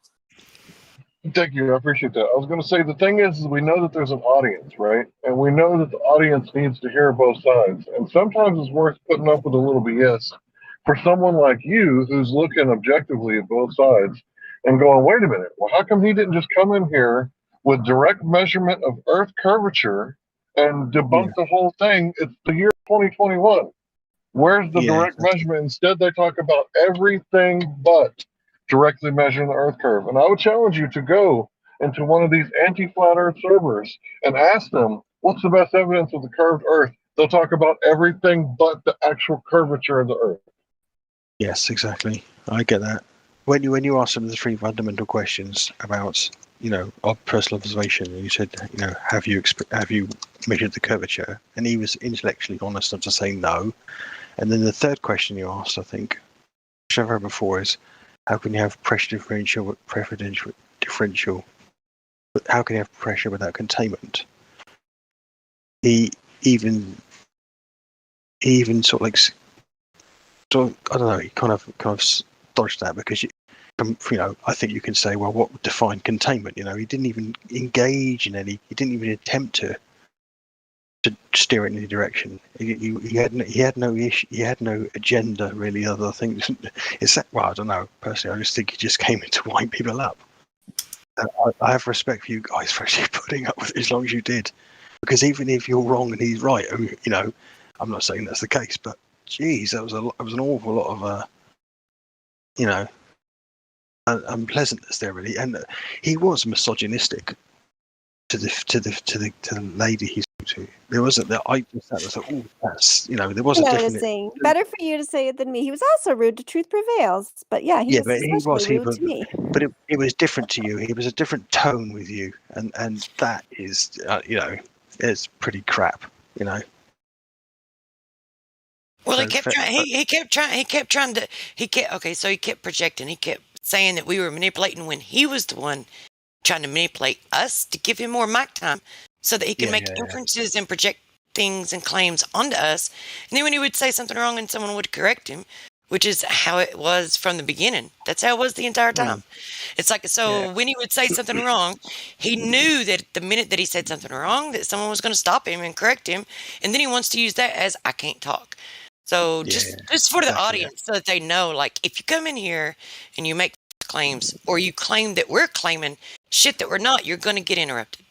I have a question. Got Halal Meat. Okay, good. Halal Meat's got a question. Good. I just checked Halal Meat and he is new to the topic of flat Earth, so he doesn't really have a lot of information about it. So yeah, he's got a question for us.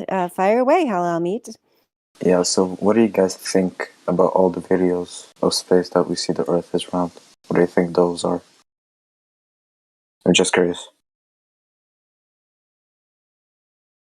Who wants to take that one? I didn't hear him. I didn't hear him. What did he say about the videos? So basically, I mean, the short answer is, and other people can add on if they want to. The videos of the Earth. You'd have to show us a certain one if you want us to critique a certain one. I mean, NASA themselves do not. Most of the images they put out, they acknowledge images that they put out of the Earth are CGI renditions. There's a man, Robert Simon, who's a NASA data visualization and information designer who, right on NASA.gov website, says that he, puts together an image of the globe to match people's expectations. So are you referring to a particular video that you want us to look at? Or, I mean, NASA has admitted that they use a computer to invent the globe. So we kind of believe them when they say that. I don't know why they'd lie about that, as well as the images that we see, as well as the videos and so on, have multiple inconsistencies. So if you would like us to point out any of those inconsistencies to you, we can, but we just can't pull out of thin air, unless we have a specific example. Okay. I'll have to look into that and come back. So here's the bottom line about videos. So with all the technology and the fakery that they've been caught doing, videos are not evidence. Like they're not. We can't go verify those. So if they're claiming that the Earth is something, and they're presenting like a so-called video to try to prove it, then if we have direct measurement that says otherwise, then we just toss it out. They're already known to do fakery, and the Earth doesn't measure to be that.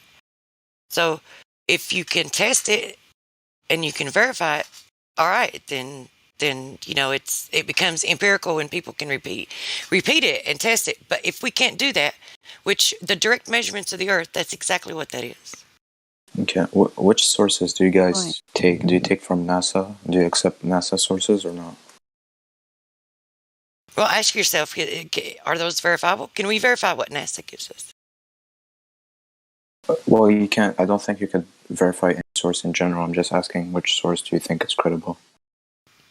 One that can be verified. Like, for instance, the Black Swan, it comes from a video. There's videos of it. So when we present that and we show it, you can go to that place and you can test it and you can verify it for yourself. So that's different than what NASA gives us. So just ask yourself, anytime you're looking at any information, is this something that I can test? Is this something I can verify? And then when you already have like a known conduct of behavior, that they have all this fakery out there that's been established to be fakery, why would you even give it a second thought? I would say that you wouldn't even have to go there to verify it. I would say that you could get, a phone, call around the area, offer some people some money to go take some pictures of it. And if, they come back with pictures and they have no agenda, that would be good enough of a verification if you could get, second, third pictures from second and third sources. I mean, why would they Photoshop it? It wouldn't make sense, right? They don't know what it's about. So I would say you don't even have to go there. Okay, I think you guys heard this argument multiple times. So let's say, because I just found it online, so I'm just going to use it. So when you guys look, you look, why does the horizon and the Earth meet at the end? What do you think that? Because it's flat.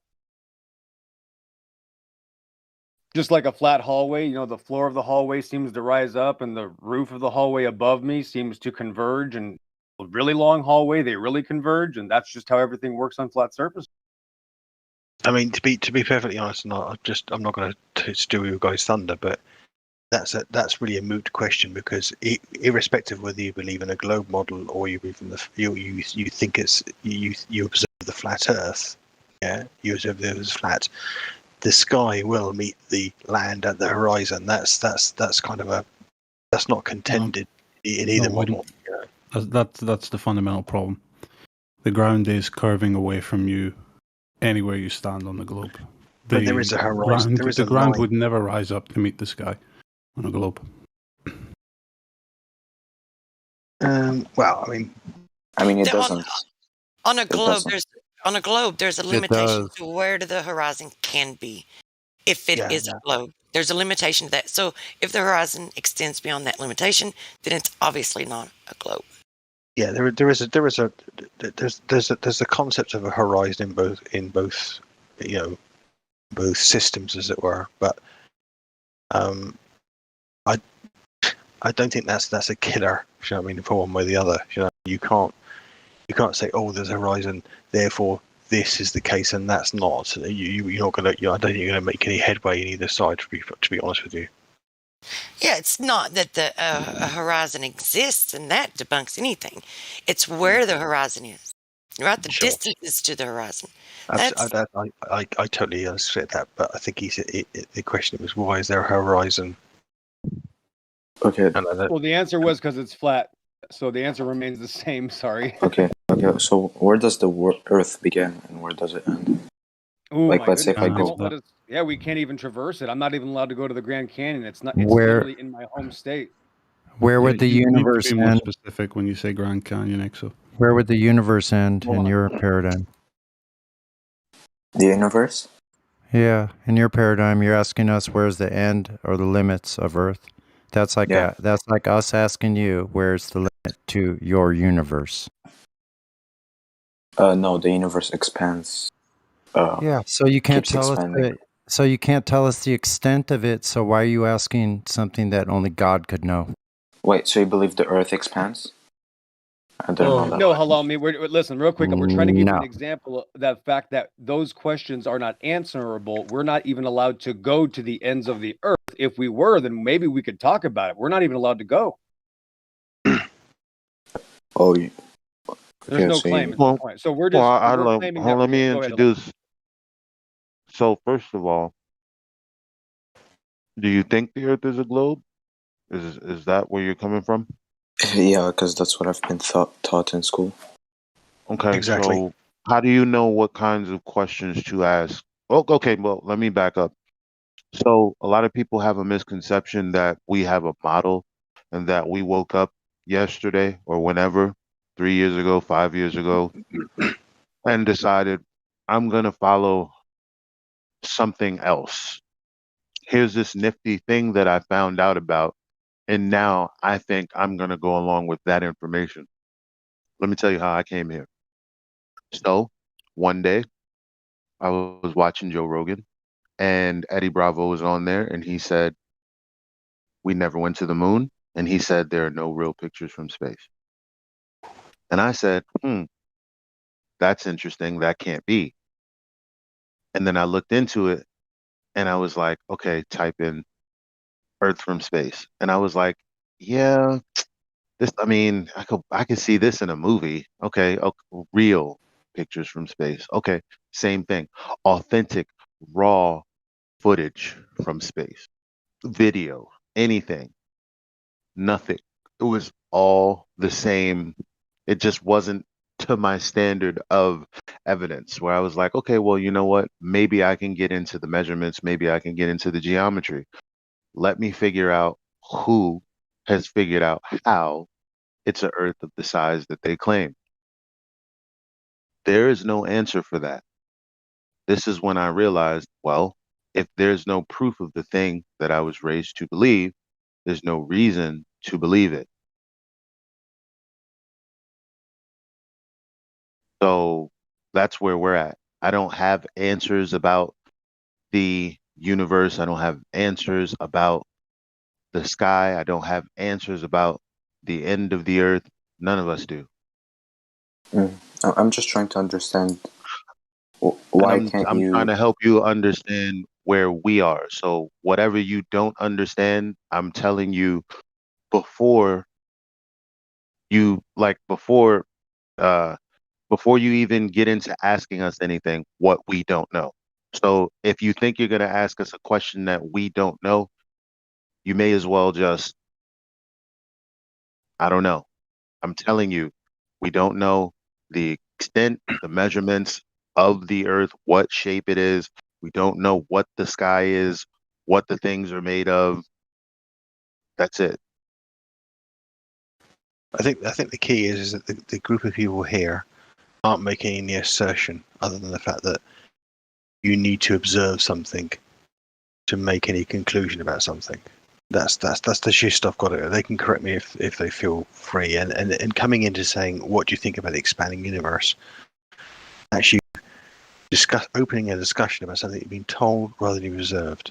Yeah, and that's the main thing I've taken since I've been here. The community of people here are talking about what's measurable, what's empirically measurable, what's observable for them personally, and on that basis, what we've been told, or what anybody's been told about the shape of things, is irrelevant in that respect. If you can't come here and say, "Oh, this, what do you think about this?" and you're talking about something something that can be physically verified, then really you're running contrary to what they're actually trying to achieve or what they're actually trying to do here.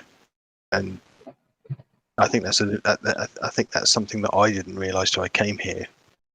But if you think about that, you've been told a lot of things, and I've been told a lot of things. We all have been told a lot of things, yeah. And if you're going to enter the conversation here, it's not about why is this not true, why is this, it's about what you believe and what you can see and what you can measure more than anything else. Right. I want to add a caveat to that, right? since we're talking about just what we can observe, right? It's not we observe something and it's true. We want to strictly adhere to the scientific method and prove a cause and effect if and when possible, right? So, Yeah, for sorry, example, I he's was talking being about overly simplistic. it's all right. Yeah, it's okay. I'm just correcting you where you fell short. Oh, it's perfectly fine. You haven't been around that long. So he says the universe is expanding, right? And this is from Doppler, the man, not the telescope. He's discovered the Doppler, sorry, the Doppler effect is from Hubble, the man, not the telescope. And he said that he saw like redshift, and what he saw was the color red. And then what he attributed to was the Doppler effect, right? But we don't know if it's Doppler effect. What if it's plasma? What if it's red plasma? Because plasma throws off light. There's helium and hydrogen up there, right? And if it were throwing off red light, you might assume that it's because it's moving away from you. Someone else might assume that there's excited gas particles called plasma. Does everybody follow me so far? Any questions about what is plasma, Doppler effect? New guy, any questions? Do you know what I'm talking about? I'm just going to assume that you're following along. So someone else might come along and say that it's something else. But here's the deal. When you have a lamp that doesn't work in your house, right, you might say that it's the bulb. Oh, it's the bulb again. But then you change the bulb and it's still not working. So now you kind of have to do like a rudimentary scientific method. You have to diagnose the problem. And your mom comes in and says, well, check the cord. Okay, well, it's not the cord. And then check the switch. It's not the switch. Okay, check the breaker box. It's not the breaker box. And then you go outside and everybody's electricity's turned off. And until the electricity comes back on, at that point, you know what the cause was. You have to manipulate the independent variable to prove the hypothesis, either true or false. And when you manipulate the cause, the independent variable, you will see the effect, the dependent variable. And if you can't do that, then it's really not knowledge. And what we do here is we divide everything from knowledge, that which is verifiable, that which is falsifiable, empirical, repeatable, and testable, and belief, that which requires faith. So anything that requires faith, Jesus walking on water, turning water into wine, dark matter, dark energy, those things require faith because they're not observable, testable, repeatable, and falsifiable. But there's things out there that we can verify, right? Like a curvature rate of 8 inches per mile squared. We can verify that or falsify. Anybody can. Anybody with a pair of eyes, a mirror, and another person, and 10 miles of body of water at rest, preferably during the early morning or late at night, when the sun is not perturbing the atmosphere, so you can get a good clear shot across the bay. Thanks.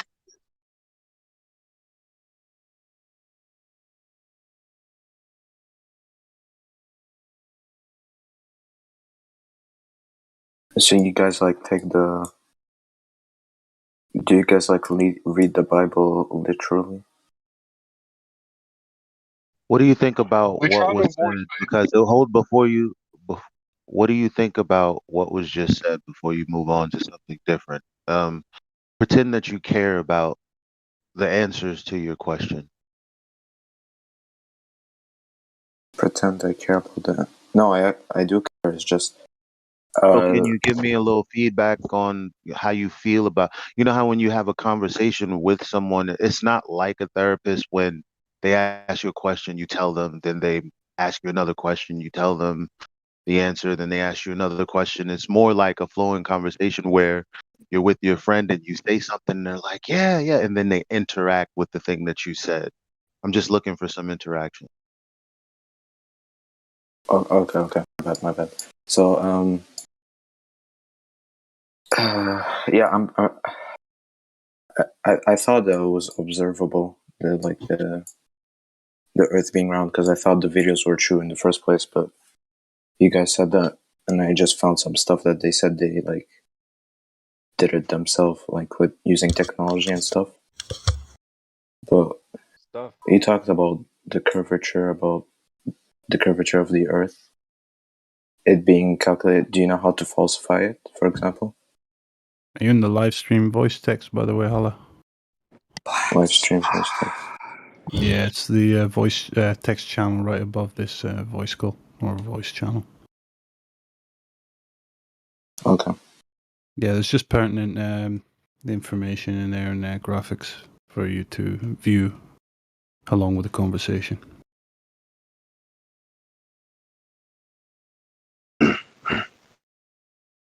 So do you guys have like I don't know who I was talking to because I wasn't looking at the screen. I'm just hearing the voices. But what was my question? Yeah, do you know how to falsify the curvature rate?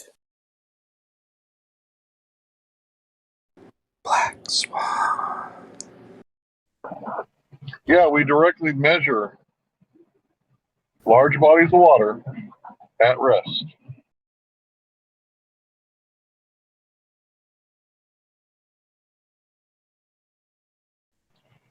Dude, think about what I just said. I just said that every single person can go out and test it for themselves. And you don't need very much. You need a mirror or binoculars or a high zoom camera and a friend with a cell phone. That's it. That's all you need. And 95% of the population lives next to the ocean. So there's a reason why there's so many of us and the numbers are growing. And he said observable, testable, and repeatable. He didn't just say observable, by the way.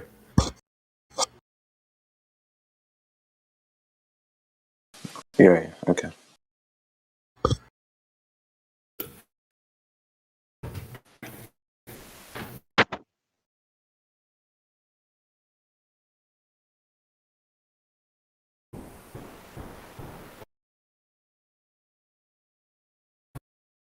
Yeah, I'm posting the link to our wiki. It has a bunch of observations in it. So as you can see, once you look at this, we tested it through multiple means. So it's repeatably not a globe. Verifiably, the globe has been falsified.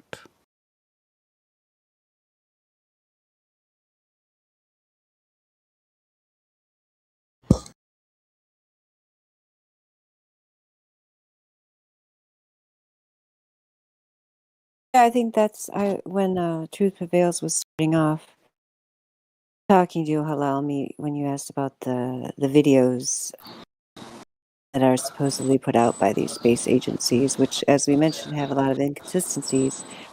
When you investigate it further, you find, yeah, that it is sad that the only evidence there is of any globe are the things you see on a TV screen, which, as I said, when you look at it more closely, many of which are admitted to be CGI renditions, or the inconsistencies between them are so numerous that they are just not legitimate evidence. So you should be able to measure curvature if it were there in the real world, not just watch it on TV. You should be able to measure rotation in the real world scientifically in a way that's observable, testable, and repeatable, which is the criteria for scientific evidence. Yet the globe model does not have these things.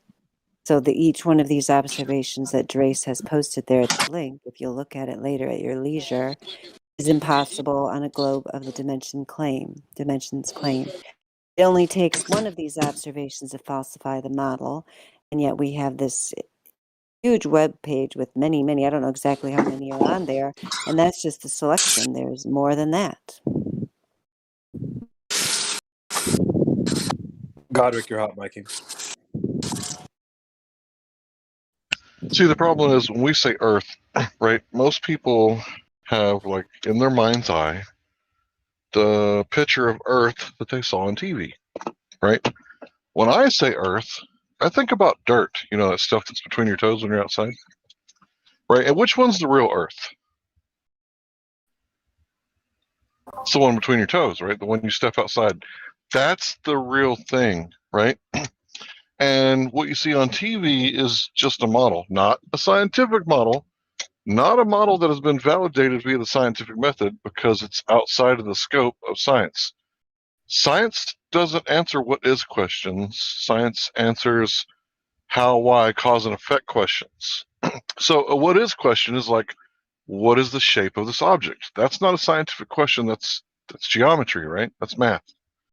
So it's outside of science, right? So we can't use the scientific method to tell you, right, what the shape of the Earth is. So the most important thing that you should take away from here is there's a difference between science and pseudoscience. Science is natural science is that thing that you can use the scientific method for and verify. And when it becomes verified via the scientific method, that's why they use the word science, because it's knowledge, right? You know for a fact that enough heat and enough duration causes water to boil. This is common knowledge or natural science because we can all prove it in our kitchen. Actually, you can prove it anywhere. Anywhere in the world, this can be proven. So the problem is that people have labeled everything as science. So science comes from philosophy, right? So all science is philosophy, but not all philosophy is science, in the same way that I'm a Texan and all Texans are Americans, but not all Americans are Texans, right? Some of them are Californians or New Yorkers.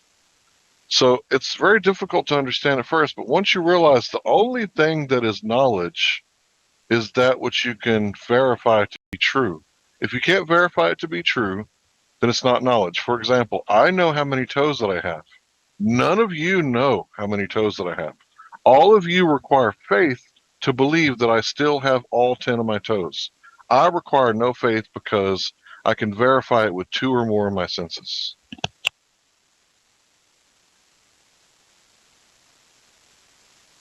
Good example. I like that one. I haven't heard you use that one before. What do you think about all this halal meat? Yeah, I'm really new to all of this. I didn't even know this existed before my friend Yeah, told that's me. cool. Yeah, we don't want to overwhelm you. I mean, there's a lot of information here. We've shown you a bunch of links there in the voice text. There's also a bunch of channels down there at the bottom. I forgot to tell you that and check in. That you might be interested in. There's a bunch of A to Z channels way down at the bottom with information you can look at later too. Okay, thanks. I'll just listen So in. to you and the other pleasant guy that is also still a globe earther, it's interesting, right? That I mean, it's interesting that we're the ones talking about the scientific method and definitions and fallacious logic.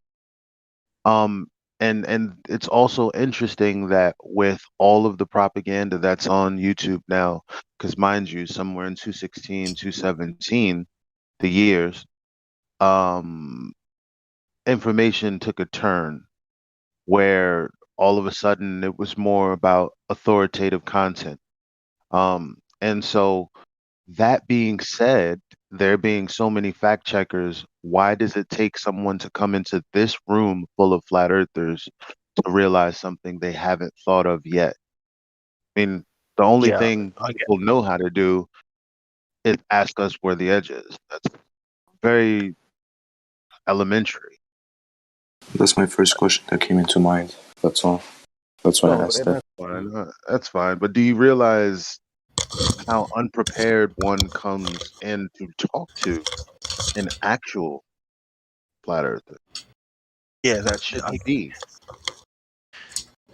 no, but that's a consequence of the way that the things like YouTube. YouTube is like you've got your protagonists of the scientific model that deride the flat Earth model on YouTube and vice versa. And actually, I don't think I don't think in either case it's constructed very well. I just the just listening to the Hank Hill just for 2 minutes there, you could actually if that was a video and that was pushed out, that would be more purposeful, I think, to a lot of people. there's an appreciation and understanding what's going on here. That was an encapsulation pretty much of what I've got since I've been here, which was not what I was expecting when I got here, you know. And it has made me think about, subsequent to talking to you guys, about what assumptions I'm making about what I've been told. Now, I don't know whether I'm going to come at if I'm going to shake what conclusions I'm going to come to. I really don't.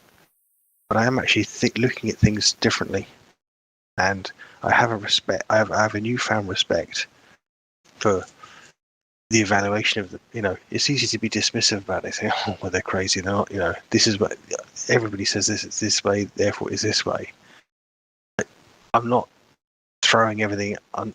You know, it'd be disingenuous of me, both personally and intellectually, just say, "Oh, well, they're right," and they I can't test these things. I'm having to take it away and look at things with fresh eyes. And I think that's what Hank said earlier on. It is gold. That should be more of what we see on the social on the media like YouTube, rather than people obviously just tearing the crap out. Because I'm not being funny, but some of the videos you see on YouTube, the ones that are highlighted by people who are trying to tear them apart, are quite simple to tear apart if you want to, you know, evaluate them in that context. There's not a lot of meat on the bone out there, and I think that's the bigger problem. Yeah, that's what Elijah was. I thought the way Elijah expressed it was good. And not just YouTube, but just the education system. I mean, people have not been taught to critically think about this globe model. None of us were. I assumed it had been settled and that there was some science behind it, like everybody else did. You know, that's why people don't seem to understand that. They ask that. Why would they question, you know, about the teachers and, you know, the media and all this? Yeah, they just pass this on because they assume somebody actually measured curvature somewhere, and then you look into it and you find out you that nobody did, but that information is kept from the people, like Drace put in there. The YouTube admits they censorship flatter. Sure. The textbooks don't go into the geometry of the globe. They don't tell you what the predicted rate of curvature is or how quickly things should disappear out of your view in the distance. All of that is kept from people. So you have to come to a gaming server in this little obscure corner of the internet, even find out this basic stuff that if the globe model were true, this would not be hidden from people. You know, they would be encouraged to explore it. Instead, it's like page 1 of the geography book, we live on a globe, but now the whole rest of the book is flat maps. You know, it's just there is no science behind it because it's not a scientific question, as was explained earlier. And they don't have anything to back it up. You have to just accept it on faith. It's a superstition. That's all the globe is.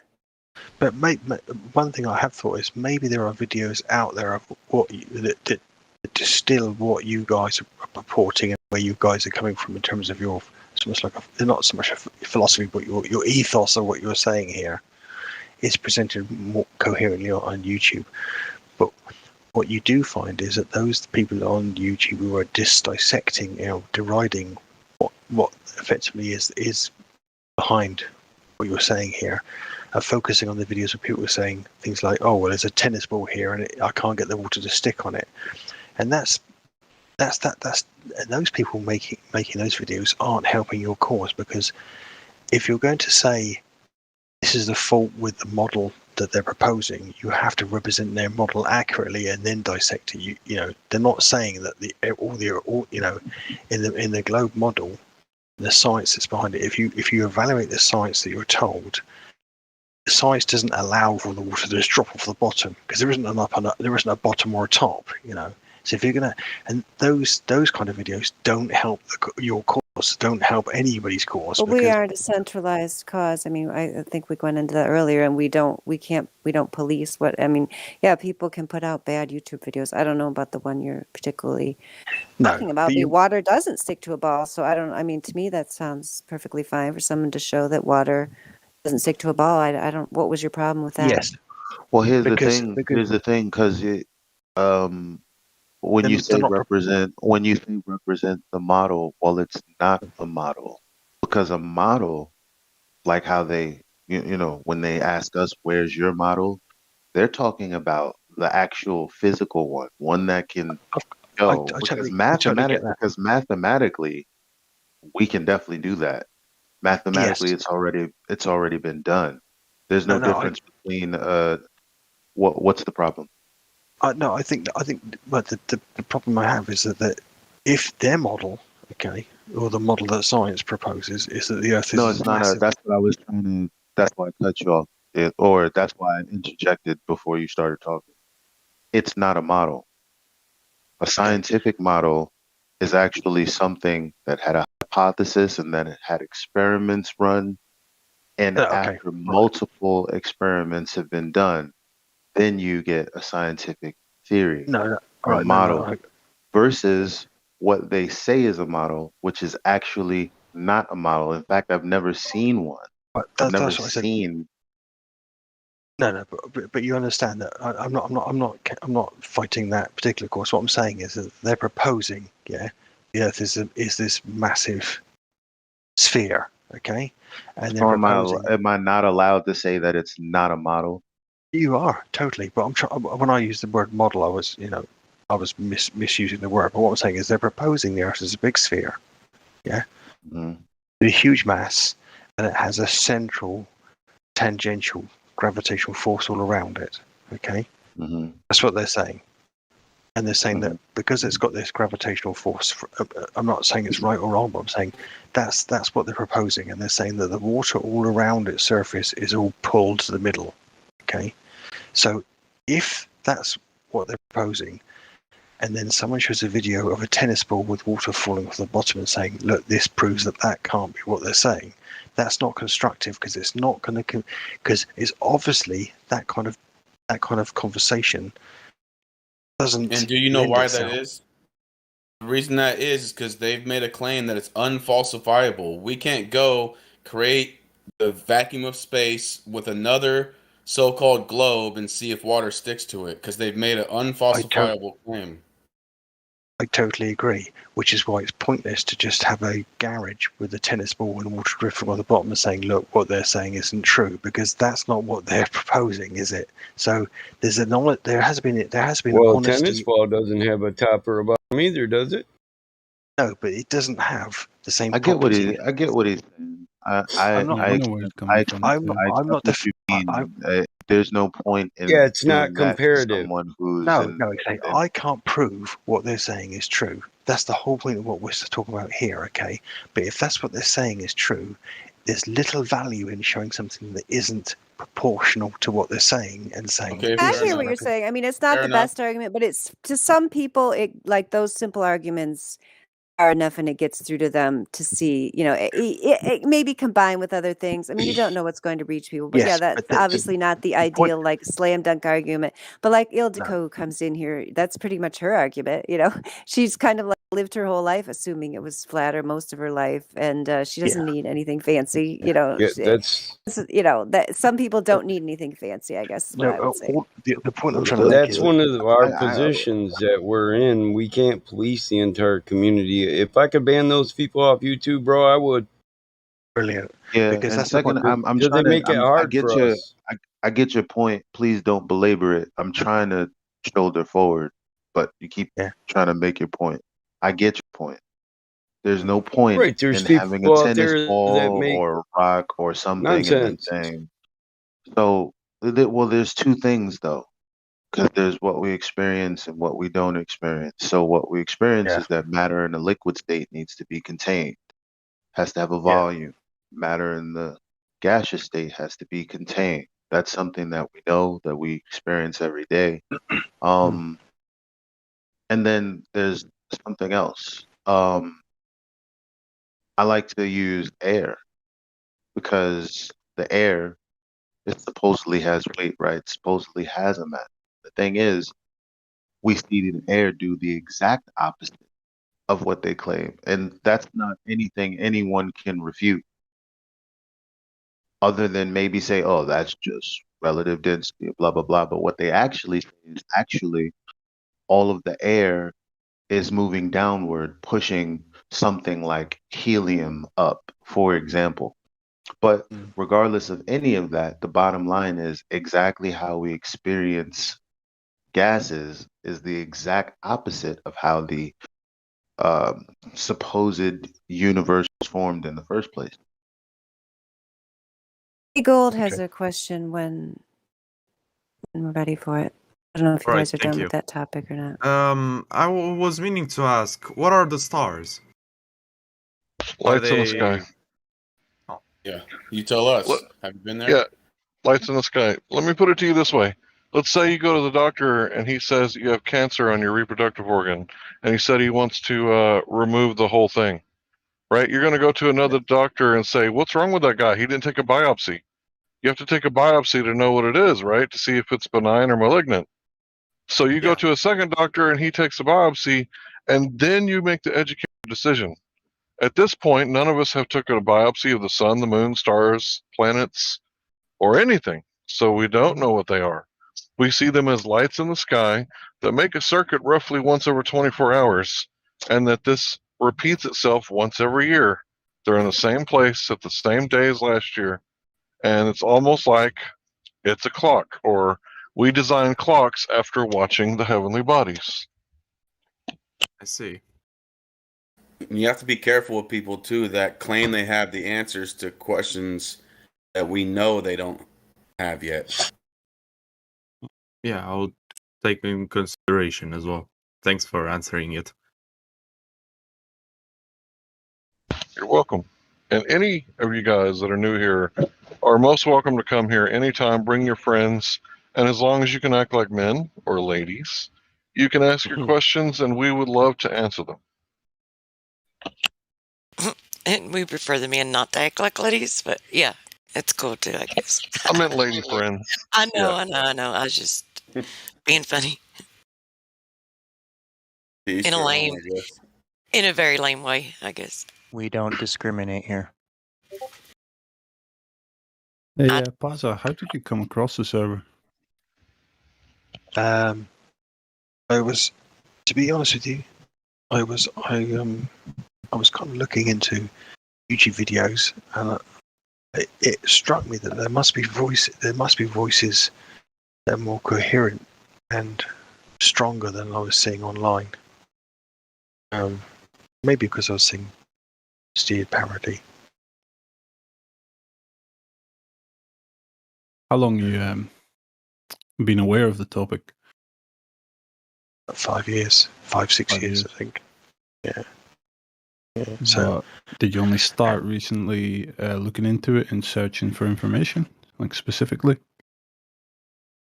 Yeah, it's been a couple of years I've been looking. I was on I can't remember some and 2 other Discord servers, and I just went on with kind of the attitude I went on here. I've never, I don't want to be abusive online, but I kind of got blocked quite quickly. Can't remember the servers actually, but I think I've only been speaking here for about 2 weeks now, and it's been very valuable because it's just basically made me realise that I always I've always been aware that the people who advocate for I pretty much came to think that there was 2 sides or 2 models, and it's not the case. I understand that now. Yeah, it was a false dichotomy. Yeah, exactly, and it's pretty much analogous to the misunderstanding of. And again, it might be some people won't agree here of theism and atheism. Atheism is at its very core. It's just arguing that I can't say that's true. I don't know if it's false, but I'm not saying that. I'm not going to accept that's true because someone tells me. Now, again, atheism it's a blurred topic because atheism and anti-theism are just mashed into one in the modern world. But there's that kind of I'm not sure. So let's listen to what more people got to say. And I think that all the things that get all the hits on social media all the things where people are sort of like, they're showing what other people are saying, going wow, wow, wow, and it's not helpful. It's not. You're not able to get anything from it other than the fact that someone's is cherry picking, or someone's cherry picking, and that's frustrating. I want to actually talk to real people and hear what they've got to say.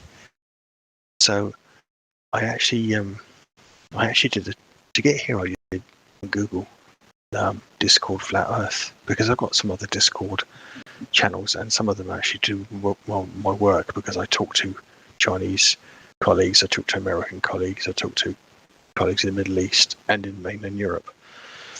So I actually do find myself bouncing around on this kind of discussion. Just, and again, obviously it's completely different because it's all about work most of the time, But I thought, okay, I'll give Discord another go and see if I can find some group of people who actually just talk rather than just shout at each other. Because there are a lot of these conversations where literally just a maelstrom of shouting. And so when I popped in earlier on, that guy was on. It sounded so familiar. It just sounded like someone coming in just to, he was not going to take anything from you guys. He was never going to take anything from you guys. He was never going to. And he's in whatever he thought, and it was obvious that he was like steadfastly, fixed in his model of what he believed, which is the mainstream. It was obvious, yeah. He wasn't entertaining the notion he was going to question anything. And all he's got kicked out, and he's just confirmed his bias. Oh, you lot are crazies. You won't let me talk. I don't think there was a degree in which he was being strategic when he came here and said, he would talk for 2 minutes and go, well, no one's let me talk. But I believe there's a degree in which he actually believes that he convinced himself that's the case. He didn't get a chance, opportunity to talk in here. Well, believe you me, like behavior like that is agenda-based. It's a tactic. They're not looking for the truth. It's just straight up agenda-based. Sure. Yeah, they're combative, and some people you can clearly see they're not even willing to hold the thought of the other person in their head for 2 minutes. They can't even entertain the thought for a second. They're just pure combative. Yeah, I get that. And it becomes obvious. Some of it's deliberate, and then some people lack the capacity to entertain a separate idea at the same time while not believing in it. So it's very difficult, right? You got to suss people out. You got to figure out at what level they're capable of having these communications, and then you got to tailor your rhetoric to their understanding. Sure. Exactly. And sometimes people will get a chip on their shoulder because of the hardcore trolling and stuff like that. And sometimes there's a misfire on somebody who is asking a genuine question. Or on the internet, we can't see expressions or anything like that. So it can be challenging to suss out people sometimes. Yeah. Of course. Well, which is why it's important to understand another tactics and be able to get to the root of and find out if they're willing to be honest and what their intent is. If they're looking for the truth, or if their intent is just to convolute things and project, and the psychological tactics that they use, right? And it's kind of easy now. Like once you hear it and you hear it day after day after day, it's easy to recognize. Do you guys get a lot of flack from your own societies about what you think, or do you have to give it to yourself, or do you have to? Do you know what I mean? It's kind of I think everybody here's lost at least some friends, maybe even family, because of this. Even if But they I don't think that's vocalize it, you can feel it. I think that's different for different people. Sure. For me, my family are pretty rooted in the Bible. So when I open the Bible and I show them things and I tell them that this is what the Bible says, this is what the scientists say, which one are you going to believe? And it's real easy for them to say, well, you mean the scientist, the man? Yeah, I'm not going to believe him because the Bible says trust not in man. So we try to keep the Bible out of this conversation. But I would say the more atheist or agnostic your family is, the more alienation there's going to be because of it. Yeah, okay. And in my case, my parents are both pastors, and they completely shut down. They will not hear it whatsoever, and especially the Bible stuff, because they've already spent however many years reconciling science with their Bible. So it's a cognitive dissonance thing. It's that type of effect also. That's just in my case, though. It's various. For some people will keep quiet. Typically, people will keep quiet about it. And then once they're totally confident that there's no curvature, once they're totally confident that the globe is just nonsense, then they'll start to be more vocal about it. It's kind of like 9/11 with my family. I told them about Building 7. And at first they were really dismissive. And then, several years later, they came back and they were like, you know what, Larry, I think you're right about 9/11. I'm like, what? What are you talking about? They're like, you told me about Building 7. And I'm like, oh, yeah, you're just now catching on to that. Yeah. Those big spells, these huge spells, hoaxes, different things, they split the sea like that. Like I remember with 9/11, it splits the sea between people who are just blindly believe and trust anything and those who don't. Sure. And it's hard to bridge that gap sometimes. Sure. Every day it's hard to bridge that gap. I mean, that's a classic. That's a classic example. It's in 9/11. There are people who, at one scale, think, it's what you were told is the absolute truth, and there's people who pick apart every single aspect of 9/11. And then, personally, I'm a bit in between. I mean, the way WT7 came down, it's just look at it and go, okay, that if that doesn't raise questions, then nothing does. Yeah, and it's people hurting 101. They create authorized thought, things that you're authorized to think and do, like even when it was kings, even when it was the Catholic Church or whatever it was. And then there's things you're not allowed to say and do. And picking the other one, when you pick the authorized thought, you can be with more people. Life will be easier in many ways. It's hard to just go and pick the uphill battle. Life is a lot easier if you just go along to get along. So it's a choice in life people make. When they choose the authorized thought, they're not, they chose to live that life. And it's really everybody's right to make that choice. Yeah, I want you to continue about Building 7. I was curious to what you were going to say because you said just to even watch it, how it collapsed. So I wanted to let you go on about that. Yes, please. It's so funny to have them try to describe that it's not controlled demolition. Yeah, go ahead. Well, no, I believe it was a controlled demolition. I've seen the diagrams, I've seen the videos, and I've seen the fact that the top of it was in free fall, which means it must have been a controlled demolition. All right, so what you said right there, right, is the objective truth from your point of view. That's what you saw, right? And the reason I say it's the objective truth is because there's a college in Alaska, Fairbanks, Alaska, did a really good study. They did a 4-year comprehensive study, in my opinion, on the Building 7.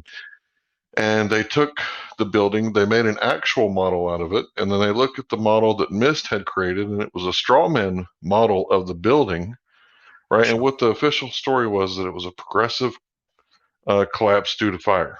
But that's not what we saw on TV, right? That's not what we saw at all. Yeah. Right. So their conclusion is that it was a near simultaneous collapse of all the columns, and it was almost free fall speed. Right. So I'd been saying that on the internet for years, and then Fairbanks, Alaska puts this out, and I'm like, oh, thank God, I don't have to say this anymore. I could just cite the source, right? Yeah. But for years, I was arguing with people who were like, no, man, that's not how it was. This is how it happened. And it's like, well, now I got, all these architects and engineers that are going, wait a minute. This conspiracy theory that was handed down by the government, right? It's not a very good theory, right? And their conspiracy theory, is that 19 people, 15 of them from Saudi Arabia did this. So let's go attack like every country in the Middle East except for Saudi Arabia. Yeah. You know what I mean? Sure. Worst conspiracy theory ever. I was. Sorry, go ahead, Plaza. So I was going to say for me for WT7, I mean, all the other bits and pieces aside, really, because like I say, there's a million and one different things I've heard about, conspiratorial levels, upon the conspiratorial levels. But WT7 is a big giveaway because prior to that, in the previous 10 years to WT7, there's loads of, and WT7 is not like the other towers. It hasn't got a unique design. It's basically just one big grid reinforced steel infrastructure. Yeah, there have been countless much taller buildings that have caught on fire. There was one in Madrid, I think, and there was one somewhere else in the world, which were clear examples where they literally burned to a crisp and they stayed up. And in the entire time they were burning, I think the one in Madrid is a case in example. There wasn't a mass evacuation of the area around where the building would fall in its radius, because I believe that the people at the time thought, well, again, the building's going to, there was an assurance in the way they understood how the building worked, that it wasn't going to just topple over, it was just going to burn out. All night too, it burned. Yeah, exactly. But, however, on the BBC in this country where I am, I witnessed the news report telling people that WT7 has collapsed when the reporter you could see it in the background, still up. Yeah, it was So 20 minutes too soon. Yeah. Yeah, exactly. I witnessed that. Now, I didn't realise I witnessed it later on when I was shown the video showing it still in the background, because I'm from the UK. I've never been to New York, so prior to 9/11, I didn't know there was a cluster of buildings in that Wall Street, section, that enclave in Wall Street. I had no idea there was 7, 9, 10 buildings, whatever, all in the World Trade Center, complex. But when I realised that they'd been told, that clearly raises questions. Because if someone, what you can only presume from that is that someone told someone in the press they thought it was going to collapse at the very least. Yeah, that's the very most generous interpretation you can make. Oh, someone said, "Oh, that's going to collapse." Now, how do they make it? It's just a standard fire in the building. How do they make that? How can they make that clear assertion? Because it wasn't damaged by the other two buildings coming down. So, if you're completely honest about, in respect to everything else that went on, that raises massive suspicions in itself. It's mathematically next to impossible. Like if Yeah. someone did predict that and call it, then we need their help to win the lotto. Yeah, exactly. And even on the other buildings, the NIST reports were ridiculous. The pancaking they described, it's ridiculous. Yeah. The core of those two buildings was unbelievably robust, because that's how it was designed. That building would, if 2 or 3 floors anywhere on that building collapsed due to thermal distortion, okay, the proportion on the top of those two buildings would just merely topple off the side, leaving a stub. There's no way these buildings would collapse all the way through from top to bottom. Yeah. Now, so we're talking about stuff that everybody can see, but not everybody believes. Like, you don't have to be a rocket scientist or an engineer to see that tower drop at near free fall speed, right? To go, wait a minute, that's not what happens when things catch on fire, right? No. So that's why I wanted to hear what you had to say about it, because you could be objective as you possibly can, right? And trying to figure out what the actual truth is. But some people just kind of do the hear no evil, speak no evil thing, and you got human ostriches, right? And then you got sheep, right? So the sheep, it's not really their fault. They can't understand what's going on. But most people can see it and go, wait a minute, that's not what they said happened. Yeah. This is like different than what they said. I mean, and on top of that as well, to be clear, when the plane that allegedly was heading towards the penthouse crashed in the middle of a field, it was because it was in the subsequent tranche of supposed attacks. Yeah, it was sometime after the other two. So by the time that was declared by air traffic control in the States to be transponder off and not responding, it was abundantly clear, because of what was happening in New York, there was a problem there. Yeah, and I remember seeing a news report on the BBC where I think it was the foreign minister from the UK was on live national TV saying something's not right here. That normally when a plane goes rogue in the US, they scramble something to it within 2 or 3 minutes. You've got the biggest air force in the fucking world. You know what I mean? Are you aware of the simulations that were being run on the same day? Yeah. I know. I'm aware of that. I'm also aware of the fact that these so-called the pilots that were on the planes, if they really were the pilots on the planes, were essentially CIA operatives that were certainly learned going around America to various flight schools, expressly asking to learn to go on the flight sim just for flying. They're not interested in taking off or landing. You know, I mean, it's just you got anecdotal stories. And that was all just to help the story out, and they were sloppy with that. What I want to know is how it happened. People believed this. They believed the whole thing, hook, line, sinker, and the extra bait that you brought with you. But what they did was they said, a couple men, not even a handful of men with box cutters, which are not the sharpest things that you could bring. But nonetheless, a plane full of fucking Americans let that happen? Mm-hmm. Yeah, I was Guess going to what? say. You're kidding me. But guess what? No one thought about until just now, because I just thought it. No one is alive to verify that happened. Right. No. Number one. Now, they say they're family members. I don't know any of them. So for all I know, they could have used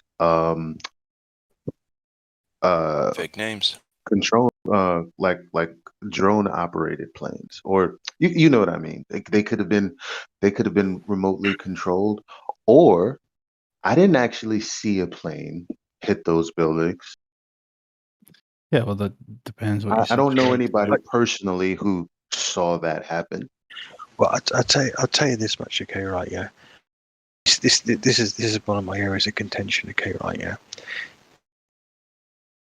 were those planes? I believe that 2 passenger jets crashed into those 2 buildings. Okay, right? I think that the fact is certainly the first one you can argue. Well, nobody saw it, or we have a handful of bits of video. Okay, right? Yeah, but there was an awful lot of New Yorkers, just Joe guy in the street who saw a plane arriving and smashing the second one. Okay, right? And the pattern. If you were going to make a pattern I don't know They that changed their that's true story though. after they were told I that. don't know There's a that that's psychological true. aspect there. No, I'm pretty certain. I've seen lots of to generate a holographic or whatever contrived image. Yeah, hang on. One thing I want to say is if I were in that plane, I would have a lot of minor box cut injuries, and none of this would have happened if that were the true story. Okay, sorry. Go ahead, But the thing about the plane, me living in New York City, right? Number one. Again, like you can say that for all I know, those people could be actors. There are people who live in that area, work in that area. Yeah. Who's told me, and now that's just me taking hearsay as well, but they never saw anything. I think what's far more tenable to believe, if I'm being honest, is that all we know is some planes took off with their crew and some passengers. Yeah. I don't know that. How do we know Not that? at all.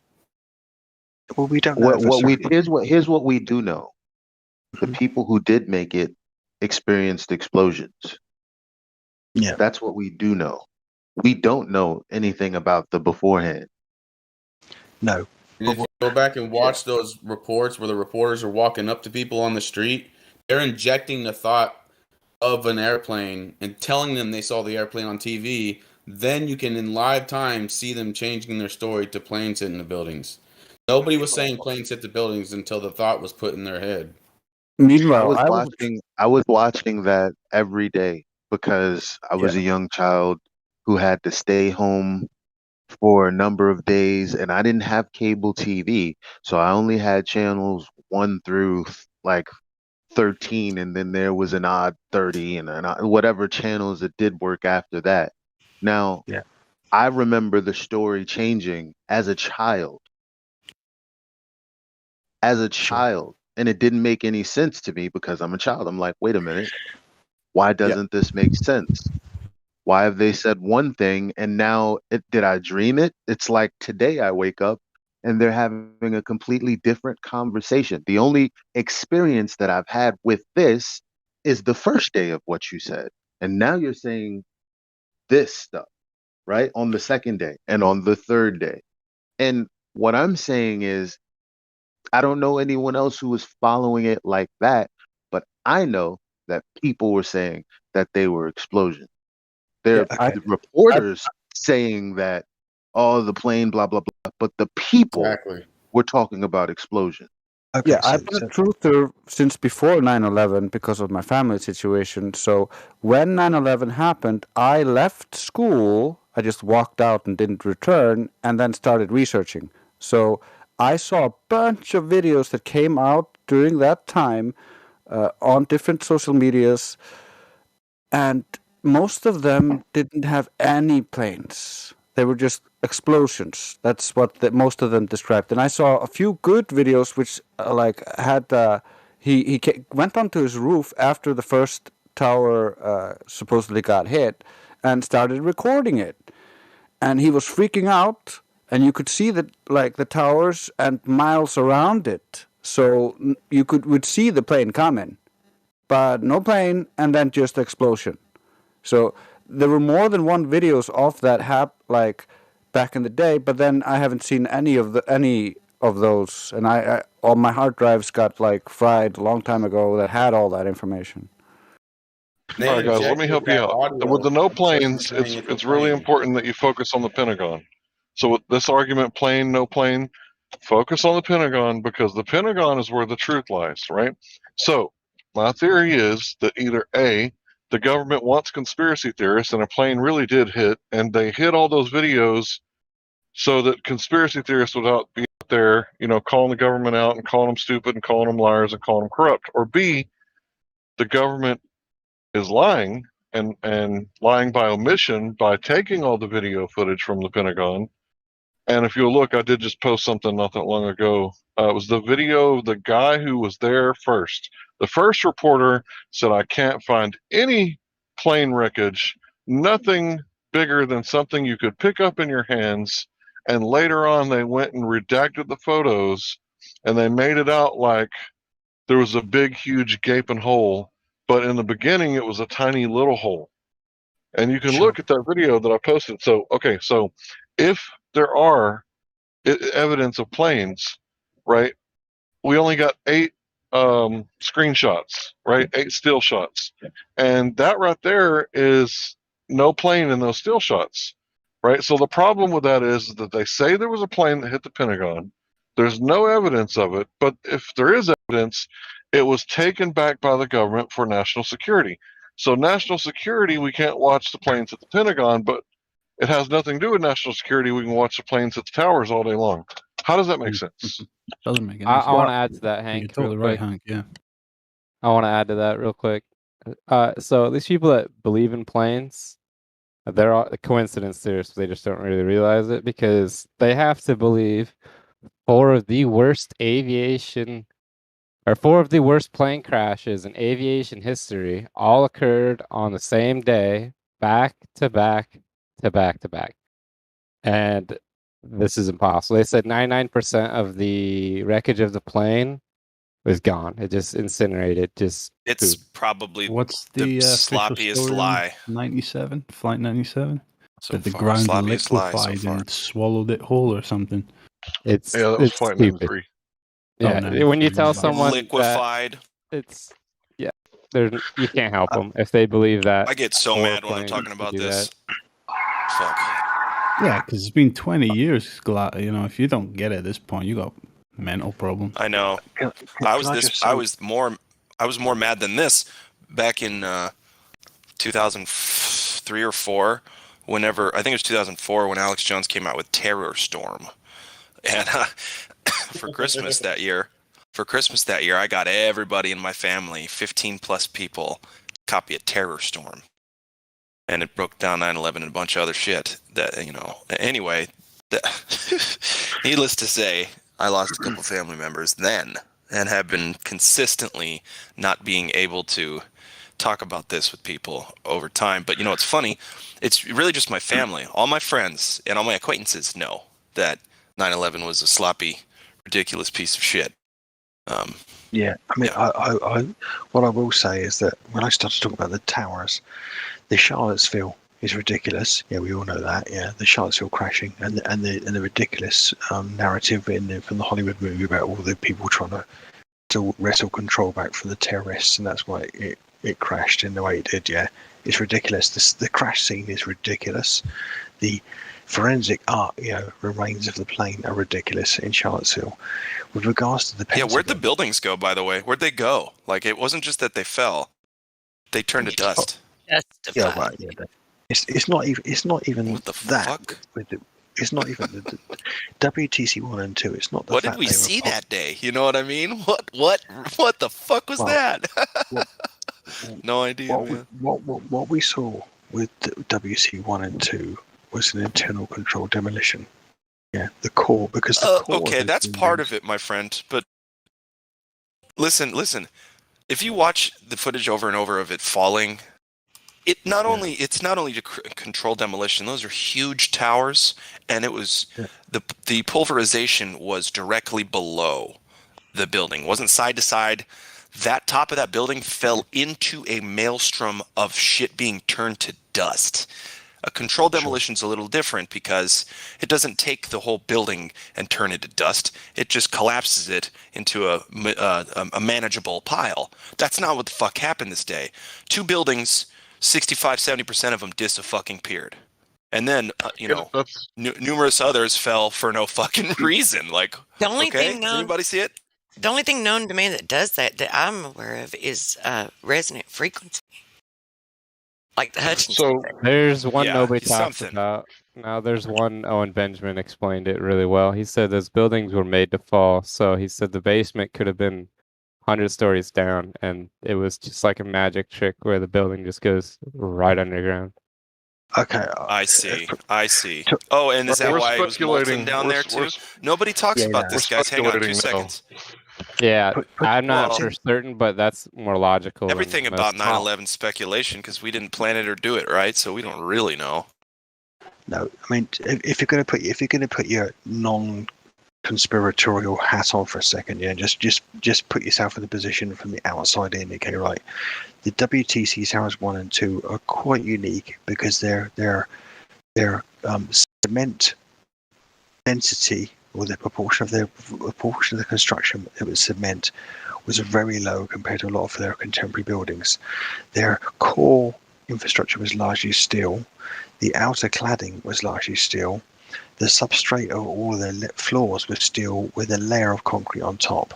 So it's not entirely disingenuous to imagine it. If the core infrastructure of that building was in a controlled demolition, yeah, then all of the concrete layers applied almost like on a top as a flooring on all of those concrete levels would pulverize because they don't actually have much constituent solidity to them. They're literally just layers on top. If that building was to be brought down in a controlled demolition, okay, then you would, if you actually look at the pictures from above, yeah, from how those buildings came down, yeah, they actually did cause way more collateral damage than a controlled demolition would have done. For sure. What So were you there was wanting to add, Hank? Pulverized. I think Hank was trying to add something. Go on. Yeah. Hank, what were you trying to add? I just want to say again the word pulverized. Yeah. Well, yeah. I mean, there is a level in which, from what I can gather, there was an awful lot of concrete rubble at ground zero. Yeah. In buildings. In other buildings. Yeah, but even in this foundation of the building, I'm you know, don't get me wrong. I think it was all a big, there was something going on there. But it's disingenuous to imagine that all the concrete of the building was raised to dust, because it wasn't. That's clear from what people on ground zero have said that actually cleared the thing up. Yes, did they ship all the steel to China before they could do forensic or something? Yes, they did. Yeah. Did it come down too clean in its own footprint? Yes, it did. But this is all opinion still, right? We have to make sure those listening know this is all opinion. I certainly am not backing and saying these are facts and this, that, and the other. No. We can't, can we? How can we do that? But what we can do is we can pick apart the ridiculous notion these buildings collapsed because of fire. Because you would have these at the point in which the fire, if it could, cause the heat and the fire and the inferno at those floors could cause a catastrophic collapse. It would be a catastrophic collapse that occurred between a cluster of. That's what architects against 9/11 are saying. These are the guys who built it, and they're saying there would have been a stub that had been chunk off that fell off the top, leaving the bulk of the building still standing. All right, so here's the most important thing to take away from the. Here, you're hot micing. Here's the most important thing to take away.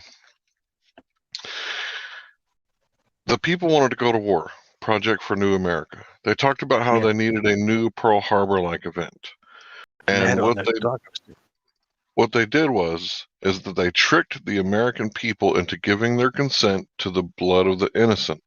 Now, I say the word tricked because if you would have went to anybody on 9/10 and you would have said, "Hey, do you want to invade like 7 countries for like 20 years?" They'd have been like, "Hell no." Right? Our dollar is actually worth something right now, and it's a dollar for a gallon of gas, and things are looking up right now. And it's really, it should have been like, wasn't there like $2.3 trillion missing on 9/10? Right? So what it was a trick to get people to give their consent, proving the American people's underlying goodness that they have to be tricked into going into war. Right? And who was it that did it? It was NASA giving images to the intelligence agencies and the president, right? And them saying they got weapons of mass destruction, and without anybody going like, "Hey, wait a minute, how do you know this isn't like just an oil tanker? Or how do we know that this is like weapons of mass destruction? What if it's like a picnic that they're planning?" Right? Nobody asked any questions like that. They just told everybody, Iraq, weapons of mass destruction, we got to go get them. And the terrorists. And it was like, all that came from NASA. And it's terrible what happened. I'll be back. Yeah. Well, again, putting my objective hat on, whether the imagery came from NASA or from satellite imagery controlled entirely by the defense, the massive military machine that America runs, which is massively corrupt and wastes huge amounts of money. Yeah, I don't know about that. I've got no way of proving where the imagery came from. But what I do know is that I've also seen the documentaries where the reporters have interviewed people down at the Pentagon in the peripheral buildings around there, and people who were between nearby buildings who saw the plane hurtle over the top. The trajectory they saw it hurtle over, I mean, it wouldn't have actually got to the point where it was on the ground of the Pentagon. The dodgy lampposts collapsing, the fact that there was, there was no fucking CCTV anywhere in the area of the plane coming in. I mean, it's around the Pentagon, for God's sakes. Well, we know they're lying, and we can't really prove what exactly happened. So no, exactly. But what we can do is we can assert that there are extremely suspicious circumstances based upon what they said, and that's as far as you can go, isn't it? Really? Yeah, it's pretty much. You can pretty much say, the NIST report was just crazy, But that said, and I totally agree with you, Paza. Thank you for all of that, because I happen to agree, and there's a lot of people who like to think about that topic here. I'm sure we all have spent years thinking about it. But I'd like to switch it back to the Earth, if that's okay. Of course you can, yeah. I'll bring that back to the Earth, if you don't mind. Sure. On that same key, but bringing it back to the Earth, because I'll give an example of something that happened with me trying to explain the reality of Earth 2 or 3 years ago to my baby mom. And it goes into like gaslighting and mind control and controlling the will of people. And I was trying to explain to her how it's basically like a spell that breaks your will, and that it's like having someone stand next to you, even though you experience a sun that moves and a stationary Earth. Someone's telling you, no, you don't, no, you don't, standing right next to you, breaking your will until you say, yes, yes, the sun, we are going around the sun. And I told her it's to the point where someone could tell you the sky's another color, and you would say, yes, it's that other color. And we just happened to be watching a documentary on one of those Mormon cults or something like that. It's one of those specials or whatever on one of these cults where they interview the cult members that escaped and all that crap. And 5 minutes after I told her that, they were interviewing one of the escaped cult members, and she said straight up that he could be standing there telling you the sky is green, and not only would you say yes, the sky is green, you would believe the sky is green. So one of the reasons for me why the Earth thing is so important is because, like they say, why would they lie? Why would they do this? To me, it's the strongest spell I've ever witnessed of breaking the will of a human being, just like a cult leader would do.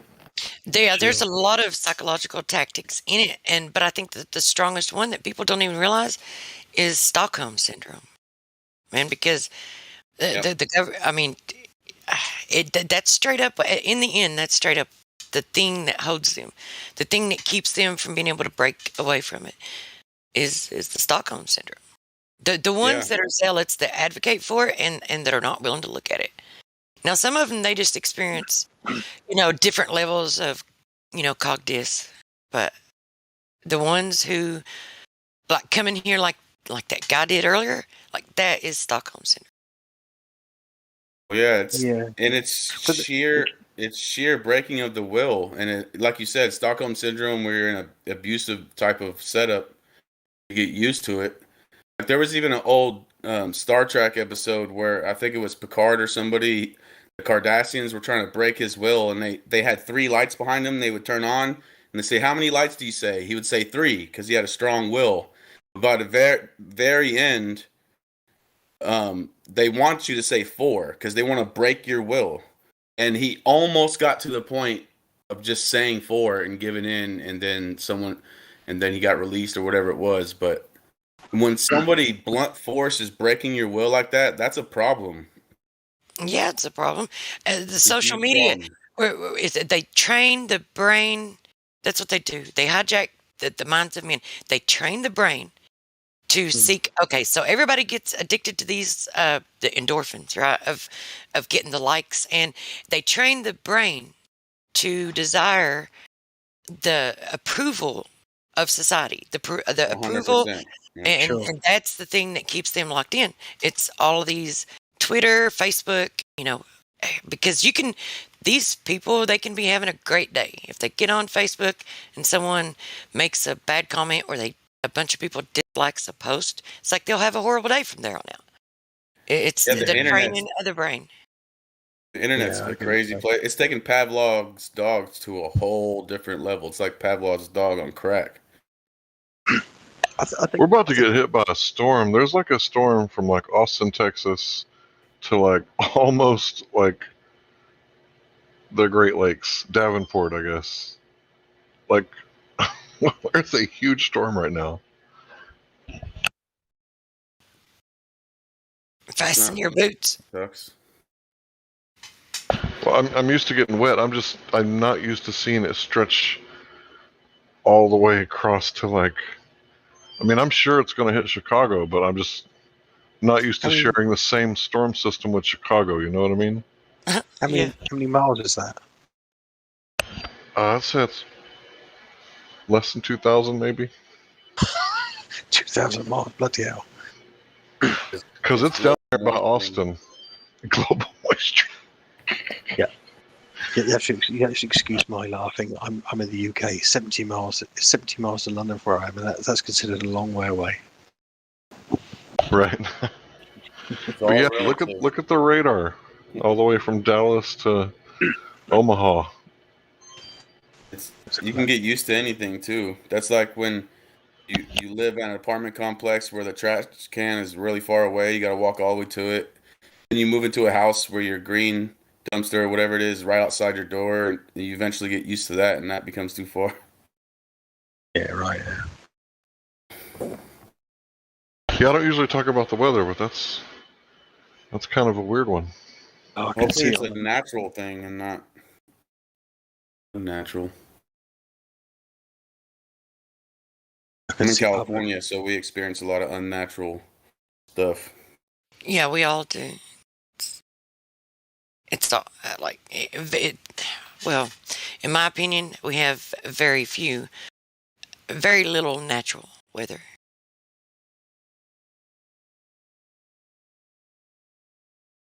They engineer the hell out of it. Oh yeah, You said you're from California? yeah. I'm sorry. No, I almost got my baby mom to move several years ago to another state like Idaho or South Dakota or something, but didn't happen. I tried. I gave it. I'm not gonna leave without my daughter. So. I told her too. These fires are gonna continue for at least another 7 years. Like they're not playing any games with this. Like they're burning this place up. It's real estate acquisition. Same thing with the BLM. I don't know if they know what they're doing, but they're basically erasing the people off of the tax break areas so that the land can be bought for pennies on the dollar, and Exactly. someone else can come in and where these tax break areas are, they're going to have new businesses installed, and the people that burnt it down probably won't be allowed to work there. That's what I try to explain to her. This is a big land grab, and they're not like they're putting a lot behind this. They're not just goofing around. Like What else has the acronym BLM? Bureau of Land Management. Ding, ding, ding. Damn. Got him. I thought that's what he was talking about. No, I was talking about the riots. Oh, the riots and the BLM. Yeah, it's the same thing.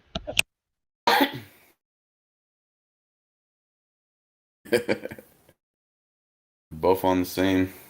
Yeah. They can buy that stuff for pennies on a dollar. And it's just amazing to me that people can see the whole media had a script to unroll across the entire country with the same rhetoric. And you had simultaneously 40 cities going to riots. That's very organized. That wasn't just some grassroots people all of a sudden going out and rioting. Like, it takes a lot of money and organization to do that.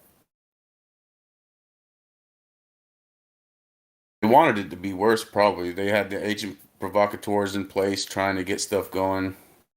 And people rioted a little bit, but Oh yeah, they have websites where they recruit people and pay people for crisis actors. They test it, let them interview and audition. absolutely It's crazy. And it doesn't take a lot of operatives to get something like that going. Monkey see, monkey do type of thing. That's basic crowd. What do you call it? Dynamics. They tried to do the same thing with the nonsense in Washington or whatever, where you had 500,000 people and you get a handful of people doing whatever and paint everybody with one brush. Who do you guys think is going to be the next president? It doesn't matter. That's who's going to be. The next president's going to be somebody doing exactly what they're told. That's my prediction. The Beast. Yeah. Do you reckon Trump's going to get a second run at it? I know it's a pretty base conversation for this place. It's going to be exhausting, but maybe. I'm so exhausted with. They always drum up these narratives every 4 years. Sure. And get people on the boat, get everybody shouting, and it's amazing how they get that Kool-Aid stirred up every 4 years. Even people who are say they're truthers and know it's all a false economy and all that, all will get dragged in. I mean, does it really even matter? Very strong. No, it doesn't matter, does it really? But It's the same. Yeah, whoever goes in there, it's going to be the same shit. Whoever's going to be in there has to follow their agenda. No, I wasn't. My guess is Nancy Pelosi. Maybe. It's going to be Who knows? It's whatever narrative they have drummed up that will continue that narrative. Because they can't just go with one side of the narrative all day for like 20 years in a row. They got to go back and forth to keep people drug into it. Sure. So do you? Same in the UK. It's like the same back and forth, back and forth. Yeah. You know, So my question is, do you think that they're going to come out with, you know, how that they say now they say that the Earth's atmosphere extends beyond the moon or to the moon, and they're trying to make like everything kind of like match reality more stuff. Like they're changing stuff, right? They're changing their claims. And do you think that they're going? I'm just curious if I'm the only one that thinks that they're actually going to come out and say that the Earth has been spinning for so long that it's become oblate that now it is flat. Ran out of spins? No, I don't think they will. I've heard people say that and make a case for why they speculate that. I don't think that they will do the whole coming out and explain the Earth is flat thing. I think they're going to double, triple, and quadruple down. I think they want to keep it matching reality somewhat so that people that know that it measures flat will latch onto it, because I don't think that they care whether people think or know that the Earth is flat. I think they just want people to keep space in their mind. They still need space. But I think it's deeper than that with the whole occult thing. So the special boy occult, they like to keep the so-called knowledge of reality to themselves and have us, the dumb, profane public, not know what's going on. And I think that's one of the reasons why they hold on to that, is to keep the public lost in space, to keep them. They have them. In other words, they needed to maintain the occult. I think Drace They was don't trying to hold get in on there. to something. You gotta have something. Like thousands of years ago, you could have some random guy who figured out that eclipses happen on certain days. And he could say, hey, the eclipse happens on certain days. And everybody goes, oh my God, this guy has special knowledge. And he says, follow me. You can be one of my initiates. I'll give you more and more knowledge. And then you find out they don't really have that much knowledge. So they have to maintain that illusion, maintain the occult. Well, I think it got even worse than that. That guy who knew when the eclipse was going to happen, he didn't say that he knew when it was going to happen. He said that he was the one who caused it to happen, and they worshiped him like a god. Oh yeah, likely. Even more so, yeah. But that's how the occult power thing works. You gotta have something. You gotta supposedly be the one who has the secret knowledge that somebody else wants for them to be your initiate. But in ancient civilizations, that's why astronomers were held in, it was like a cult-like esteem, because they were able to predict things like that. Yeah, it's like in ancient China, when they had an eclipse, there are guys who looked at the stars. The ancient Chinese, just what I've read, they were able to predict eclipses. They were sophisticated enough to predict them. And their guys would say, there's going to be an eclipse. They left it up to other people to interpret it that a dragon was swallowing the sun because it was unhappy with everybody. Yeah. When it was occurring, they go, "Don't worry, we'll raise an enchantment to get rid of the dragon." So they became the heroes for stopping the eclipse. Yeah. Do you know what I mean? There's these kind of things have been used since year dot to empower people, haven't they? What don't you know? What don't you know? And what can I convince you I know that you don't know to make me look more powerful than you? Exactly. And I don't think they'll let go of that. No, because it's human nature. They're gonna double, triple, quadruple down on it. But I agree that they're gonna keep moving the Overton window like the atmosphere past the moon thing, just because of how ridiculous this heliocentrism is. They do have to start conceding and moving the Overton window a little bit on things. I don't think they'll go all the way to flat though. So Pasa C, the point you just made about the eclipses, right? And you were talking about medieval times, right? They still do that to this day. You know how many people come in this server and talk about the predictability of the heliocentric model? And they refer to the first thing they utilize is eclipses. The predictability of eclipses. It's the exact same thing. Sure. Well, So do you see the occult nature of the NASA program in just that little snippet? Yeah, I can see what you're saying, but at the same time, I do know that you can. There is now, you know, if you look at Stellarium, there is a mathematical model for that predictability. So that's the distinction I'd make. That it's not like it's the predictability of eclipses has been around since very ancient times. They run off the Soros cycle, which was, I think, initially started by the Chaldeans. Yeah, but the point I'm making is that in ancient times, it was a select few who had the knowledge, whereas nowadays anybody can get hold of the kit that tells them when the next eclipse is going to be in their area. So there's a distinction there, I think, to be, if it could be, you know, I don't want to be disingenuous to the thing. The point I was making was not the fact that there is that predictability, is who, to what exposure is it to that, you know, what exposure is that to the knowledge, and everyone to some degree in the past has tried to keep an exclusivity on some information to make it empower themselves against the masses. You know, that's the point I was really making. Right, and the majority of what we would call the masses assume that the predictability of the eclipses is based off the heliocentric model, and that NASA has utilized the heliocentric model in order to predict eclipses. But the heliocentric model was not even around when the system that they used to predict eclipses was established, right? Most people don't know that aspect of it. No, I and only the real adepts know the truth, type of thing. I think that's fair enough to say. I think if my memory serves, the ancient Chinese, you're right. They didn't have prescribed to a heliocentric model, but they had an accurate model of the motion of the moon and the sun, and that was it. And they just happened to be able to work out when they interact with each other, if you know what I mean.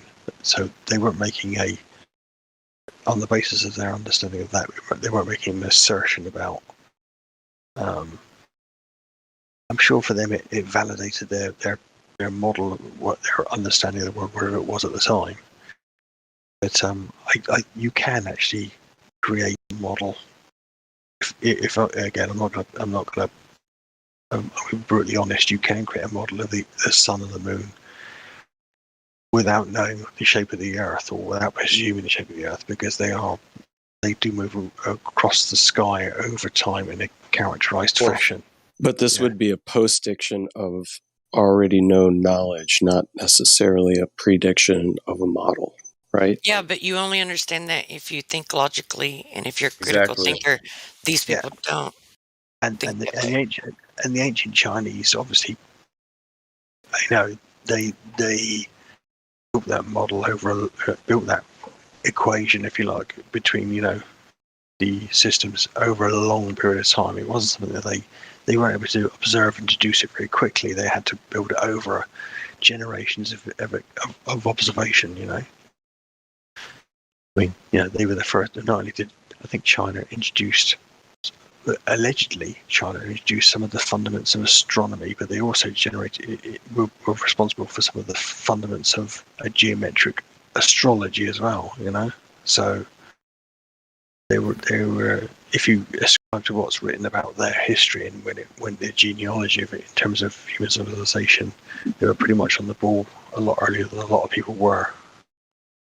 But I couldn't necessarily.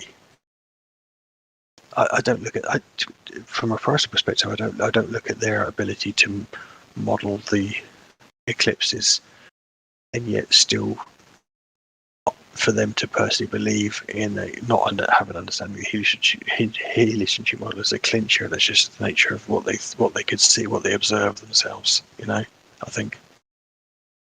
Yeah, but like they were saying, most of the public doesn't know that. They don't know that you can observe these things mathematically and make predictions. They actually think that the reason we are able to predict is because it's been attached to the sphere model. I totally they can see actually that. think that. Like I did this 4-hour debate a couple nights ago on Modern Day Debate Discord with this guy. Yeah. And he genuinely believes that. He genuinely believes that his model can predict things and that they haven't just simply monitored and documented what has happened and predicted with that and attached it to ridiculous claims like a molten iron core. Yeah, I'm not going to argue that. I totally agree with you.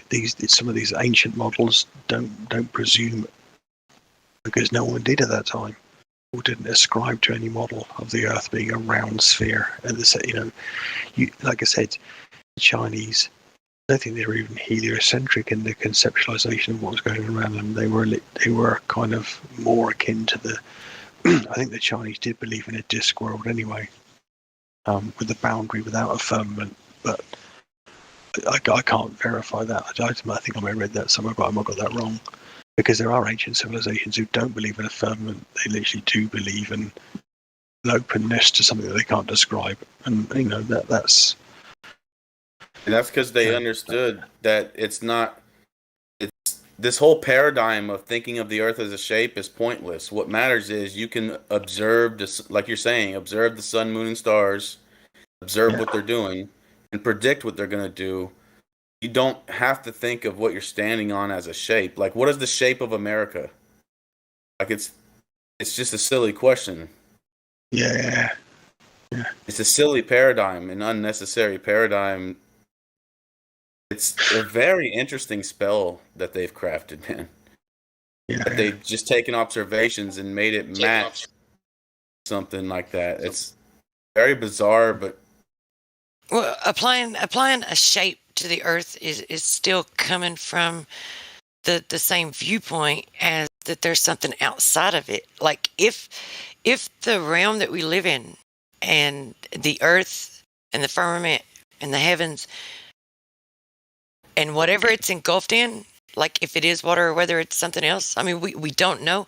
But so if what indication do we have to think or come to any idea or conclusion that there's anything outside of it? What if all of creation is this? Then there is no shape to it. Like everything exists within it. So yeah, sure. Yeah. it doesn't have. Even if it did, it doesn't need to have a shape. Like, there's just earth and then there's water, and it's odd shaped. Like there's no real shape to it. That's when you get into the dogma of these Pythagoreans and others who think sphere is the perfect shape and worship the earth and think the earth's just shape. It's like gets in religious world. Yeah, I get that. Like you say, in the day, it comes down to you stand on the coast. Behind you are mountains or flat plains, and in front of you are the sea. You have an intimate appreciation of the world you live in, based entirely on your five senses. And I know personally that I don't have any. I can't assert from what I see in that scenario what the shape of the Earth is. I can project the intuitive conclusion you draw from your observations is that it's flat, and you can from that derive a model where that maybe goes on beyond your sight because your sight is limited. Yeah. Where that ends is conjecture, and what shape it has beyond what you can see is arguably conjecture of the same definition. You could make the conclusion that it curves up and goes around above you, and you can't see everything above you. I think we all come to the conclusion that's less tenable, but that's only because that's only a mental exercise we make for ourselves, But what you can observe is flatness. That's it. And it's an over-the-top ambition to try to create an entire cosmological model that completely explains everything in our universe. That's quite a lot to bite off. It's better just to stick with each thing individually. Like if I look out and see a sunset on the ocean, hey, I want to determine what the cause of that is. I stick to learning what the sunset on the ocean is. Then I move on to another area. Having one unified model might not even be possible as far as explaining everything in the universe. Yeah, that's true. When you look at relativity and the quantum physics, they completely go against each other, right? And that's like the two things that we use to model, right? As far as so-called modern science, or should I say modern theoretical astro postulations. Yeah. They're off on a tangent, man. They're talking about black holes millions of miles away. They're talking about wildly insane shit that they couldn't possibly know. Well, the need to have an explanation or to understand everything it comes from where they already tell them that they know all of this stuff, that they have all of these answers that they don't have. So it's like when they realize that they don't have those, they feel like they need to replace them with something else. And they want to be God. They want to be all powerful gnosis. They want to achieve gnosis and know everything. Ridiculous. Yeah, but goal. being a god here is like being the smartest retard. Like, come on, is that it? That's all you want to do? Okay. I mean, yeah. I mean, sorry, did I kill the combo with that? No, not at all. You have to give that a degree of pause. Pause. Yeah, you gotta pause, man. I'm a weird dude. You gotta let that sit for a minute. No, I mean, I'm an atheist, and I'm an atheist because I was raised that way, you know. So, but when you can think and when you can think and reside in a more spiritual sense instead of like living completely in the physical, like the more awareness that you have of the spiritual, it's like in the spiritual, residing consciously in the spiritual. That's as being like a lowercase g. Like if you want to, that's how they, you know, a lot of them refer to it, but it doesn't mean that you're a god, but it means you are as the gods. Sure. And consciousness is not tangible, so it's not atomistic. It's like a thought. Like if I told somebody, hey, go across the lake with a mirror, and I'm going to shine a light, you know, from across, or a laser or whatever from across the lake, they walk over there with that mirror, we have that understanding between us. That's not located in a physical server somewhere that you can break down and look at. It's supernatural, for lack of a better word. Sure. Well, if you look at like Not okay, physical. if you look at knowledge as like every good night, Drace. If you look at knowledge like every piece of knowledge it's a door. You go through it, and I'm saying this because it's kind of like how I see it. It's how it's been opening up to me. That every piece of knowledge, and knowledge being different from belief, right? But every piece of knowledge is a door. So when you open that door, it's like fractals. When you open that door that you just opened becomes a key for the next door. Yeah, right. Yeah. So every door is also a key. So if you don't open the right door, then you won't have the key to the next door, and you won't understand it. Which is why I think that it is written that, and that there's truth to it. That if you don't understand the earthly things, understanding the earthly things that's a door you have to go through, because it is the key to open up the door to the spiritual things. Yeah. Okay. Wait, how's a door a key? Just kidding. Because it is. Because the key to the next door is in the shape of the door, and it's just a fractal of the next door. That's above my pay grade. She took Jim Morrison's stuff to another level. No shit. It's the key to getting into the next room. Break home. I got the key to the next door. Okay, so I'm gonna ask our friend from the UK to look at the live stream voice text. I posted a link from Harvard. Now, I don't expect you to like completely understand what's going on here, but there's this theory trying to reconcile like quantum physics or quantum mechanics and Einstein's theory on gravity, right? Yeah. And the problem that they don't agree is addressed right here, right? In this abstract from Harvard. Are you with me so far? Yeah. Okay. All right, so the quantum field theory predicts a very large energy density for the vacuum, and this density should have large gravitational effects. So what are the subjects that we're talking about here? The quantum field theory, right? And you can look into that on your own time. And then gravitational effects. So we're talking about Einstein's gravity.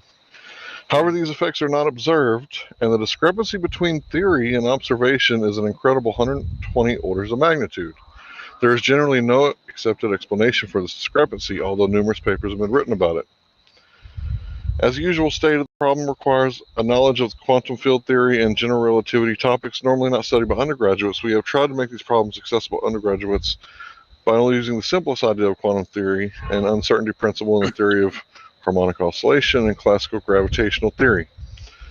We believe that such a simplification is not only amusing, but a pedagogical exercise, I have trouble with that word, but clarifies how basic the conflict between quantum theory and gravitational theory. We do not here discuss various proposed solutions to the problem beyond the trivial and unsatisfactory one of assuming that the ad hoc canceling term of the Hamilton or field equation. So in this, they're talking about the cosmological constant crisis, also known as the cosmological constant problem. So this is like the model, right? The cosmological constant. This is the model of like the universe and everything. So you can see here that there's a huge problem with it. It's not working out. And they're not off by a factor of 2 or 10, like Michio Kaku says, where, wow, you're going to need a new theory, right? If you're off by a factor of 10, we consider that horrible, right? Yeah. But here you're off by an order of magnitude of 10 to the 120th, right? So this problem with gravity, it's evident because you have theories like dark matter. And the theory of dark matter says that basically Sorry?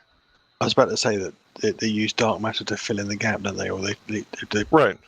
Posit it. So, yeah. Right. So dark matter is a competing theory with dark gravity. And basically what it says, according to Michio Kaku, the galaxies are spinning 10 times too fast. And there's not enough matter to create enough gravitation to hold in the outer stars, because in the galaxy, it's the opposite of a solar system. Mercury has the shortest year and Pluto has the longest, but in the galaxy, the outer arms of the galaxy have the shortest year, and the inner stars, I guess, would have the longest. So they can't figure out how it's all working, right? But here's the important thing to think about. Like, there is no difference between big and small, right? Like, even though you might think that, you know, subatomic particles, they act different, but actually it's all the same. And let me cite my source for that before I move any further. Yeah, I want to hear about that. Because, no offense, you said big things aren't small, and I disagree.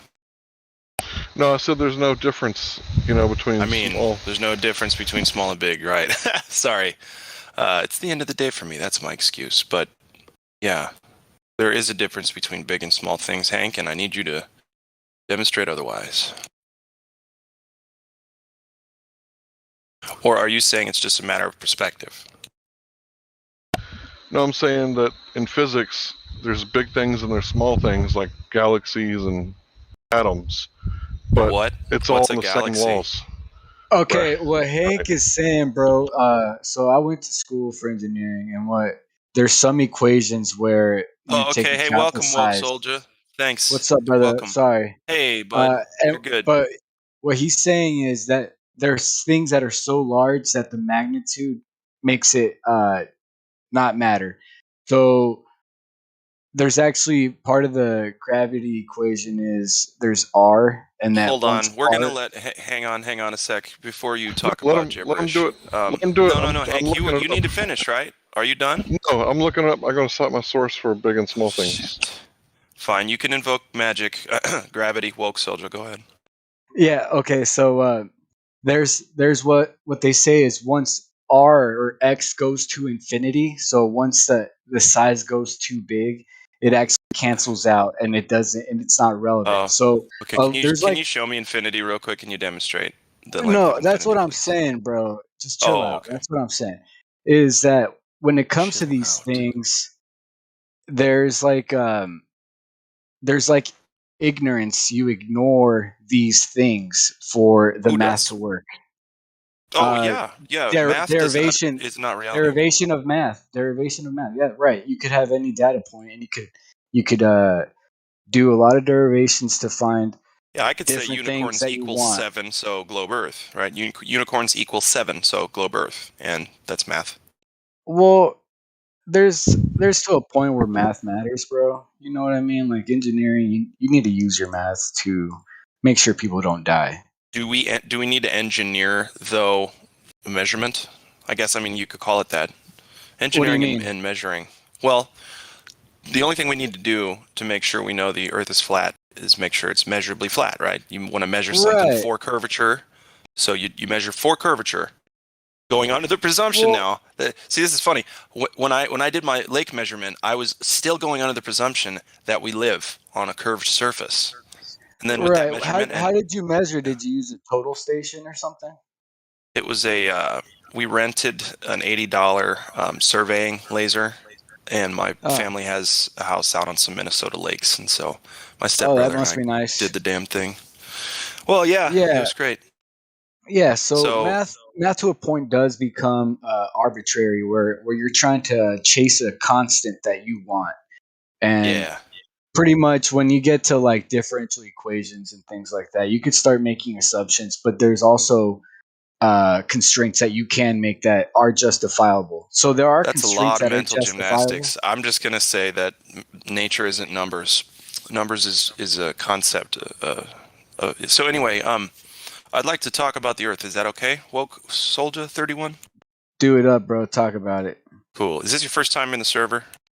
This is probably day 3 within probably like 30 hours of total. Okay, so you're new. You're new to this. Right. Have you been through the 3 questions yet? No. Okay. Do you mind if we just, because what I like to do is get a baseline for everybody who continues after these 3 questions to talk with you, just so we kind of know where your understanding level is with both the globe Earth and the flat Earth. Is that cool? Okay. Yeah. All right, bud. Who the And fuck I'm got really an answer? nice. I'm really nice about this, so it should go pretty smoothly. Gabrielle. Do you know any time in history, recent or far past, that someone or a group of someones directly measured Wait, hold physically? on. Can you repeat that again? I was distracted, dude. I'm so sorry. Are you ready to listen? Yes. Sure. Yeah. When in history has a someone or group of someones measured the curvature of the Earth? I need a direct physical measurement and when, where, how they did it. So what we've been told is that I forgot his name. He used the stick of using sun shadows to measure the curve. Okay. There's also We can another stop. one where Oh, no. Okay. Yeah, no, go ahead. What's the next one? Because Eratosthenes. Eratosthenes, that's his name. Thank Yeah, you. but what's the next one? Let's hear the other one too that you got. The other dude that was measuring on a lake, a little river, to measure the curvature of the Earth, or to see how One more time. how- Who was it? Do you know his name? No, Otherwise, I we don't can know just his stick with. Okay, so Eratosthenes. People like to invoke this one a lot. On a curved or flat surface, Eratosthenes comes up with basically the same result. Yeah, I know. I understand math, bro. We could get past this. Well, I understand both flat Earth and globe Earth. Okay, so but what I was doing was asking a yes or no question primarily. So, do you know of any time in history when someone has actually directly measured the curvature of Earth? No, actually, it's estimated. It's an estimated. So is that a no then? You don't know of anybody having done it, right? I happen to agree. Haven't found yet where they actually measured the curvature. So great, we can move on. That's a no for number 1. Number 2, do you know of any time in history, recent or far past, when someone or a group of someones detected the revolutions per minute of Earth on its axis, the rotation of Earth? When was that detected? By whom? When and how?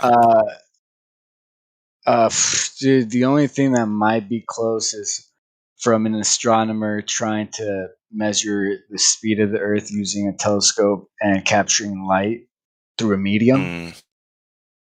Can you see how that's kind of flimsy? Well, it's not really evidence of anything. Listen, right. I'll put it to you in perspective.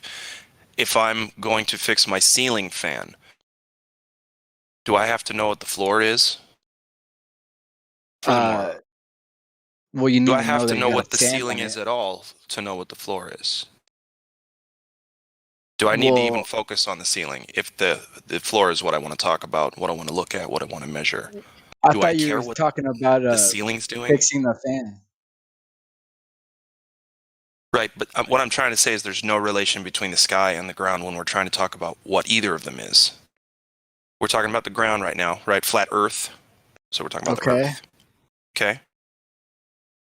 So, Right. but was your answer no then as well? You don't know when they have detected the rotation? Bro, Is I'll that a yes or no? summarize what you just said in like 10 words, bro. Are you saying if you want to experiment on one body, whatever it's not is irrelevant to the equation? Yeah, I mean, I'm just saying, is the ground the sky? Yes or no? No. Why Super would it duper. be? Exactly. So, thank you. And so, for the second question, one more time, last time. Do you know of any time when they got the rotation and how they did it? No, dude. Couldn't tell you. Cool. Thank you. I totally agree as well. So, number one, no. Number two, no.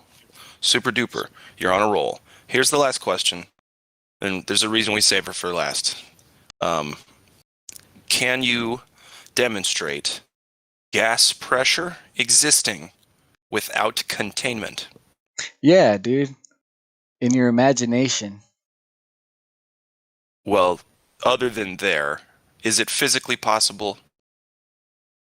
No, in a science standpoint, no, there can't be. So, yeah, right. So on Earth, can we have gas pressure without a container? Well, in space, you can't have. Well, there is Oh, we're just pressure, talking no, about because Earth, the my friend. ISS. We're No? just Did you know that in the talking about Earth. ISS, there was this dude? He's a YouTuber. He went to go and have a sit down with NASA astronauts, and the dude that said that we destroyed the technology. Well, he was with him, and he talks about the mechanisms to like the ISS, and there's like a gasket. There's a pulley system and a gasket. It's an O-ring. Wow. O-ring, Mr. Anderson knows. Is it okay if I stop you there? Is that all What? right? Well, I don't think the ISS has anything to do with gas pressure and laws of nature, but No. so Well, really Mr. quick, Anderson dude, I'm about understands. to finish. I'm about to finish up. Is what I'm saying.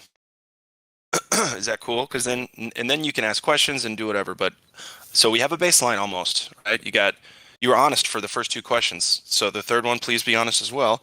Can you have gas pressure without a container? No. Awesome. Thank you for being honest.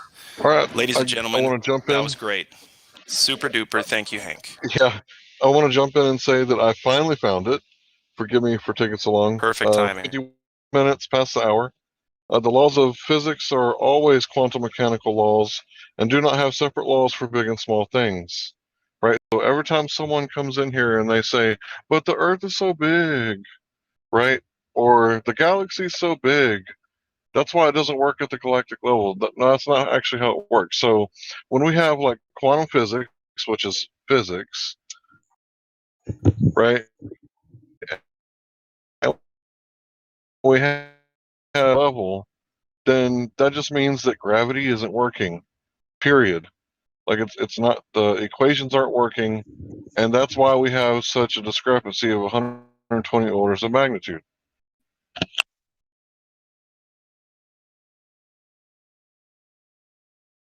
Plus, to mention, there's no scientific method for gravity,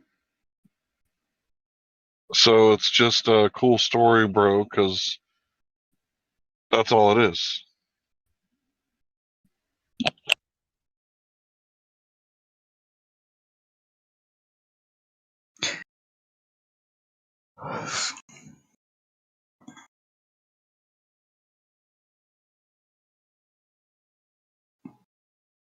Did I kill it? In other words, Is it over? that it doesn't add up what they're telling us. When you lied so much, your lies don't add up. So you got to keep on fighting out of different corners endlessly. The unfortunate thing is that people are mad gullible. It's really disappointing.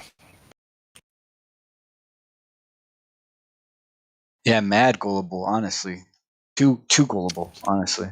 Do you believe that, or you just Oh being yeah, dude. facetious? No, dude. I see it.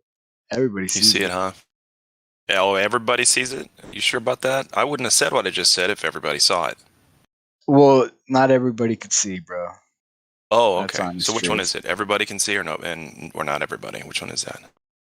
See, here's the thing. We need to be hyper specific and honest when we're talking in here because I don't want to waste any time. Do you want to waste time? Or do you want to learn something and help others learn? Oh, well, go learn away, bro. Go learn away. No. You came here. What was the point of coming here to chat with us?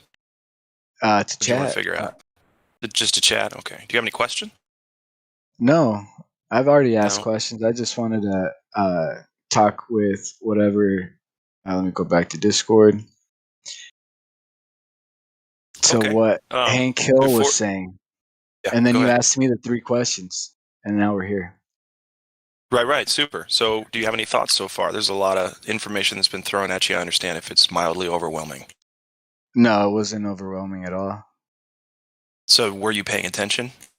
Right. Right. So there was we started a little conversation about I don't know if it was about gas pressure, but that's the one where you started to kind of speak up about how you feel. Oh yeah, the gas pressure in the ISS. Yeah, so if you ever watch this funny video, I forgot who it's by, but he talks about the gaskets that can withstand the pressure vacuum of space, and he just tells it to that mechanical engineer, and even the mechanical engineer is like, "What? There's no fucking way." And then he goes and talks to the engineer that actually made it. He's actually like a biker shop owner now. And he's like, "Oh yeah, they still use that. That's cool." Like he doesn't even give a shit because they know it's fucking Yeah. Hey, a I'm joke. sorry, man. Can I stop you there? What? I don't see how that's valid right now. You started with ISS. You said gasket, and then you talked about someone's career. Right, My friend, I'd like to the talk about NASA the Earth if engineer. that's okay. Yeah, that's fine. That's great. And also, you're talking about a video, so it's third, fourth, fifth hand information at best. Can we get back to the Earth, please? Okay. Love it. So how'd you hear about the server?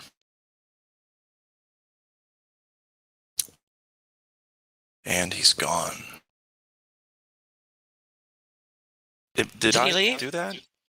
Did I kill the conversation? No, you Yeah, you kind of did. I mean, No, it might be my well, fault. I put something in the text that's scary. I know, scares people away. It's horrible. Honestly, what he said was totally relevant. He was talking about gas pressure and that guy's career was a part of it, but that related what he went on to say was talking about gas pressure. I mean, I feel like did you read his about He was me? talking about Don Pettit. Like he had his about said the space may be the final frontier, but it's made in a Hollywood basement. I'm giving him benefit of the doubt. So he's given an example of how there's no way that the O-rings on the ISS would still be working or could even tolerate the vacuum of space. There's a video. Listen, prove ISS, prove space. I mean, come on. No, what he's It saying doesn't sound is like he was trying to. He was No, agreeing with us. Right, he was On the saying gas there's pressure. no way that this would exist up in space because the O-rings wouldn't even hold. Is They what would he's trying to fail. say. Yeah, he was saying the engineers were saying that it would fail, and I agree with him on that point as far as O-rings go. Well, I didn't even. I was going to tell you to. left on his own. I was going to tell you to tone it down a bit because I think he's been here before and he is not. He's kind of on the fence. He's kind of on the fence. That's fair. I think he leans towards flat, to be honest. He does lean towards flat. I get a little You were spicy. A bit heavy-handed Yeah. there, Glap, but it is what it Yeah, is. you were going a little hard in the paint this evening, but it's okay. He'll be back. I apologize. It's all good. I didn't want to tell you how to do your thing, but yeah, I was going to speak up, but he kind of dipped right before I could. Sorry. It's a good thing I'm not getting paid though, right? Honestly, it just sounded high to Glad's me, doing and a. like I'm sorry. not getting his thoughts out, and just kind of being a bit giggly about things. You know, but I think it's genuine. Glad you're Maybe- doing a good job, though. I have to say, Glad, you do a very good job at this. I think it's good to point out that those three things are beliefs at the end of it, because that's really what Correct. the purpose of them are. Yeah. Yeah, Just a belief system. I'm not trying to come at you, Glad. No, I do- hear you. you Loud do and a clear. great job. Constructive criticism, bro. I love you. Thank you. I appreciate it. If that's what you guys sense, then maybe glad we're jaded a bit from earlier. I don't know. It's like Yeah, I was sensing. probably. I was sensing a little bit too. So maybe we need, now that we have an awareness, we can chill a Yeah. little. No, I again. appreciate it. I don't know. Thank you. Because I was with you on that. I mean, to me, I was sensing a little bit of, I don't know. Okay, so maybe we're jaded. I think you Yeah, I guys can are, admit that. because honestly, it wasn't doing anything wrong. But I'm not going to concern troll. It's all good, brother. If you're listening, come on back. I won't be so hard on you. There's still no reason to leave, though. I mean, I did want to talk about the Earth. That's all I want to talk about.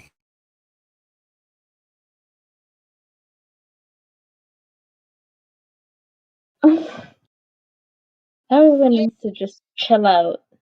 It's not that serious. Why so serious? You left this.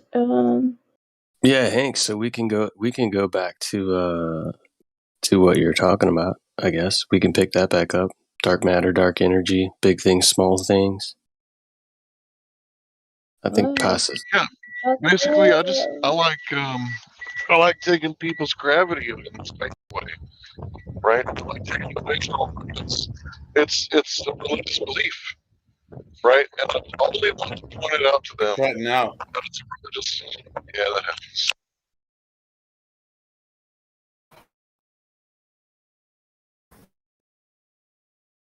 Better now. Seems like it, yeah. You're saying that you. Yeah, I just like the pointing it gravity out to people. Yeah, I like to take their gravity and their space away and point it out that it's just a belief. Like it's a religious belief that they have, and there's absolutely nothing scientific about it.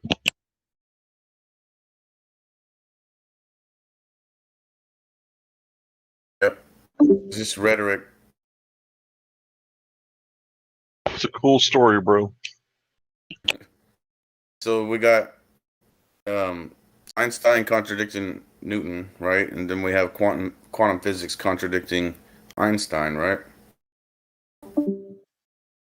That's right. To put it very simply, oversimply.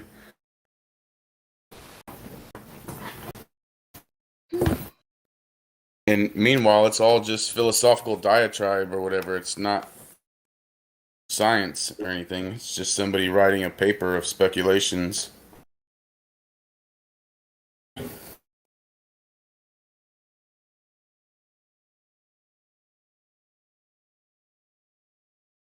I used to be into that stuff too when I was younger. I can remember when my dad got his mathematics degree in college.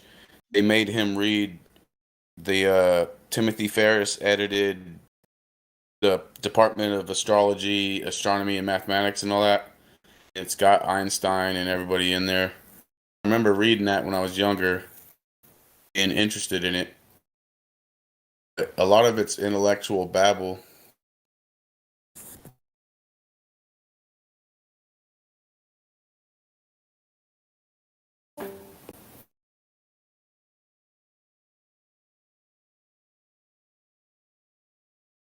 And building a bridge to nowhere. It's kind of like that one song, you traded your heroes for ghosts, right? And it's like ashes for trees. It's like they traded, yeah. It's like they traded, the scientific method for mathematical equations. Yeah, for sure. That guy I was talking to the other night on MGD, he was on that mathematical thing.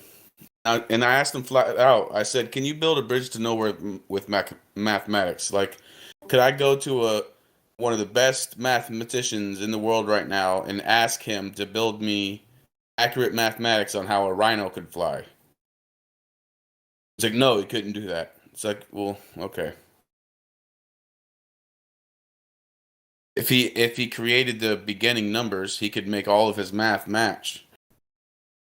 Well, they blur the lines about what science is. A study is a study. An observation is an observation. Science is science. Yeah. It's like they want to call it all science. Like if there is someone wearing a white coat that is in the scientific community, if they're doing it, they're calling it science, and that's a big issue. And they don't know burden of proof either. Like what's asserted without evidence can be dismissed without evidence. So we technically don't have to do any scientific method to disprove the globe. We don't. That's not necessary at all. So we can do observations like the black swan. Black swan isn't science; it's an observation, right? But they don't have any science for us to debunk. It's not our prerogative. It's not our claim. We're just pointing out that it doesn't pass the smell test and meet our standard of proof, which is scientific for most of us here. You know what it was, man? I was hangry. I'm sorry, guys. I just finished a burger and I feel much better. Don't even worry about it. He'll be back. Yeah. He may not want to talk to you next time. That's fine. That's fine. I'm used to that. Yeah, and then they say, well, isn't Black Swan just an observation? It's like, we don't need a scientific experiment to prove we experience a stationary Earth or Earth that's observably flat. We don't have, it's not our prerogative to do that.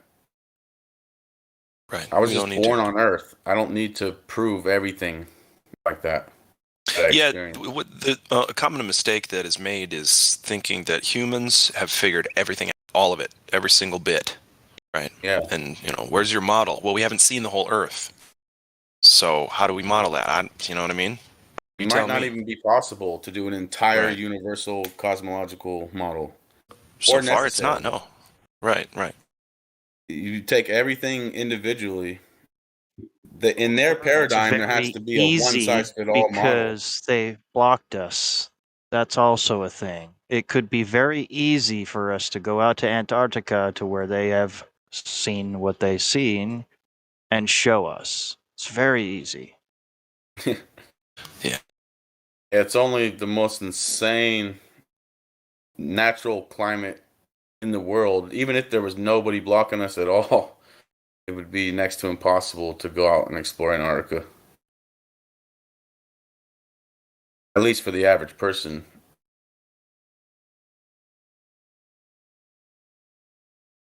The Mormons attacked Austin. Oh, where was that no. at? He almost came near where I'm at. I would have, when he was in Sacramento, I would have went and met up with him. If it wasn't on a day where I was working with my daughter here.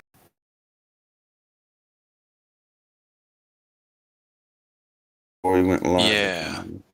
That sucks. I'm sure he's okay. Is he okay? They attacked him like they attacked him with the good news or whatever, or they. No, I heard it was a baseball bat. No way. Oh, that's not true. They attacked them with their underwear. No way. They attacked them with their uncool vibes, bro. Magic underwear. Oh man.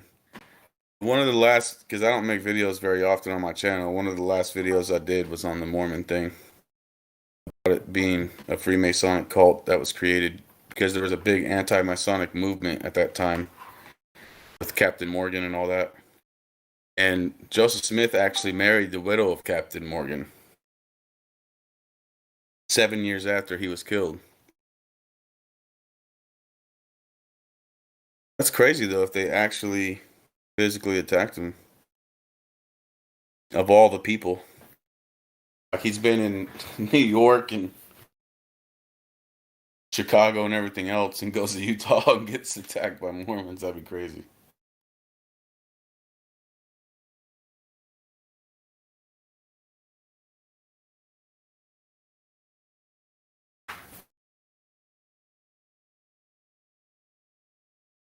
But sometimes religious people can be most hardcore when it comes to learning new information. No shit. Those are the scariest, actually. Yeah. It would be one thing if there was like a scientific experiment that we could do to prove, Einstein's gravity, and we get the space time and we manipulate it, right? Because it's the year 2021. It's been 100 years after Einstein, right? We finally figured out how to isolate the space time, but we can't do none of that stuff. And it's not our prerogative to create a hypothesis for Einstein. He should have made his own.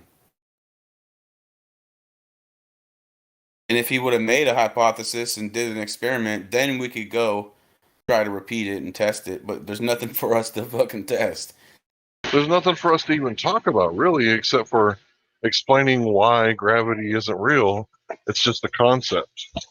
It's just like we all sat in a room having some beers and smoking some joints and stuff and had a really speculative, deep conversation about the cosmos and stuff all night. That's what Einstein's relativity is. It's not something to be taken seriously. Yeah, you got to read tea leaves.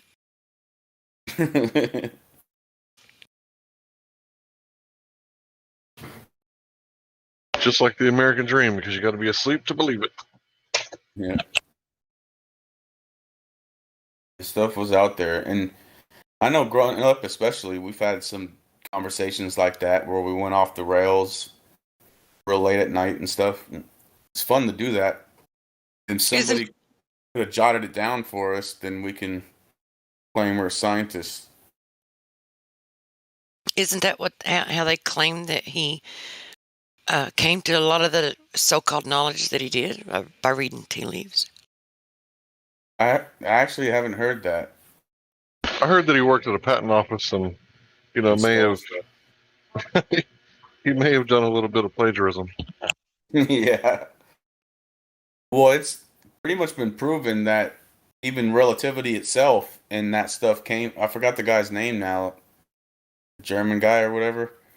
That he flat French out guy. stole. French guy, Henri Poincaré. Okay. Henri. I can't remember those names like that. So crackpot stole some other crackpot theory because that crackpot had more connections with the elites.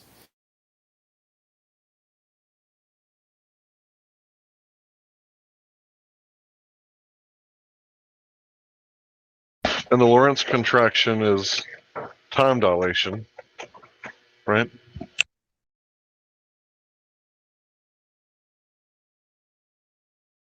In theory. Yeah, in theory. And nominally, right, existing in name only. But I kind of feel like it's, how are you going to disprove that, You can't just prove it. Here you go. Yeah. And then years from now, they'll replace all that stuff. They'll replace quantum physics with something else. And they'll talk about how they were wrong.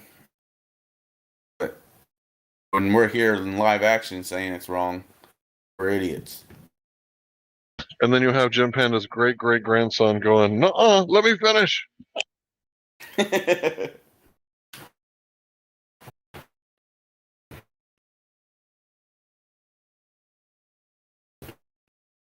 But when you really think about it, the whole heliocentric globe thing, it's really like top-notch thought experiment. It's probably the most complicated, pulled off thought experiment ever. They've actually, well, not entirely, but they've tried to match it to actual phenomena we see in the sky with the stars and stuff, and it is quite a thought experiment that someone pulled off. That's all it is. It's not reality, but it's a thought experiment. Right, like Hank was saying with the Lorentz contraction proving time dilation, which was just basically a plug to fill in for the basically to account for Michelson-Morley, right? So Oh yeah. the problem with that is it's a huge assumption that the physical apparatus contracted due to time dilation, because there's zero evidence of that. But the math works, right? So, and they'll just flat out, like with Aries' failure, the newspaper will come out and say the opposite of what happened in the experiment. Like with Aries' thing, he didn't have to increase the angle in order for the light to catch up, or for the light to end up at the back of the thing. But they don't say that in the newspaper. They come out in the newspaper being vague as hell. And it's like, why don't you show what his actual results were? That he did not have to increase the angle, meaning that the Earth is not moving. right. I love when I bring up Aries' failure and people were like, yeah, obviously he failed in trying to prove. And I'm like, yeah, failed in trying to prove that the Earth was moving. It was the ether versus the Earth moving, right? So if it's the ether carrying out the light all the way down, then you wouldn't have to increase the angle anymore. But if you have to increase the angle because the Earth's moving. Yeah, that's the problem. Most people think that Aries' failure was a failure, like a failure to prove that the ether was existing, but it's actually a failure to prove motion of the Earth. Meaning that Earth movement loses, that's the loss, that's the failure. Ether having a movement is what was the winner within the dichotomy of the experiment. Yeah. Which goes along with what can be picked up sometimes with laser interferometers, right? Yeah, a deviation. A deviation of 15 degrees per hour, right? In only one axis or whatever, only one direction. It doesn't pick up any of the other vectors that the Earth's allegedly moving. Yeah, exactly. Only one vector. I don't think there's enough attention given to those 3 Italian scientists either. I mention it all the time, but I mean it's like they tried, right? They tried to detect movement of the Earth, and there are three scientists that tried to detect movement of the Earth and couldn't. So it's not just one attempt. I mean, there's who knows how many other attempts that we just don't know about. But anyway, these are citable. So exactly, and in some cases, these are like even Freemasons and stuff that are trying to prove their case, but when they end up falling on their face, they just have the powerful media and newspapers say twist it. Then fast forward to now, the Wikipedia article says the same thing of that twisted newspaper article. Right. It's like if you fast forward 500 years from now, what are people going to think happened on September 11th, 2001 in New York City? Planes, buildings. They're going to think hijackers, the passport. Right. Yeah. They're going to believe the conspiracy theory that 19 hijackers conspired to, yeah. And then 500 years from now, one of our grandkids or whoever's going to tell them, no, it was controlled demolition. And they're going to be like, look right here. I have articles right when that happened. It says there was hijackers. My great-great-grandfather was an engineer for architects and engineers against 9/11. There's going to be like 500 million people who claim that their great-great-grandpa was on the airplanes. Like, wow, so we now... It's probably right now, at this point in time, 2021, over 1 million people who have claimed that. That's a random ass number, but it's really hard to squash an idea.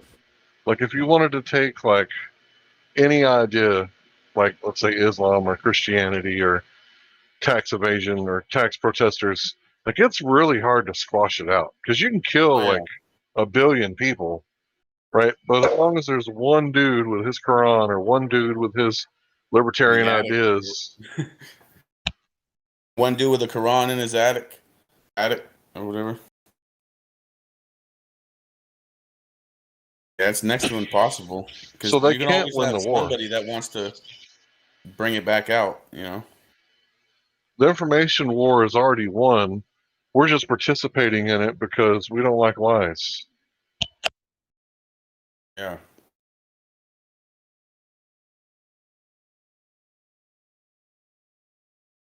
Yeah, every time they try to prove the movement of the Earth, for sure, they fall flat on their face. Has anyone ever thought about? Has anyone ever thought about contacting Antifa and be like, "Hey guys, did you know that there's like this, like patriarchal hierarchy, and it's like the largest and the oldest like fraternity in the world, right? It's like, I have don't you think they'd like you saying that to them.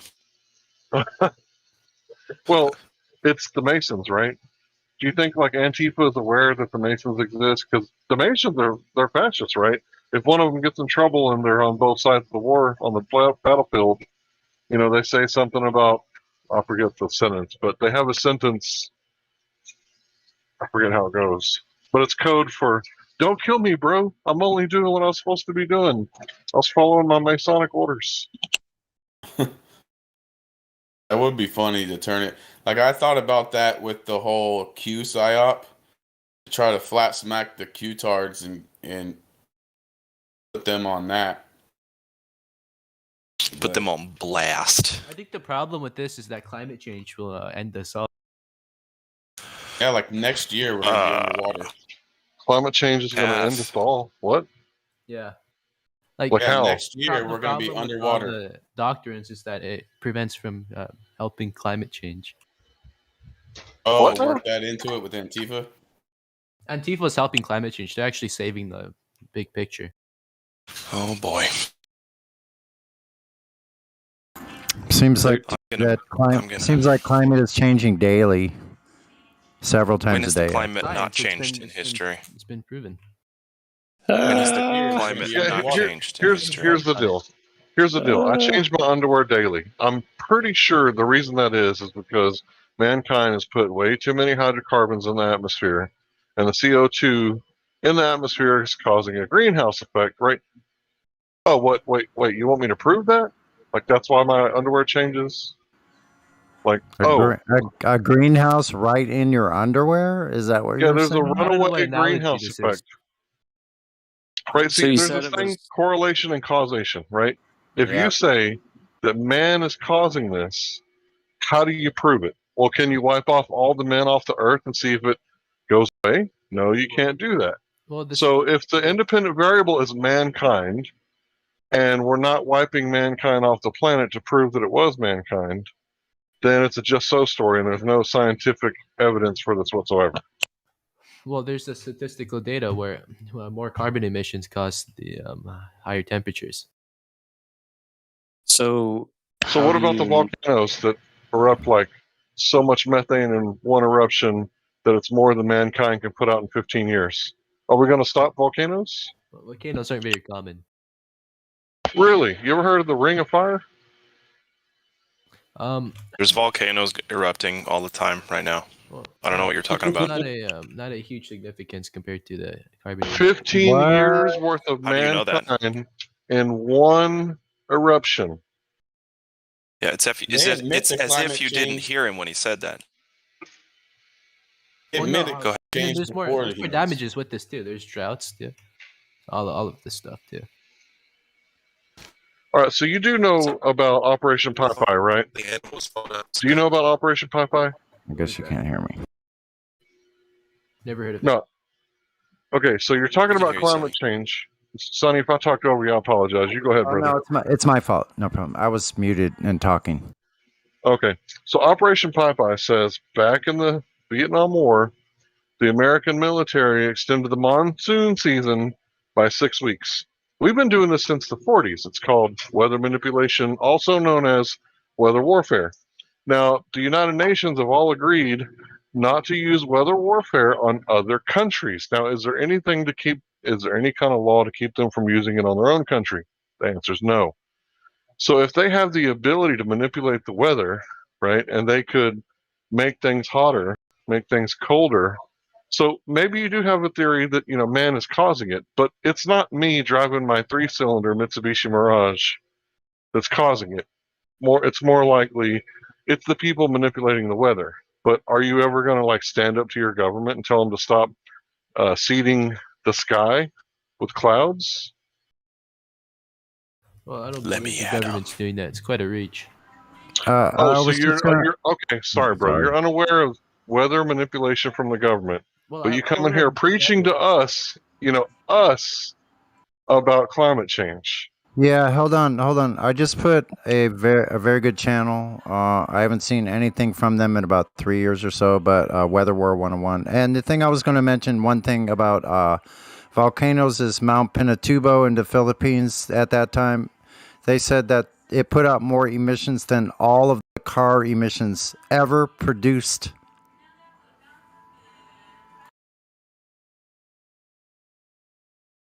But it's your damn grandma going to church once a week. We really got to put a quit to that. And we need to put a face diaper on her Nappy because she's time. breathing up. She's breathing up all the rich man's air. And then we need to make global equality too. You realize that's what you're saying, right? Grandma's breathing up all the rich man's air. We should probably like knock her off, right? No. You should go to renewable energy. Like what? Like solar panel. Renewable grandmas. They'll just recycle. Okay, well, Texas is putting out like a solar panel program where the government is subsidizing it. Renewable grandmas? What? So what else do you want? We're doing the solar power thing already. We should use like prime producer for energy. We should use what? Renewable energy as the prime producer, not carbon emission or carbon or fossil. Hey, so where do you live at, bro? California. Okay, so I get it that it's like 70 like all year round, but everywhere else we have these things called like winters and summers where people die if we just don't use coal. So are you like okay with that? You can use Is that clutch, bro? You can use the sun. Yeah. During the I have summer, a when it's solution really to the hot, problem. we're going to use the sun to cool down, right? There's also the like you know what a windmill is? No idea. You know what an ice storm is? Yeah, how about hydro? You know the hydro power? I have a solution to all of the problems with power and stuff like that. Many methods of renewable energy, not just one, and they all work in different climates. Does anyone want to hear my idea? Yes. All right. So since no one lives in Ohio, all right, we tell the very few people who live in Ohio to move out, right? And then we just make a bunch of solar panels and wind turbines, and boom, there you go. You're Cool. welcome. Hey, Gibby, is the Earth flat or a globe? I've already answered this. It's already flat. Thank you. It's flat? Okay, super. How about you, Path? What do you think? I was doing something. Give me a minute. I don't know why my role hasn't been updated. I was in here like a few weeks ago. Does anybody about it. remember Gibby? I was playing For Honor while talking about it. Since you don't have any roles, quickly. Oh, you do have a role. 3 points participant. So you did answer the and three if you questions. ask me about it, then I completely forgot all the answers to it because Okay. I just like to listen and not really. It's care. okay because the whole thing is just to Oh, I show remember you, that Hank those Hill. are I know Hank beliefs. That those things are just beliefs are the whole purpose of the 3 points. Yes. All right, I want to go back to playing video games now. Sounds good. Let us know if you have any questions, Gibber. Gibby. We'll do. Still beliefs. You're using solar panels for that video game. No, I'm using a generator. All those hydrocarbons. Yes. What about the coral reefs, bro? I could care less. You couldn't care less. That's how the saying goes. I couldn't care less. Thank you. You bet. You never know. Maybe he could. Look, I'm all for having like clean drinking water and better technology, but the deal is that it's a very destructive process to take the lithium out of the ground, and it destroys the water. What's it called? The water table. Yeah, and it's like not as good as you think. It's not green at all. So I'm all for the solar power and all that stuff, but you got to have batteries for that, and you know it's just not working out, right? It's not as green as you would think. In fact, the best thing to do would be to, in every single gasoline or internal combustion engine, to have a hydrogen on demand, right? Because I'm all about having like clean drinking water and soil and air and all that stuff too, right? But the whole climate change thing is a religion. Yeah. It's a religion because it's not based on facts. But if you want to talk about ways that we can actually, not pollute this earth and, leave something kind of clean for our children so they could drink water, I'm all for that. But Yeah, why the whole not? the whole climate change religion, it's become a way to tax the wealthier nations, because every time someone talks about it, are they talking about, hey, let's tax the Chinese because they pollute so much? No, it's always let's tax America. It's like, wait a minute, we're only like what, 5% of the world's population? Why would we They want it tax? to be a one world population. That's what that it's Right, about. but they're not talking about taxing the Indians, right, in India. No, the inequality. Why not just tax everybody and make everything equal? But why do people need to be taxed to clean the earth? Does that make any sense? No, not to clean the earth. I'm talking about in general, in terms of wealth. No, I'm talking about climate change, because it's all boiling down to a carbon tax. That's the whole thing. Exactly. And they're not talking about taxing like non-industrialized countries. They're not going to tax Africa, right? They're going to tax the rich and give it to the poor. It's depopulation too. Yeah, it's the whole eugenics thing. It never went away. All the Nazi scientists came here and Russia and other countries. Agenda 2030, et cetera, et cetera. Like you said, carbon tax, because you have a carbon footprint. Now you're putting a price on someone's head, tax on someone's head, just for being alive and breathing, even though plants love carbon dioxide. What? That My can't bad. be. They like electrolytes. Nature? Carbon footprint. Nature likes CO2?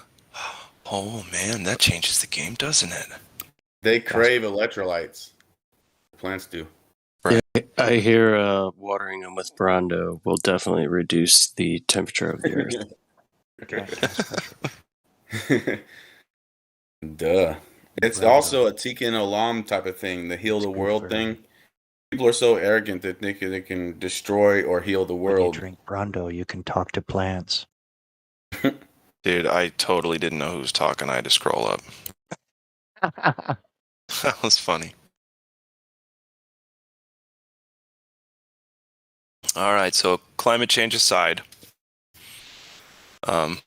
what do you think about the Earth-shaped path?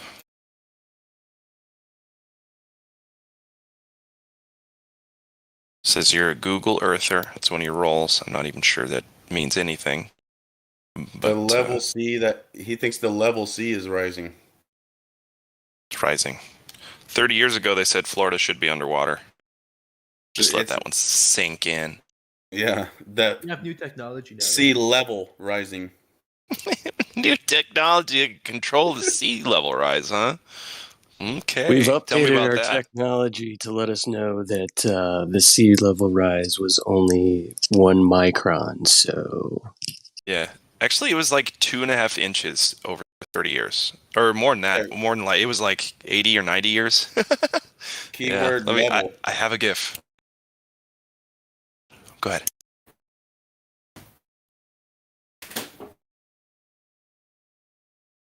Not the sea curve rising, the sea level.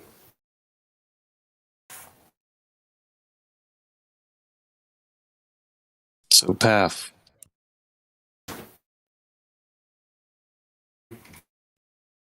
Path. Oh, hey. He's probably I'm AFK. multitasking. Oh, here he is. What are your thoughts on the Earth? Earth? Hmm. Nice Yeah. shape.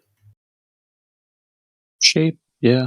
Surface. I believe it's a sphere. Ah. What gives you that indication?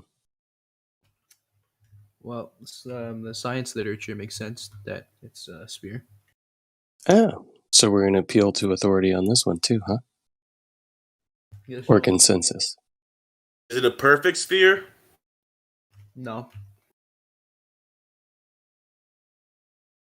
What do you experience Earth as? When you walk outside and you look around, do you experience it as curving and spinning? Well, it's well, we're too insignificant to feel the effects of it, though. Some people believe they're insignificant. I'm not one of those people. But, so you say... Quite small to feel the force of the Earth spinning and moving. Oh. So Well, has that's it, guys. anybody... It's over. No, I'm just Yeah. Go ahead. So, has anybody throughout history, anybody you know, that you can say who, when, and where, has measured the curvature of the Earth? Directly? Well, the curvature is on the Directly. horizon, right? Is it? Yeah, that's what I learned.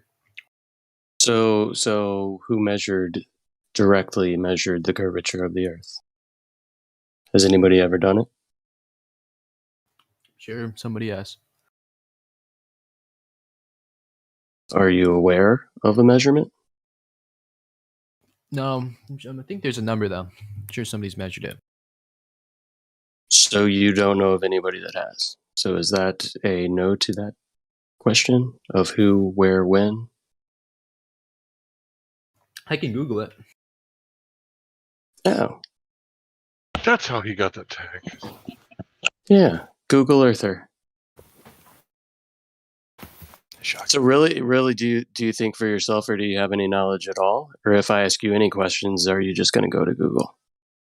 No, I'm just not aware of the specific data. Okay, that's fair enough. That's being honest. We Fair appreciate enough. that. Yeah. Yeah. So, like, if I were to ask you, like, were you born a male child? Like, is that something that's like yes or no, or maybe sometimes on Saturdays? No, you're not born with a gender. It's given to you over life. Given to you. Given to you by whom? And this guy comes in here talking about science, right? You ever heard of biology? Everything is given to you, bro. He speaks the truth. Everything is given to you. You're just born like a Ken doll, and then they give it to you later on. Oh, my male parts are here. My male parts are. Look, it's an Amazon That's box. becoming of age. That's what puberty really is. Mom, why aren't my mail parts here yet? Because you're not ready, honey. So is it like a Mr. Potato Head? You have a bag of them, and then when you decide to choose, you can just choose them? Is that how it works? I don't know. I don't know what he meant by that. I mean, the man speaks the truth, bro. I mean, Well, it's fair enough that he's saying he doesn't know offhand the experiments and the people, but my question would be, have you ever known? Like, did you ever look into it? Like, at one point, did you personally see an experiment someone did to test the Earth moving? You just can't remember the name. No, I mean, if you do the math on it, like you go to a physics class and you learn about like gravity and stuff like that, you could probably rationalize that Earth is not flat. We didn't ask about rationalize. We asked about someone who directly measured the curvature, and you were saying you're going to Google it. So I'm saying, did you ever know that? Like, did you ever look into it? Yeah, I looked into a little bit of it when I took physics, but So did you kind of slightly recall that someone did a test and proved it? not a specific test, but I'm sure a lot of the things that we do now wouldn't be possible if the Earth was flat. My How can you be sure if you're not sure? You just told us you're not sure and had to Google. So how can you be sure? First of all, it would be a lot of work to add the fact that the Earth is flat. And it's gonna be like, I think, what do you even get out of it? Well, I mean, maybe the Earth's shape hasn't been given to it yet. Maybe we could just give it a new shape right now. What do you think? I don't know. It's probably gonna stay the same now. Well, wait a minute. How come the Earth's shape stays the same, but gender can be given away, like at birthday parties? Some things you can't change. Hey, what gender were you given? I wasn't given a gender. Oh, what do you identify as, like an airplane or a tree, or what's going on with you? No, just believe that there's a difference between gender and sex. Oh, A difference between gender and sex. Yeah, let's Okay, start the that's conversation over. Okay, so were you born a male child? No, I don't like to put labels. Yeah, because Please labels tell are me you're bad. not serious about that. Please tell me that that's not the next generation talking like that. This won't get anywhere if we're Yeah, going to no be shit. speaking like this. So let's not speak like this, okay? So I'll you ask do you- know what we are meaning, okay? That's idiotic to keep on about that. That you know exactly what we are saying, so please answer the fucking question. It's completely retarded agree. to say I completely agree. Well, you could say that gender and sex are different, though. Nope. Let's talk about the Okay, Earth. I'm going to People mute you here if you are speak very that way. scientific. We don't want to hear it. Okay? Yeah. The people here are very scientific. Yeah, we so believe in you're- science, right? In biology class, they teach that it's binary, right? Gender's binary, male and female, right? And there are, abnormalities, right? Asians. Occasionally, but the norm, right? And I know that word is going to trigger the fuck out of you, but the normal thing is that it's male and female with humanity. Well, So if you can't agree to that, that's then the we sex. can't. Yeah, biologically, like your chromosomes can be male and female, or XY or XY and XX. So which which gender, chromosomes it did can you be have? malleable. But see, we can't have conversations with certain people that don't believe in objective reality. So I'll ask you again: were you born a male child? I was born with the male chromosomes. And have those chromosomes changed? No, but my gender can. What, like Some changing your belt buckle? Like his Now, T-shirt. we're in Narnia now. Now we're gonna start debating within Now the it's realm of Narnia. Narnia. Yep. we Yep. can't Let's really move have it a back to the Earth, conversation. please. We can't really have a We really conversation with can't. this guy.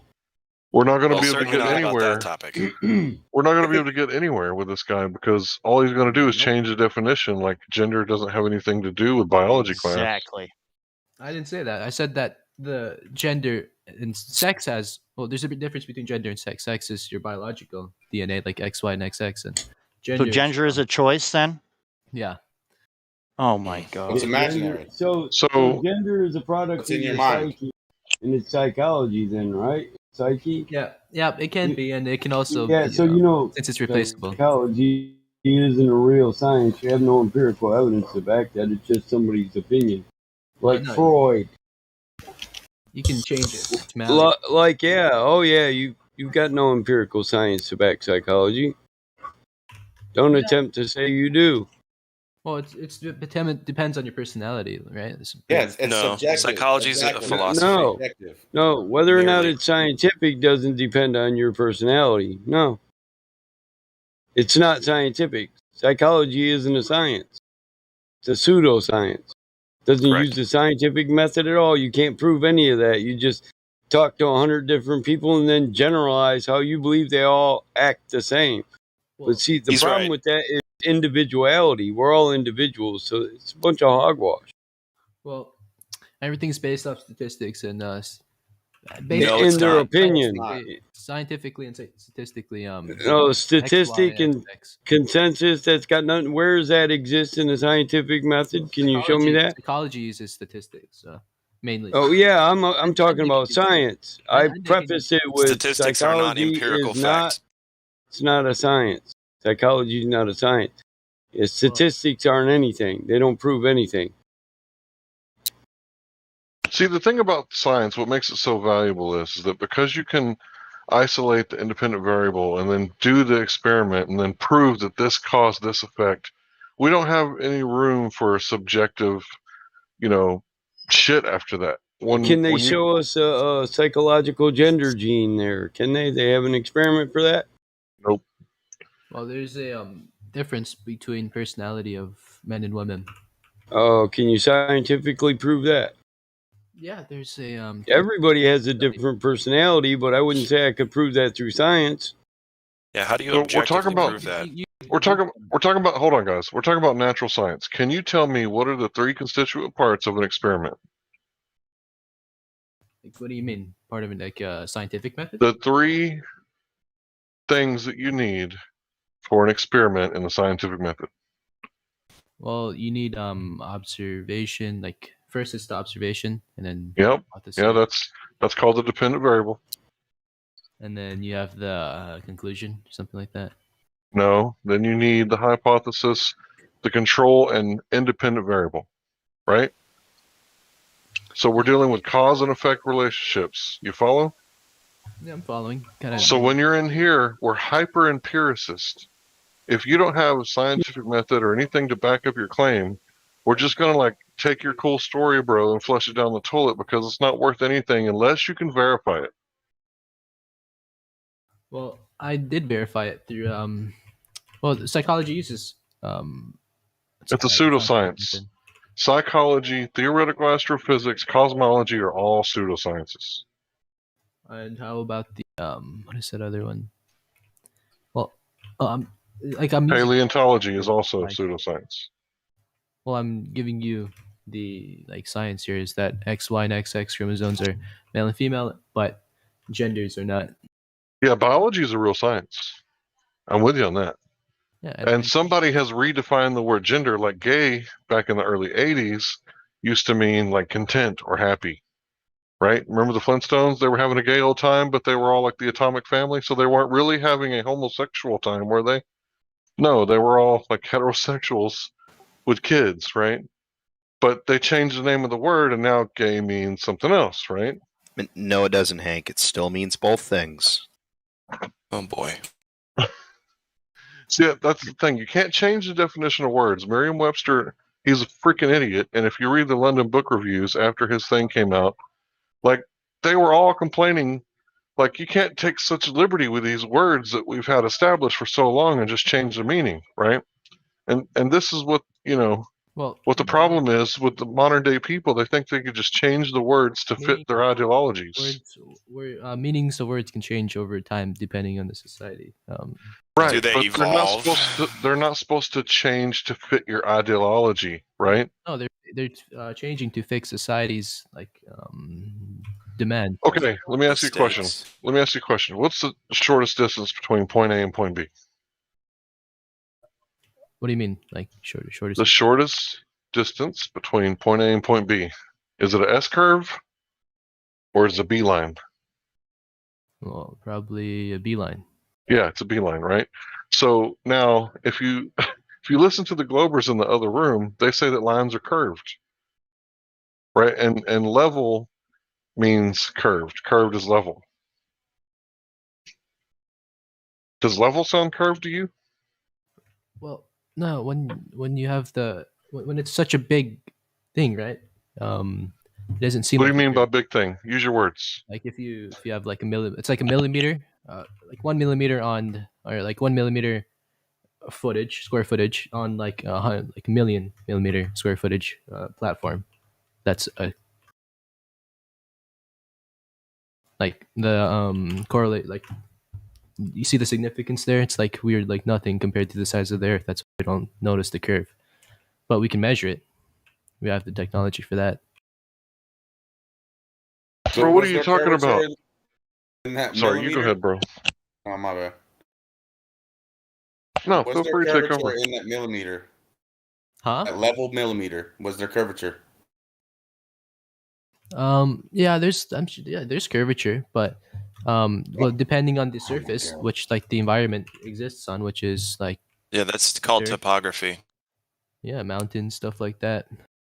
In the millimeter, you're saying like if it's something short, like a millimeter in level, we can't see curvature, but if it's something really big, we can see the curvature, right? No, I'm saying that we can't measure the curvature of which we are on right now. Like, well, I mean, without technology, if we just try to do it by like measuring with like a camera or something, like some. So what does the word level mean to you? Like, what do you mean level? Like, I mean, I'm talking about as in like, you know, the layers of the earth, the crust. Like, you can't measure curvature because it's kind of like messed it up. It's not a Just colloquially. Not tracking with you. Colloquially. I don't know the scientific terms of it, but I'm trying to explain it.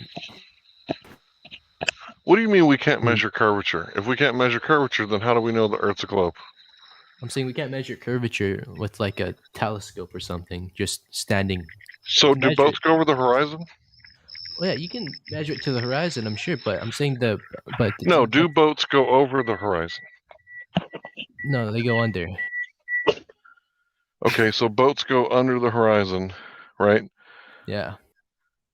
Okay, I think you're talking about submarines. Now, boats, they stay on top of the water, so they go over the horizon on a sphere. Well, it depends. Just like going over a hill, right? Right? Yeah, well, it depends what perspective you look at it. Okay, so if boats go over the horizon, then we should be able to measure this curvature. Now, do you have an Earth curve calculator? Can you pull up Earth curve calculator? Yeah. It should be like right there in your Google. And put 1 foot observer height in there. Yeah, let me open Google. Yeah, and then just put 1 foot observer height, and just tell me the distance to the horizon, if you can. It should say 1.225 miles at 1 foot observer's height.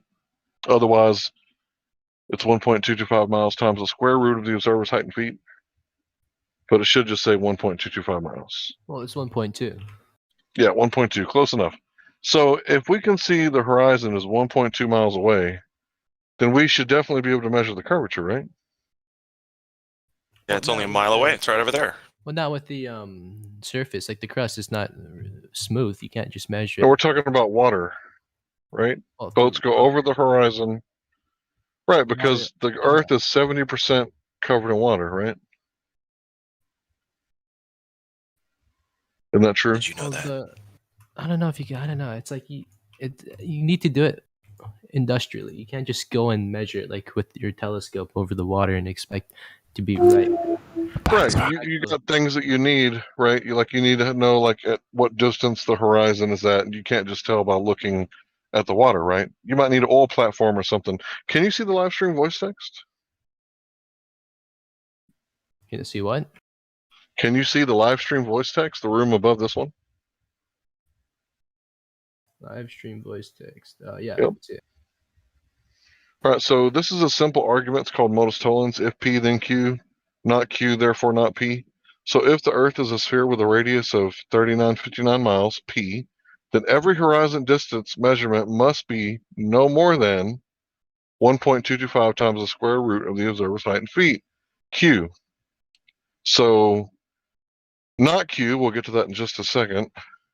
Therefore not P, the Earth is not a sphere. So can you see the horizon in the picture right below that? Well, I mean, like I said before. Yes or no? Can you see the horizon? Well, sure, you can see it from there. This will be over quick. It'll be over real quick. So where is the horizon? Is it before, in between, or after the two platforms? But wait, you can't just go up there and just grab a camera and I can take a picture and expect your data to be right, or your experiment needs to be a lot more scientific than this. What do you think we should use?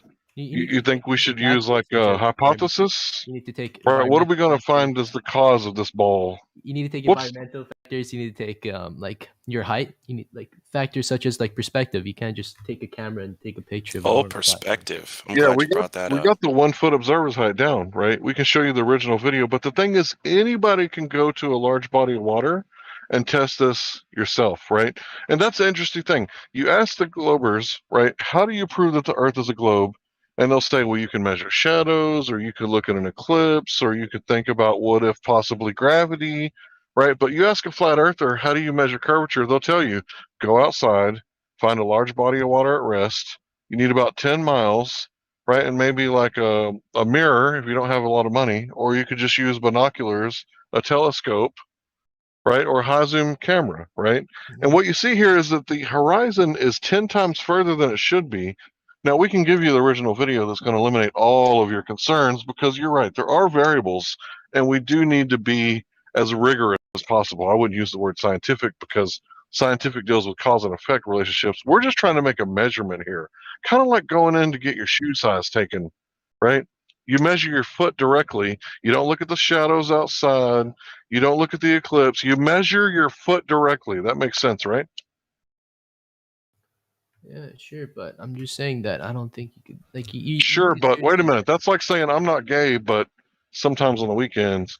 The answer is yes. It's not sure, but you measure your foot directly, You right? can be gay on the weekends. You measure your foot directly. You measure the Earth directly, right? Well, no, I don't think this this experiment that you posted takes into it. Like, It's not an experiment. You keep exposing yourself. You don't know what you're talking about. This is a measurement.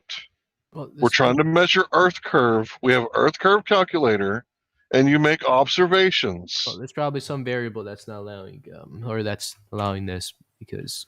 If I was showing you Earth curve, you'd be like, "Yep, it's right on, bro." Like if I pulled up a Google Earth image, you'd be like, "Oh yeah, this is solid, bro. Came off Google for sure, Earth's curve. for sure, dude. This is solid. Verified. It checks out. It's legit."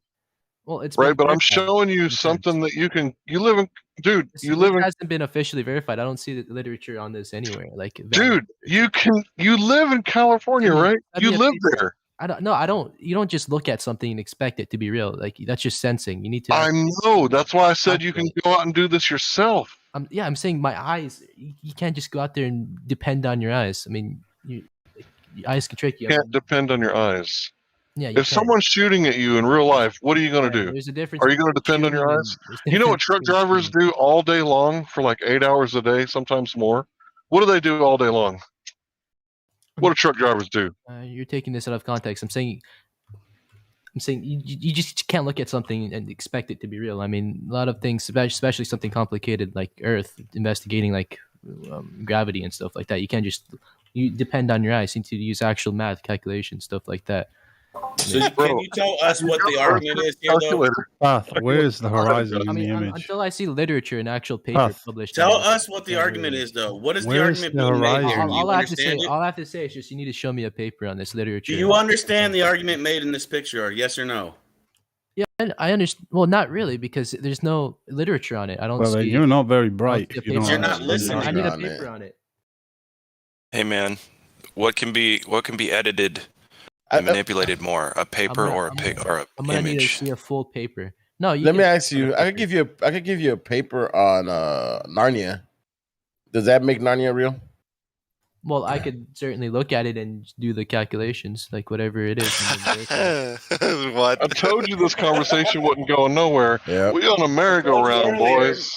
I told you We're on earlier, a we're doing merry-go-round. mathematician stuff in Narnia. Can we get him an answer where the horizon is at least?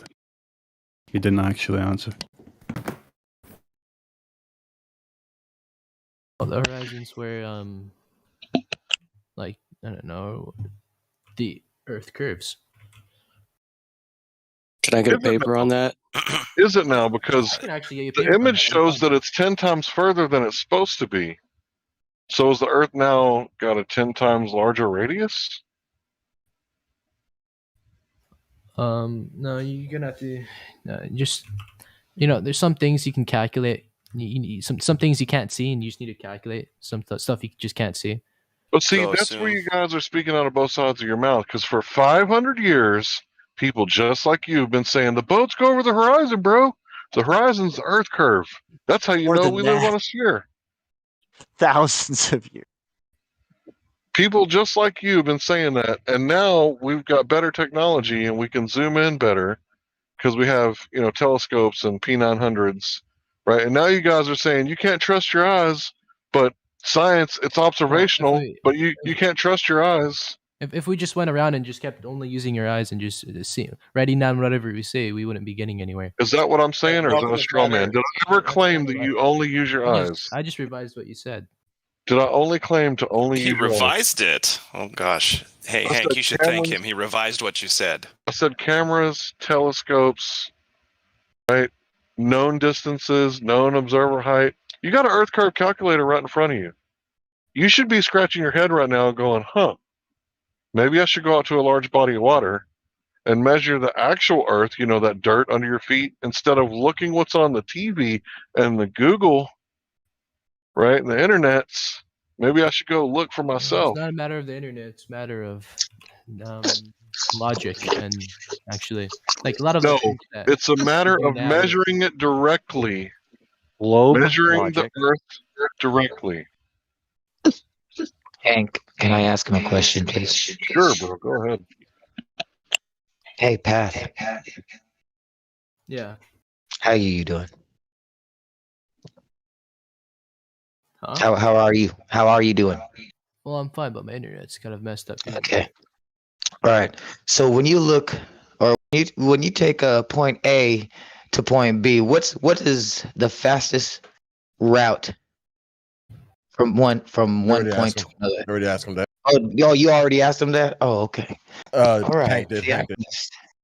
Oh, Hank already asked him that. Okay, because they've been telling you, like, I've been listening. I guess I didn't listen to that part. And we're telling you, like, you can go and see for yourself if you go look out at a large body of water. When you pour water into a bowl and then you look into that bowl. Oh, I'm roboting. I'm sorry. Chief, you all right? Are you there? When you measure, yeah, hold on. I was hearing him fine. Maybe I need to reconnect. Hang on. No, he was coming slow for a minute. Okay, Enoch's going to use my mic. I'm Sonny. I'm the operator of this machine. Temporary usage being allowed. Where's the volume? Because I can't. I can't No. hear him. Are you guys hanging out? I'm Jelly. Oh, there we go. We're hanging out. Hi, Jelly. I'm Peanut Butter. Nice to meet you. Jelly. Nice to meet you. We go great together. You guys should go make a sandwich. Get a plate, you two. I need chocolate milk with that on the side. Whoa. Whoa, slow down. You mean like about that? You mean like chocolate milk standing in the corner watching, or? Yeah, it's funny. Go ahead and. Back to the earth. Back to the earth. Yep. I'll shut up now. Chocolate milk, 6th level. All right. Huh? He said chocolate earth seeks its level. So is level curve. Chocolate milk does seek its level, guys. Every Water's time. always leveled. I mean, I think Path dipped out anyway. I'll go no, on he Enoch's dipped. side. He left. He's Yeah, gone. he dipped. He was getting he was feeling a bit. Once you get the water threatened being there. level. I'm sorry. Once you get I was trying to. No, you're good, Master Chief. It had been a long struggle to get to that point, so you're fine. All right. Yeah, I was just listening to. Oh no, I don't. He was all over the place. Yeah, man. Yeah, Hank, I can't believe yeah, how don't worry about it. you were being with him. Oh, dude. Well, we have to be. Some of these people just can't understand. We're smart people here, and they don't think that we are. Well, I think it's unusual to them because critically thinking about things is not the norm of the day. I mean, I know he's been to the beach, unless Maybe not, or not. But if you go to the beach, Maybe he never Misunderstand. maybe he doesn't go outside. and you just No, look all directions, you don't see a curve of the ocean at all. We just flat smacked Yow. about 200 people that were standing in line to get on the ferry, and I was talking about water. I was all talking about, look at that water out there. I was like talking to Enoch though. It was like we were having a conversation. Look at that water, man. Like look at how it's all going out. Like it continues out and further up, like it would on a plane surface. Like, do you see a curve? You can see as And they're a far as captive your audience. optics.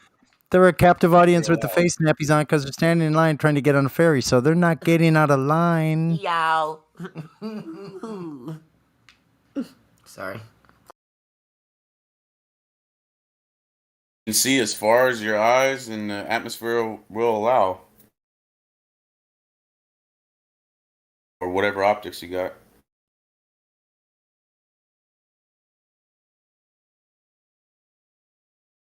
It's funny how they can skip right over the obvious too. They got a 10-minute explanation. It's like, how is it not possible that it looks flat because it's flat? Like, did that ever cross your mind?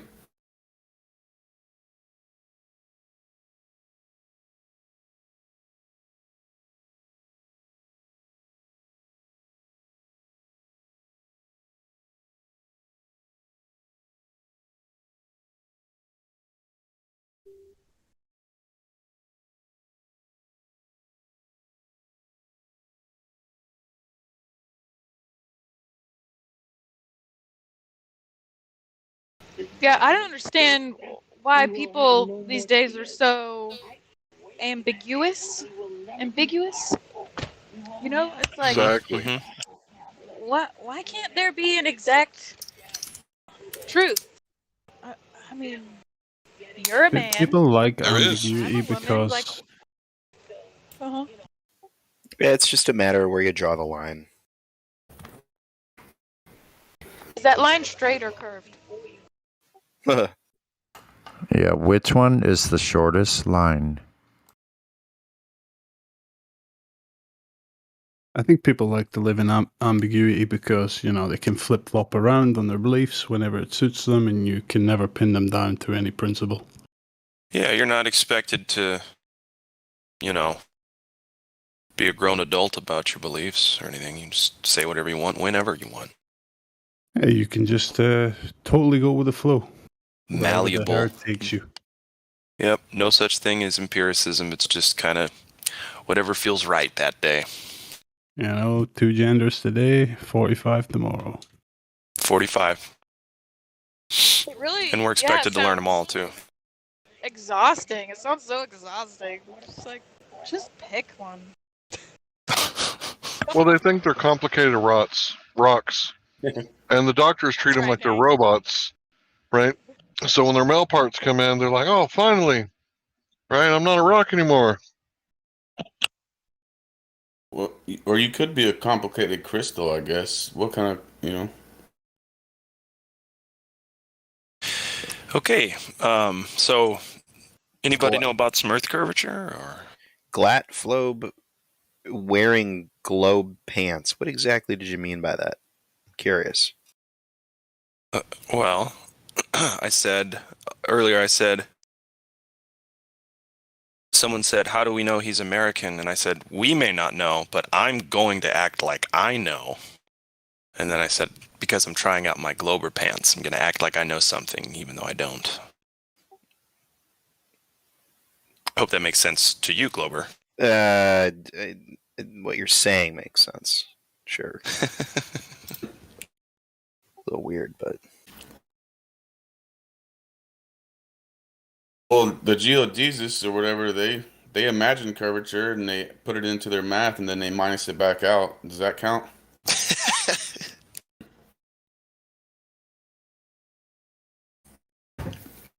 C plus Did you mean R, geodesics? C minus R. Why would you even do that? And then they take out the 1/7 refraction number, even though they admit that refraction varies.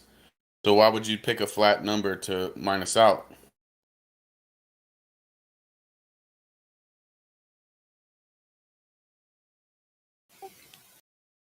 Dude, I love that we're getting closer to wintertime because now when I get out of work, it's nighttime instead of daytime, so I get to look up at the sky on my drive home. Glober's looking at the sky. I do enjoy that. I know there's a lot of proof about the Earth up there. I heard.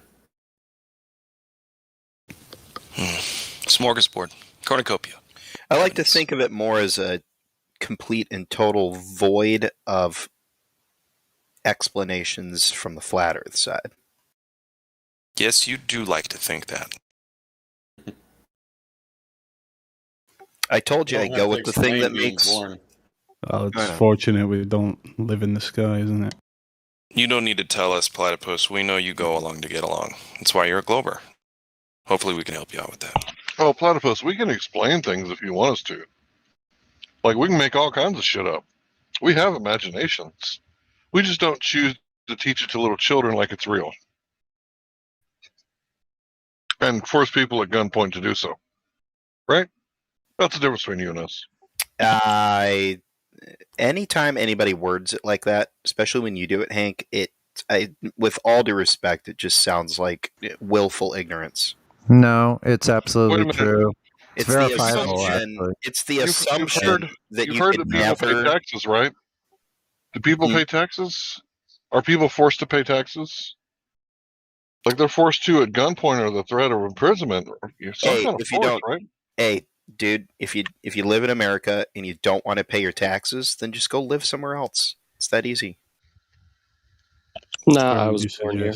Or pick a different state. Go live in Florida. No income tax, at least at the state It's level. not that easy. Why are you obfuscating, man? Just answer the question. He's the one who brought up taxes. You didn't answer it, though. Are you forced to pay taxes by threat of loss, violence? Yes or no? Should you pay your taxes in the first place? Is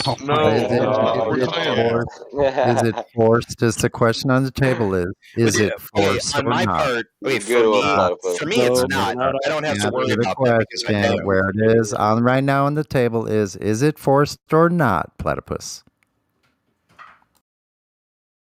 Is it forced? Forced. Simple question. Yeah. Forced by about the it. gun. He's saying you can't At force the gunpoint. will, is what he's saying. I'd say it. I honestly say it isn't. You see what I mean? This isn't ambiguity, man. I was just so talking you're like saying 5 minutes ago. You don't want to be you pinned go and down get a on job, anything. right? Hold on. You I go wanna and get hear a your job. explanation. Part of Did the you say hold on. no? Did you Part of say the no? hiring hold on. Part of the hire. If I go and get a new job, which might have to happen here shortly, you have to sit down and do all your paperwork to get hired in because they got to What get does their this have to do with it?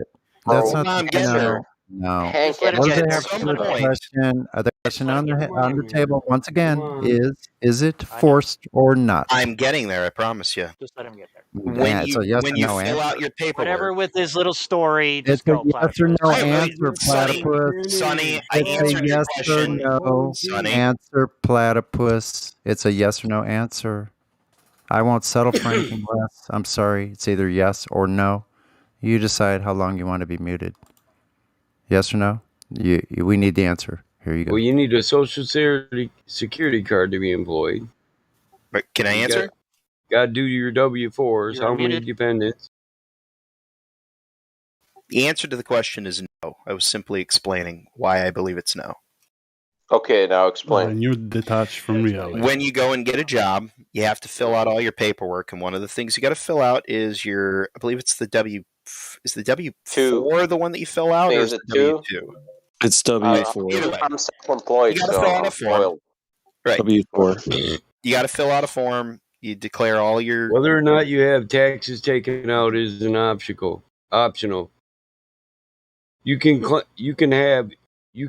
3 checks a year, 3, maybe 4 paychecks a year. You can have printed without taking taxes out of them.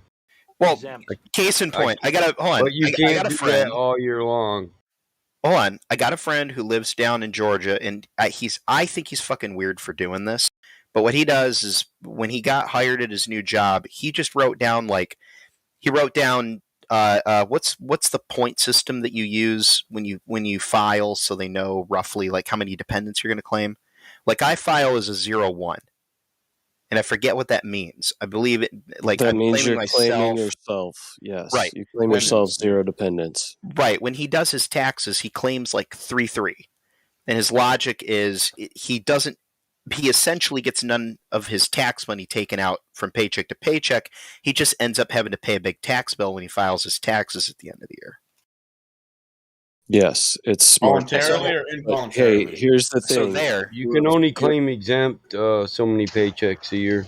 You're forced to incriminate yourself via the W-4 form. Yeah, and so could you tell me why the IRS special agent department and the IRS special agents, why their department ordered 3.5 million hollow point rounds? Because they carry Those guns. are just for looks, bruh. They carry guns. That's not to for the art enforce. department. That's Hold on. not to Hey, enforce Sonny, I got a anything, response right, to that. Platypus? Sonny, hold on. Sonny, I got a response to that. Go and find me one news article or one piece of information anywhere about anyone in the United States that's ever been shot at gunpoint by a federal agent because they refused to pay their taxes. You think someone not that gonna is not find it. ever? I want you to show me one. Listen. Do you think that be on the news. something? Wait a second. Do you think that something that has never been audited, this cabal that's never been audited, you think they're going to give you information about what they're doing with their guns? They were shot for resisting. So what you're telling me is you're fucking high. What are you high on? So what you're telling me is you are incapable of showing me any evidence anywhere of anybody enforcing the tax code by means of bullet. No. Oh, there a is. confession There's letter. video. A public There's video confession evidence. Motherfucker, I got video evidence of IRS raids. What's up? Case after case. Yep. Supreme Court too. Oh, hey, well, hold on. You're goddamn right. The IRS will raid you, man. So you're just talking out your ass. Hey, and why do you, Capone. why does the IRS usually raid people? Al Capone. Not paying They taxes. didn't do what? Exactly, for tax evasion. Exactly. So, well, exactly what? Hold on now. Exactly. You didn't pay, dude. You want to ride the bus and not pay for your ticket. It's called enforcement. It's called enforcement. That's why it's forced. Because it's enforced. Platypus, let's see how smart you are. It's called income tax, right? Where is the income tax defined in the IRS code? What page and what line? Now.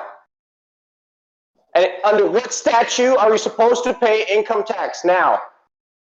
Right. That's why they all won in the Supreme Court.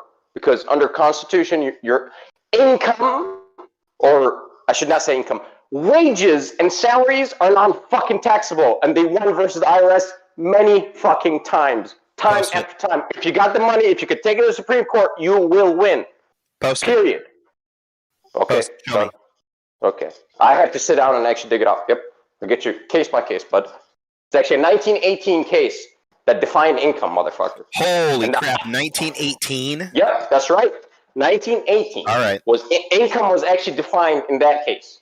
I forgot who it was, but yes, it was 1918. Okay, I'm gonna play devil's advocate here. If the best that you can do is show me a case that's over 100 years old, I get the impression that this This is law. This is law. Hold on. Stop. I gotta say something. When you're talking about science, changes every day.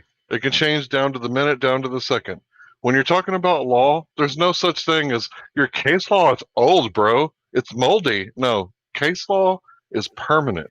Okay, if you're telling me a Supreme Court was ruling 1918. Yep. declared, okay, you want to see it? Just give me 15 minutes. I have to actually go get it. That's fine. So then, I would like to know why anybody anywhere pays their income taxes. Exactly. How at about the same time, IRS agents, once they discovered this information about this court case, they stopped paying their fucking taxes. And no one said shit. That's right, motherfucker. You don't know that, do you? Exactly. It's the knowledge that you had access to in life. You know, it's not a conspiracy. It's nothing. It's where is the income? Where is the word income defined? Right? And just to let you know, filing is voluntary. All right? Are you with me here? Filing is voluntary. Are you saying firing? No, filing. Filing for income is voluntary in the IRS code, word for word. You just read it.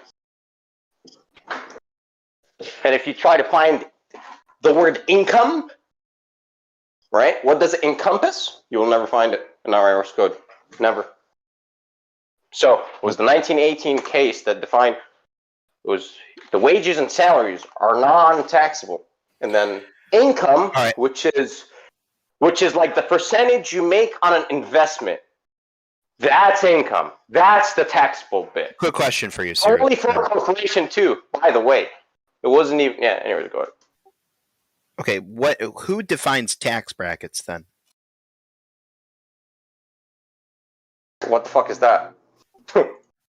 Doesn't exist. Okay, so how does anybody anywhere? Hold on.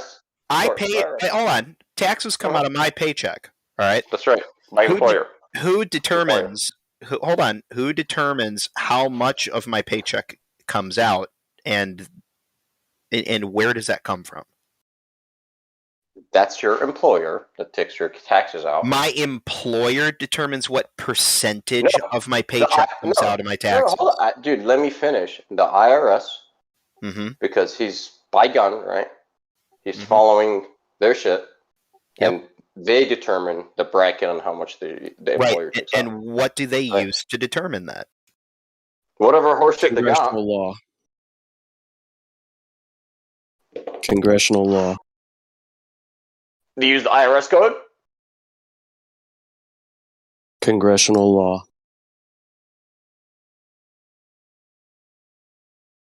Congressional law.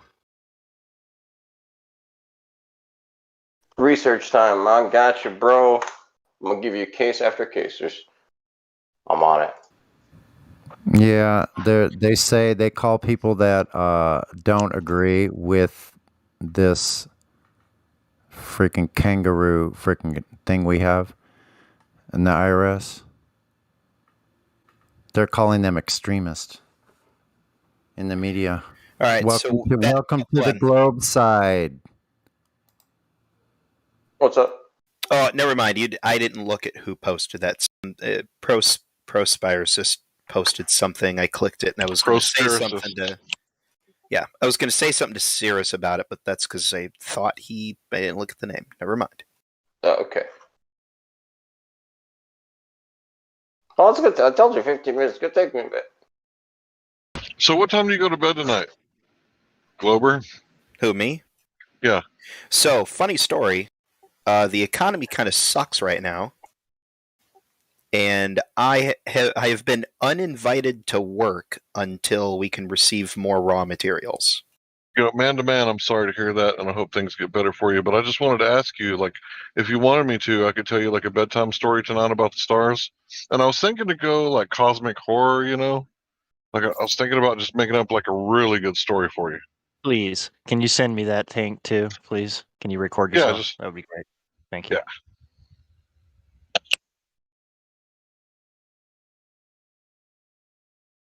I need more of your voice in my life, Hank.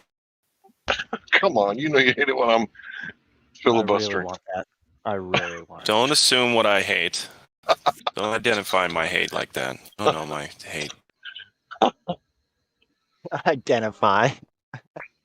See, Mars, it grows so red because it's so angry all the time. And it's always angry because it's got a tooth infection and it's angry and it's glowing red. I'm gonna cry. My mama said it's a medulla oblongata, but it turns out it's a tooth infection. Wait a minute. The moisture they found on Mars is in like a little cavity. Did someone say they need a fairy tale to go to sleep with? Another fairy tale to go sleep with? Okay. Awesome. See, we can make shit up about space too, you know. And guess what? It's just as scientifically valid as you guys. Absolutely. Shit, I grew up with the space stuff, dude. I can wax intellectual. I can wax space intellectual. Shit. Yeah. Try me. And we can use all the same science that they use for theirs. It works the same. It's just as invalidatable, as if that's a word. If it's not, I'm going to copyright it right now. Show you how to act like a professor in a college.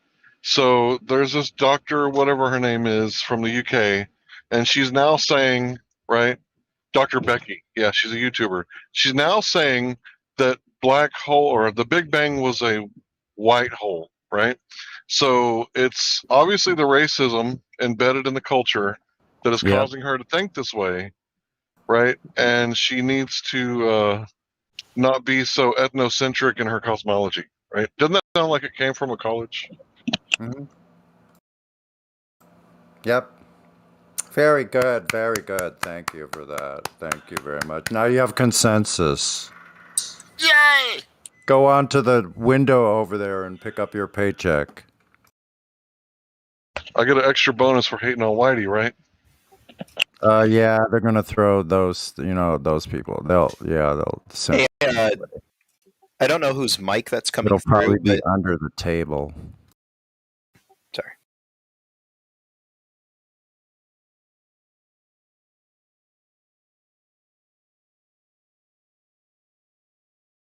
Dude, all I can think about is kill Whitey. I know. How about we not think about that? Apparently, I'm the plague of the freaking universe. No, it's Chris Farley gonna get a smoking bonus. ganja with the Rastafarians. No, Kill I know. Whitey. Black Sheep. Yep. Yeah. Great movie. That's how you get a stipend. I don't know what that is, but it sounds painful. It's like when you get a sty in your eye. Is that what that is? No, it is sudden influctuation, influx of cash.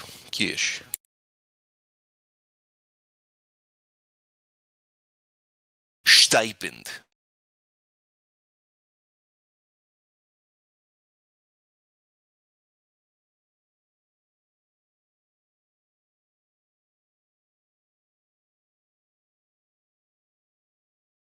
Trying to turn big bangs into white holes. Racist bastards.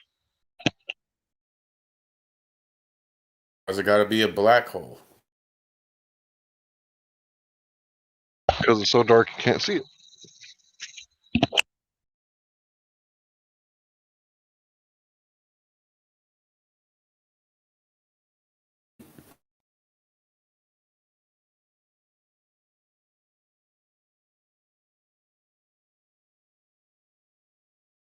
Well, the Federal Reserve and the income tax was never properly ratified anyway, so all of that didn't matter anyway.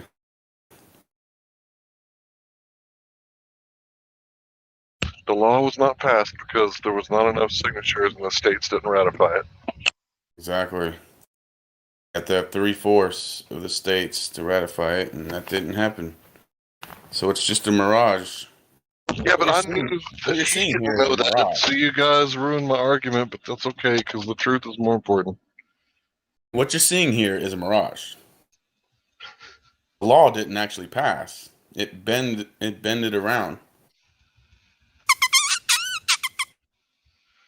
It's like a cellophane. Or was it the cheerleaders' little pom poms? Yeah. Our teachers used Oh, to the little hate that shit. Oh yeah. Drive your parents and teacher crazy.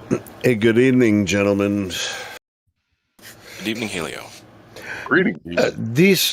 These guys in the chat are out of their minds. In the YouTube chat, holy shit! I haven't seen it. Yeah, it's kind of crazy. Since I restarted the It's a sight to stream, see. people are.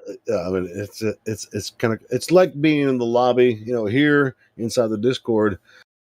But they make better stupid arguments than the lobby arguments. You know what I mean? It's like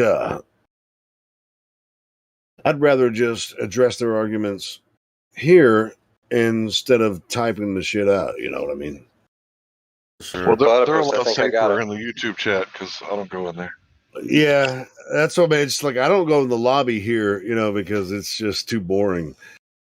All right, But the guys. YouTube- Go ahead. I'm sorry. No, I'm sorry, man. I was just getting back to the old combo that we're I got the court case. Well, I thought the convo was slowing down a little bit. That's why I jumped in. I didn't want to interrupt what you guys were talking about. No, you're good. He was pausing, cool. researching. Yep. You're okay, Helio.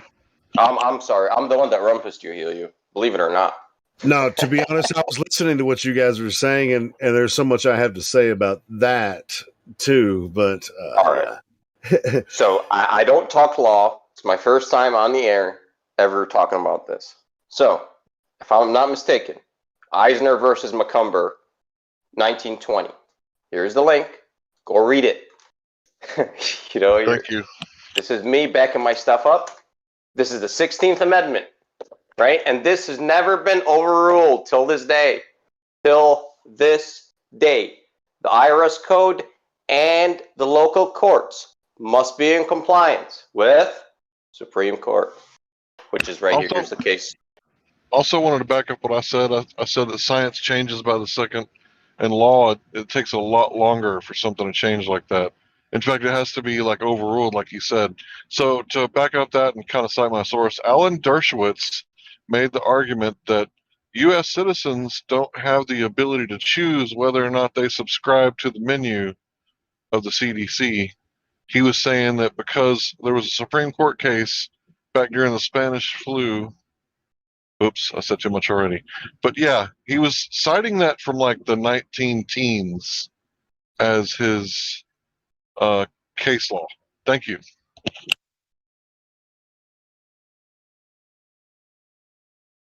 Yeah, we've got case law that sets precedents, the interpretations.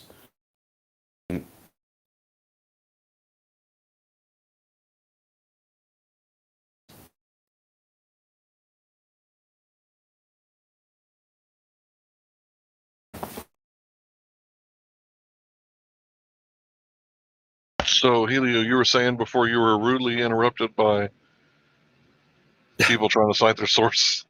No, sure. I mean, there's so much I have to say on that, but that's not what this forum is about necessarily. I mean, obviously, we when you talk about flat Earth, you're going to go off into all of these things, and I have much to say about that.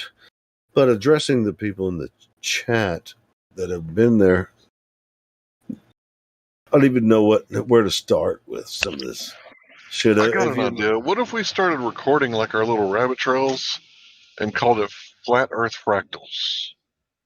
Like our little conversations that go off. I think that'd be kind of cool. That'd be cool. Well, just like I can hit start on the live stream and let you guys go. That's what I do. I hit start in the morning when I go to work, and then the live stream just runs and runs.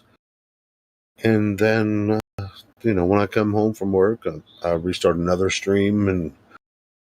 But yeah, if you want to capture any portion, and this has always been the case for everyone, if you have a YouTube channel, if you want to capture a portion of a conversation you have with someone on here, and, you can use OBS and just record it while you're talking. And I've recorded off of your live stream on YouTube before, though. Is that kind of shitty because your OBS screen is set up by you, and that's kind of like taking your intellectual property in a way?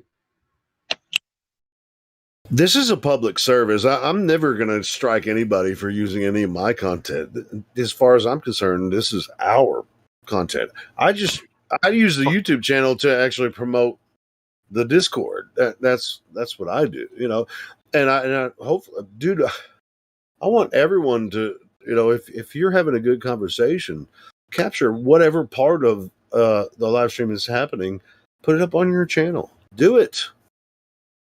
I just don't ever remember to hit record. Like my phone will capture my screen and everything and the audio, but I don't ever remember to hit record.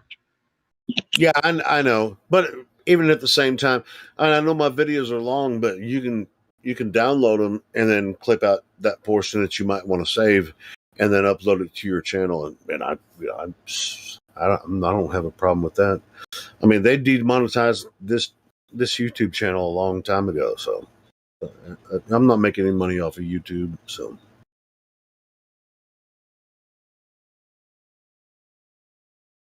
Yeah, there's been a couple of conversations with Matthew I wish I could have recorded. And it's like whenever he comes to play, he lobs me a softball, and I'm just like Babe Ruth, like fucking 300 pounds and hate baseballs. Like I've had a little too much to drink. Fuck you, baseball. Get out of here. There's no crying in baseball. There's no crying in baseball. Are you crying? Yeah, bro, man, that goes for every single person here, including the listeners. I don't even give a shit. You know, if you never come in here, take clips of our footage. You know, here, put it up on your YouTube channel. Just put the link to the Discord. You can put it up on your YouTube channel. Drunken karaoke night.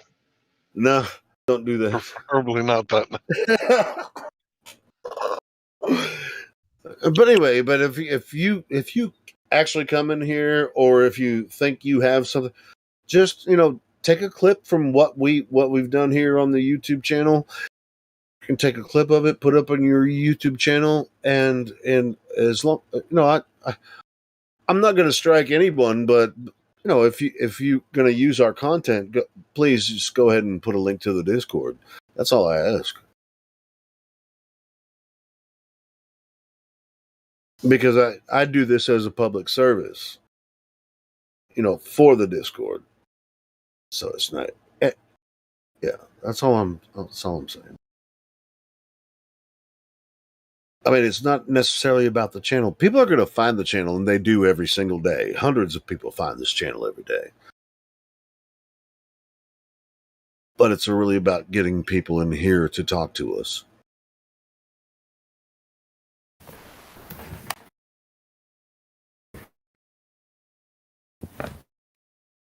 Yeah. Speaking of, I'm doing a paper on bipolar disorder right now. Really? Mm-hmm. So, what have you discovered so far about it? Is it psychology? Is that?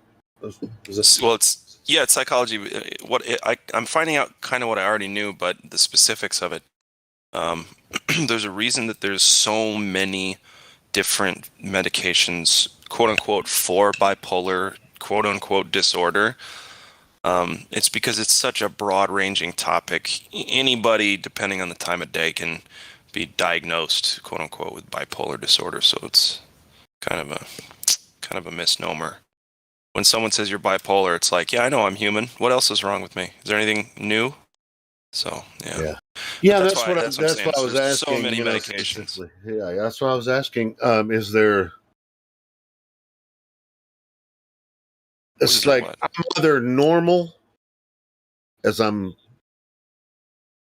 What would be the opposite of bipolar? One or the other.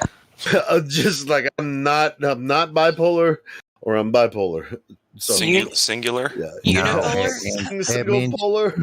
It means you would be perfectly regulated. Yeah.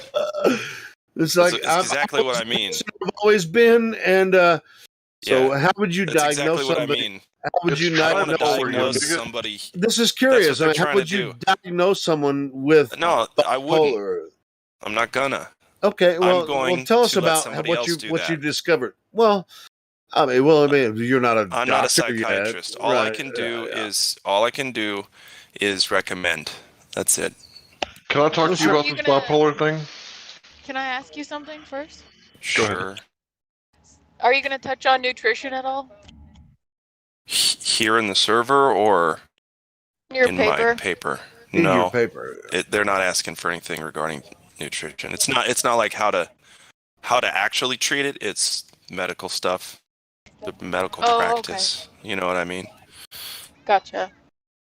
Yeah, I Go wish. ahead, Hank. Thank you. I was not a robot. That's why I butted in. Thanks. No problem. Good question. So my child was almost diagnosed with bipolar. He kept getting in trouble at school. He did terrible things. He climbed a tree, right? And they really wanted to hit him with a piece of a tree for climbing that tree. How dare him climb a tree? Yeah. I know, right? Gosh. Well, anyway, Regular put him Dennis on the Menace over here. Yeah, they put him on ADHD medicine for 2 weeks, and then he quit eating. So obviously, yoink! I yanked him right off of that. And well, they wanted him to go and see a specialist, so we took him to Chase Bank, and there was a floor that had a doctor on it, and she said that she wanted to diagnose him with bipolar disorder, but he got too much sleep. Like his sleep quality was good. And I'm kind of thinking, like, what do you mean you wanted to? Like, you almost did, you wanted to, but you couldn't? Like, what the fuck does that She mean? accidentally told the truth, my friend. Look at. There are 58 medications that I can find right now for bipolar disorder. 58. That is a lot of money being made somewhere. Well, what I don't understand is okay, so it's so generalized the way they diagnose people.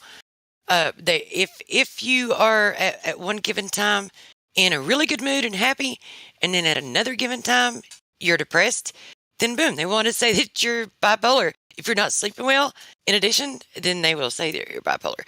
But when you really look at what the clinical protocols for the diagnosis, like the individual needs to think that they have like some kind of supernatural powers or supernaturally something's happening to them. And it's like a combination of things. So they'll lose their train of thought and they can never get back to their original thought.